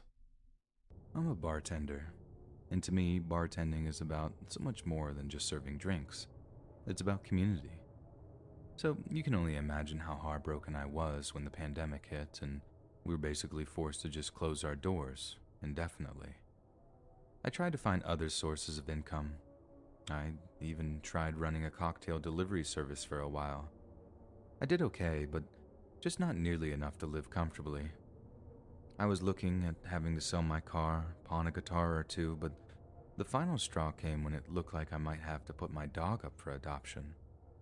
I can put up with a lot of nonsense, man, but the idea of having to take Ripper to the pound, never. I just couldn't. That's when I got desperate. Desperate enough to consider something pretty drastic. To make it clear, I'm a guy in my late 20s, not completely awful looking, but definitely not Brad Pitt. So I'm sure it'll come as no surprise to many of you when I say that my financial salvation came when I started yep, you sure could guess it, an OnlyFans account. It all started when I heard two of my friends talking about dad bods. Dad bods, I remember saying. You'd for real prefer a beer gut to a six-pack? Okay, not like a beer gut, she said with a giggle, but like, I don't know, like the slightly out-of-shape look, it just feels real, and besides, gym rats just don't seem fun, you know? Dad bods are like, chill. That was probably some bad phrasing on my part, but you get the picture. The whole dad bod thing had been around for a while, but when I told the girl she must have something of a niche interest, she just laughed. Nope, it's way more popular than you think. And she brings up this OnlyFans profile of some Nick Offerman-looking dude who had like a ton of posts up, all with a buttload of likes and comments. This guy makes thousands of dollars a month. His profile is free to sub too, but he does a bunch of request stuff too. Watch. I'm like, no. Thinking she's about to show me this guy's junk or whatever, but no. Apparently the guy did like tuck you in videos or good morning sweetie videos where he pretends to wake up next to you before offering you breakfast and stuff. It was the tamest adult content imaginable, legitimately PG-13 stuff, and he was charging upwards of $50 for a personalized video. The whole rest of my shift, I kept thinking about that guy, thinking how happy he must be to get all this money, and his following was so wholesome too. What's not to like about a setup like that? Sure, I bet there was some steamier stuff behind a paywall somewhere, but come on. A few $1,000 a month just to tell some girl to sleep well? Why couldn't I get a piece of that sweet, sweet OnlyFans money? But nah, I'm not that guy, or at least I wasn't. I had all the confidence of a 2-day-old fawn back then, but then again, I suppose desperation drives us to do stuff out of the ordinary. It was pretty surreal setting up the account. Like I had to come up with a fake name and an attractive username. I had to take a display picture selfie and banner picture. It was a whole thing. I was doubting myself the entire time, but I still went and did it, and since all the pictures were as anonymous as I could make them, those masks helped to protect more than just my breathing, I suppose, I wasn't all that concerned about getting found out. Besides, that would pretty much be the end of the whole thing. It wasn't like I was going to actually get any followers or anything, right? Right? Well, wrong. Because maybe 3 days after, just when I was starting to forget about the whole thing, I get an email notification from OnlyFans that says, like, user 7876 is now following you, just to be as generic as possible. I'd set up my sub fee to $4.99, then when I checked the payout section, boom, like $4 was headed into my bank account at the end of the month as an upfront charge. I also had a direct message that just read, "Loving your pictures. Can't wait to see more. X." I couldn't tell who the person was. There was no bio on their account, nothing to even clue me into if they were male or female, but still, I just reply, "Thank you so much. If you know anyone who might enjoy my content, please share my profile with them." I get a "will do" in return. Then that's that. A few days later, I get another sub, then another, and by the end of the week I have a grand total of 10. Loyal but totally anonymous subscribers. The extra $40 a month was paying for most of Ripper's dog food by that point. Not the good stuff, but I didn't have to consider giving him up anymore, and that meant you can bet your butt I carried on posting. If the only way was up, then up I was going. By the end of my 6th week of OnlyFans, I had just short of 50 followers and was making just under $200 a month, and I put that down to solely me opening myself up to special requests. A lot of them came in the form of daddy stuff, which is undeniably kinky, but still mostly just sweet and affectionate. I didn't have a problem with it at all, and once I gotten a little confidence under my belt, I'd go so far as to say that I got pretty good at it. But as it turned out, the real money was in a kind of domination that was considerably less wholesome. Some people didn't want me to just be nice to them. They wanted me to be really, really mean. I remember the first time I started to feel really disillusioned with the whole thing. One special request wanted me to make a video where I basically just downright was abusive. Then when I read that they wanted me to call them all kinds of slurs, I just felt gross. It was the first time I'd had actual confirmation that some of my subscribers were gay guys, but that wasn't really it. It was the things they wanted me to call them. They're what made me feel deeply uncomfortable. I replied to the DM saying, "Sorry, I can't do that. Is there anything else I can work in for you?" But no. The reply was almost instant, and it consisted of them just doubling the dollar amount they were offering. The first time they did that, I actually got a little offended. Did they honestly think that I'd just cave because they flashed some cash? It was about principle, not making money. So you can guess how straight up gross I felt when they threw a 4-figure amount at me. And I feel gross just typing this, but yeah, I accept it. I called them some of the most despicable things that have ever come out of my mouth, and you know, I did a pretty good job of it too. I wanted that money, and it's honestly shameful how quickly I abandoned my principles. I felt bad, really bad for like a few days, but when another offer came in from a different user asking the same thing for the same price, I just couldn't say no. The bar wasn't even paying us any sort of unemployment anymore. We were like 3 months into lockdown and the money just sort of dried up. So by then, whether I liked it or not, I was almost entirely dependent on OnlyFans for my income. And when the requests got worse, I had little choice but to fulfill them. Looking back, I shouldn't have let it escalate. I could have kept things at the level they were at and still lived pretty comfortably until the New York City bar scene opened up again. But no, my greed took over, and at one point, I bought an entire pack of wet Italian sausage just so a guy could imagine what his junk would look like after I stamped on it in steel-toed work boots. I thought this was as bad as things would get. I was wrong. The red line event for me was getting a follower from another user 827484 style account, the anonymous kind you always get the weirdest DMs or requests from. The guy threw an obscene dollar amount at me, but also mentioned that some of that money was for procuring materials, as he put it. Long story short, this person wanted me to head down to an apartment building where a Hispanic lady was selling puppies. I was to go down there, pick one up, then bring it back to my apartment. I asked why, but they wouldn't tell me. They just gave me some spiel about being genuine and being a huge source of potential income in the future. But this was a puppy. Nothing good could have come out of mixing OnlyFans and baby animals. And what do you know? I was right. I won't go into too much detail about what this user wanted me to do, but it was some of the most evil, heinous stuff I'd ever heard. They wanted me to hurt the puppy. Not just kill it. Hurt it.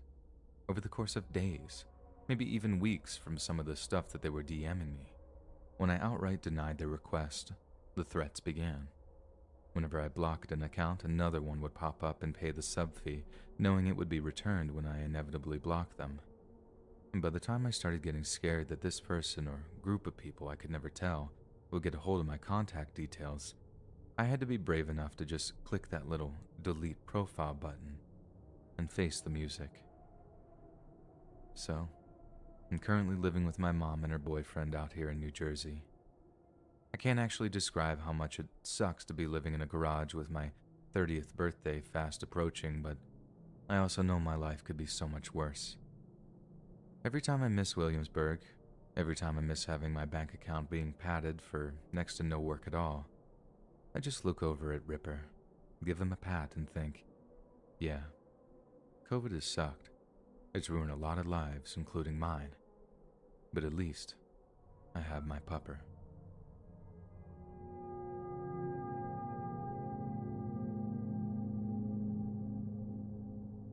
I started an OnlyFans account a few years back now, and I've been recognized a grand total of 3 times because of my tattoos. I keep them covered up in my job because it's the kind that really doesn't like you showing off ink like that, let alone how badly they'd freak if they knew I had an OnlyFans. The point is, I like to be discreet, and my subs, for the most part, seem to understand that. The first time was about a week after my birthday. I told my subs that it was my birthday month to be discreet whilst still raking in the birthday tips.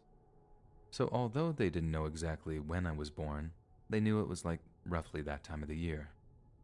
I had one guy give me a few looks on the subway, which isn't totally out of the ordinary if I'm honest, but just before he got off, he barely even looked at me as he said, "Happy birthday," and called me by my username.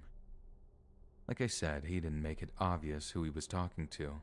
He just ghosted immediately after, and there was no other interaction. I mean, if you're going to get recognized for OnlyFans, you could do way, way worse than that. Second time was by a guy who literally screeched to stop on his bike, pedaled back to look at me, then turned bright red and said, "Oh my God," then literally zoomed away like I was going to attack him or something. Granted, he could have been just having a moment, but trust me, when you have an OnlyFans, you just sort of know where people recognize you from. Anyway, now for the third time, and by far the worst time, I don't show my face on my OnlyFans, but I did used to show my tattoos, though not anymore. God bless those cute arm sleeve things. So, this one time a guy stops, visibly starts checking out my tattoos, before he kinda gasps and looks up at me. I just play it cool, like there had been some kind of mistake. There blatantly hadn't, and just ignore him while I carry on reading and drinking my coffee. I half expected him to keep moving, but he didn't. He sat down next to me and started calling me by my username.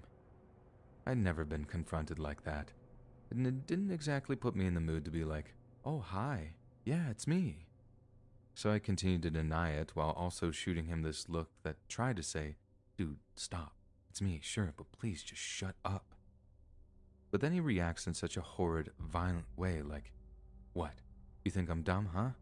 You'll take my money? The money I work my butt off for, and you won't even acknowledge me in the street?" That was his cue to just go off, and this guy just tore into me while an entire coffee shop and passersby looked on. I'd rather not give him the satisfaction of repeating what he said or go into detail about how much it hurt my feelings, but I'll put it this way. I spent almost $90 on arm sleeves to cover up my tats, and I haven't been recognized since. It really did mess with me for a while, though. Like the reoccurring thought was, you were lucky he found you in the day. If that had been the night on some dark street somewhere, I might not have been nearly as lucky, and I might not have walked away at all.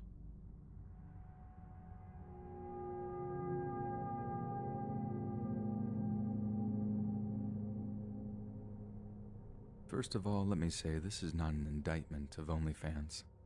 If someone wants to profit from sharing pictures of themselves or their body, that's totally their right, and I respect that. I'm not casting judgments on anyone who chooses to do so. But let me be clear. OnlyFans just about ruined my life, and I've never even set up a profile. It all kicked off not long after I broke up with a guy I'd been dating for about 3 to 4 months. As a single mom, it's way harder to get dates than I'd like it to be, but at the same time, I totally understand why someone wouldn't want to raise a child that isn't theirs. I mean, I wish more guys would be open to it. It's not like I'd never have a kid with them too, but it's just a sad fact that it puts guys off when you've got a child from a prior relationship. So you can imagine how excited I was when I met Richard. It's not his real name, but I'd rather not attract his attention, thank you very much. Having a 6-year-old son didn't seem to bother him in the least bit, and he even asked a lot of questions about him. I found the whole thing so refreshing and mature that by the time Richard asked me out, I just about bit his arm off accepting the invite.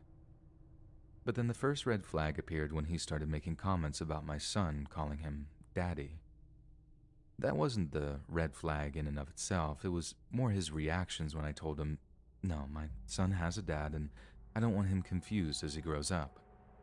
Richard didn't seem to respect that position whatsoever and actually said some quite personal things regarding my taste in men, as well as the integrity of my son's father.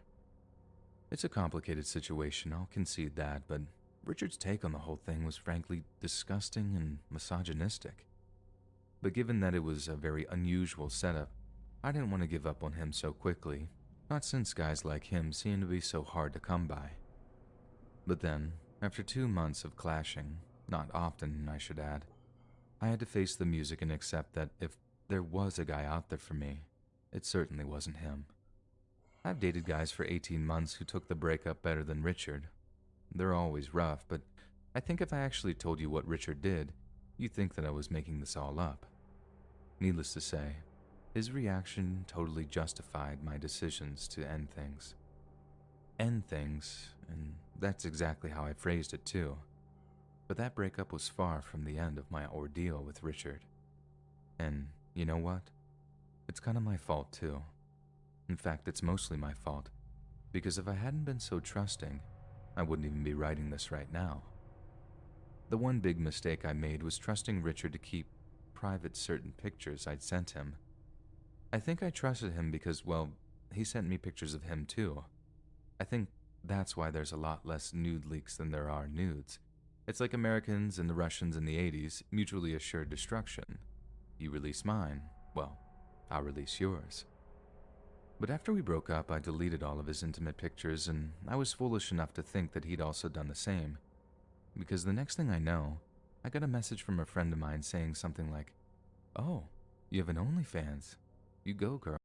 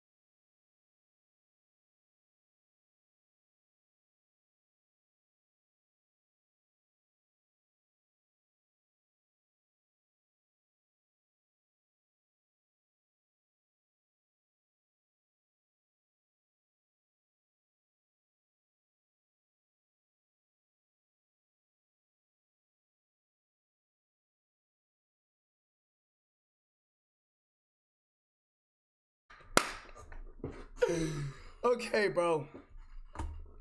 Yo, I am mad, yo. Like, dude, you don't understand. I went to sleep at 5 o'clock, bro. And you want to understand what I did before I went to sleep too? I was doing stupid. Bro.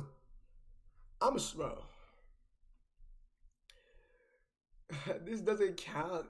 He didn't do a full 24. I'm saying, bro. I'm saying, like, this should not count, bro. But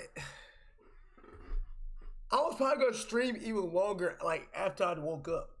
I ain't gonna count. I was gonna stream longer after I woke up. Sleep kiss plus the hours you slept to count it to the counter.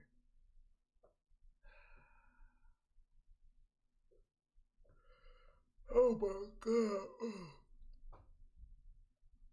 Yeah. Chat, look what I was doing. Part 2, yeah, part 2, my fucking ass. Oh, word 2, look what I was doing, bro. I was doing stupid shit, man. Never been the same since trying Ellie. I don't even know what happened. What is this? I can't hear nothing. Hold on. That's what I'm gonna do. I'm gonna stream till like 8 o'clock, like 10 o'clock.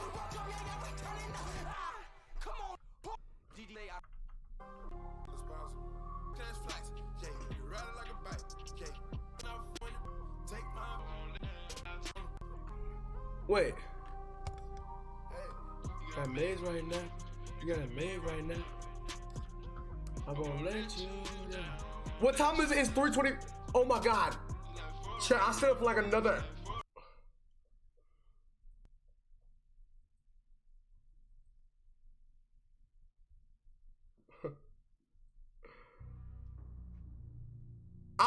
Right here, I'm zoned out. I couldn't function, bro. I literally cannot function. I don't even know what I'm doing, bro.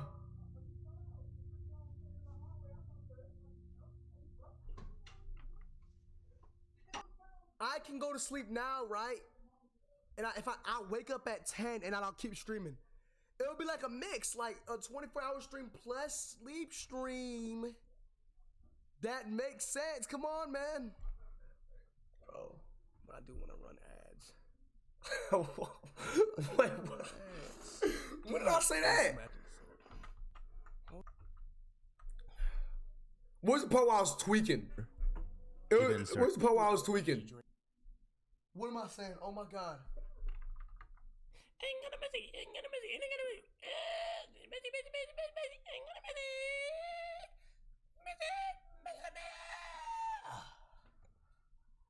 Chat, bro, like, yo, what's good, yo? I seen you around the corner the other day. I wanted to knock your head off loose, mister. But I said, no, I'm a good Samaritan. I won't do that to you. What am I saying? Oh my god. Chat, it's like truly being drunk. It's like being drunk. Yo, being this tired is like being drunk. Oh my god, what am I saying? Bro. I went country on y'all last, my bad. I just went country on y'all, my bad, bro. Alright, bro. Wake up, wake up, wake up. Wake up, wake up, wake up. Wake up. Wake up. Wake up. Wake up. I gotta sit in this chair. I gotta spin around in this chair. Let me spin around in this chair. I got you. Look at this.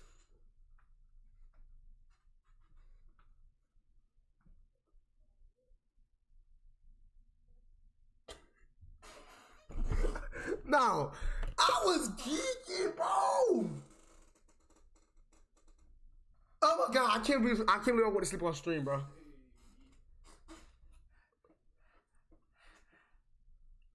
Hey.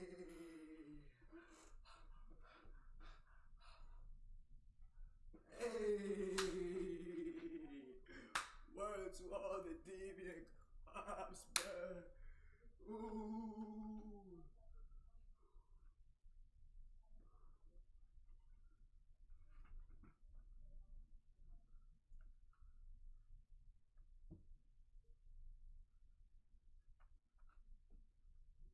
What the fuck? What the fuck? What the fuck? What the fuck? What the fuck? What am I doing? What am I doing? What the fuck am I doing? What the fuck am I doing? No. No. Encara Messi. Encara Messi, gotta Messi, gotta Messi, gotta Messi. Encara Messi, gotta Messi, Messi, Messi. Messi, Messi, Messi. Messi. I'm so sexy, Chad. I noticed that. What were y'all saying? I want to see what y'all was like. Can I see the full chat? What were y'all saying? Deuce said, good morning. Bro fell asleep. That boy is slump. This motherfucker really fell asleep. Ain't no way he's asleep. Ain't no way he's still asleep.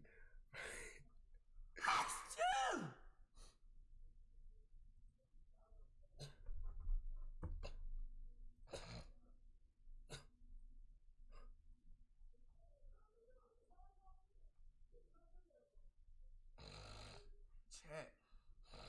Word two. Ha ha. Ha ha. Hola Marcioto Ike alo chule tolo hey. Mole calo chule y la puca. Hola Kotoko. Hola Calapuca. Hola Calabuca. Hola Chabalasica. Hola oh. Ala chupala. Yo, chat, bro. Oh my god, no. Wow. I was tweaking bad, bro. I was tweaking bad around this time, dude. I think it's like 4 o'clock like this time. I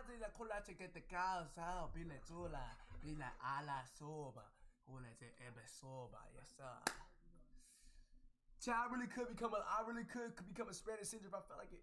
I could become a Spanish singer if I felt like it. Hola para sala, hola chica pa ulo, palatula pulati ete takala ulo, chala kopo, ala te bela topo, ala katika la tuna te beka la la toto, hela no chapa la tila batula ula jekala te kona jeka pa champion, apulo hita pa uli lo kachube no bala antumo o bala kite ka po, wala te tu wala ka tinkong, why be the king? I think okay, I put out hala, hola, tinkinko, pintaca la cocho, hola, sweboko, nileka la canse, de punta lito ocho, habitico, etico, tola.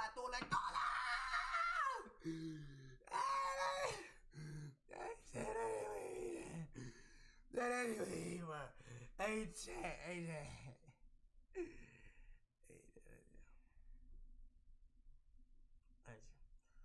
that shit was heat, bro. No. What the hell? That shit was heat, right, man? Oh my god. I can't help her. It got so far. In the end, it doesn't even matter.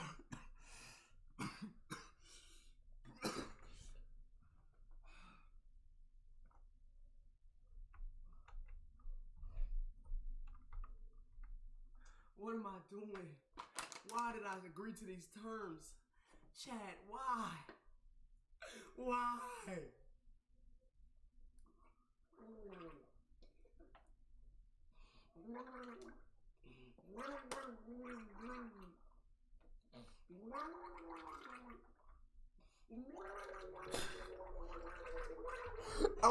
I'm gonna get some. Oh my, yeah. Let me get some water now.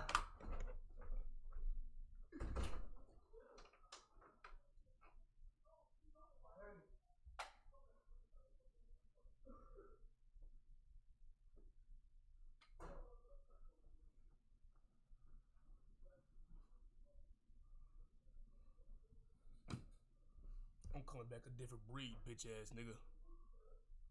Don't spin my block, nigga. Where your money at, nigga? Put me on the deadlocks, nigga.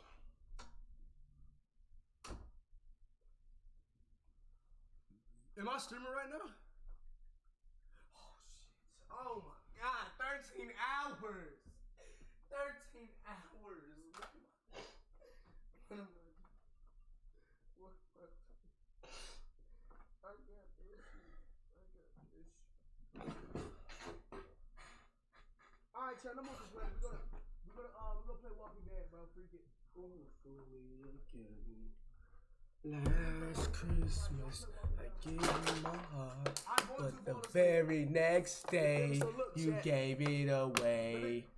This year, to set me for tears, I'll give it to someone special.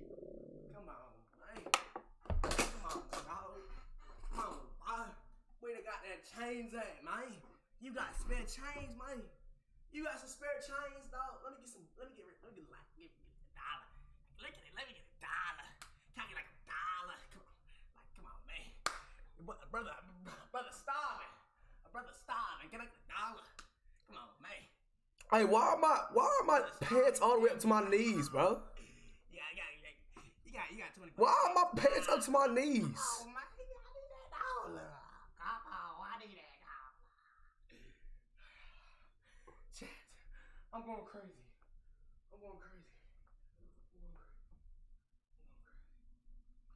Yo, how to get out of this?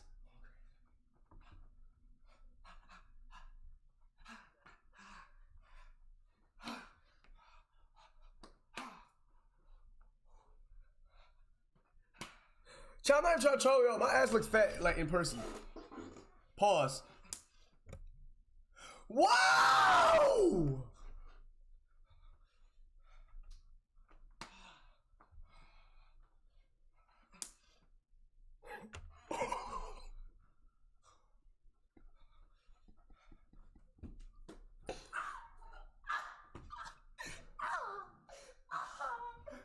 That hurt, bro. I hit my knee on the corner of the wall, bro.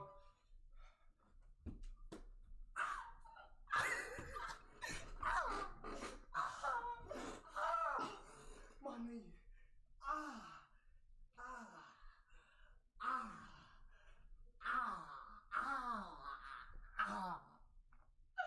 hit my knee on the corner of the wall.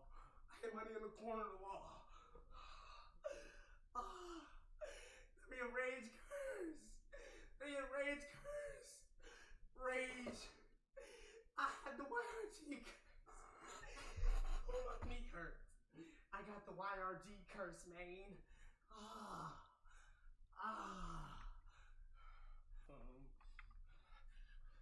Lay down with me. Oh, yeah. I'm got no. What was I doing while I was asleep? What I look like while I was asleep? As I maneuvered myself off the grass and onto the sidewalk, I was gone. Oh my god, I was gone. Oh my god. I was playing the original Resident Oh my Evil god, I was gone. PlayStation around midnight. My eyes Yo! were getting really heavy. And My walk to the front doors. The same. Chat, I know I woke back up, right? In the same classroom. I woke back up around 10, come out long enough, but I went back to sleep. I was too tired still. Was it around this time? Until further notice. Pulling me, but Hey, in that, and that it isn't. Dude, I was gone. Oh my fucking god. As I I keep running right here.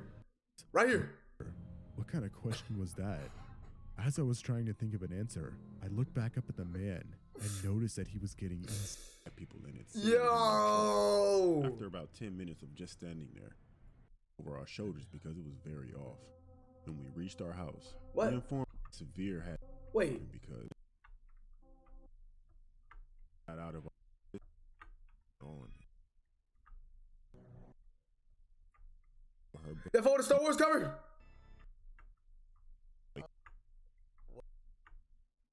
Your throat.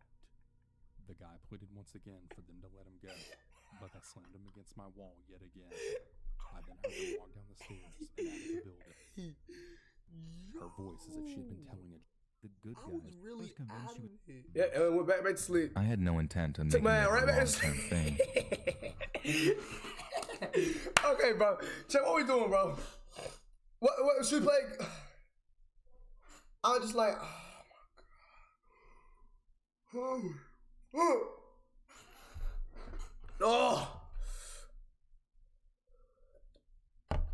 125. Still got probably like, I'm gonna add like chat, bro. How long should I stream? Till what time? Till what time should I stream?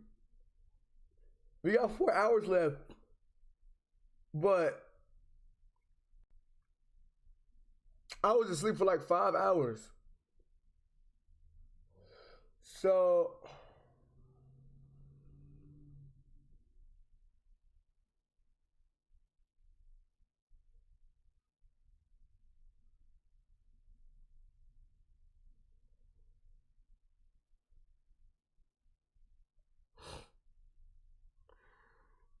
12 more hours to be fair. Holy shit. That, oh my god, it's no. Okay, look.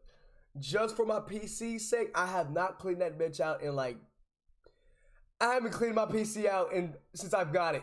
This thing is dusty as hell. I don't want this shit to overheat. I need to get that spray shit, the can of air, to spray that shit out. Bro.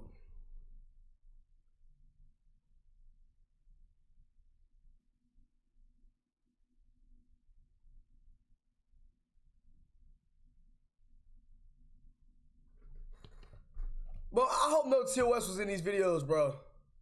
I hope no TOS. Bro, chat, when y'all saw this, was there any TOS?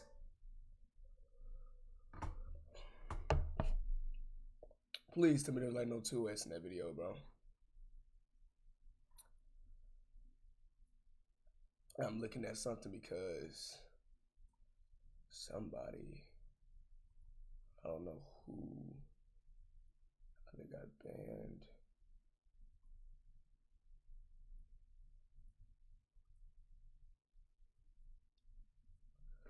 All right, I'll give it like, okay, how about like, yo, by the time, so like, let's give it like 2 extra hours. Two extra hours. Cause y'all do understand, I accidentally reset it while I was like 1 hour too. Look, right, while I was doing it, I accidentally reset it. Like, it was not an hour, but like 20 minutes into the stream. I think. Let me see. No way he's still awake. Damn, 8 hours, Keynote. Damn.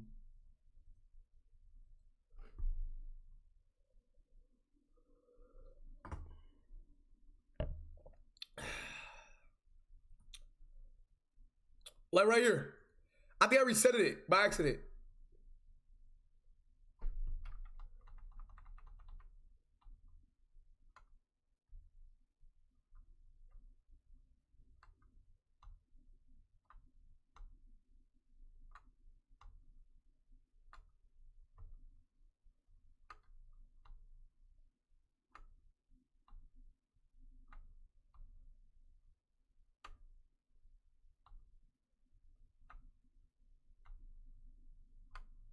Okay, I didn't reset that. Never mind. Check, look at this part right here though. It's time. Yeah, Mondo.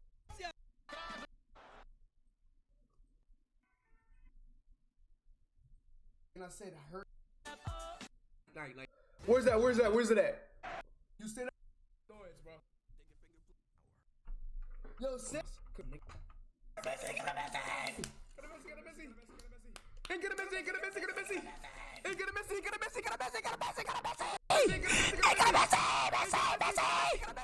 Watch this, chat.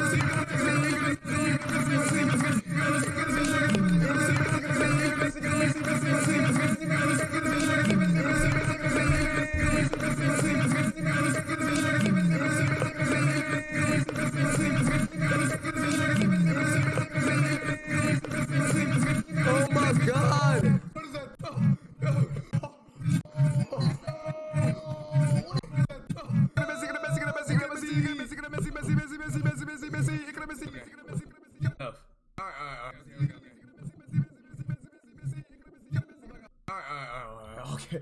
Okay, now that's enough. Okay, that's enough. That's enough. Okay, now that's enough.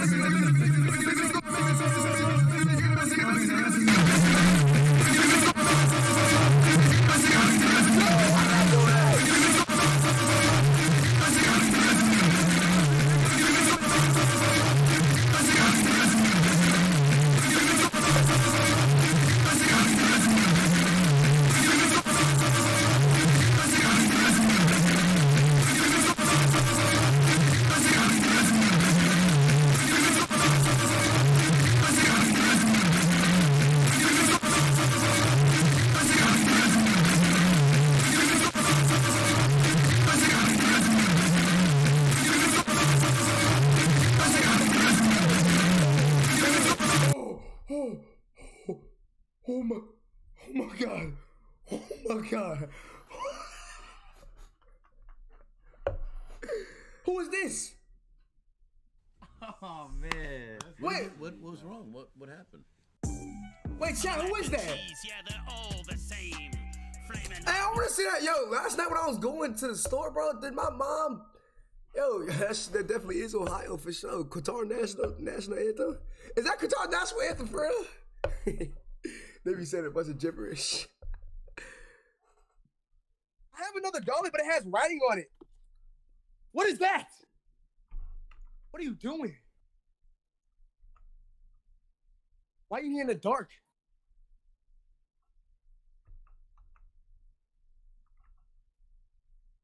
Giant piece. This is not big. Eat it. It's a giant piece. What, did she come in my room, bro? I want to say hello to the stream. Say hi, stream. Say hi, stream. I gotta figure how do I fix that? Bro, like, yo, when did she come in my room, bro? Smart cheddar pop. Ooh, funny to smart cheddar, bro. Man, they didn't have Doritos or Starburst, but I was pissed. How do you not have Starburst? How? How do you not have Starburst, bro? Like that just blew me, bro. You didn't have Starburst or Doritos. You didn't have Starburst or Doritos. It's like they knew I was going there, bro. They knew I was going there. They didn't have no Starburst or Doritos. And you know me, I didn't want to look like a thug, so I had to be fast about it. I didn't want to look like a thug finna rob the store. When did she go in my room? And back home, nice shit. I feel like they knock, bro. Don't say nothing. What was she doing? Bro, don't say nothing until I get. Don't say nothing until I get in there, bro.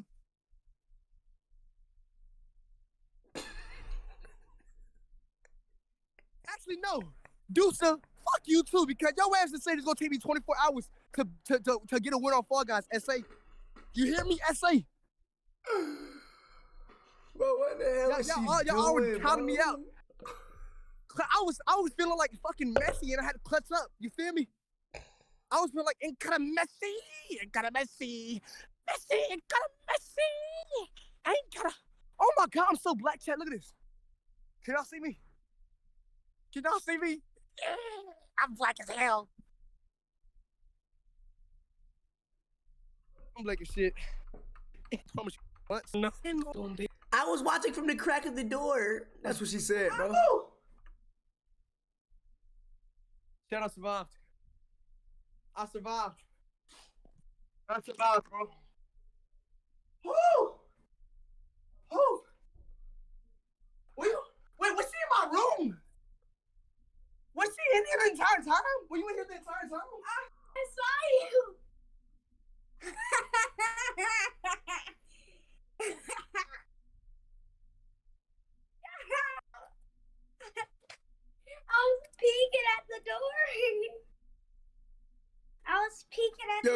chat, when she did that, I was about to pedigree her. I was about to pedigree her, cause I thought she, cause bro, she be, bro. I'm not even fit to say what, but bro, I was gonna pedigree her, bro. I was really about to pedigree her, man. Yeah, my camera look weird. Yeah, me and my.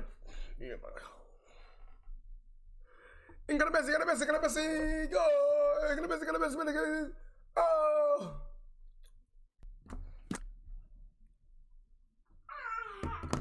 Donde está de no Messi? Why did I sing that? I want to. Hey. And them Skittles didn't help. Oh, yeah. Them Skittles didn't help. Them Skittles didn't help, bro. Them Skittles did not help. I lied, bro.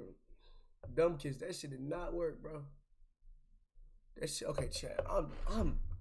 All right, yo. What was I supposed to play?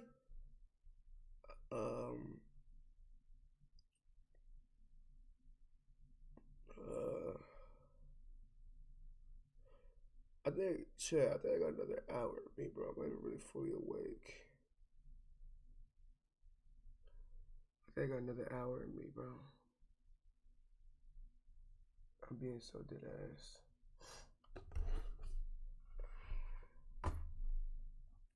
All right, let me go on my Xbox chat. Let's see what game I got on my Xbox.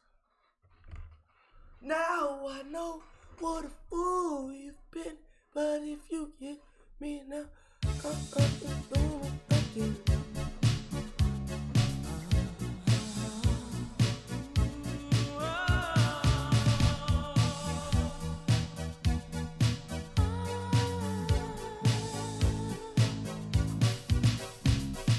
Last Christmas I gave you my heart, but the very next day you gave it away. This year, to save me from tears, I'll give it to someone special. Last Christmas I gave you my heart, but the very next day you gave it away. This year, to save me from tears, I'll give it to someone special.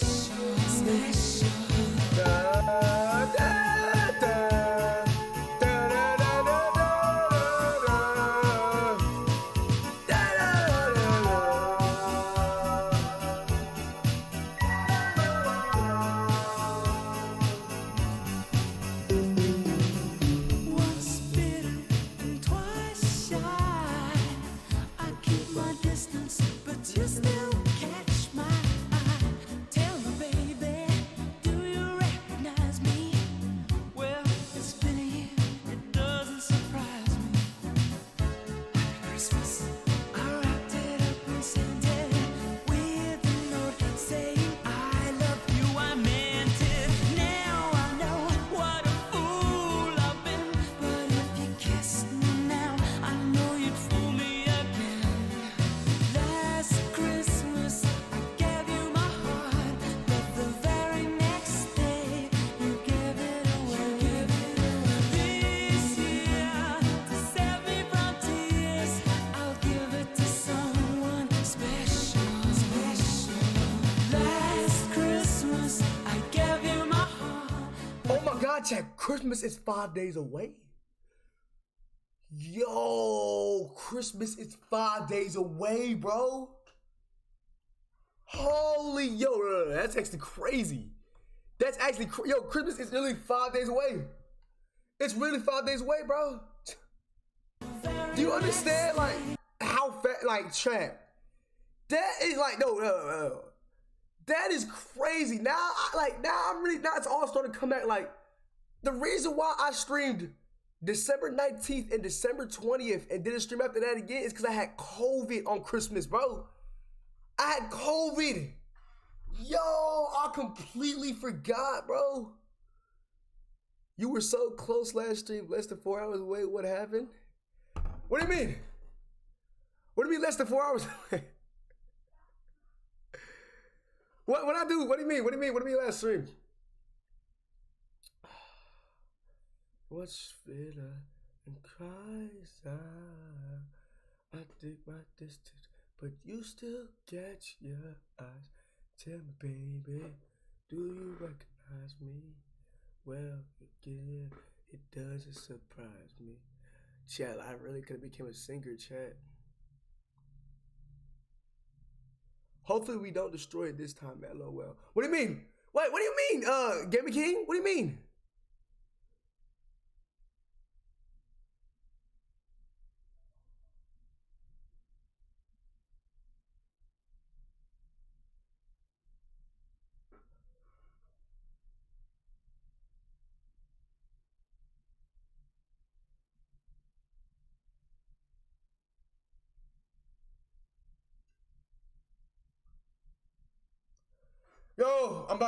Yo, okay, wake up, bro. You gotta fully wake up, man. You gotta fully wake. Yo, chat, bro. This is weird, bro. Waking up on stream, like I had to I had to get busy, man. I had to get busy, bro.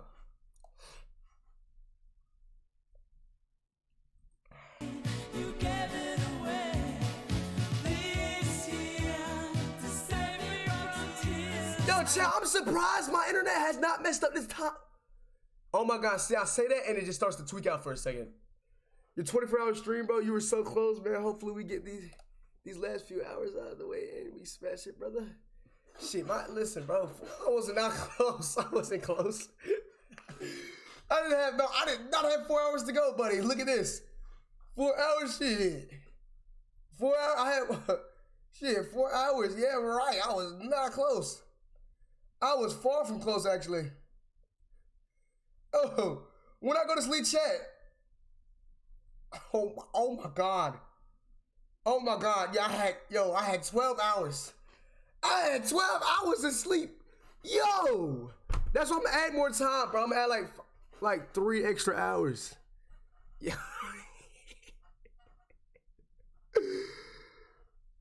Yo. Why did I itch my head? Okay, see, yeah, I was gone. 4? Okay, yeah, I'll add 4 extra hours, dude. 4 extra hours. I'll add 4 extra hours. Bro, 4? No, bro. I'll be 8 o'clock, bro. I already make some TikTok clips, man. Should I make a TikTok clip on stream, chat? Should we make a clip on stream? Fuck it. Let me do that. Let me make a clip on stream.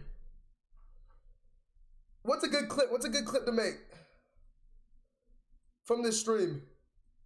Portugal versus Argentina. 332 clips. Highest view count 16. Oh, okay. Look, yo, Gaming King, you are crazy. You are crazy.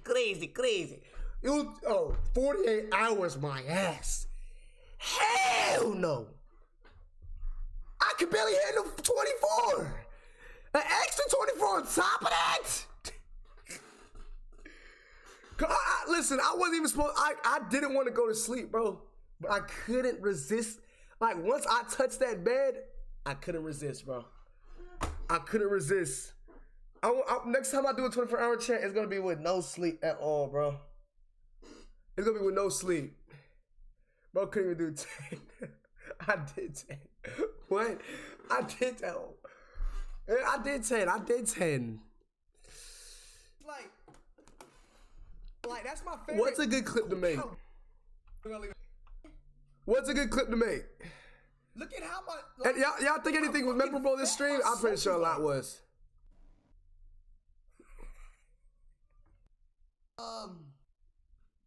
They've been fucking. Hey, Domino is why I regurgitated it like crazy. I'm talking about I thought like chat. My chest was hurting when I was throwing up, bro. It was hurting terribly. This chat, bro. Yeah, it's nothing to you. Listen, bro, that's something to me. You know why? Cause I'm black. I don't know. You must drink 5 out of energy drinks or some shit, or must. Mass don't drink no type of energy drinks. I don't know. I ate Skittles last night. That bitch did not help. Whoa, 96 hours. Oh my God.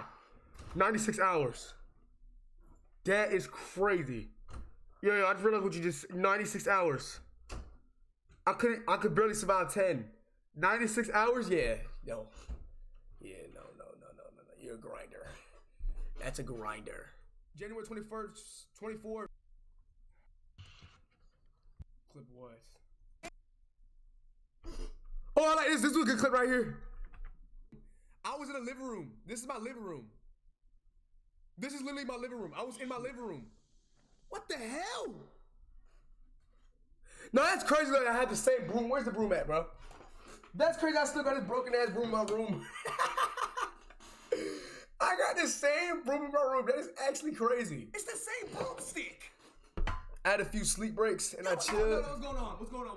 Yeah, I would do that. If I that's why subathon. And this is the first stream Deuce was in.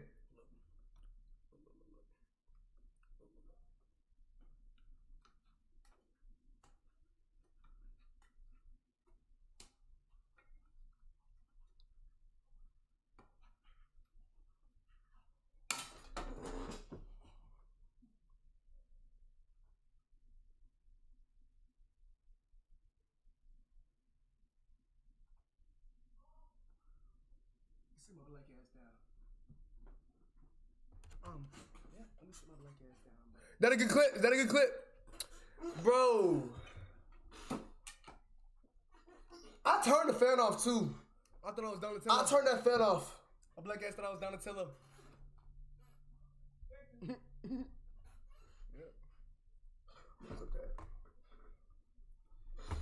What's fitter to try some? Whoa. If my ceiling fan falls and you still get my eyes, tell me, baby, do you recognize me? Well, if you didn't, it does surprise me. Yo, I didn't know George Michael was gay. I never knew that. I never knew George Michael was gay. That entire time, I'm thinking this man was straight.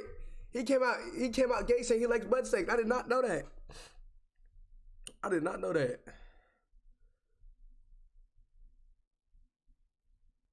Yeah, I didn't make clips because I haven't made clips. I haven't made a clip.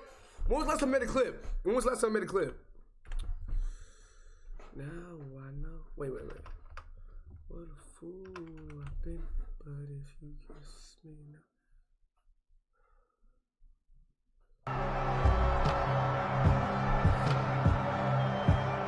Straight away, let's have a look.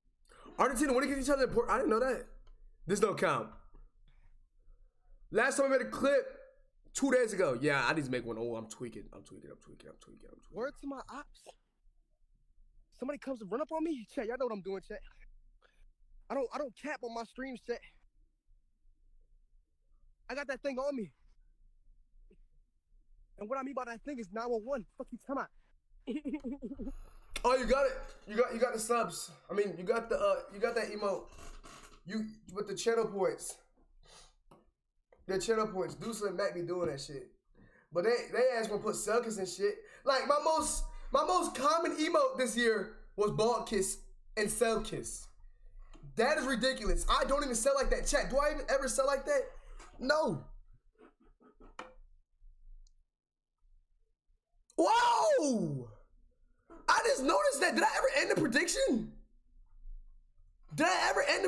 I don't think I ever ended the prediction.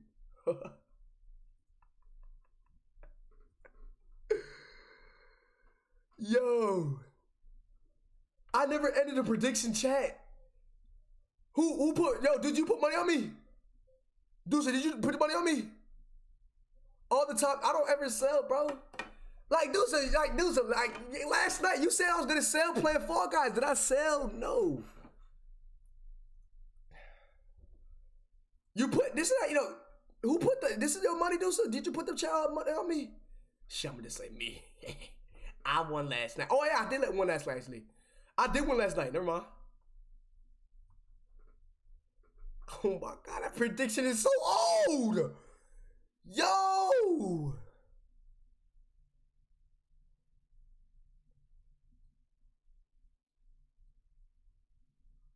All right, let's end that. What's best streamer here? Follow, sub. Anybody got sub? But yeah, follow for show. I put all my cash on you. Yeah. The cash you put on me, it went to a good place. It went to a good place. Charity. It went to charity.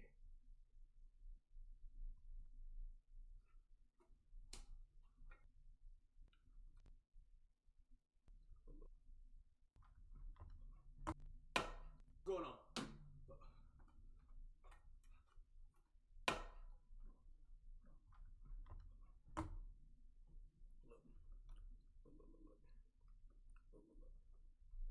Hey, what should this be called? What should it be called?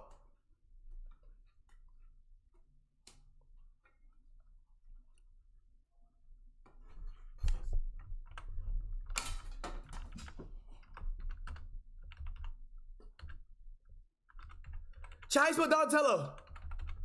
That's what Donatello. I know I spelled it right. Spelkus. Spelkus. Yeah, I spelled that shit right. I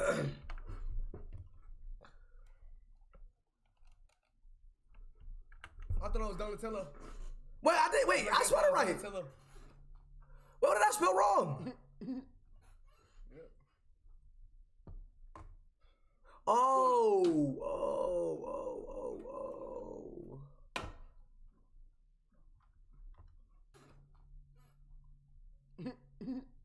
Going on. I thought I was Donatello. A black ass thought I was Donatello. Going on. Alright, bro. Alright, we need to make a couple more. I need to make a couple more, bro. To archive. Chad, you understand? I've made a lot of clips that I haven't posted yet. That I don't think will really do good, so I just don't post them. I've been thinking them clips are fine until I realize how mid they are. Nunchuck. Broomstick. Chat, you know it's crazy, you know what I'm saying?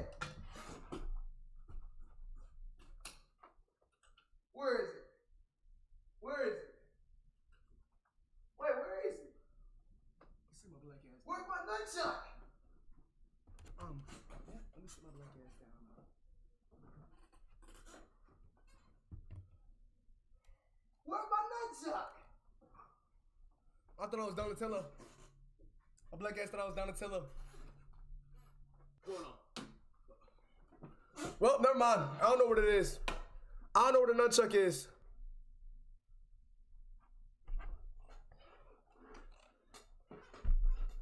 I'm telling you, bro.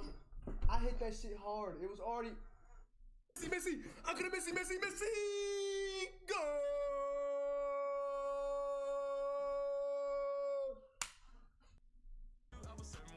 Was I dick sucking Messi, chat? Have I been dick sucking Messi? Have I been riding Messi's dick a lot? If I had, then that shit felt really, really fucking good. All these friend requests, that shit felt amazing. And can I Messi? Yo, chat, I swear, I think I was like in my head, like when I was asleep, bro, in my dream, I kept saying Incada Messi. I swear to God, bro. I thought like, yo, I was really saying Messi a bunch, bro. A bunch, bro. I thought I was in Argentina. So, chat, how long did it take me to win the game on Fall Guys? Oh, yeah, chat, I'll last the scariest shit. I don't want to play that shit ever again, bro. I don't want to play that shit ever again. I'm not playing it. I'm not playing it. 123 minutes. Yo, it didn't even take me, oh my God, it took me 30 minutes to get a game, like I said. Oh my God, it took me like 20 minutes to get a game, like I said. Get off. I'm telling you, chat. It took me 20 minutes to get a win. Oh no, I'm too good, bro. I'm too good, bro. Oh my God, why did my camera, wait, is this? Oh no, it's 720p. Yo, my camera gets all fuzzy when I play. Messi!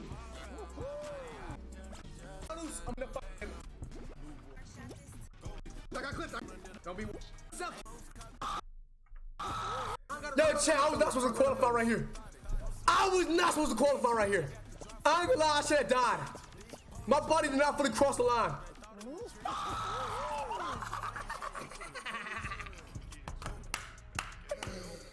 Oh my God, I almost sold myself. I almost lost.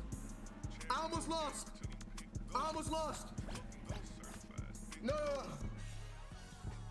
Woo! Woo! In Messi we believe. In Messi we believe. In Messi we believe, chat. In Messi we believe. Facts. Dude, what the actual? No.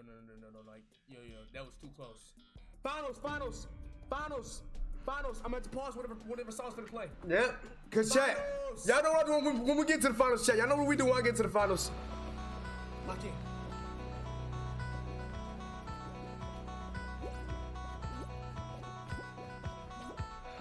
Messi and Michael Jordan are the GOAT, man.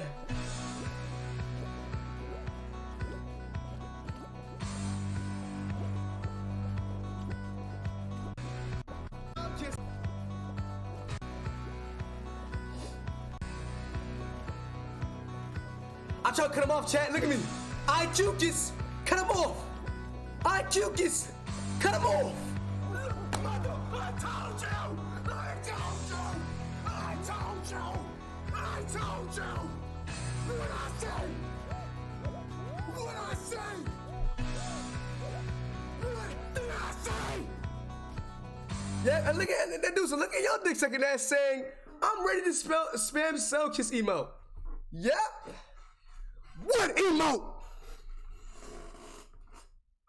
Hey, y'all listen to this. Y'all ain't gonna ever see that Selkiss emote ever again. I'm never gonna sell, bro. In anything and ever I do. Not gonna lie, that was poor luck. Oh my god. That was luck, really. That was luck. Look. I was like, look at my IQ here, man. Look at me. I'm like, yo, the dude in front of me, he's getting ahead of me. So like, let me move up a little bit. Let me throw him off. Let me move him up. He fell. Like, let me go on the other dude's side. Let me try to cut him off. He trying to get away from me. Nope, boy, I'm on your ass, boy. Ain't the freaking on your ass, boy. The fingers on your ass. The fingers on your ass. I told you. What I say? What did I say?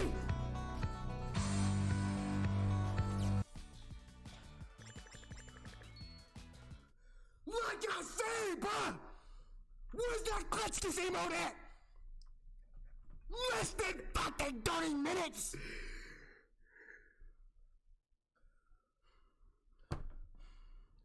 Oh my god, my eyes went bloodshot red.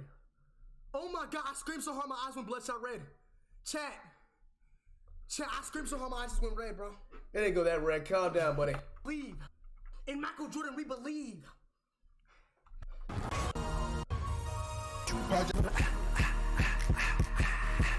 I just wanna rock. Buddy, yeah. Shorty got that buddy, yeah. Hit it once, no time. How the fuck you gon' kill my vibe? Staying on the money, don't lose my size. Pick them sides. Hey, man, choose wisely. That's my high. 1, 2, 3, 4 to come to 5.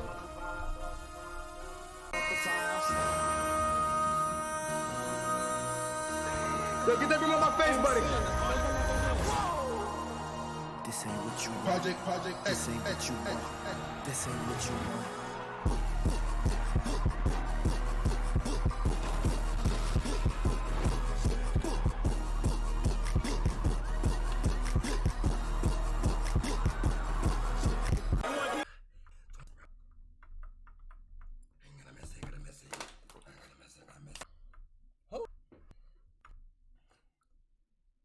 Chat, bro. I gotta eat, bro. I literally can't wake up 'cause I gotta eat, bro. Whatever y'all. Okay. You're not good. I do is. When I get back, actually, I didn't see what y'all saying in the chat. I can't see. Man, this ain't that bad. See, I'll be scared going up that hill. I didn't know you said that. You said 40-yard dash. Are you crazy? Yo, oh my God, I remember my dream now. Chat. Yo, it's crazy. So basically, like, we were living in the city. Me, my brother, like, and some other random people. We all got put into slavery out of nowhere. They all put us in chains and they told us to play football, AKA soccer. So that's what we did that. And for some reason, I would tap the ball and I could never catch it. It would always just go out of bounds while I was trying to kick it in the goal. So I felt like I was super slow in my dream. And after that, I woke up out of my dream and I never knew what happened. Like, I hate that, chat. Like, when you get to a good part of a dream, bro, that bitch, like, it just vanishes and you wake up, bro. I hate that, man. I want to see if we won or not, man. I want to see if we won. Isn't that crazy, chat? How does the dream turn into that, bro? I'm living in a city in a tall ass building, like a 20-story building, and my ass just gets put into slavery somehow, and then they force us to play football. Like, what kind of crazy ass dream is that? I don't even like, what, bro? What does my brain be thinking of, bro? I am never, like, what the hell? There was some other shit too, but I just don't want to, I don't remember too, like, I broke into this woman's closet, like, with like a key or some shit she didn't know, like, she put a lock on it for a reason, and then I don't, like, it's all fuzzy, but I do remember that part, bro. I do remember us in the line in chains and shit. It took us off the chains to play football, which I was very excited for. Chad, do you understand? I would rather, any sport, I would rather play, besides, okay, American football, and basketball. I would play them 3 games over going to Six Flags. I would play them 3 games over going anywhere fun. Like no. What's that trampoline park called? Sky Zone. I would rather do that than play. I would rather play a sport with a full team of people competitively than go to Sky Zone, bro. Keep it in the beam, bro. So you best believe when they said y'all gotta play football, I was happy as shit. But it wasn't. No, like we got put into slavery, but it's like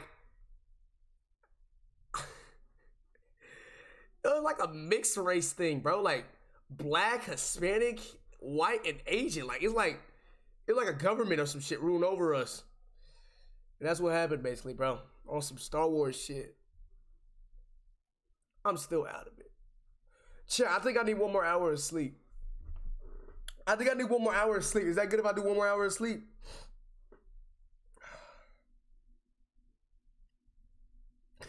I'm trolling, bro. I'm tired though, bro. It's 20 hours. I want to see something, chat. How many? Wait, I want to see something. I want to see how many viewers we've had this whole stream.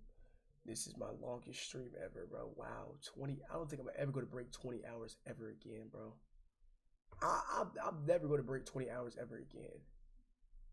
11. Yeah, bro. I'm never breaking 20 hours ever again. He'll be looking super scary. Chat, y'all know we don't jaywalk, chat. Chat, we don't jaywalk. Feel me? Facts. No jaywalking, chat. We abide by the law. We don't jaywalk. We don't jaywalk. What? Oh God, we don't. I don't think I want to clip anything from the gas station. I don't want to clip anything from the gas station. I went back from just this fight right here, bro. Go. And I love you. Alright, bro.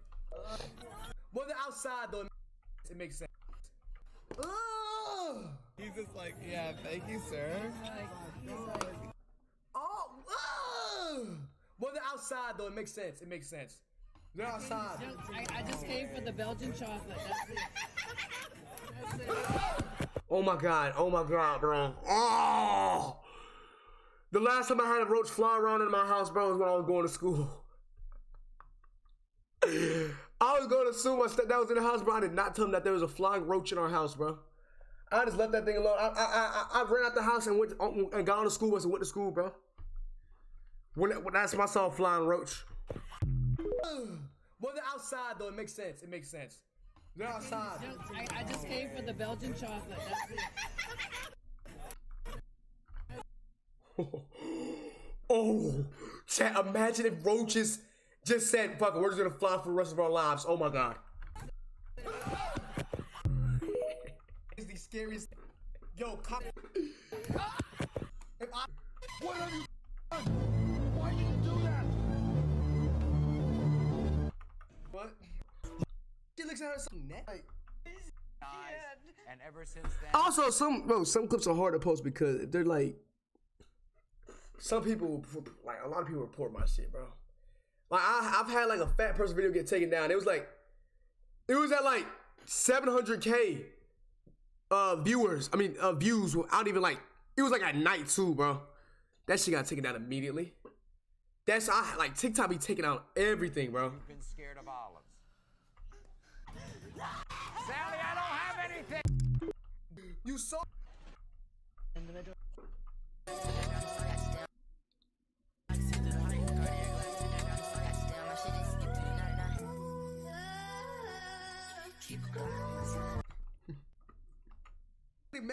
Make him.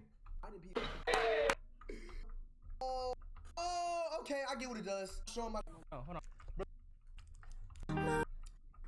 Hey, oh, alright.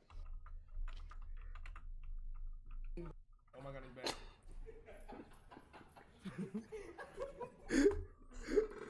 Oh yeah, I fucked him.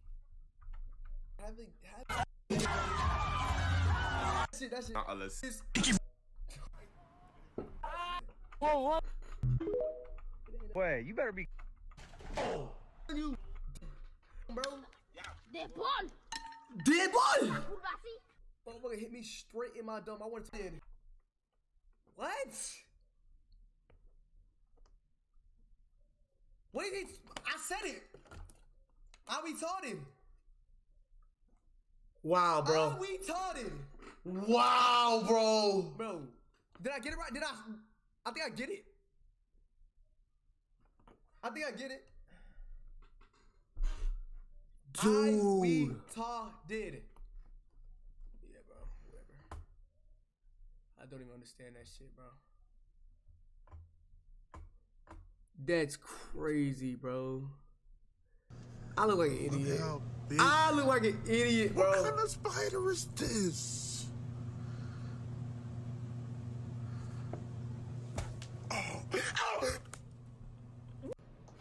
Yeah. Idiot. How am I an idiot? I retarded. That's what it says. And I read it like. You want me to clip this, bro? Yo, do you understand how many clips I would have to make, bro? I would have made like 3 of these, bro. Nigga, I'm not like, come on. Retarded. Motherfucker hit me. I retarded.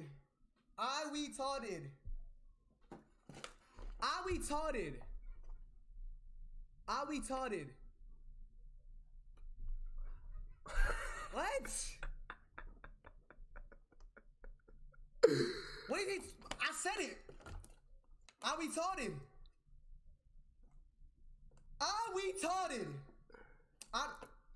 Bro, did I get it right?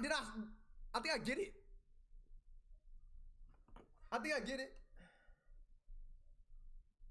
I retarded. Yeah, bro, whatever. I don't even understand that shit, bro. I'm gonna clip from there. I retarded. Oh my god, bro. What if this gets taken down, bro? What kind of spider is this? Motherfucker hit me straight in my dome. Kulasi! The boy! Keep bringing it over till you on his neck. Keep bringing it over till you get it. I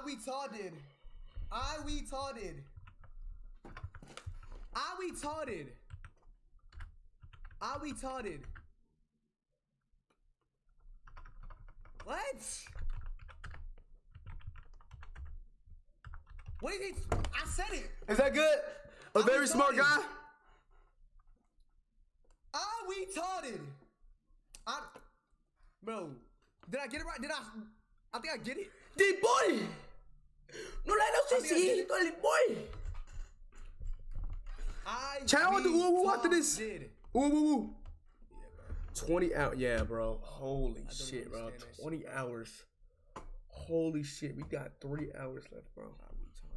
Oh, more, but keep reading it over till you get it.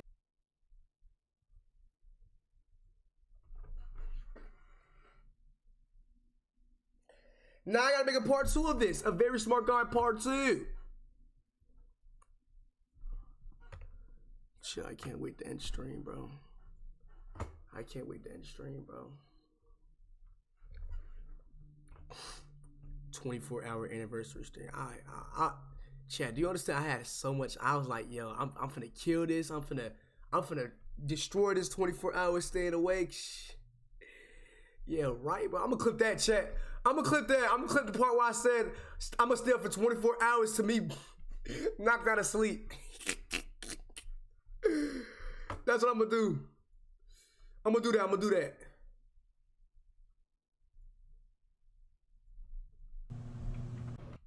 That how? I don't fucking. What do I gotta look at? I've read it like 50 fucking times. Nigga, I'm not like. Come on. I retarded. That's all it says. I don't fucking. What do I gotta look at the fucking background if I'm playing 2K or some shit? Ooh.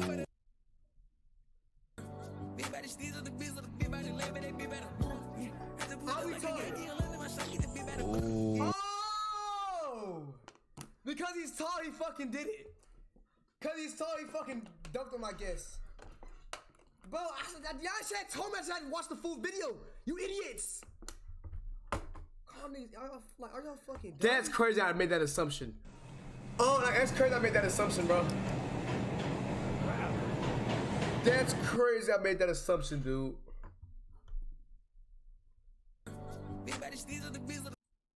What do I gotta look at the? That's what it said. How am I an idiot? How am I an idiot? I retarded. That's what it says. And I've read it like 50 fucking times. Nigga, I'm not like, come on. My voice cracked right there. Oh my god. I read it like 50 fucking times. My voice cracked so bad right there. Come on. I retarded. That's all it says. I don't fucking. What do I gotta look at the fucking background if I'm playing 2K or some shit? Ooh.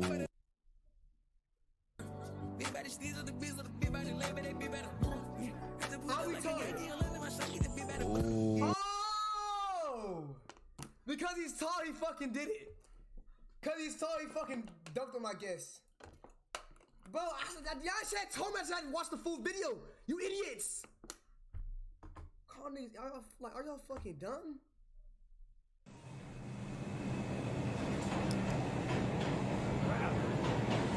How? Shay, you know what I realized, bro?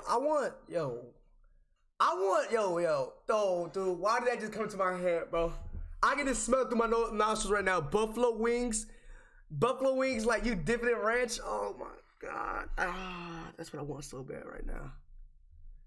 That's what I want so bad right now, bro.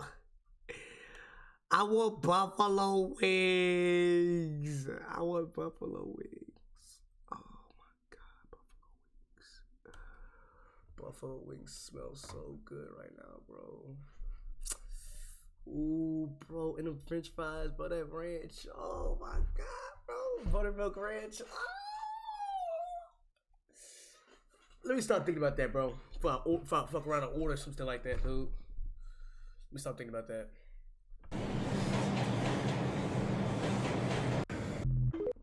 Sees the cleaner found.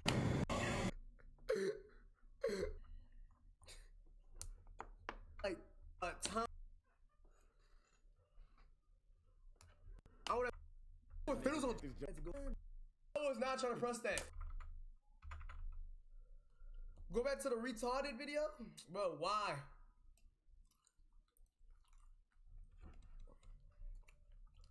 Why? Yo, Deuce, you almost so yourself said, can you make a prediction? Time to get the drum coins. Hell no. I'm not about to order no wings. I'm not about to order no wings, bro. Like, do you understand me? If I was to order wings right now, that shit would cost like $30, dude. For wings and fries, I'm good off that, bro. For 10 pieces of wings, bro. No. I'm good, bro. I'm good off that. You're retarded. I don't understand. The shit that says, I'm retarded.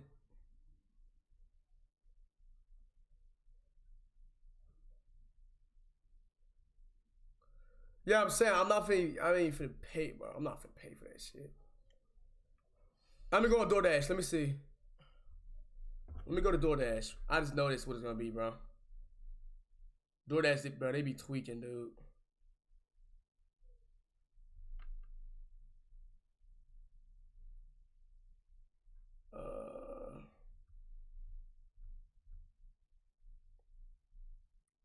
Ew, McDonald's, ew. We got a Wingstop. Delivery. 10-piece. Let me add the 10-piece. Class. Yo, what? Mild. Save. Choose a dip. Regular ranch. Add a dip. What? Add a side. Seasoned fries. Regular amount of seasoning. That's it. Let's see how much it's gonna be.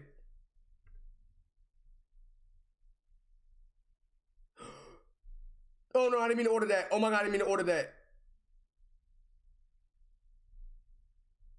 But see, 10 isn't enough for me, dude. I would go for a lot more. I'll go for like 20. Okay, it was $20. But I'm not paying $20. Just not doing it.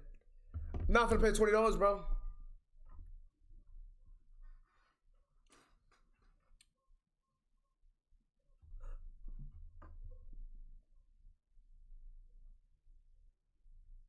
Yeah, I'm about to shit on myself.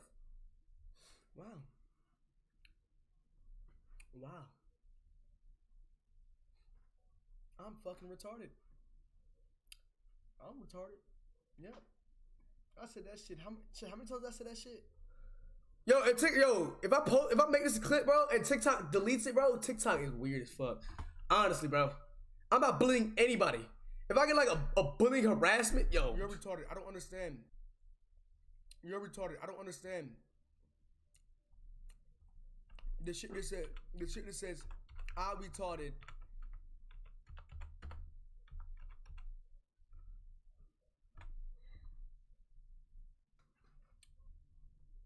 Wow. I'm fucking retarded. I'm retarded. Yeah. I said that shit. How many times I said? I'm fucking retarded. I'm retarded. Yeah. You're retarded. I don't understand. Final. The shit that says, I'm retarded.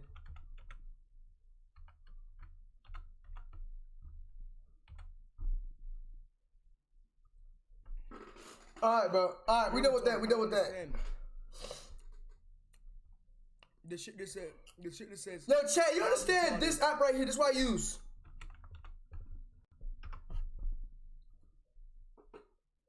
I use this right here. I literally cannot post a TikTok clip on here, bro. I have to use my MacBook. I can make it. I'm not logged in. I can make the clip, but then it won't let me like send it, airdrop it to my phone, or download it to my phone or some shit. I would have to like download on my PC and try to post it from my PC, but my PC won't let me post it. So I just be like, yo, I'm just finna download it to my MacBook and then send it to my MacBook. You're retarded. That's what I do on my MacBook. I just download my MacBook, airdrop it to my phone, and then I'll be cooling, bro. I'll be cool. They be trying to make me pay $5 a month. I'm good off that. $5 a month, really? Nope. Why do it for $5? I could do it for free. Dumbass. No, we didn't. This is new. What are you talking about? Chat, remember I clutched up y'all? Remember I clutched y'all channel points right here, chat? Ready? One. Yeah. Y'all clutched your channel points like crazy. Slogan's like part of. Yo, I'm actually chat. I'm surprised the Beast Dude even put up money on me. And guess what, Mac? You lost all of yours. How much do you got now, Mac? How much do you got now, Mac? Mac, how much do you got now, buddy? Yo, Mac, when you lost that, you was distraught, SA. You was distraught. 7.8K. That ain't nothing, buddy. Work your way up back to 50K. Cause we all had wasted 50K. You only got 7K left. What a loser. What a loser. Oh my God. Chet just bet on me like a smart man, bro. But you want to be an idiot. That is the exact reason why your mom took your PS4 away, buddy. And you don't have it to this day. Word to all the Spec Ops. Chat, listen. Listen, chat. Listen, bro. Listen.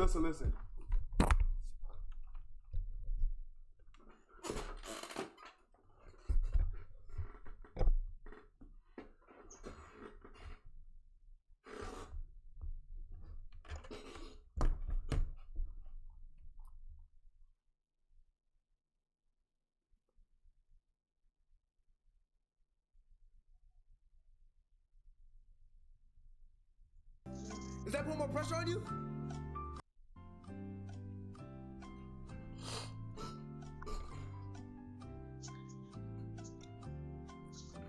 Chat, am I an idiot for this? Am I an idiot for this? Yeah. Effect on the experiment. Anything that has an effect on the experiment. Yo, I'm an idiot. Anything that has an effect on the experiment. Yo, that makes sense though, bro. Chemical reaction. Chemical reaction makes sense, bro. What the hell is a variable? Okay, let's do current event 500. Yeah. Virgin Mountains creating the continent. All right. On the center of the. Call me Mbappe. Name. Point one. Wait, bro. Let's do 400. I am a math. Call me Mathicus. Y'all going crazy on this though. Forgetting all. Especially that Christopher Columbus one, chat. Stop it. No, history 300. That Christopher Columbus shit, bro. Christopher Columbus arrived in the Americas. 1492. Stop it. I'm like that. Oh my God.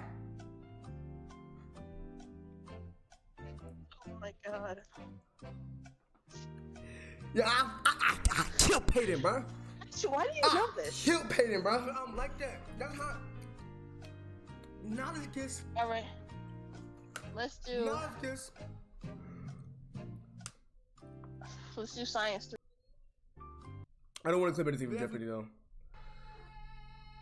You said what? General knowledge 1,000.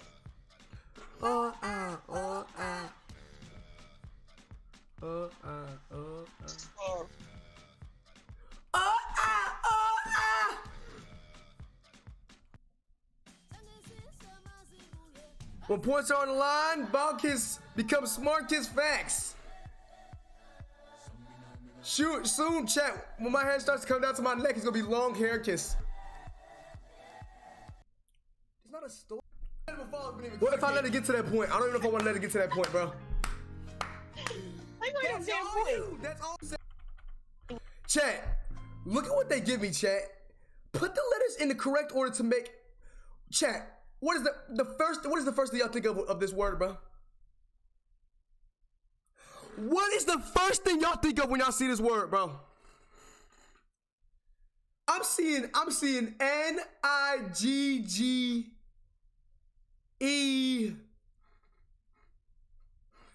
That's what I'm seeing, bro. You know what I said, chat? I said the. Yeah. That's Yeah. Oh my god. Chat, if I think this they did it on purpose. Shit, Chat, they did it on purpose, bro. Like, I would have never got engineering. I ain't gonna lie, bro. I kept thinking the hard R. Bro. I wasn't even. When I said I don't even know, like it was like right here, and you just said engineering before I can even get to the space button. Take them points away. Chat, I was gonna say the hard R. Nick.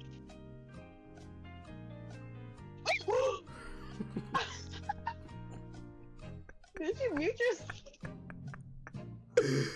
Chat, I muted myself and said it. Did you mute yourself? Chat, I muted myself and said it. Like what? IQ gets. I muted myself and said it. She thought I said it on stream. That caught me off guard. I'm gonna say it now that you're not on mute. What was the first video you sent you? Alright, chat, this little weirdo right here. This little weirdo right here comes in my chat. And do so. All the times that motherfucker trying to get me, you best believe I was cautious about this. I hid my screen, put the ball kiss on the screen. What does he tell me to do? Oh, he's been weird too. Marcus, I want you to purr. He was a weirdo. Whoever this was a weirdo. What does he say in my chat? No, I deleted it. Oh, what the hell? I deleted it. Never mind. I deleted it. He comes to my chat. Says. He said. Ooh, I wish I remember. He said I'm a black midget too. He sent me a video. He sent me the video of a midget. You know that one dude that like, hold on. Let's search it up, bro.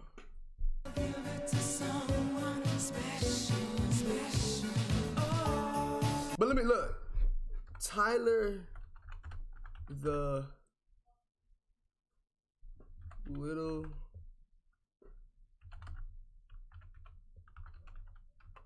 He tried to get me. This guy right here. You gonna stop playing with me? And 12K, he lost his grandmother. This guy right here. He sent me a video of this guy. This exact, oh my god, this exact video right here. And then it cut to him jacking his dick. Deuce, you want me to send you a video? Deuce, you want me to send you a video on Discord? You want me to send you the video on Discord, bro?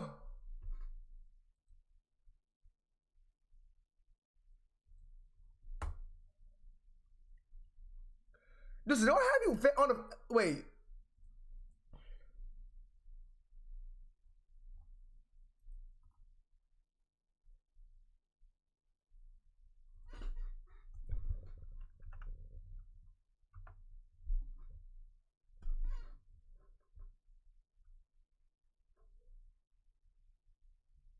Oh, I add you as a friend. I didn't know I didn't have you. Wait.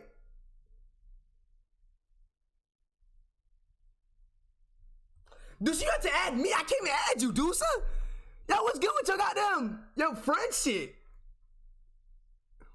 I can't even send nothing to you. You have to add me. I can't send it to you.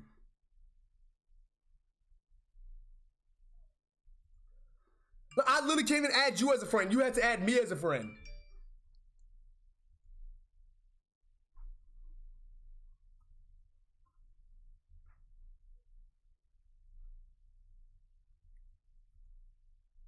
Okay, I see. I think. Why do I have 7? Now I know what a fool you've been, but if you kiss me now, I know you'll fool me again. Last Christmas, I gave you. Dude, just go to my Discord and then just go to my name and just put add friend.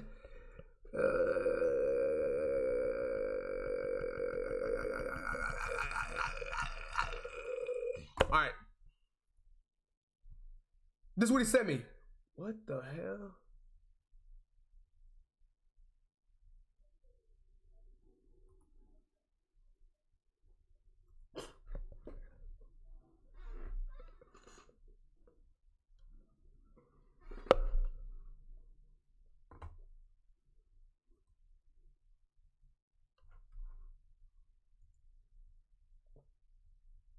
All right, let me see something real quick, chat. Make sure don't do it. I'm gonna make sure don't do it.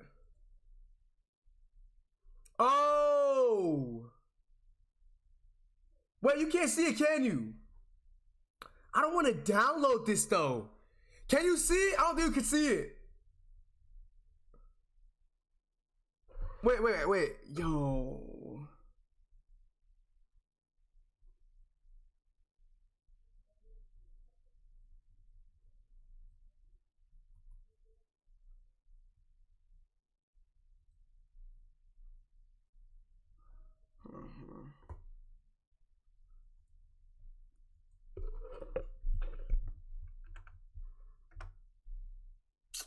Yo, you gotta have everybody as a friend. Oh my God, is that Noose or something? Well, if you can't see it, it don't even matter. Just know it was that little ass nigga. Yo.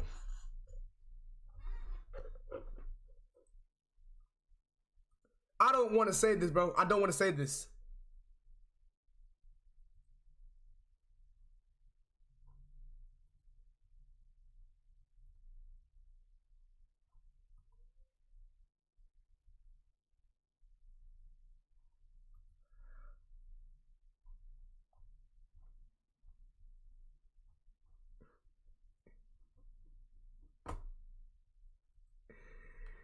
Yeah, bro. That shit was big too, bro. Pause. His shit was curved. Pause again, bro. I'm just saying what's on my mind, bro. Wait, oh my God, pause. Wait a minute. No, I'm saying what I saw. Not what's on my mind. Yo, oh my God, why did I just say that? Why did I just say that? I should have just kept my mouth shut, bro.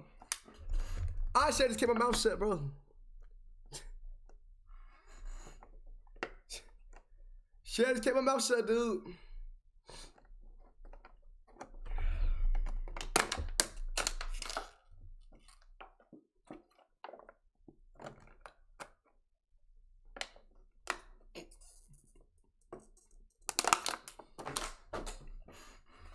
But it ain't my fault. He sent it to me.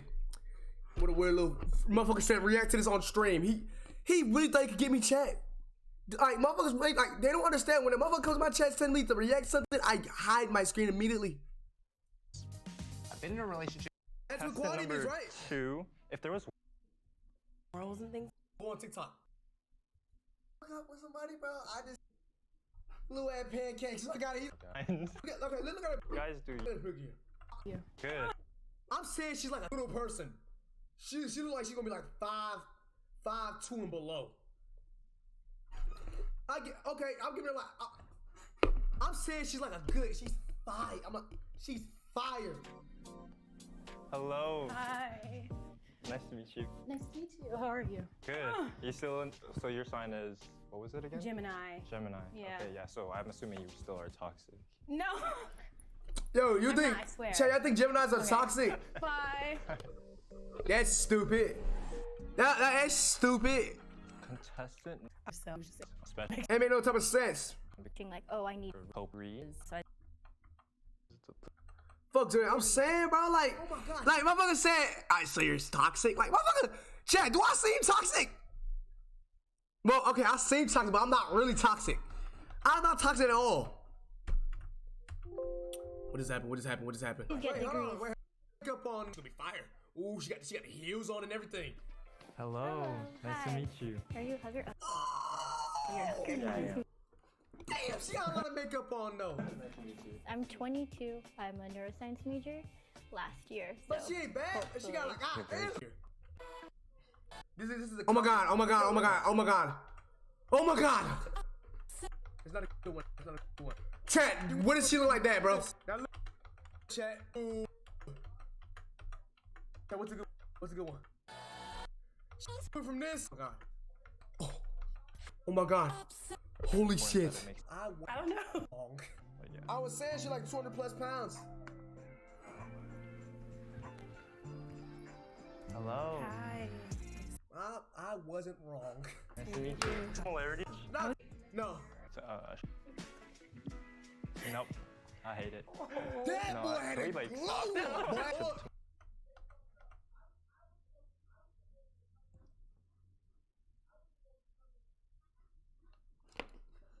used to really be bald. I used to be skinheaded, bro.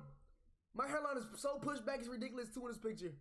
Like, I can't believe my dad really didn't know how to cut hair back then. He still doesn't. That motherfucker, my shit skin bald every 2 weeks.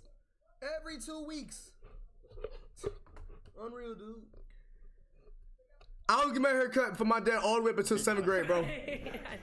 I was getting my hair cut bald all the way up until 7th grade. Or year 7. Yo, I had enough of it, bro. I came to school bald, I had enough of it. Motherfucker was like, a motherfucker was on my head, like motherfucker would literally grip my head like a basketball, bro. I had enough of it, bro. I'm not getting my hair cut by you anymore. I'm done with it. To be comfortable with who you are and being happy in the skin that you're in. She was funny. She was really funny. So I commend her for that. Honestly, being really ambitious. I mean, back she then, looked being funny. really She looked like she's from creative, got me, Rugrats. you know, where I am today, and like even just moving to LA. So I had big dreams back then. What a glow up means to me is learning to be comfortable with who you are and being happy in the skin that you're in. She was funny. She was really funny. So I commend her for that. Honestly, being really ambitious. I mean, back she then, looked being funny. really She looked like she's from creative, got me, Rugrats. you know, where I am today. And Oh, I can't hear just nothing. moving to LA. So I had big dreams back then, and I'm really glad that she like persisted with them and was, you know, confident. Shit, I really went to sleep on stream, bro. That is actually kind of weird, bro. Experiencing life. And I'll fucking last, dude. I'm not finna outlast shit about this. I'm going to yo. You still saying that? We back.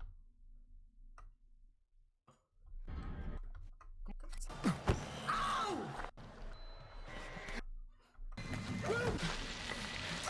We have.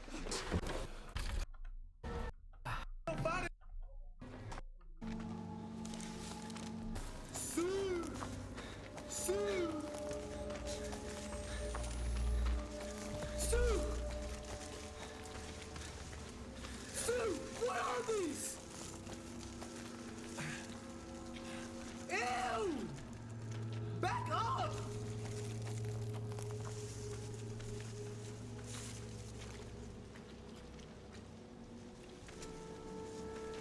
Man, back up, dude. I don't got time for y'all. Man, what are y'all? Back up! They started running. They're chasing me.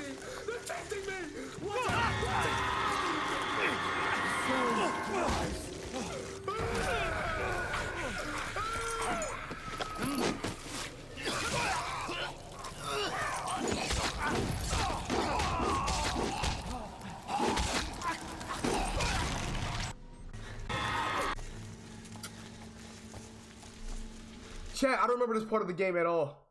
No, this part of the game was actually like, I think it was like dead ass Nightmare. This was like actually Nightmare. This was not when I played on story mode. When I played on story mode, they were not in the game, bro. Them little crawler things, bro. Run, Morgan!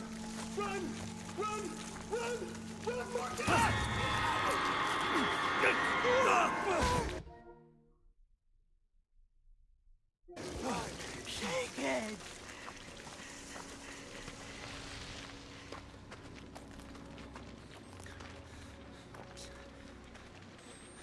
Where you going?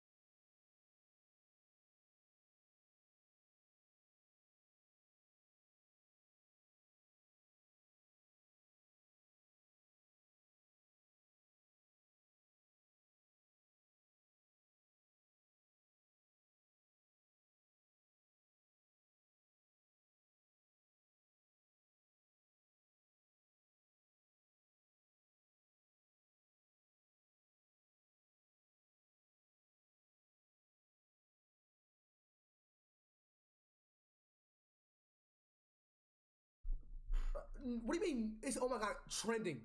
Trending. Why is this trending too?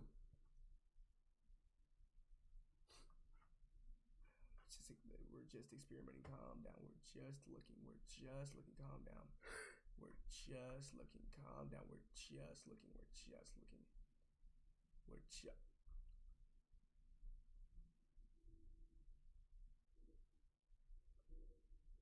If I was to show my screen, I would have got banned.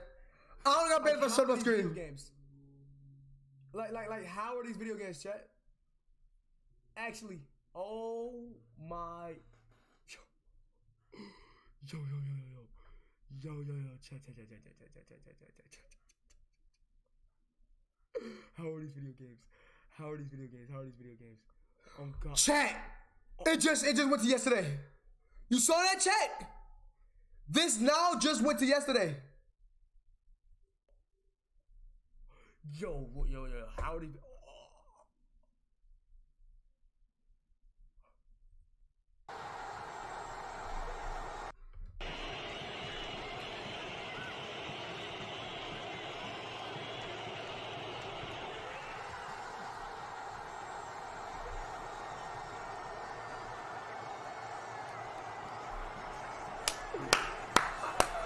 Martinez is the GOAT! Martinez is the GOAT, man. Yo, chat, I kid you not, bro. Listen. When this guy right here, hold on. Where is it?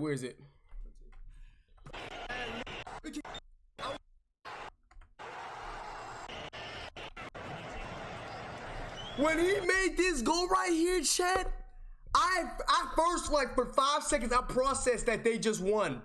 So I'm like,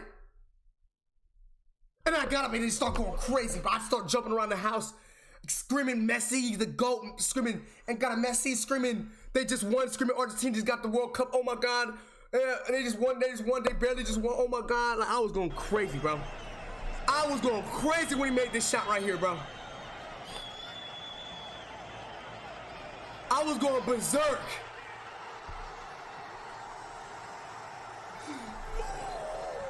I felt like I was an Argentina fan, man. I felt like I was an Argentina fan, man. Like, dude, bro, this is right after, like, chat, this is right after they won. This is right after they won, chat, right here. Like, this is right after, like, chat, this is right after they won. Right here, chat.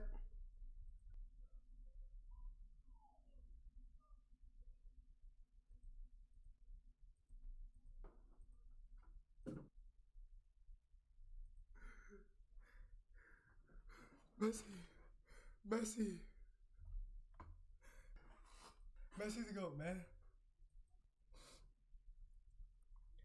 Oh my God, he did it. Oh my God. Messi, you are the champion. You are the world. I don't tell everybody in the chat. Look. Yo, like that, bro. Chat. There's nothing for Messi left to do, bro. Messi has nothing left to do. He's done everything. All he would want to do now is literally pass Ronaldo in goals and it's over with. He passes Ronaldo in goals, it's over with. It's donezo, bro. It's donezo. He's done everything, bro. At this point, bro, like, he came to do side missions. He completed all the side missions too. He completed football 100%. There's nothing left for him to do. All he's got to do is get goals and that's it. Get the most amount of goals and that's it. It's over with, bro. 2 goals in the World Cup final. 2 goals in the World Cup final. And listen, bro, I don't give a fuck. Mbappe can have his fucking 3 hat tricks. This fucker right here. I said 3 hat tricks. He got 2 goals in the trophy. The fucking trophy. Oh my God. Look. I'm not, listen, chat, listen. I'm not even streaming. What's good, Peyton? I'm just saying, this right here, this man's a GOAT. Messi's a GOAT, man. He did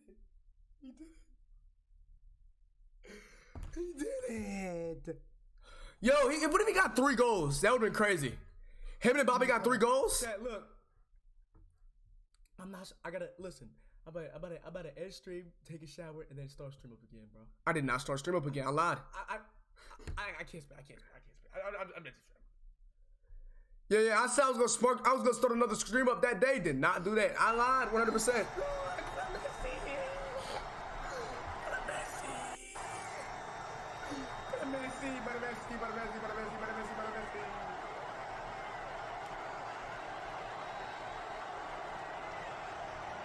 Yo, Chad, no. I'm not even saying no.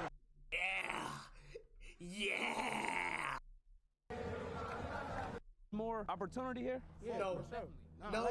not like in the music. I mean, it all depends, like, from what city. Like if you're a regular person, civilian, like bro, it's nothing but opportunity. Hey, people from Alaska, they're just literally,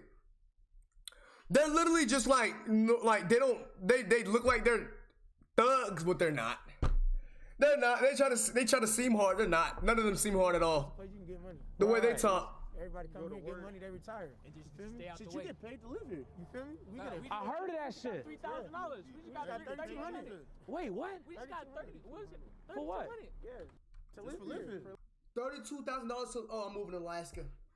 I'm packing the bags. I'm moving to Alaska. I'm moving to just to live. Whoa.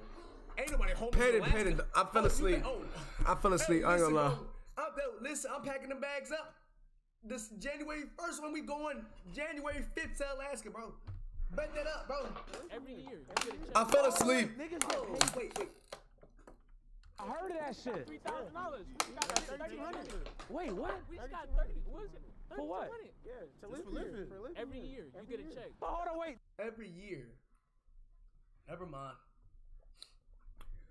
But I always hear about that, like, oh, you get paid X amount to live here, but I didn't know like that was an active thing actively going on. Nah, yeah, and then think about it. If you got like 10 kids, right, you get a check for each one of those Damn. kids. So it's 38 times 10. She might. Five. If you have 5 kids, that's I'm going to have a lot. That's $16,000. Oh my god. Oh my. How much is that, chat? Calculator. Calculate. What do you say? Yo, you gonna put 5 kids. $16,000. I'm saying, wait a chillin'. Not 2 years, too. Lit road with a couple of houses here. Yeah, Ronaldo lost. Fantasy times mass cargo. Hallelujah. Yes, sir.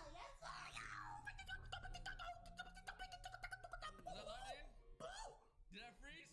Yeah. Oh my god. We need some 2 key beats on that. Chat, I was so happy when 2K23 came out, bro. If only I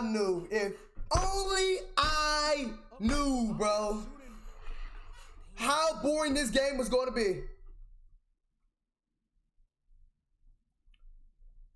Boring, like, yo, this is the most boring 2K ever.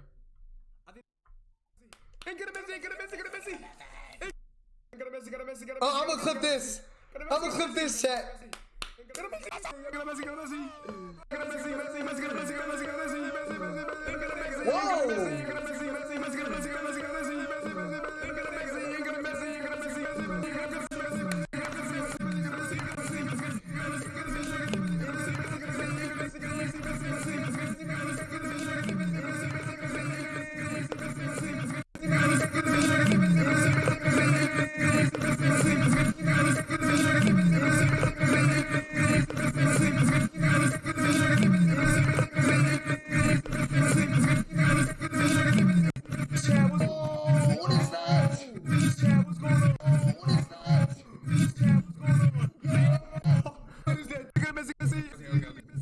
That's enough. Okay, now that's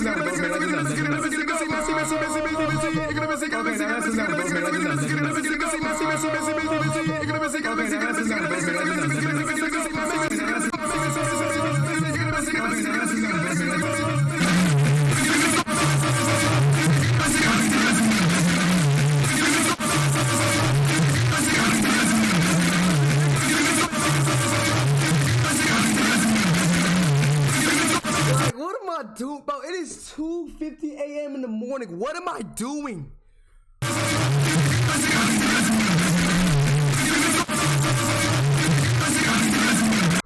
Yo, oh my god, bro. Like, holy shit, that shit's loud as fuck.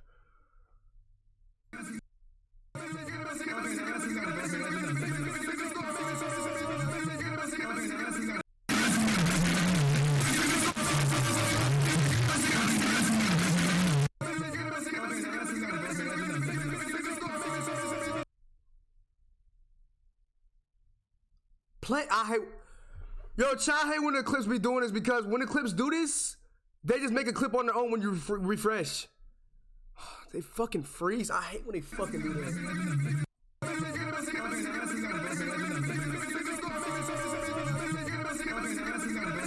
That's why it's gonna be funny.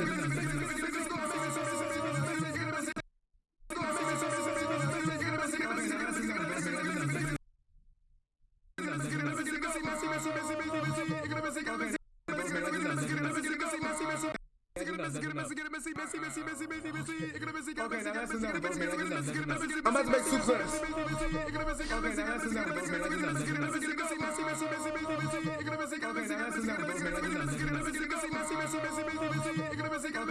I'm gonna do it right here.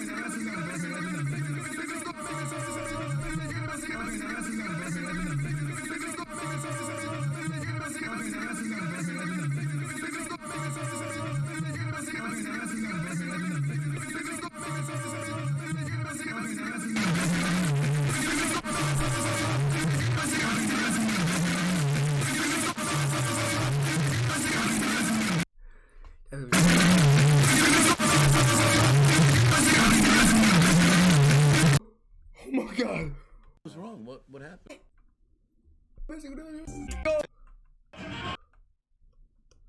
Hey, I'm gonna clip apart chat. I'm gonna clip apart where I said I was gonna stay up 24 hours, and I'm gonna clip the part where I'm like knocked out of sleep.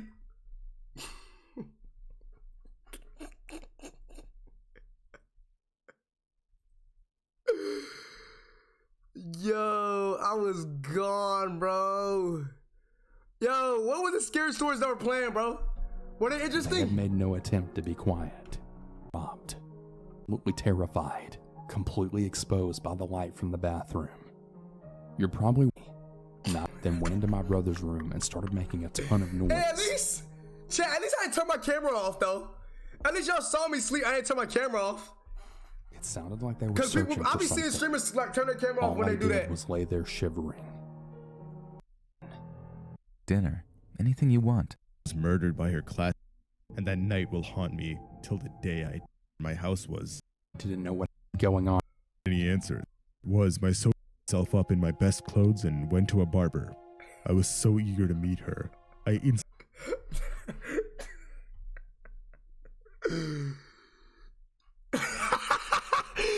clip that! Yeah, I'm gonna clip that part. I'm gonna have that clip. Look, I'm gonna have the part. I'm gonna have the part.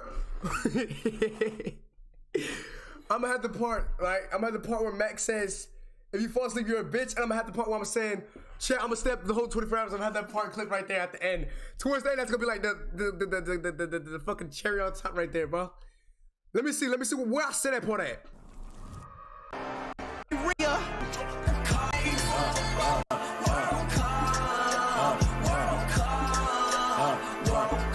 Chat, we gotta acknowledge that World Cup song is actually fucking like top 5 World Cup songs all time. Like, we gotta actually acknowledge that.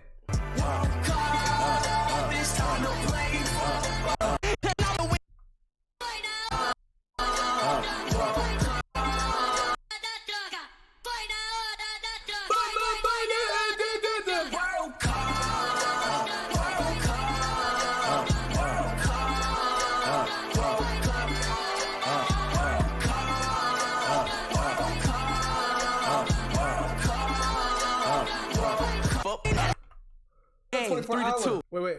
Portugal versus Zara. I've been streaming for a year now. Today's the day, the 19th. First stream was the 19th. Today. That went by so. It's not even funny how fast that went by. Oh my God! I've had this Yo! Shit, that went by so fast. I've been streaming for a year. A year. Yo! This is the first ever. Long towards Henri. First ever stream right here. I wasn't scared. My camera was just glitching. First ever stream right here, chat.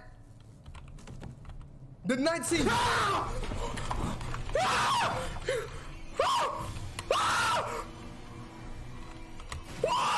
Where am I supposed to go?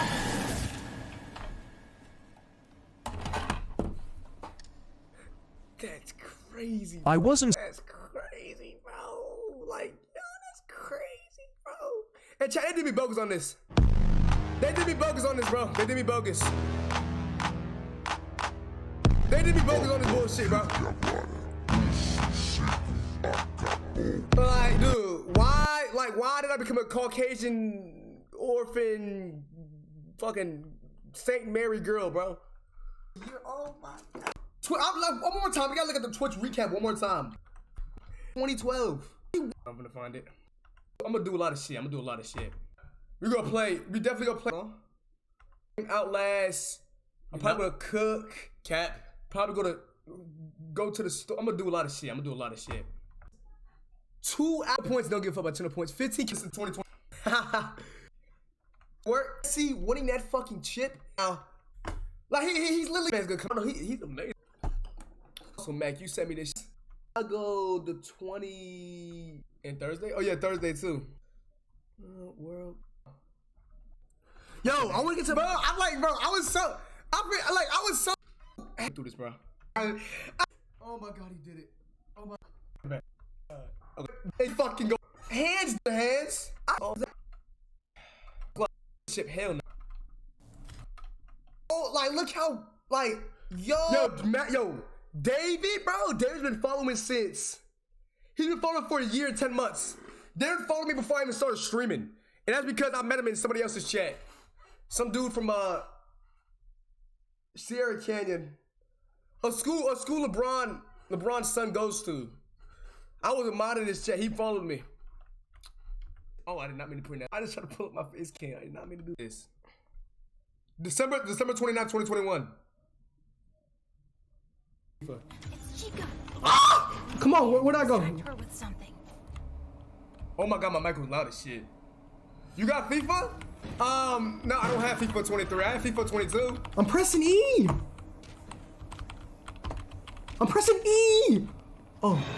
Oh my God, go. Oh yeah, I'm dead. Oh my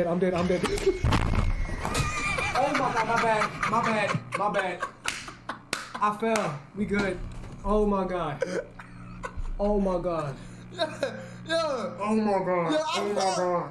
Bro, how did he get? There's no way. Discord is hell. I didn't have my rolling chair, so I was like in a regular chair, so I fell. Oh my God, my bad. But I used to live with my dad. I said it right here. But I used to live with my dad though. This is like a whole different setup, bro. Like, it's crazy, bro. I remember like I used to live with my dad, bro. This is last year.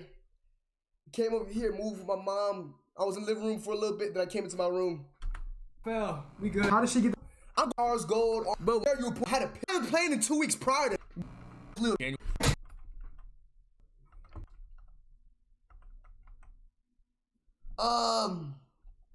And yes.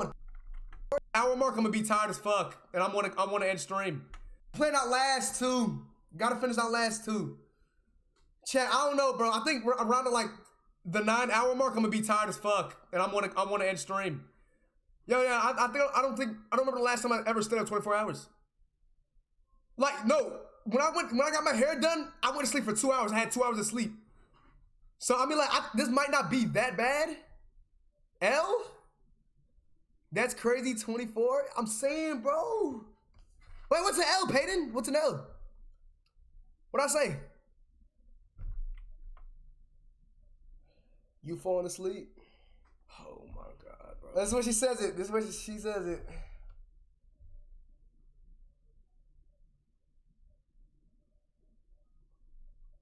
You falling asleep? I'm not gonna fall asleep. Come on, man. I'm not gonna fall asleep. I'm gonna do like some jumping jacks. We can play Just Dance or some shit. I'm gonna be fine. Oh, shit. I'm trying to think, bro. Like, I might go on chat. I might go on Discord. We go for like a nightly. So look, yeah. Ooh. What's good, RJ Red? Making clips right now for TikTok. I got it. Yo, once I get done with these clips, bro, what we get on, bro? How did I forget? I don't know. Mac, I'm gonna clip the part. Mac, I'm gonna clip the part where you said if I fall asleep, I'm a bitch. Remember me? Hell no, I don't remember you. Are you the one that came into my chat saying, when I was playing Detroit Become Human, right? Right? That's when you came in my chat. You came in my chat when I was playing Detroit Become Human. Oh, no, you was not, actually. Yep, I don't remember you. That's not you. Never mind. That's not you. I don't remember. FJ Red. How long you been following me, FJ Red? September 30th? Damn, you've been following for a minute. Damn! You talked about girls, and I think you were high? I was high. Wait, what? I'm talking about, well, first of all, I don't ever, listen, buddy, I think it was the other way around. I think you were high, buddy. I don't get high. I'm a good boy. I don't get high. I was talking about girls? What? Girl, I don't remember that at all. Was I high? Shit, I was high off that asthma pump because I don't remember shit. That was a minute ago. You've been following me since September 30th. Damn.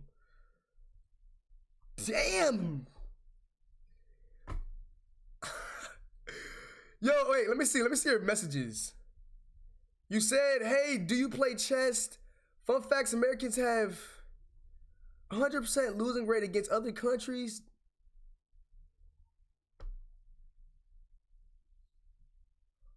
Oh my God.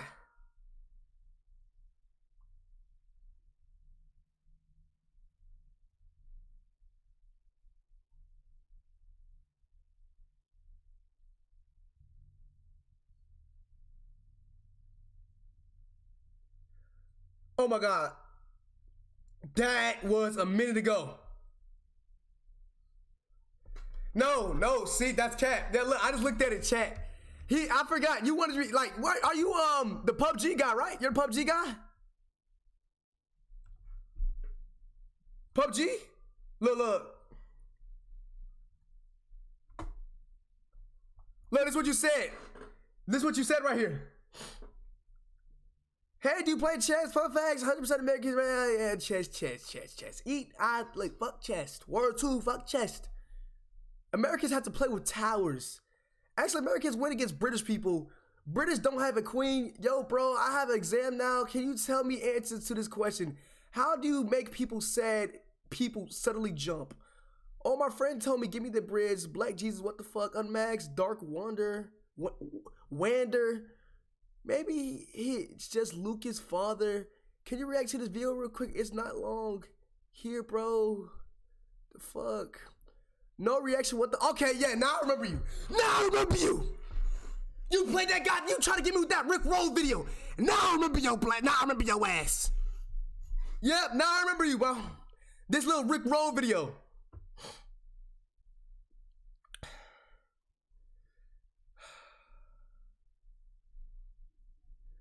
Motherfucker said, okay, I'll focus on the game. I'll come back. His ass never showed back up. Yo, that was a minute ago. I completely forgot about you. Word 2. I completely forgot about you. Shit, you came back, what? 3 months later. Hour mark, I'm gonna be tired as fuck, and I wanna end stream. Wait. Like no, I went to sleep for 2 hours. I had 2 hours of sleep. L? Wait, what's an L, Peyton? What's an L? Oh my god, bro. You falling asleep? I'm not falling. You falling asleep? I'm not gonna fall asleep. Come on, man.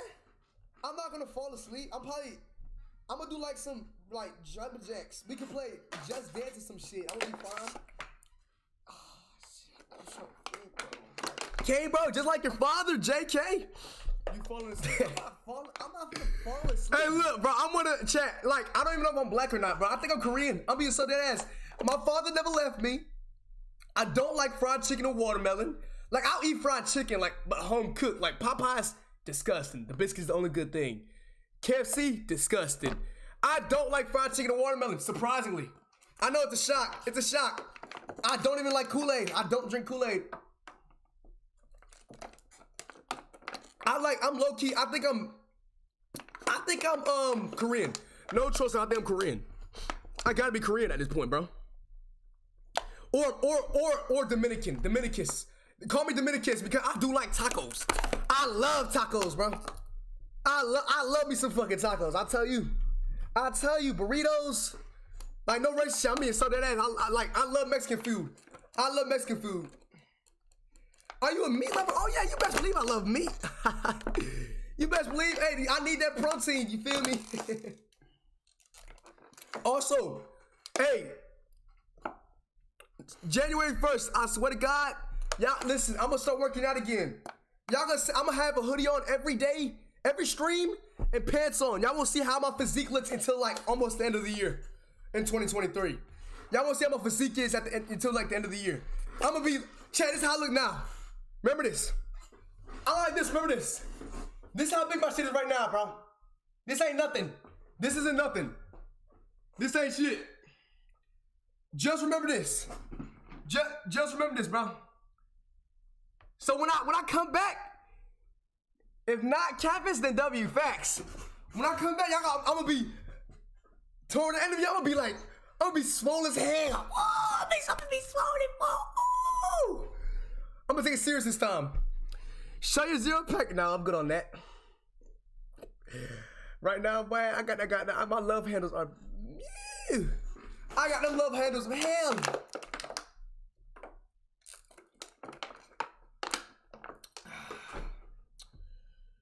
Yo, look at my leg, bro. I don't know, child. I don't know if I can get my.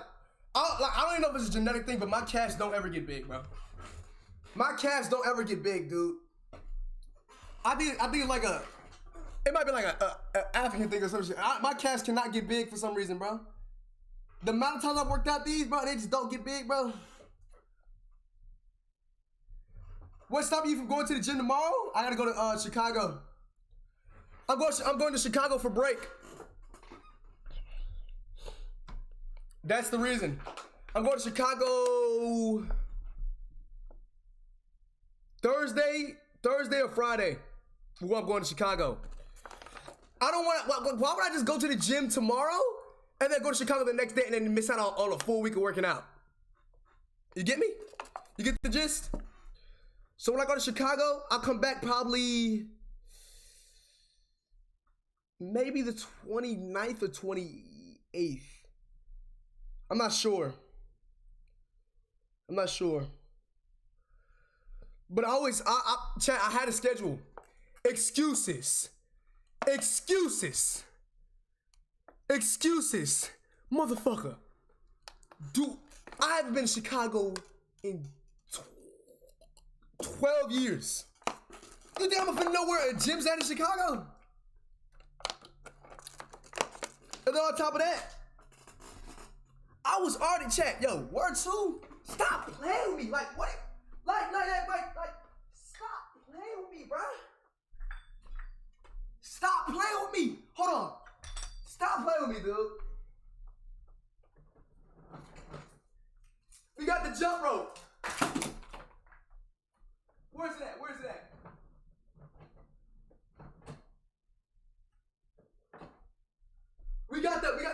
the band thing. We got the push-up thing.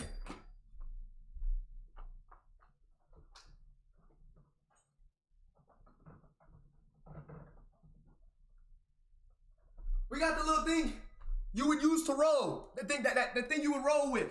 I have the equipment. I'm just not doing it right now just because I have excuses.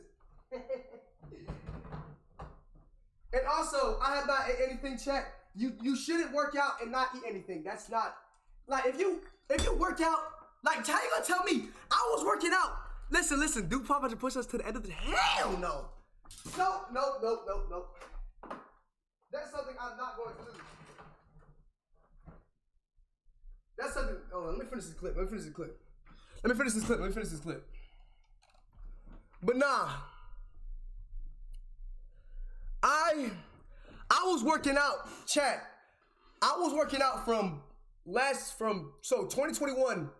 I was working out November, December, January 2022, February 2022, March, April, May, June, July. Then I just stopped. Yeah,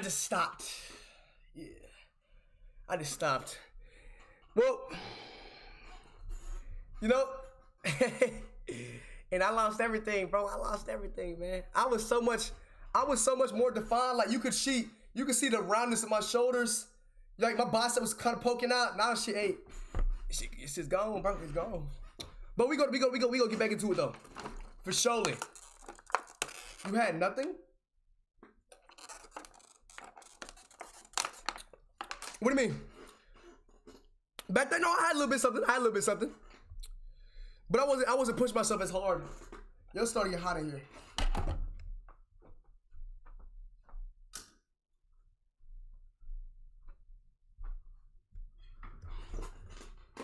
Oh, I know why I stopped actually. Part of the reason is that I wasn't eating enough. And the second reason was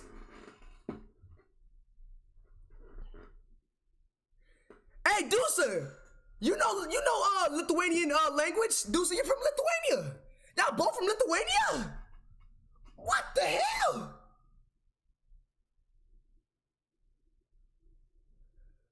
What the hell? Also, chat, my weights freaking they became too easy for me. I couldn't, I wasn't gaining nothing after that, bro. I gotta buy more weights. All right, let me finish making these clips though, bro. I'm trying to get done with these. Oh my God. What are y'all saying in my chat? Okay, see? What are y'all saying, bro? What are y'all saying? Hey. Kunkun Sansun, Kuku Sansa, New X, wait. Buzzaz, D, New X. What is Sena Rintal? What are y'all saying? Es natural dem jo Pascal keda this kolapo ka broka only two can ska. Oh yeah, I'm learning. Y'all keep teaching me. I'm learning very well right now. I'm learning very well. You falling asleep? I'm not gonna fall asleep. Come on, man. I'm not gonna fall asleep. I'm gonna do like some jumping jacks. We can play Just Dance. Steven says, "As la colopala pilopala." Bro, like, hell no. Streamer says what? Streamer says what? What do he say? Now we finna see what he said. Word 2. What do he say? Where's Lithuanian? Where's Lithuanian at? Finna find out what he just said.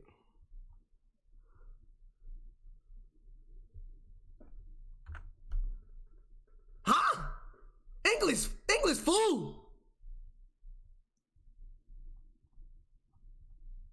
Where's the E at? Where's the E? I suck a nipple.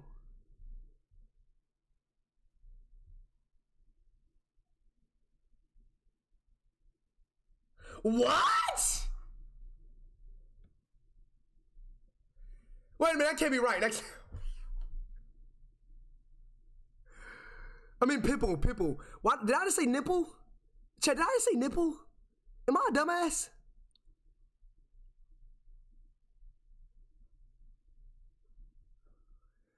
Yo, that's weird. No, that's weird. That's weird. That's weird that you came into my chat saying, what is this? What does it mean? Are you from, yo, Lithuanians, bro. I'm gonna learn, I'm gonna become multilingual. Word 2.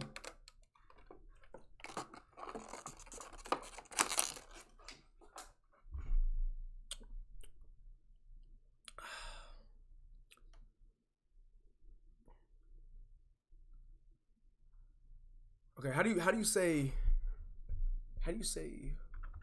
word to my pops? I'm gonna start saying this. How you say this? Wait, what? Word to my ops. Zondes mano ops. Zondes mano ops. Zondes mano ops. What you talking about, bro? Zondes mano ops. Wait a minute, why does that sound like Spanish? Wait, why does that sound like Spanish? Wait, how would you say the Z? Why does it have that over at the top? What is ops? You're one of my ops. You're one of my ops, buddy. I got ops all around the world. Shut the fuck up with your Spanish. I got ops all around the world. Basically the people I slide on. The people I be doing job eyes on. Blah, blah, blah, blah, blah. Word 2, I'm like that, chat. Word 2. Word 2. All right, let me finish the clip. Let me actually finish this clip. Oh my God. You falling asleep? I'm not gonna fall asleep.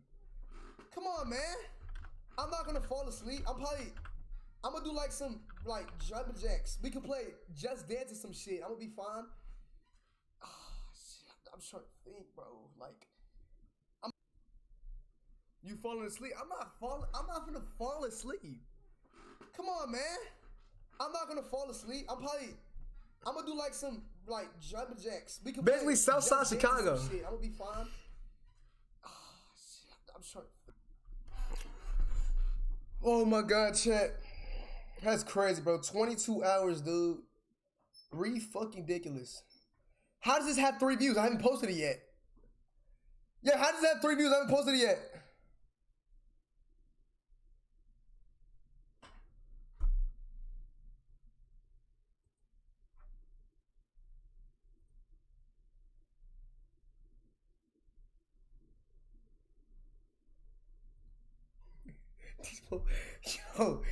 Yo.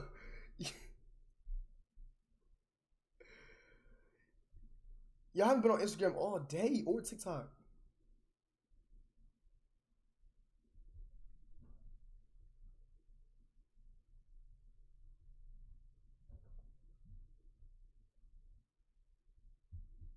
Hold on, bro. 8 notifications? Yeah, whoever you are, eat a dick.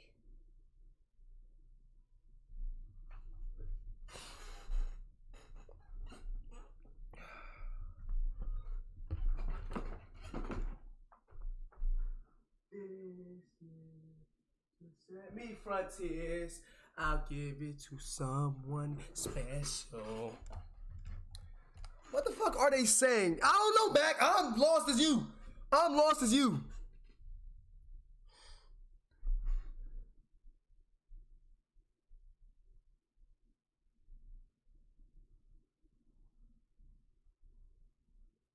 What? Yo, word 2?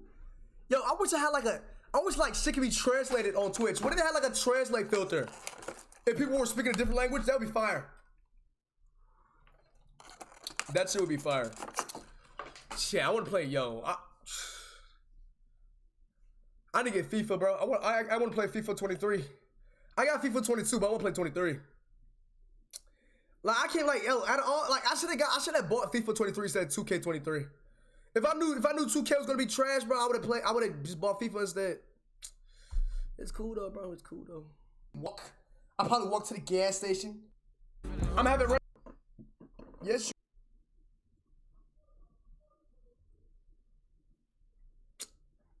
I really lost this game, bro.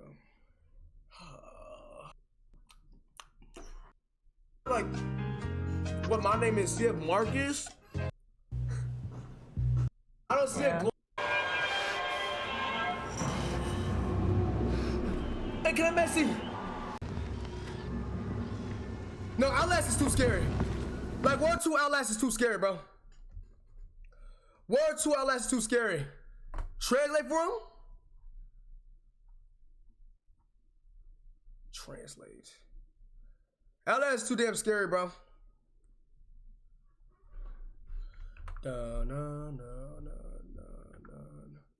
Put your dick in your mouth and shut up.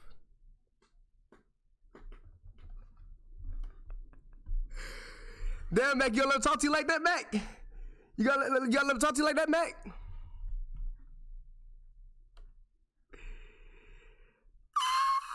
Mac, I ain't gonna lie, Mac, you've been having a bad day, Mac. First you lost 50K, and then you just let somebody in this chat call you, say, put your dick in your mouth and shut up. That's crazy.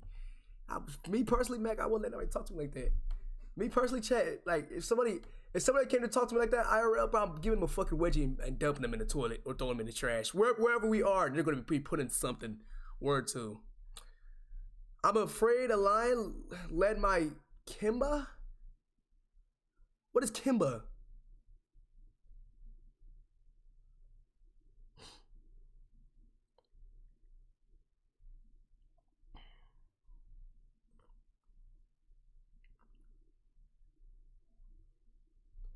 Kiba? That's how you say it, Kiba?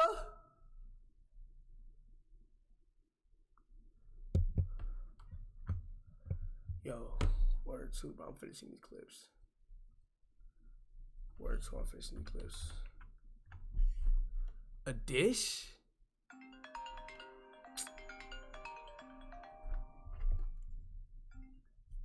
Hello?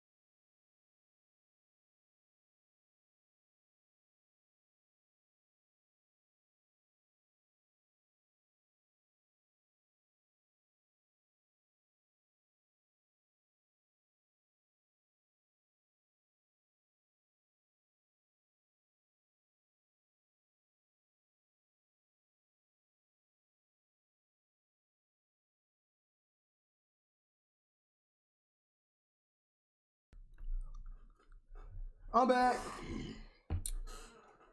Watch your mouth, bitch boy, before you get packed up. You talking about me? You talking about me?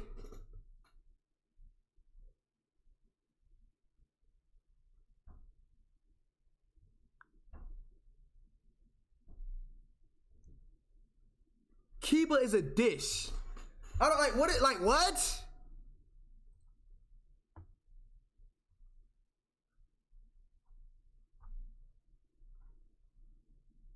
That shit look good as fuck. I ain't gonna cap though, bro. That shit look amazing. Oh my god, that made me hungry. That shit made me hungry real bad.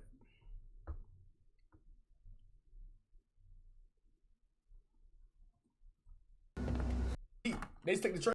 Switch. Recognize me. Well, it's been a year. It doesn't surprise me. Christmas. I wrapped it up and sent it with a note saying I love you. I meant it. Now I know what a fool I've been. But if you kiss me now, I know you'd fool me again. Last Christmas, I gave you my heart, but the very next day, you gave it away. This year, to save me from tears, I'll give it to someone special. Last Christmas, I gave you my heart, but the very next day, you gave it away. This year, to save me from tears, I'll give it to someone special.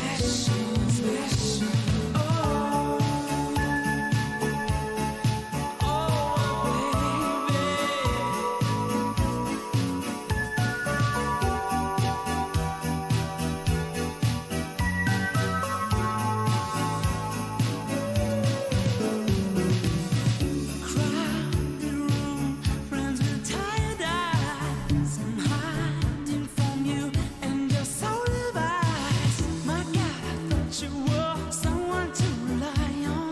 Me, I guess I was a shoulder to cry on.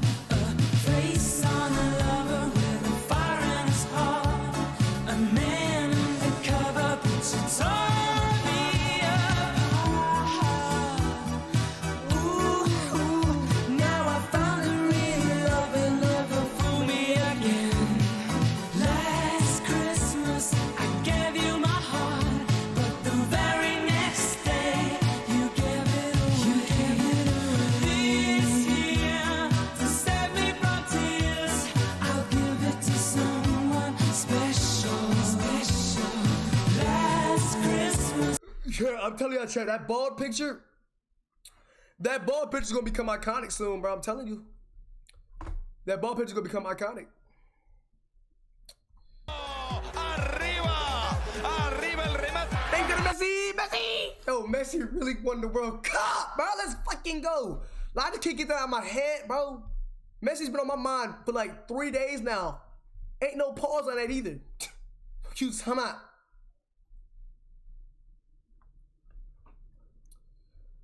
Oh, if only I knew how trash mid this game would be, bro. Hell no. I use this shit. If only I knew how mid 2K23 would be. Stream.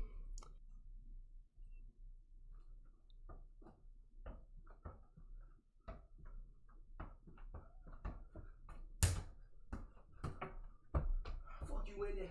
Fuck you too there. Mr. Wiggles. You bitch. Fuck wrong with you, dog? What the fuck was I doing? Where's it at? Where's it at? Find a job in my industry, so happy person support here. Okay. Nina and I looked at each other with wide eyes. Alright, I'm gonna click that right there. I turned my head back to the man and told him, sorry, if you know what I joking. We'd sized it up.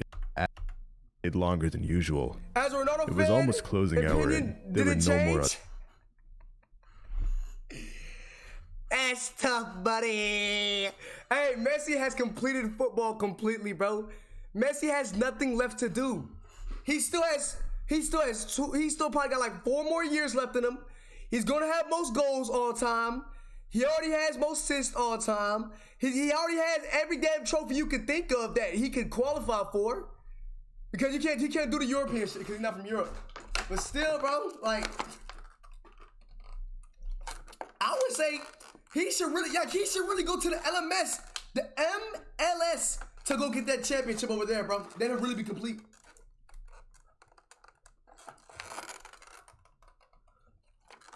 Okay, see? I call it both, but I call it football and soccer. You ain't finna disrespect Americans saying soccer because guess what?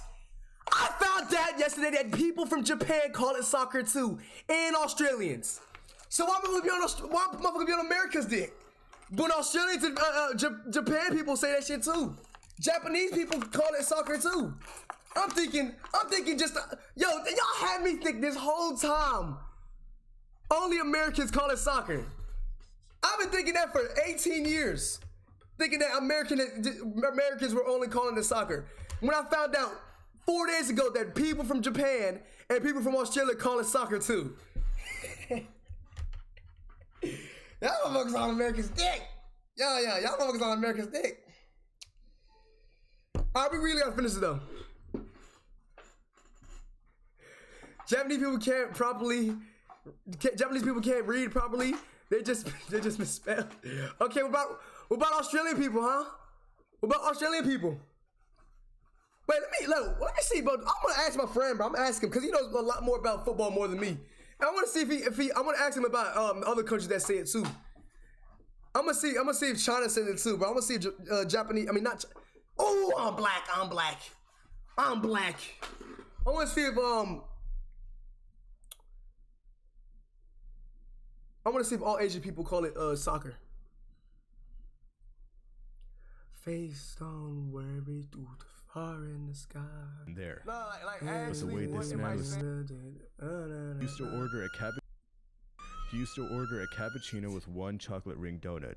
Weird and making a noise pretty deep. There was something in my stomach. Really scared than usual. Nina and I were sitting behind the counter and talking. Other customers. I know the man and I. But right as I was gonna go up to him and ask him to leave, he stood up and came to the counter. How can I help you? Do you want anything else? Yeah, this cat gotta do well. This cat's gonna do well. More other customers. What's good, Mac X Mac? And Nina and I were sitting behind the counter and talking as usual. I was getting really annoyed because I knew I was the one with the key. I had to close the door. It was my closing shift, and I would inevitably have to be the one to ask him to leave. Our manager had already left the building by now, and it was just Nina, the man, and I. But right as I... You said soccer, Mac? That's up, yo, 2 Macs in the chat. What the hell? Yo, JK Mac said both, and Mac X Mac said soccer. I'm just going both. I'm going both.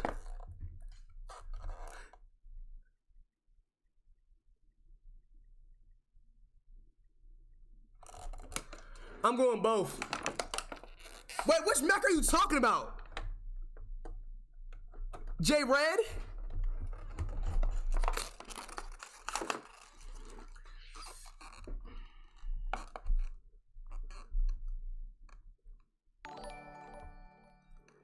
Appreciate that follow, Mac! Hey, look.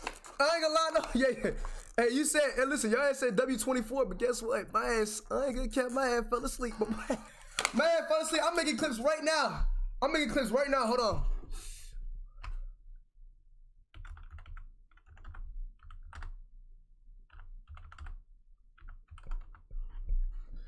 Man, fell asleep. I couldn't. Listen, listen, if your ass expected goddamn a Castanet stream, hell no, that shit was not gonna happen. Hell no, that was not gonna happen. My ass folded bad. It folded bad.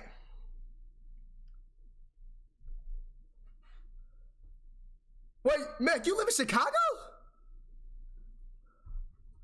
All right, let me get the part where I was asleep. I asked. I'm not. Once again. What's the part where I was... Several years ago, when I was 25 years old. Wait, do y'all know each other? Do you watch basketball? Of course. Mama, bro, do you understand? I am the most sportiest person. You could tell me anything about a sport, I don't know it all. Stop playing with me, yo. Yeah, y'all must know each other or something. That's crazy. I'm going to Chicago literally this week. I lived with at the time one of my best. And that night will... ...year-old female. Really any damn... Hey, what's a good part? She... ...get real... I'm trying to find a good part. I was starting to freak out even more now, thinking I was going crazy. The best Chicago streamer? You're a streamer?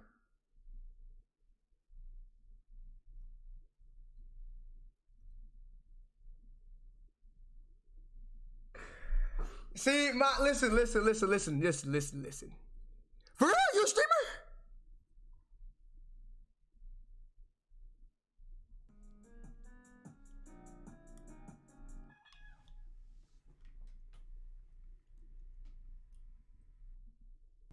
It's been so long. We gonna pop up. Wait a minute, have I? Yo, do you post on TikTok?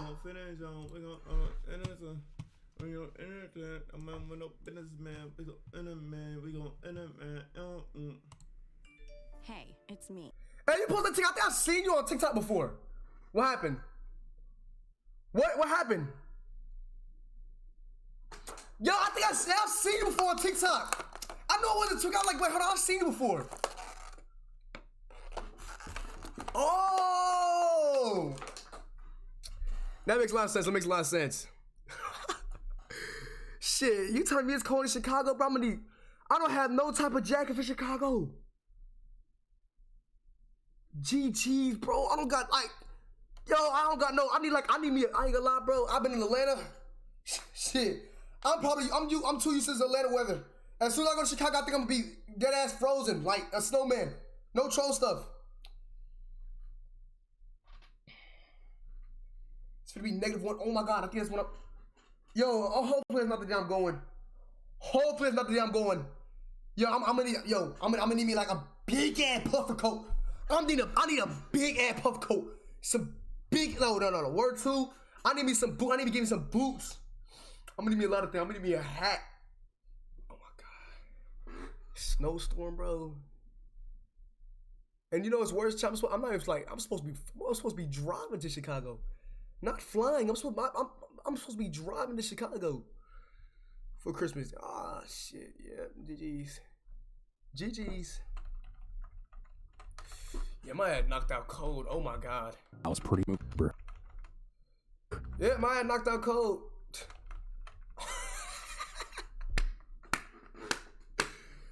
Yo, that's how I've always done it though. That's how my parents have always done it. I would go. Last time I went though was 2012. I ain't gonna lie. 2009 I went. I drove up there in a big ass van. 2012 I drove up there, but yo, when this like driving up to Chicago isn't as bad as coming back down from Chicago. The traffic be terrible. The traffic be terrible coming back from Chicago. It'd be ridiculous. Like it was horrible, bro. That crap, like we were stopped in traffic for like almost 2 hours one time, bro. My dad was going crazy. He was cursing out the drivers and shit, bro. That shit was ridiculous. But in the middle of speaking, he ran doing. You know what sucks, Chad? Ideas on this timer says. But I'm saying that should be bad. Yo, this timer says an hour 45 minutes. Shit, I'm adding an extra 3 hours for falling asleep. We going straight for an extra 3 hours for falling asleep, bro. On how we should improve and have. Come on, man. Going to what happened. Apparently, our site. The reason I could feel a real connection with this woman. That was probably the first time I could call someone without getting a straight up panic attack. When we talked on the phone, it felt like we had the same personality. We were identical in so many ways. Ooh. Oh, I just deleted it by accident. Oh, my dumbass! Whatever, I'll make another one. Genuinely thought I was. Marcus, my man was muted because of Link. Oh yeah, you talking about CF Nut? Are you talking about FJ? I forgot to unban you, FJ. I forgot. I'm tweaking. FJ. Goddamn Dusa. Let FJ get his shit back. Who FJ knew Red. I'd find my first girlfriend on OnlyFans. Things just kept getting better. See, that's crazy. That's crazy. We were texting on Instagram for a while, and I decided to actually call her. It was almost like I could feel a real connection with this woman. That was probably the first time. Shit, I gotta play COD. I gotta play COD. I gotta play COD, bro. It felt like we had the same personality. I gotta play COD. He has to identical in so many ways. Her voice was. You have to give him permit though. You have to give him permit so he won't get banned. On OnlyFans. Things just kept getting better from then on. We were texting on Instagram for a while, and I decided to actually call her. It was almost like I could feel a real connection with this woman. That was probably the first time I could call someone without getting a straight up panic attack. When we talked on the phone, it felt like we had the same personality. We were identical in so many ways. Her voice was. Alright, bro, that's enough of that. Is there anything else I should clip? Hey, Red, yo, I don't know, Red. I don't know, Red. You've been acting a little bit sus, Red. Let me just hide my screen real quick.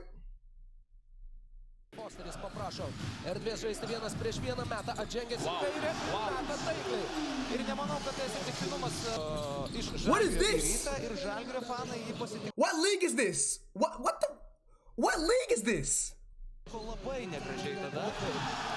Markusas Fosteris čia labai gražiai kelia nuotaiką. Ir ryto kapitono Margerį Normantas sėdinti ant suolo su 2 asmeniniam pražangom. Fosteris. What is this, you, Red? Is this you? El Clasico. That's what the league is called, El Clasico? El ass. Hey, buddy, don't be. Hey, listen. El ass, my ass. Don't be. Hey, listen. That's not me. That's Twitch. I got my ass turned off.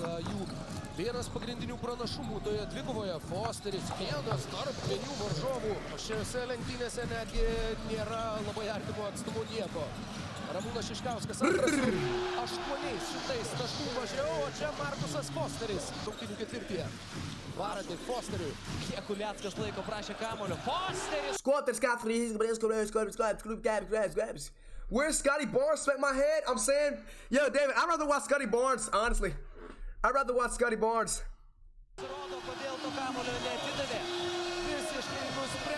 What's to the end? All right, what about what's to the end? Markusas Fosteris 21 legionieriaus taškas. Komanda skiria 5 taškai.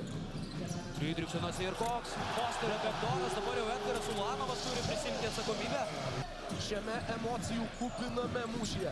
First of all, Chad, hold on. What does this fucking title say? I can't like this fucking Lithuanian language. Hold on. Google Translate. Unstoppable Foster's Cosmic Night against. Yeah, sound like for the. Yep. You're not gonna make me look stupid. Hey, you're not gonna make me look stupid. I ain't even gonna say that. Zalgiris. I'm gonna just say that. Zalgiris. Zalgiris. That's what I'm gonna say. Fosteris imsis tos užduotis. Fosteris nuo lentos pataiko sudėtingą metimą, bet spėja perėti per 8 sekundės Markusas Fosteris. Yo, thanks for what Max said though. I saw what he said, sub up. Yo, David, listen, you don't gotta tell David to sub up. David has subbed up the most out of anybody in this chat. 29 pelnyti taškai ir neįtikėtinas individualus pasirodymas. Apie tai ir kalbėjom rungtynių pradžioj. Fosteris, Normantas, Echodas, Radzevičius, Uliackas, bet tikėtina, jog visi tiesiog atsileiko Markuso Fosterio. Wave it. Protiška, ką išdarinėja ryto puolimo lyderis. Be pražangų bando gintis Kauno Žalgiris, dabar bus 6 sekundės. Tarp atakos ir kėlinuko laikmačių. Fosteris iš toli anksti. Markuso Fosterio metimas. Pakartotas ryto rezultatyvumo rekordas. Rungtynėse prieš Kauno Žalgirį 34 taškai. Yeah, he went off. I like what up. How many points he had? 2009 Markusas Fosteris 2022. Vieninteliai tokie Vilniaus ryto pasirodymai klubo istorijoje. Rungtynėse su Kauno. Shit, I wish DeMar DeRozan could do something like that, bro. I wish DeMar DeRozan could do something like that, man. The Bulls are fucking shit now. Like the Bulls are playing so shit. It's ridiculous right now. I don't even know what the problem is, bro, with the Bulls. I don't even know what did we lose our last game, bro? Did we lose our last game?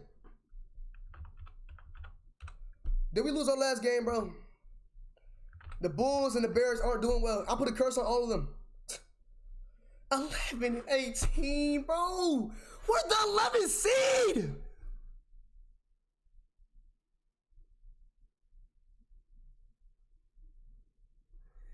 Zach has been doing better than DeMar. Zach's been doing better than DeMar. What do you mean Zach getting traded? Okay, DeMar did good this game. He did good this game. He did good that game. Like, Zach LaVine's been averaging 20 points. DeMar DeRozan had like 8 points one game. He had like 8 points one game, bro. If anything, bro, shit, I don't know, bro. I don't know. Like 14 points. What the?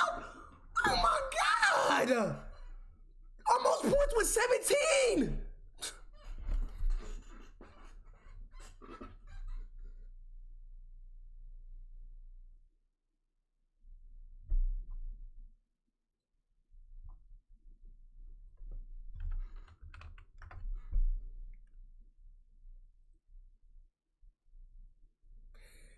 Hey, dude, David, I'm thinking now, David, I literally jinxed both my teams, bro.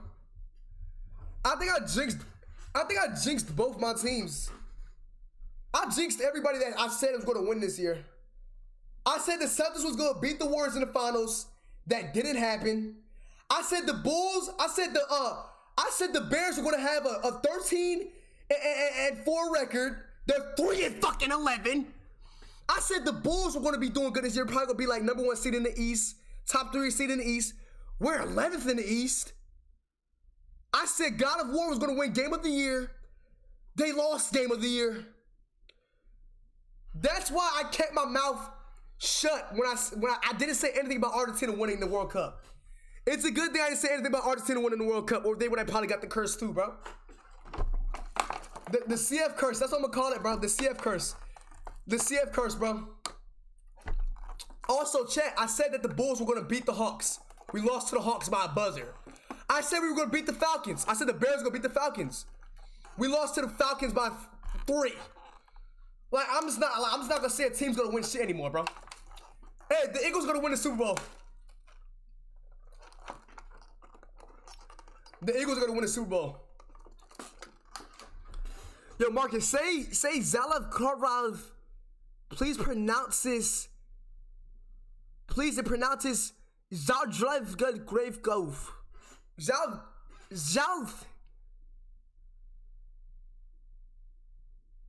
Wait, what? Oh, I couldn't say it right. What'd I say? What'd I say?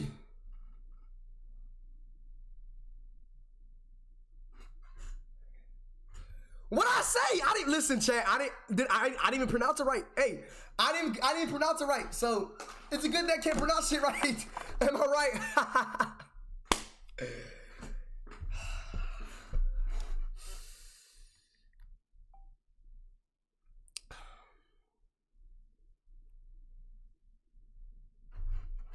Chicks, yo, yeah. Listen, I don't even give a fuck what I just said. Fuck that little weak ass league. You just said GTK? Yep, GG's.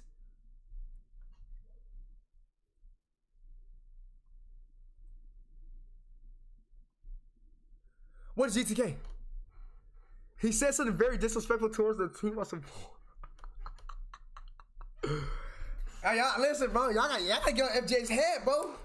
Y'all gotta get on FJ's head. FJ head, FJ been going, he been going at y'all, bro. Just saying.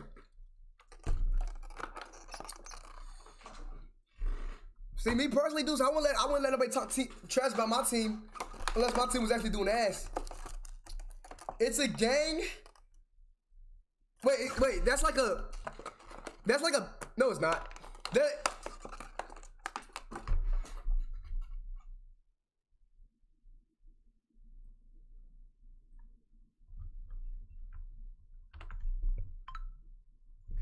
What did somebody text me?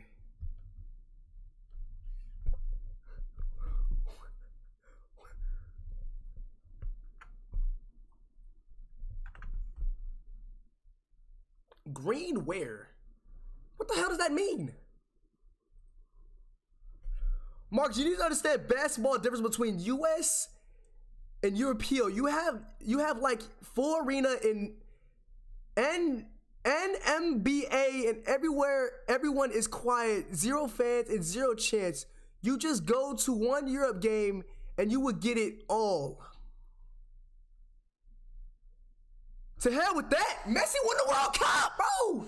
Like, chat, bro, Messi, bro, I can't get that out of my head, bro. Messi won the World Cup, dude. Messi really won the World Cup, man. They did it. They did it. They did it, bro. How many billions of eyeballs are watching these two men? No, where's them holding the trophy, bro? He just gets that quick little leg. Martinez, Messi, clear away. That music's too loud. That music's too loud. Fight, bro, yo. Fly, Eagles, fly. On the road to victory. Fight. Eagles fight. Score, touchdown. 1, 2, 3. The fact that you know all that. Chat, let me show you something really good, though. This is the greatest team song against any sports of all time, bro. Damn, you gonna let him talk to you? Hey, FJ, listen, I would let FJ Red talk to me like that, honestly. Honestly, that's just me. This is the best song of all time, chat, right here. Oh. Right here, chat. Y'all can't tell me this ain't hard, chat. For back in the day, this is hard, bro.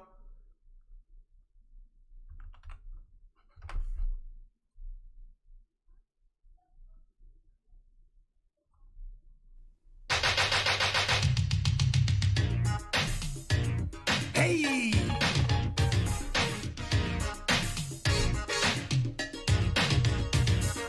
We are the Bears, shuffling crew, shuffle on down, do it for you.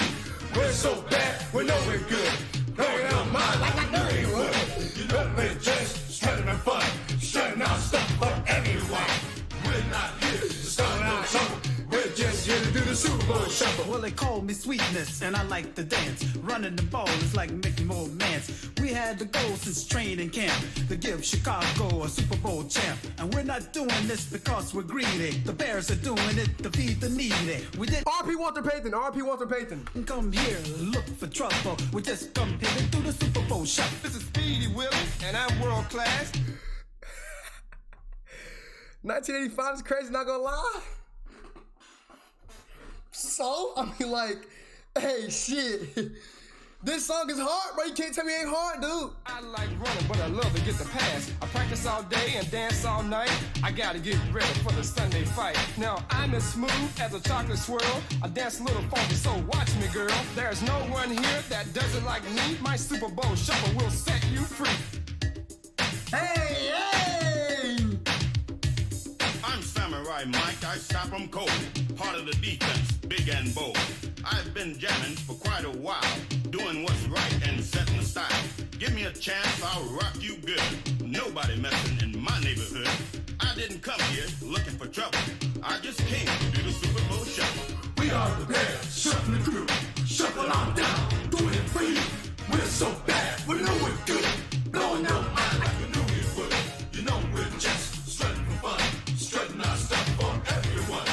We're not here to start no trouble. We're just here to do the Super Bowl shuffle. Hey!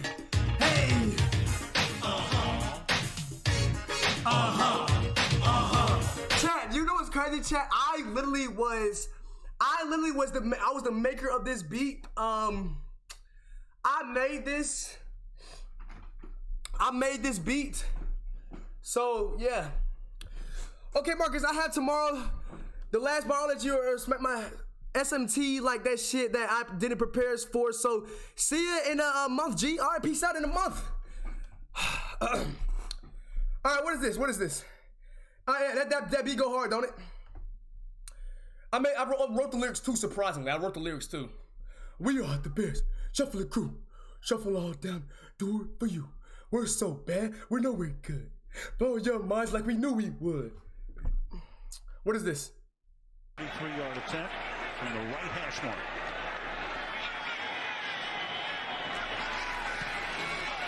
And he hits the upright again.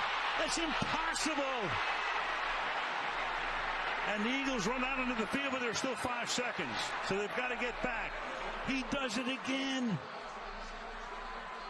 Brought back to the spot of the kick. It will be Philadelphia. Did this hit ball. The upright and the crossbar?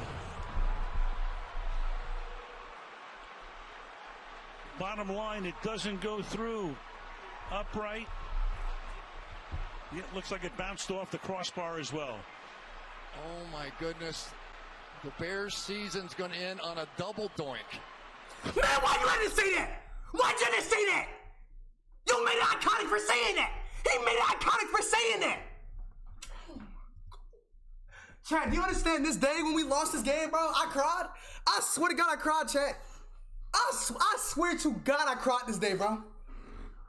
Like, he made it iconic for saying that, bro. He said it was going to end on a double doink, and that's what it's called now. Oh.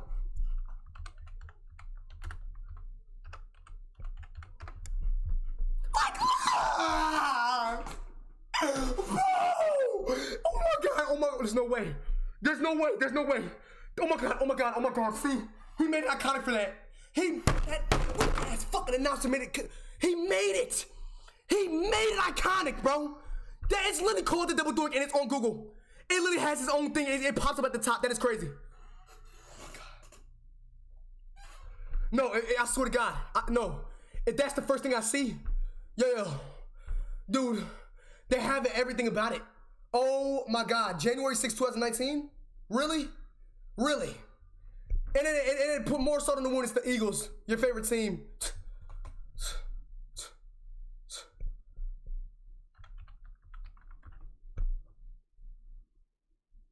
Okay, good.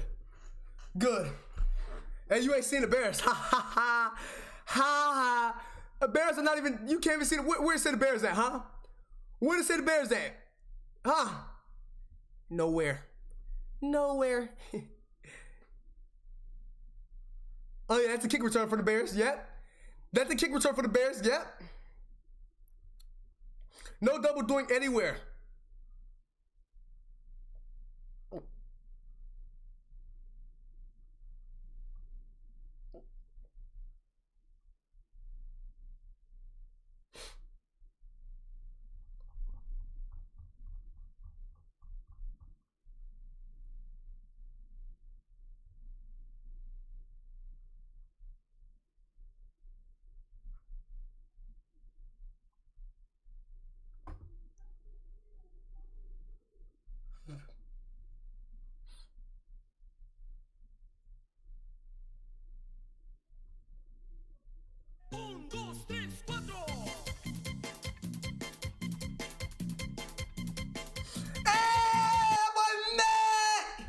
Appreciate the song, Mac. Hey, that boy, hey, Mac, I ain't gonna lie, Mac. That, you know what that means, Mac. You know what that means, Mac. W Mac, not JK Mac. Mac, eat my dick. JK Mac, eat my dick. Hey, that boy, Mac. Hey, what's your name? Mac. Mac, what? Okay. I'm gonna give you VIP.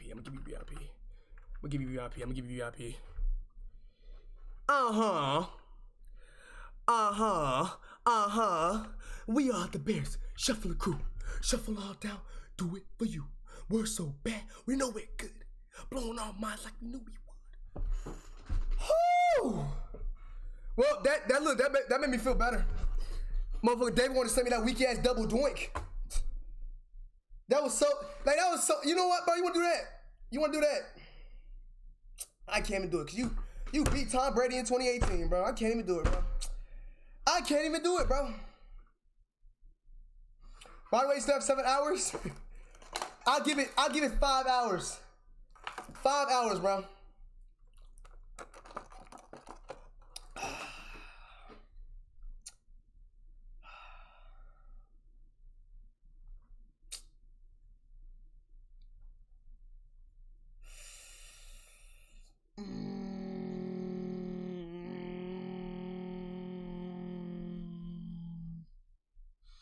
You slept for 10? Did I?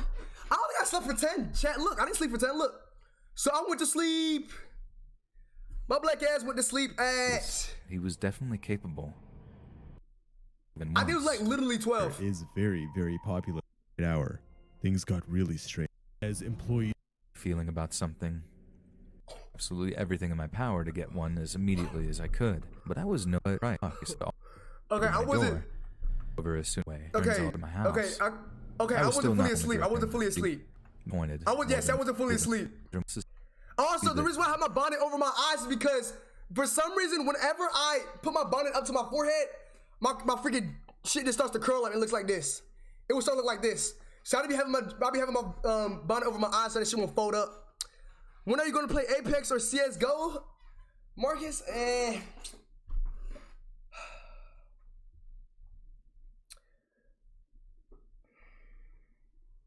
do I even have CSGO?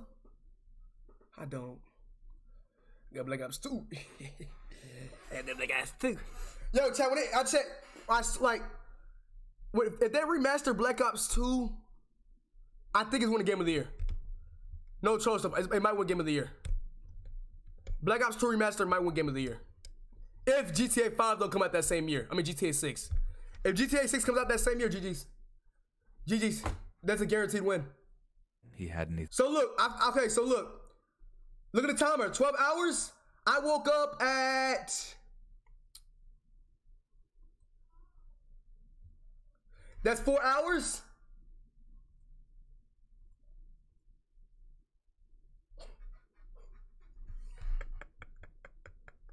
I was leaving when I turned around to her.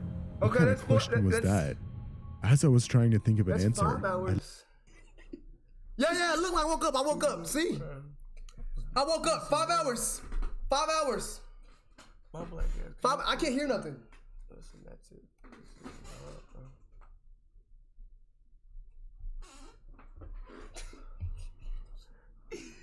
Hey, bro, like, yo, nigga, this shit is hard, dude. That shit is hard, bro.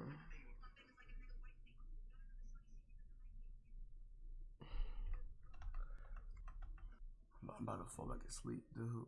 That's cap. He didn't go back to sleep. Oh my Look, let's go 4 hours. Let's go. Look. I could now ride my scooter in the drive.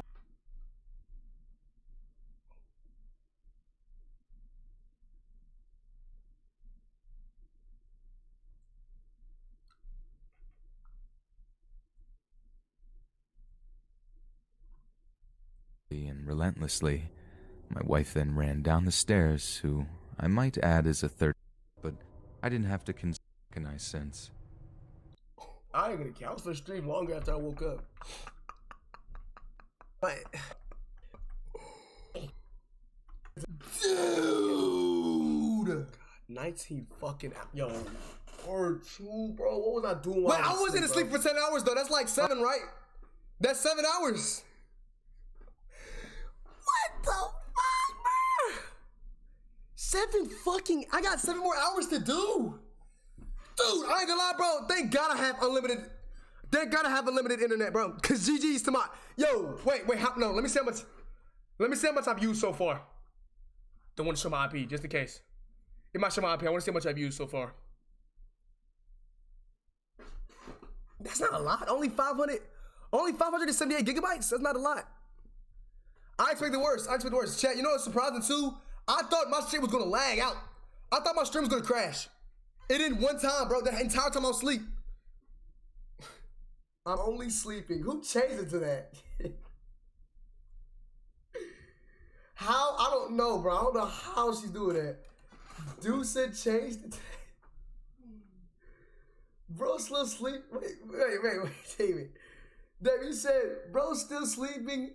I'm already went to the gym. Hey, he's still sleeping. Okay, bro.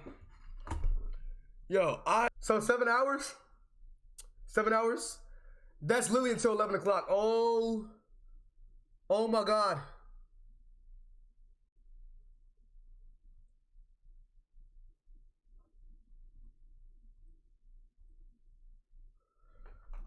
I would get at the YRG curse, man.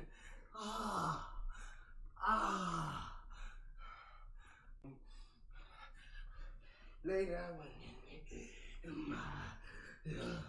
Call me on your cell phone. Lay down with me. And I know when to highlight bling. That can only mean one thing. I was tweaking, and bro. I know when to highlight bling. That can only mean one thing. And ever since I left the city, you call out to sex on myself. Taking on an exit on myself. Whoa! What the hell? Used to call me on my cell phone. Late night when you leave my love. Call me cell phone. Late night. Wow! My love. And I know when to highlight bling. That can only mean one thing. What the hell was I doing? And I know What was I doing? highlight bling. That can only mean one thing. Ever since I left the city, you. Alright, chat, let me stop acting stupid now, bro. Let me stop acting stupid now, man. I got my energy back. Word 2. Word to all the fucking dead ops, bro. Word 2, man. Word to all my ops out there. Who want it, bro? They call me Donatello, man. They call me Donatello, dog. Word 2. Word 2, puta. Pendejo la casa. Donatello, man. They call me Donatello, dog. Word 2. Word 2, puta. Pendejo la casa. Hey, Holmes, you want the lacuso para la catucalada? Ooh, Holmes. Pendejo, Holmes. La Mexican, la Donatello. Oh, la Mexican Donatello. Oh. And you can't break he fake. I got another one book on my plate. It was me and bro, and we were in the store. We both got 50 cake. What time was it? What time was it? I think, shit, I'm done acting crazy, bro. Word 2, I'm done acting crazy. You know why? Because last Christmas, I gave you my heart, but the very next day, you gave it away. This year, to set me for tears, I'll give it to someone special. Why can't I believe you became a singer? I gave you my heart, but the very next day, you gave it away. Hey! This year, yeah, you set me for tears. Yeah, I'll give it to someone special.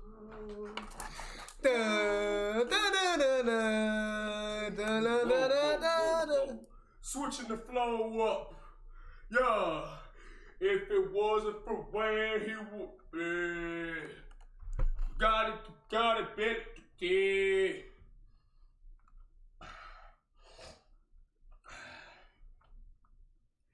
I think I'm done, chat. I think I got all the energy I needed out of me, bro. No, not out of me. Into me, bro.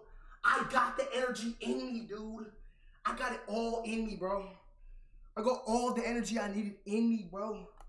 Word. Alright, stop saying like that. World Cup, World Cup, World Cup, World Cup. Sorry, like me like bro. Messi won the World Cup. I just can't get Messi.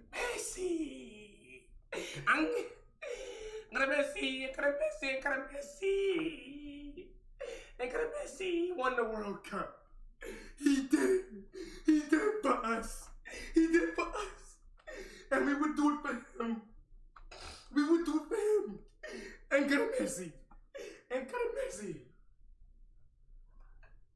No. And you were just some hot nigga. Alright, yeah, what am I doing? Oh God, what am I doing?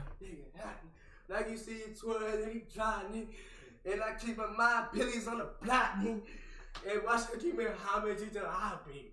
Would you want to get walking to the happy? Walk easy, busy with the blind, nigga. Walk in it, you could get a shot, nigga. One of these chicks like a cash out. Shorty give me nigga till I pass out. Swear to God, all I do is cash out. And if you ain't no who kid, I'm like ram handles. Walk out these shit with the big way. Okay. I think I'm finally good. Oh, I broke my headset. GG's, chat. This is the moment where Ball gets at the Zesty Kiss face. Okay, I got all the energy out. All the energy that was stored in this black body is like, no, all the energy that was out of this black body is stored into it. Word 2. Bro, my head got itchy from that, bro. And it's hot in here.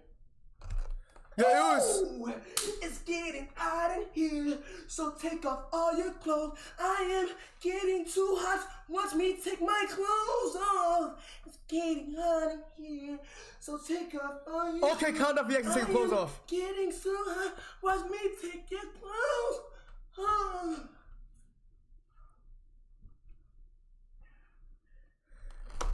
Hey, chat, y'all keep, hey, listen, I was giving it a fight though, chat. I was fighting to stay awake, bro. I was fighting to stay awake. I'm telling y'all, dude, it was hard. Never find someone like you. I give nothing on the stage for you.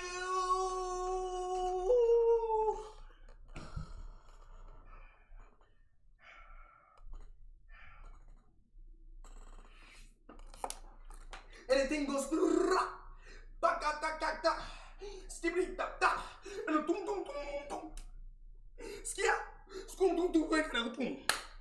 boom.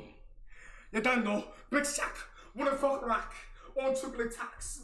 1, 2. How could I be gay? My bitch is homophobic. How could I be gay? My bitch is homophobic.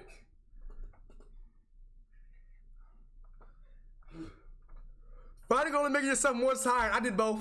I did both. I did both. I did both. I did both. I made myself tired and gave myself a little bit of energy.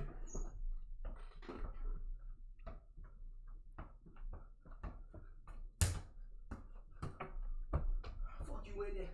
Fuck you too then, Mr. Wiggles. You bitch. Fuck on you, dog.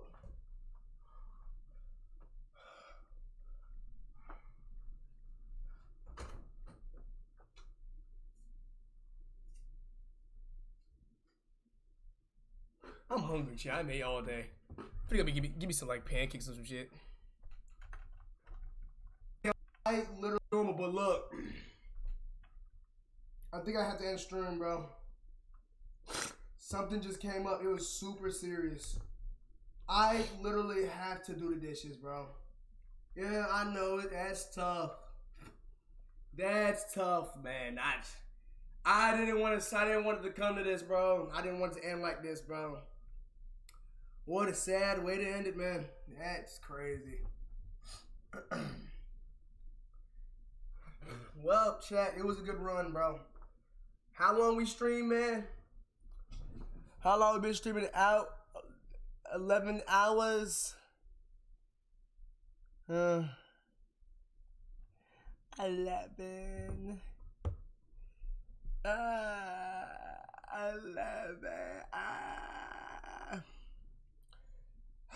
That's tough, chat. W stream, I'm ending this bitch.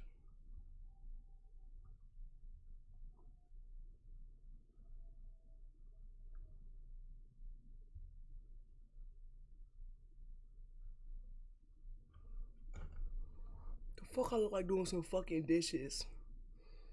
Pendejos. The fuck I look like? I ain't know how. Ooh, I would have really been petting her right there, bro. Ooh, boy, I tell you, boy.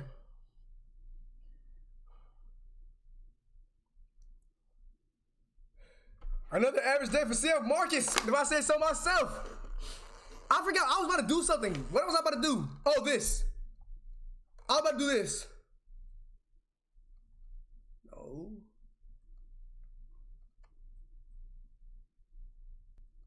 GG's chat. GG's chat. GG's chat.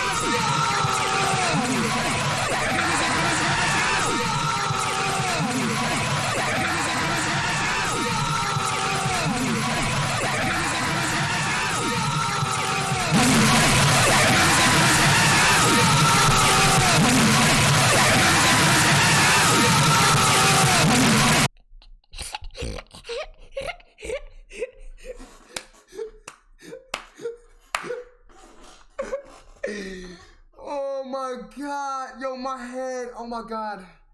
I actually got a headache for myself, yo. I get myself a headache. Holy. I get myself a headache. Holy. I get myself a headache.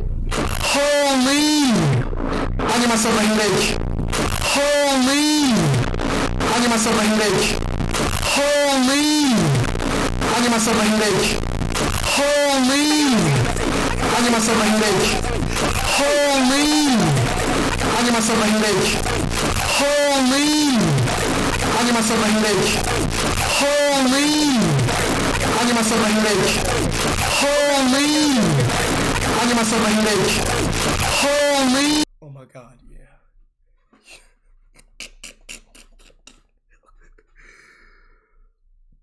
Oh my God, bro. That was fucking fun. That was fun, am I right, chat? That was pretty fun, if I say so myself. That was actually amazing. I like that. That was pretty. I like that. I like that right there. Y'all had fun. Y'all had fun. And got a messy.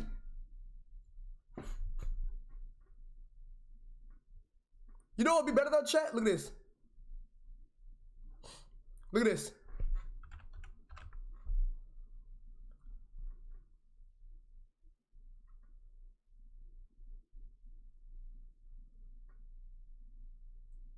Ja, cap a la dreta.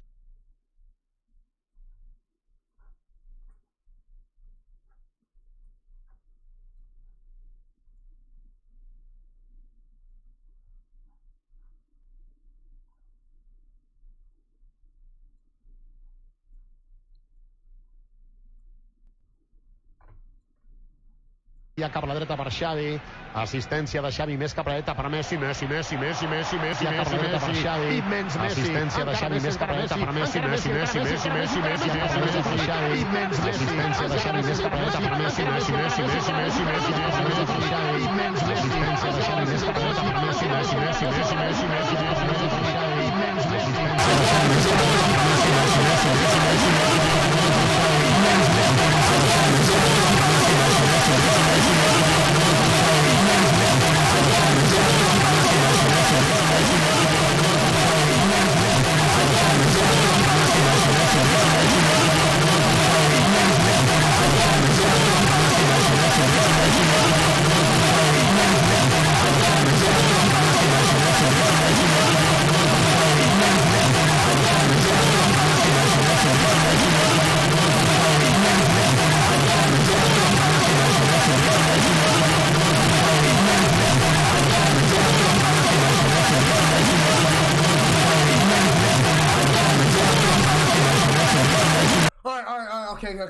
Okay, that's enough. Okay, that's enough.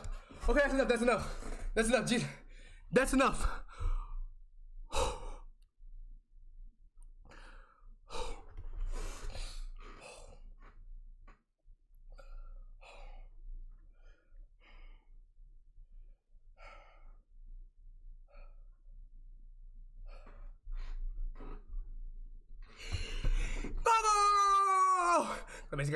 Got Messi. Go. Hey, Messi. Hey, Chess, I play Apex. I think if I try to download something on my PS4, my PC, it'll lag. Let me see. Let's see if we lag. Oh, we're good. That game finished quick. Oh, but hold on. Let me see my settings.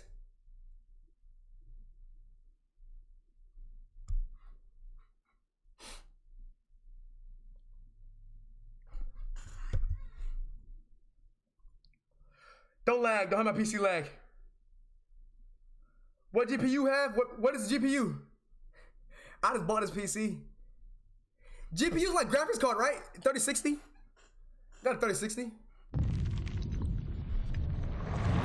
Oh my God, we're lagging.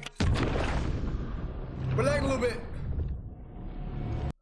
I'm gonna fix it. 3060, but this shit still be tweaking.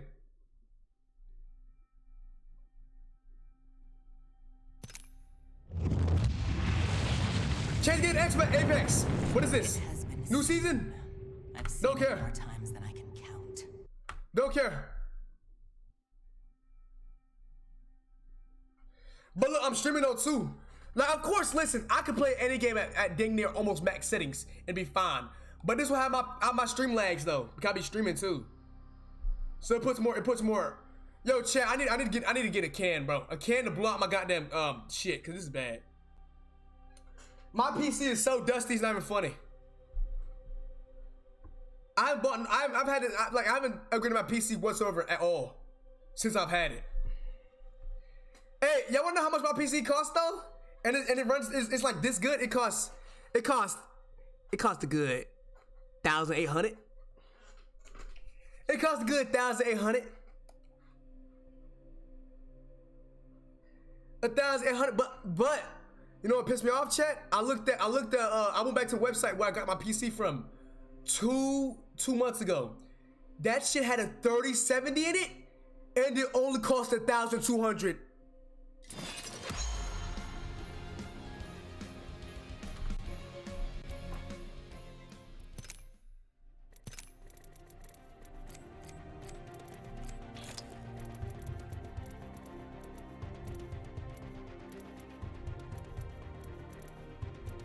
Chat, I'm looking.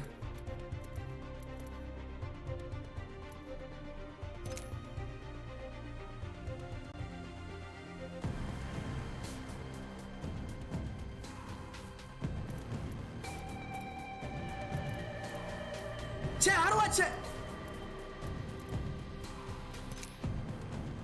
Still lagging. Where's the FOV? How do I change the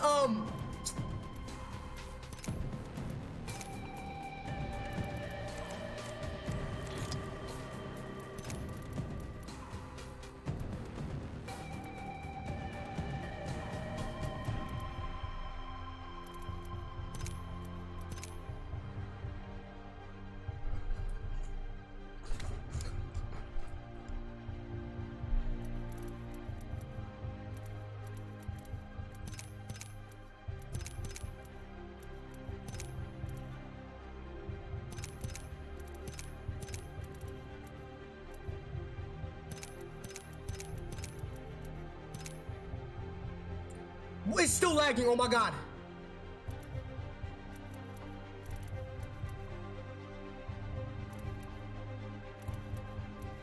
Yo, why is it still lagging? Oh!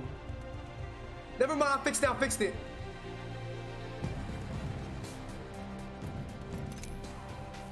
Never mind, I did it. I tried playing. Are you crazy? Try playing with it looking like this. Back it up. We're off the world's edge.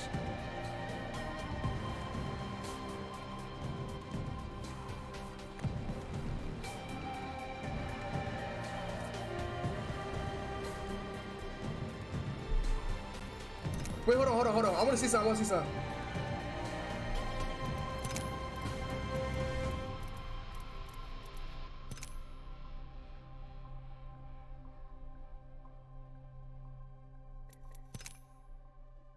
Yo, what? I'm just gonna put it on 0. What does this mean?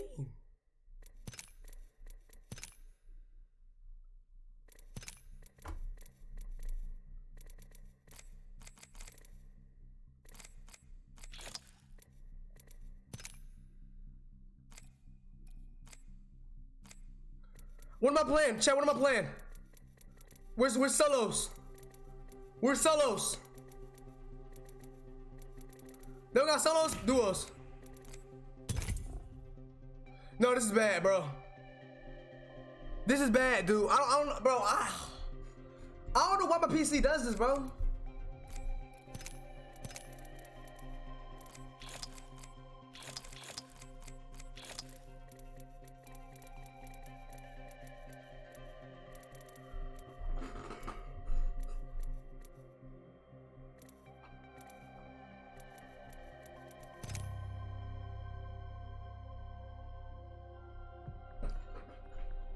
Yo!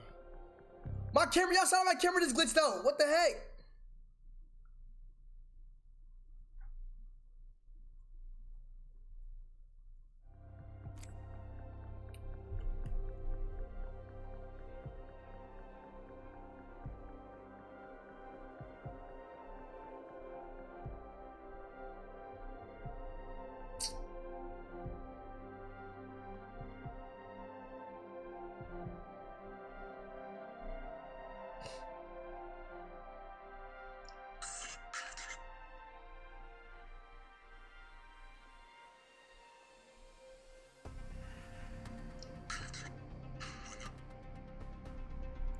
got a headache, man. I got a bad headache right now. I got a bad headache, dude.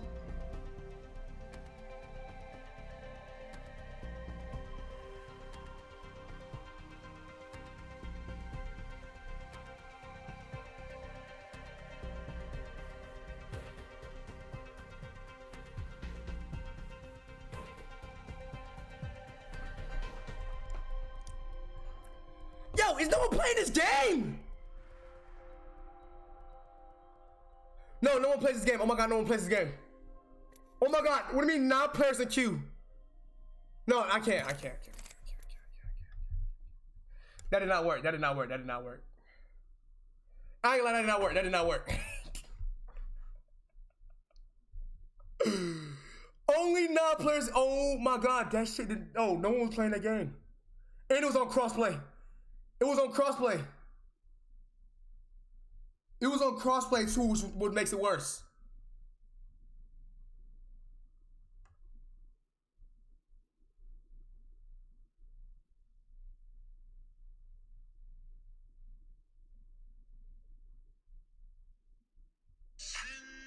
Bro, did the light skins there?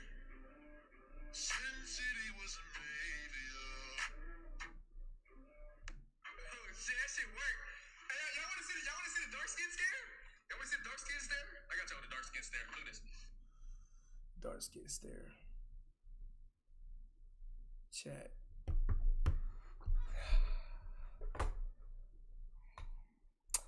Yo, I miss playing Mortal Kombat, but bro, a 79 gigabyte update.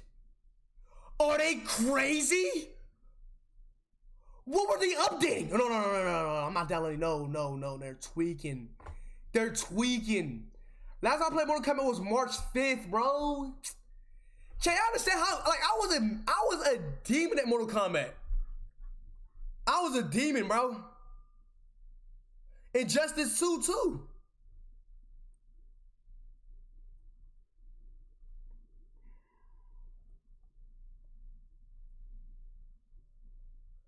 Like, you know, chat, it's bad. I literally have WWE, but I just don't play it, bro. I have it on the Xbox and PC. Both console. Like, I have it on both and I don't play it. I haven't touched it, bro. I haven't touched it. Like, the 59 minutes is me just leaving the game on by accident. That's it. All right. Hey, did that one dude? I actually want to watch this video for some reason. I want to watch this video for some reason. What's that dude's name? Wait, let me find him. Better than a hoe. No, it's not We Outside. Is it? Whoa. This ain't what you want. This ain't. Wait, what's his name? Dusa, the Better than the hoe guy. Better than a hoe. Well, I thought I was following him. What? Better than the hoe. Did he come out with a new video?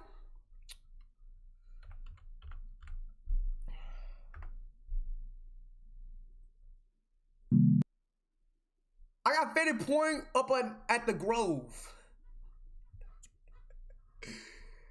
Hey, chat. Like, this guy right here is literally like a 2014 YouTuber, bro. He gives me them vibes, bro. 2014 YouTuber. Like, you see how he has like the socials at the top of his screen, bro? I don't see a YouTuber that does that anymore, bro. Believe it, today I am back with another goddamn banger. Right now I am currently in Los Angeles, somewhere out in Yodi land.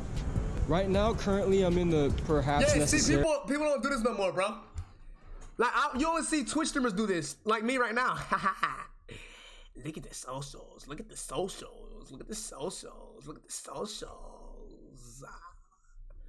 Hey, was it a good business move to change my name to CF Marcus without the underscore? Was that a good business move? That was a good business move, right? What the hell? Okay.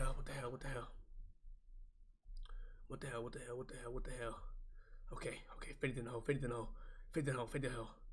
Fade the hoe, fade the hoe, fade the hoe. Fade the hoe, fade the hoe, fade the hoe.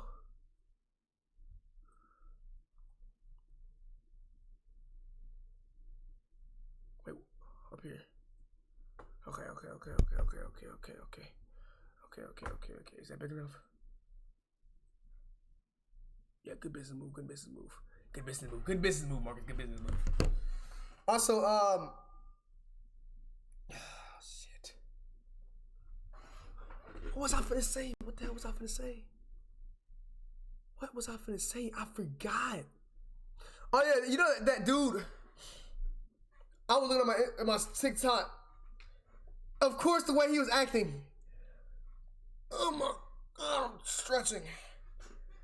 The what was his name, bro? FJ Red. Yeah, he watches Speed. Of course he acts like that. I'm not saying it's a bad thing. I'm cool with him acting like that. I want some people to act a little bit like toxic in the chat. Not too toxic, but a little bit toxic. Yeah, but he watches Speed, of course. So now I'm not surprised by his behavior. I actually commend his behavior. At the goddamn Grove, you feel me? I'm at the Grove in LA, bro, and I'm gonna be real with you guys. I'm baited, bro, obliviated, and yeah, I've been. I was about to banish. I'm just like, dude, I'm just saying, dude, when he talk trash about your team, you ain't say nothing. If you would have said something about the Bears, I'd have been like, hey, your team is playing in the goddamn Europe. I don't want to hear nothing about that, buddy. Your team playing in Europe, and guess what? That dude who would have went off, his ass ain't going to the NBA. Sorry to tell you, but he ain't going to the NBA, buddy. That's what I would have said. Looking for Pizza Brian. I've been looking for Pizza Brian. You feel me? Hey, Luke. Hey, brother. What's good, brother? Hey, what's good? Hell yeah. You seen Pizza Brian, bro? I don't know, bro. Shit. Have you seen Pizza Brian, miss? Have you seen Pizza Brian, miss? Oh, that motherfucker kind of looks like Pizza Brian, bro. You reading, bro? You're reading, bro? Yeah. Oh, you studying up on Jeanette McCurdy type shit? Isn't that, yo, Jeanette McCurdy. She's iCarly, right? I know, you see, I'm done the thing to jinx me. Everybody's one. How old is she now?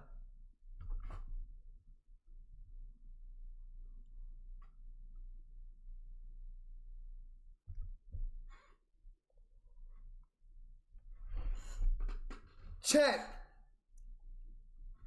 I don't know if I should be shocked that she's 30 or that I thought she was older. I thought she was almost 40. I'm not even gonna cap. I thought she's only 30. Really? I'm thinking she's at least about to hit 40. I thought she was like 37 or some shit, bro. She's young. 29!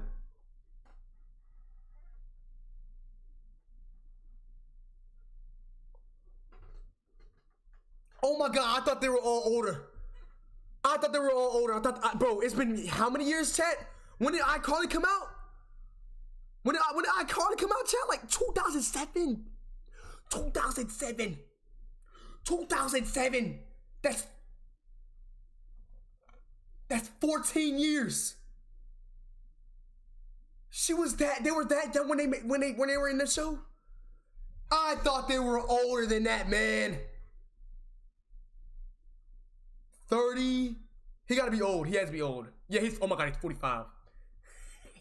See, this is what I was expecting. I was thinking like 45. 26.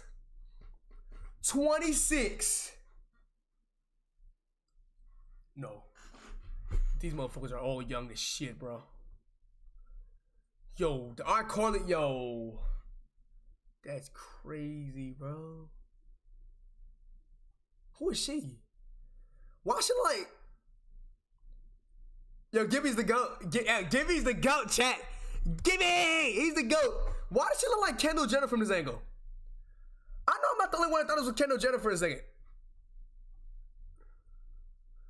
I thought this was Kendall. Oh my God. Please tell me I ain't showing nothing crazy. Please tell me I ain't showing nothing crazy. Okay, we're good. We're good. Boy, I thought it's shown popping out, boy. Oh my goodness. Oh my goodness. That's crazy, bro. They're all youngish. Yeah, Gibby's only 26. He's only 26. That's actually crazy. You studying up on her? Mills. No, at the end of the day, I feel you necessarily, perhaps, bro. But hell yeah, we about. Whoa.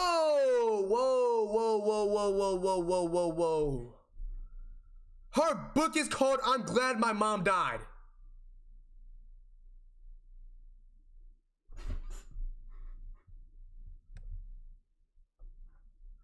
All right, let me just check back. Just chatting. What the fuck? I did hear something about that. Like her mom forced her into Hollywood or some shit. Mills. No, at the end of the day, I feel you necessarily, perhaps, bro. But hell yeah, we about to get faded on a goddamn hoe, bro. Hell yeah. Shout out to Pizza Brian, you feel Shout me? out you, bro. Does it go much further than that? Shout out to goddamn Real Fluke, Weeping Bell in the building, you feel me? Shout out to goddamn Pizza Brian. Does it go much further than that? It don't. I mean, I got the Pepto-Bismol, I would say, right? Your stomach hurt, bro?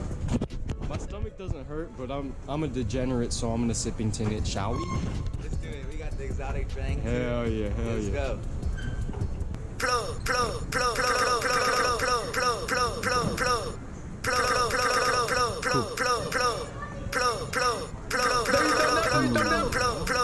hell yeah, Yodi family, make sure you guys give this video a like, comment down below. What is that? Subscribe if you're not already. Is that subscribe? cough medicine? Follow me on all my social medias at the top.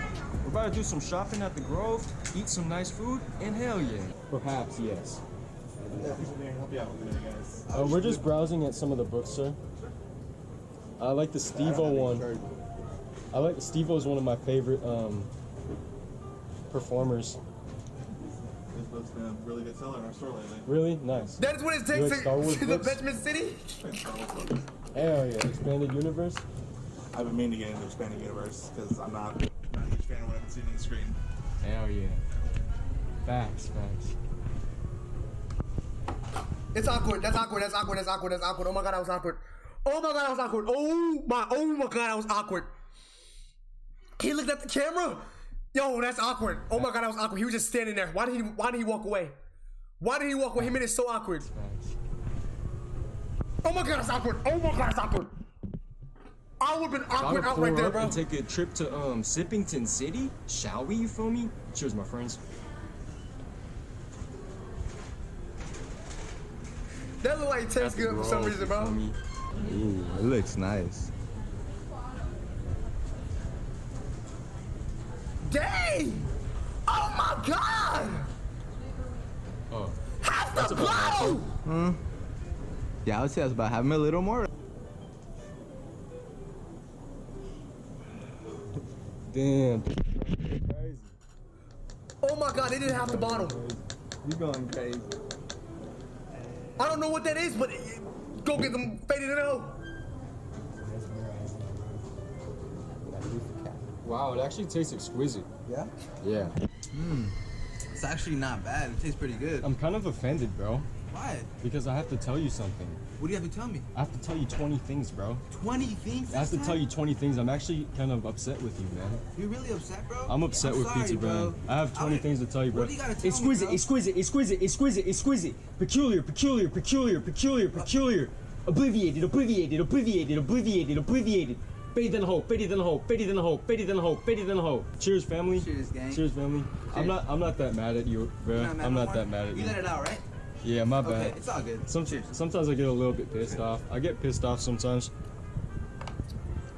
Have y'all ever drank lean? Y'all ever drank lean? Peculiar. I'm gonna start saying it. I'm gonna start saying peculiar. Put it in the hole. Get in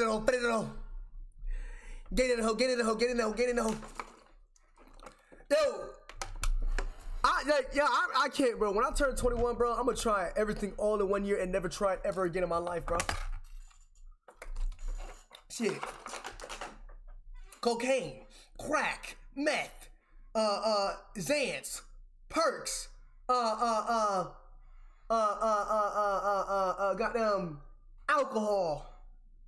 I'm joking. I'm going.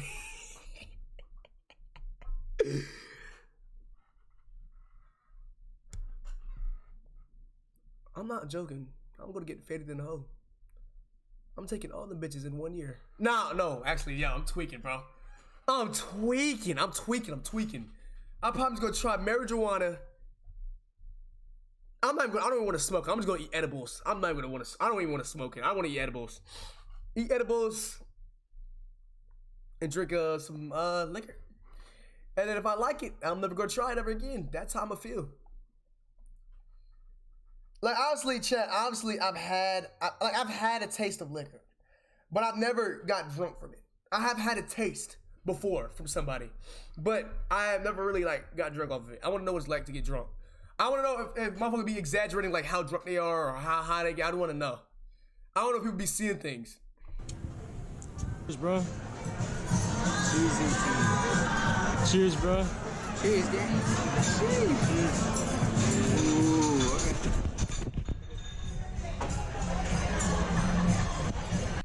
Next year we finna see your name. Your nickname is Zazakis? Buddy, how many times I gotta tell you, buddy? I'm 18. Give it 3 years until I turn 21. That tastes pretty good. It's just sugary. The Pepto? Yeah, it's fixing my stomach. I'm getting better. Hell yeah. Yeah. Hell yeah. Pepto Bismol.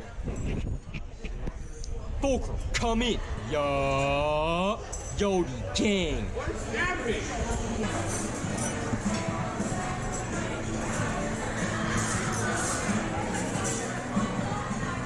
No troll stuff.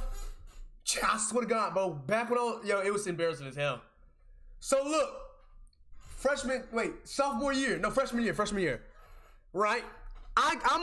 We're taking like a big test, an end of the year test, a huge test that will critically, in a bad way or in a good way, it barely would raise your grade. It would raise your grade by like 5 points. But if you failed, it would drop your grade like 20 points. So if I had like 101 class, that crap could go down to like an 80 from that one test. So we took that test, right? I was one of the first ones to finish. I fell asleep.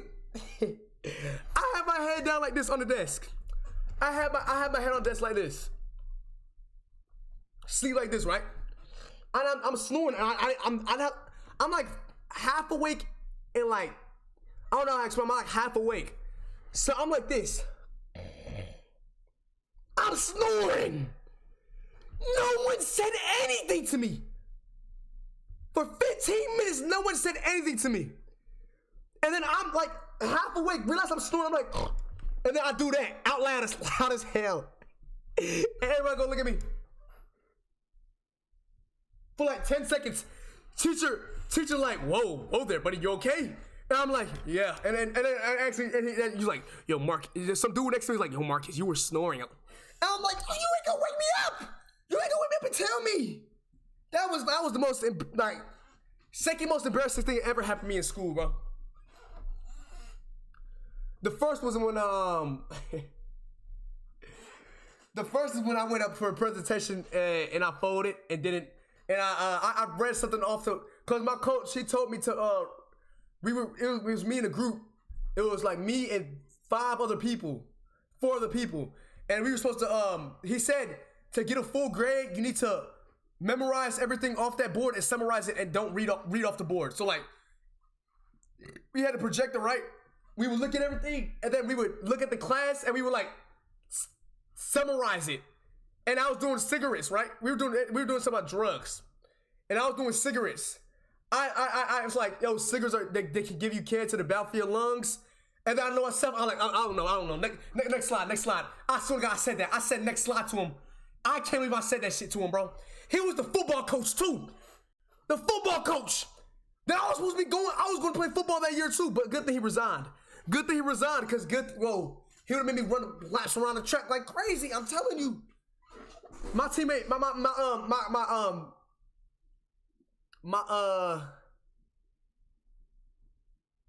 what's the word, Chad?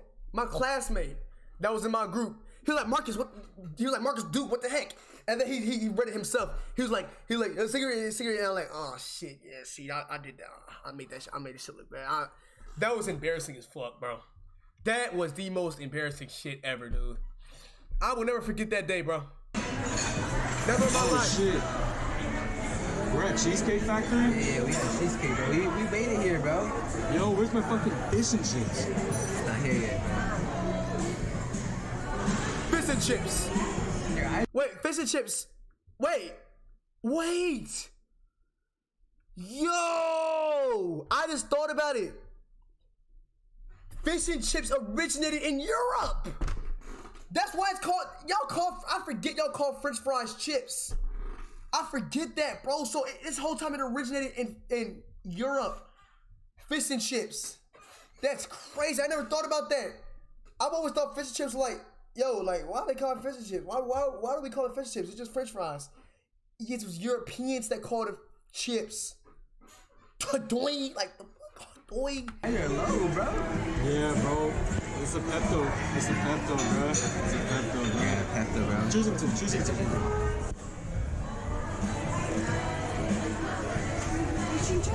Exquisite. Oh, I just manifested that. Oh, it was super hungry. Thank you. Yo, they're making me hungry. I'm gonna.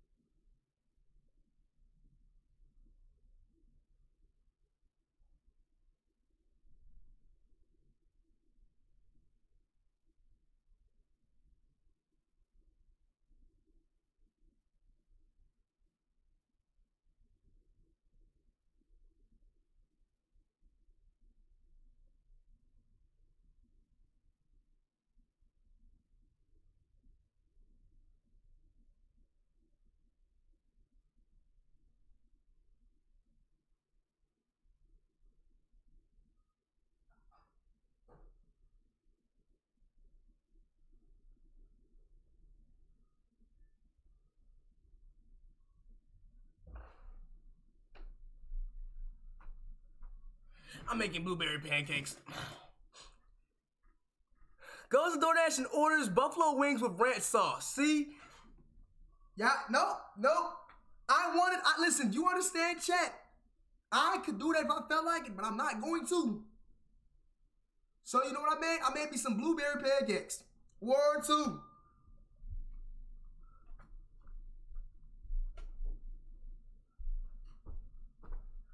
You time out.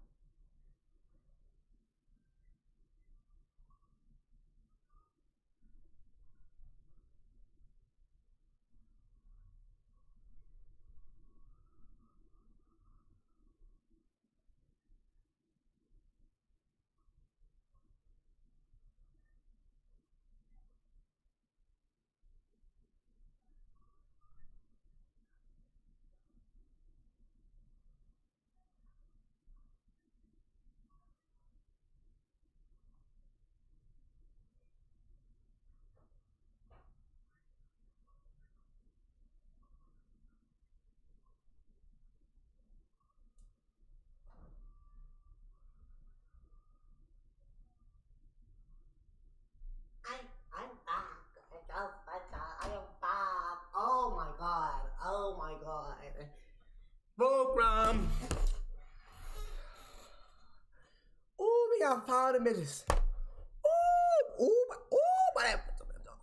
I'm telling you. I'm telling you. Word 2. Death got wings. Well, buddy, you definitely just saw me show my pancakes. I'm done watching this video. I want to watch this Kai video. What was the editing video? Either one. Let me see.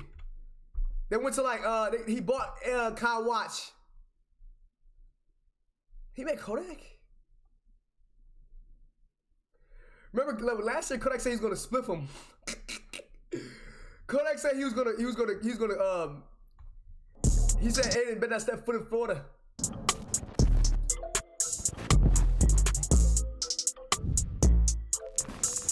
Wait, which one, chat? The Kai video or the Kodak video? Which one?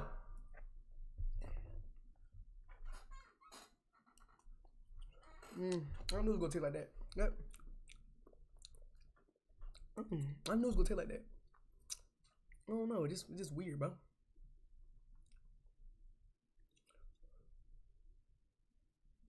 Kai. Alright.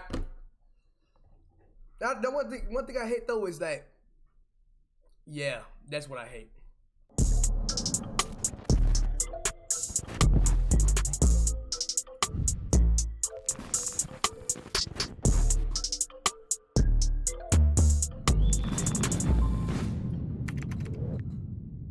All right, we about to get Kai a little birthday gift. I'm scared. Why'd you post so deep on me? Yes, sir. This is my brother for real. Yes, sir. Yo, so tell him the story. Did you tell him? No. Go ahead, you tell him. So it's your look, birthday. So Aiden was on stream, and he said on his mother's life and on your mother's my mom's life that he's gonna buy me an AP. I did say that. That's what he said. It is your birthday. You're finally 21. 21. Let's get things started right. So I'm gonna buy you an AP. All right, bet. I'm about to get right. Yo, he's crazy. About to get right. Yo, he is crazy, bro. All right, so what we got? Damn. Happy birthday, by the way. Yes, sir. Appreciate you, my boy. Kai. Yes. Kool-Aid. Awesome, Kool-Aid. Kool-Aid. Look like I feel like I'm at a candy shop. Yo, why are you doing this, bro? Yo, wait. Hey, Jack, when I eat pancakes or waffles, do y'all use a fork? I mean, not fork. Do y'all use a knife? Me personally, I just pick that bitch. I pick that bitch up.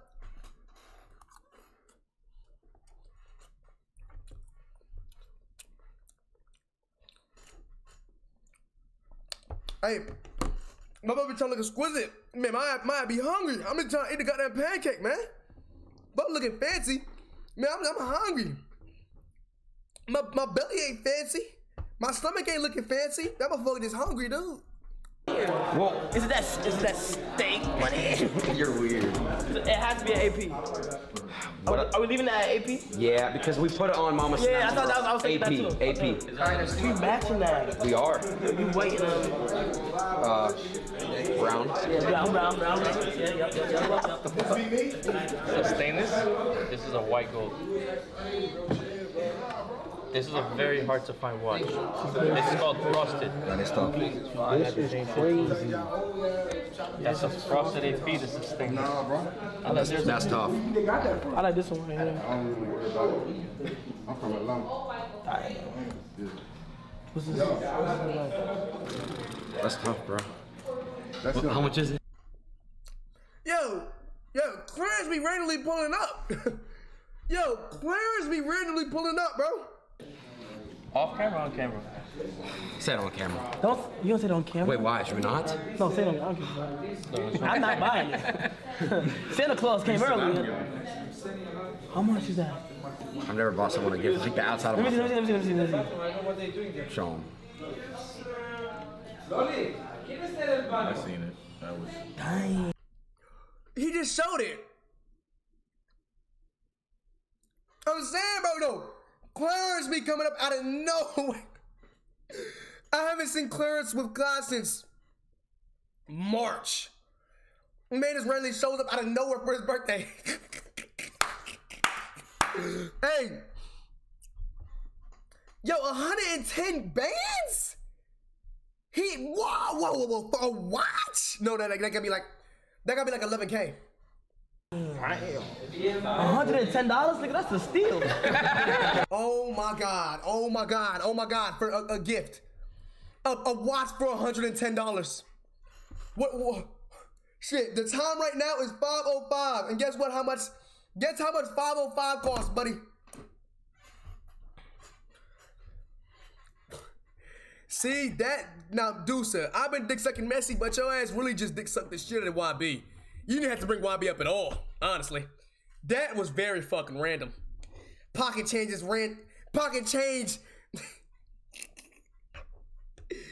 Yo, that's it. Yo, YB had nothing to do with anything. I don't think I've talked about YB this entire, oh my God, chat. I haven't talked about YB this entire stream. Deucer is the first person to say anything about that man, bro. And of course, it was some dick sucking shit. Of course, bro. Of course. 100K is pocket change to YB. Yeah, okay.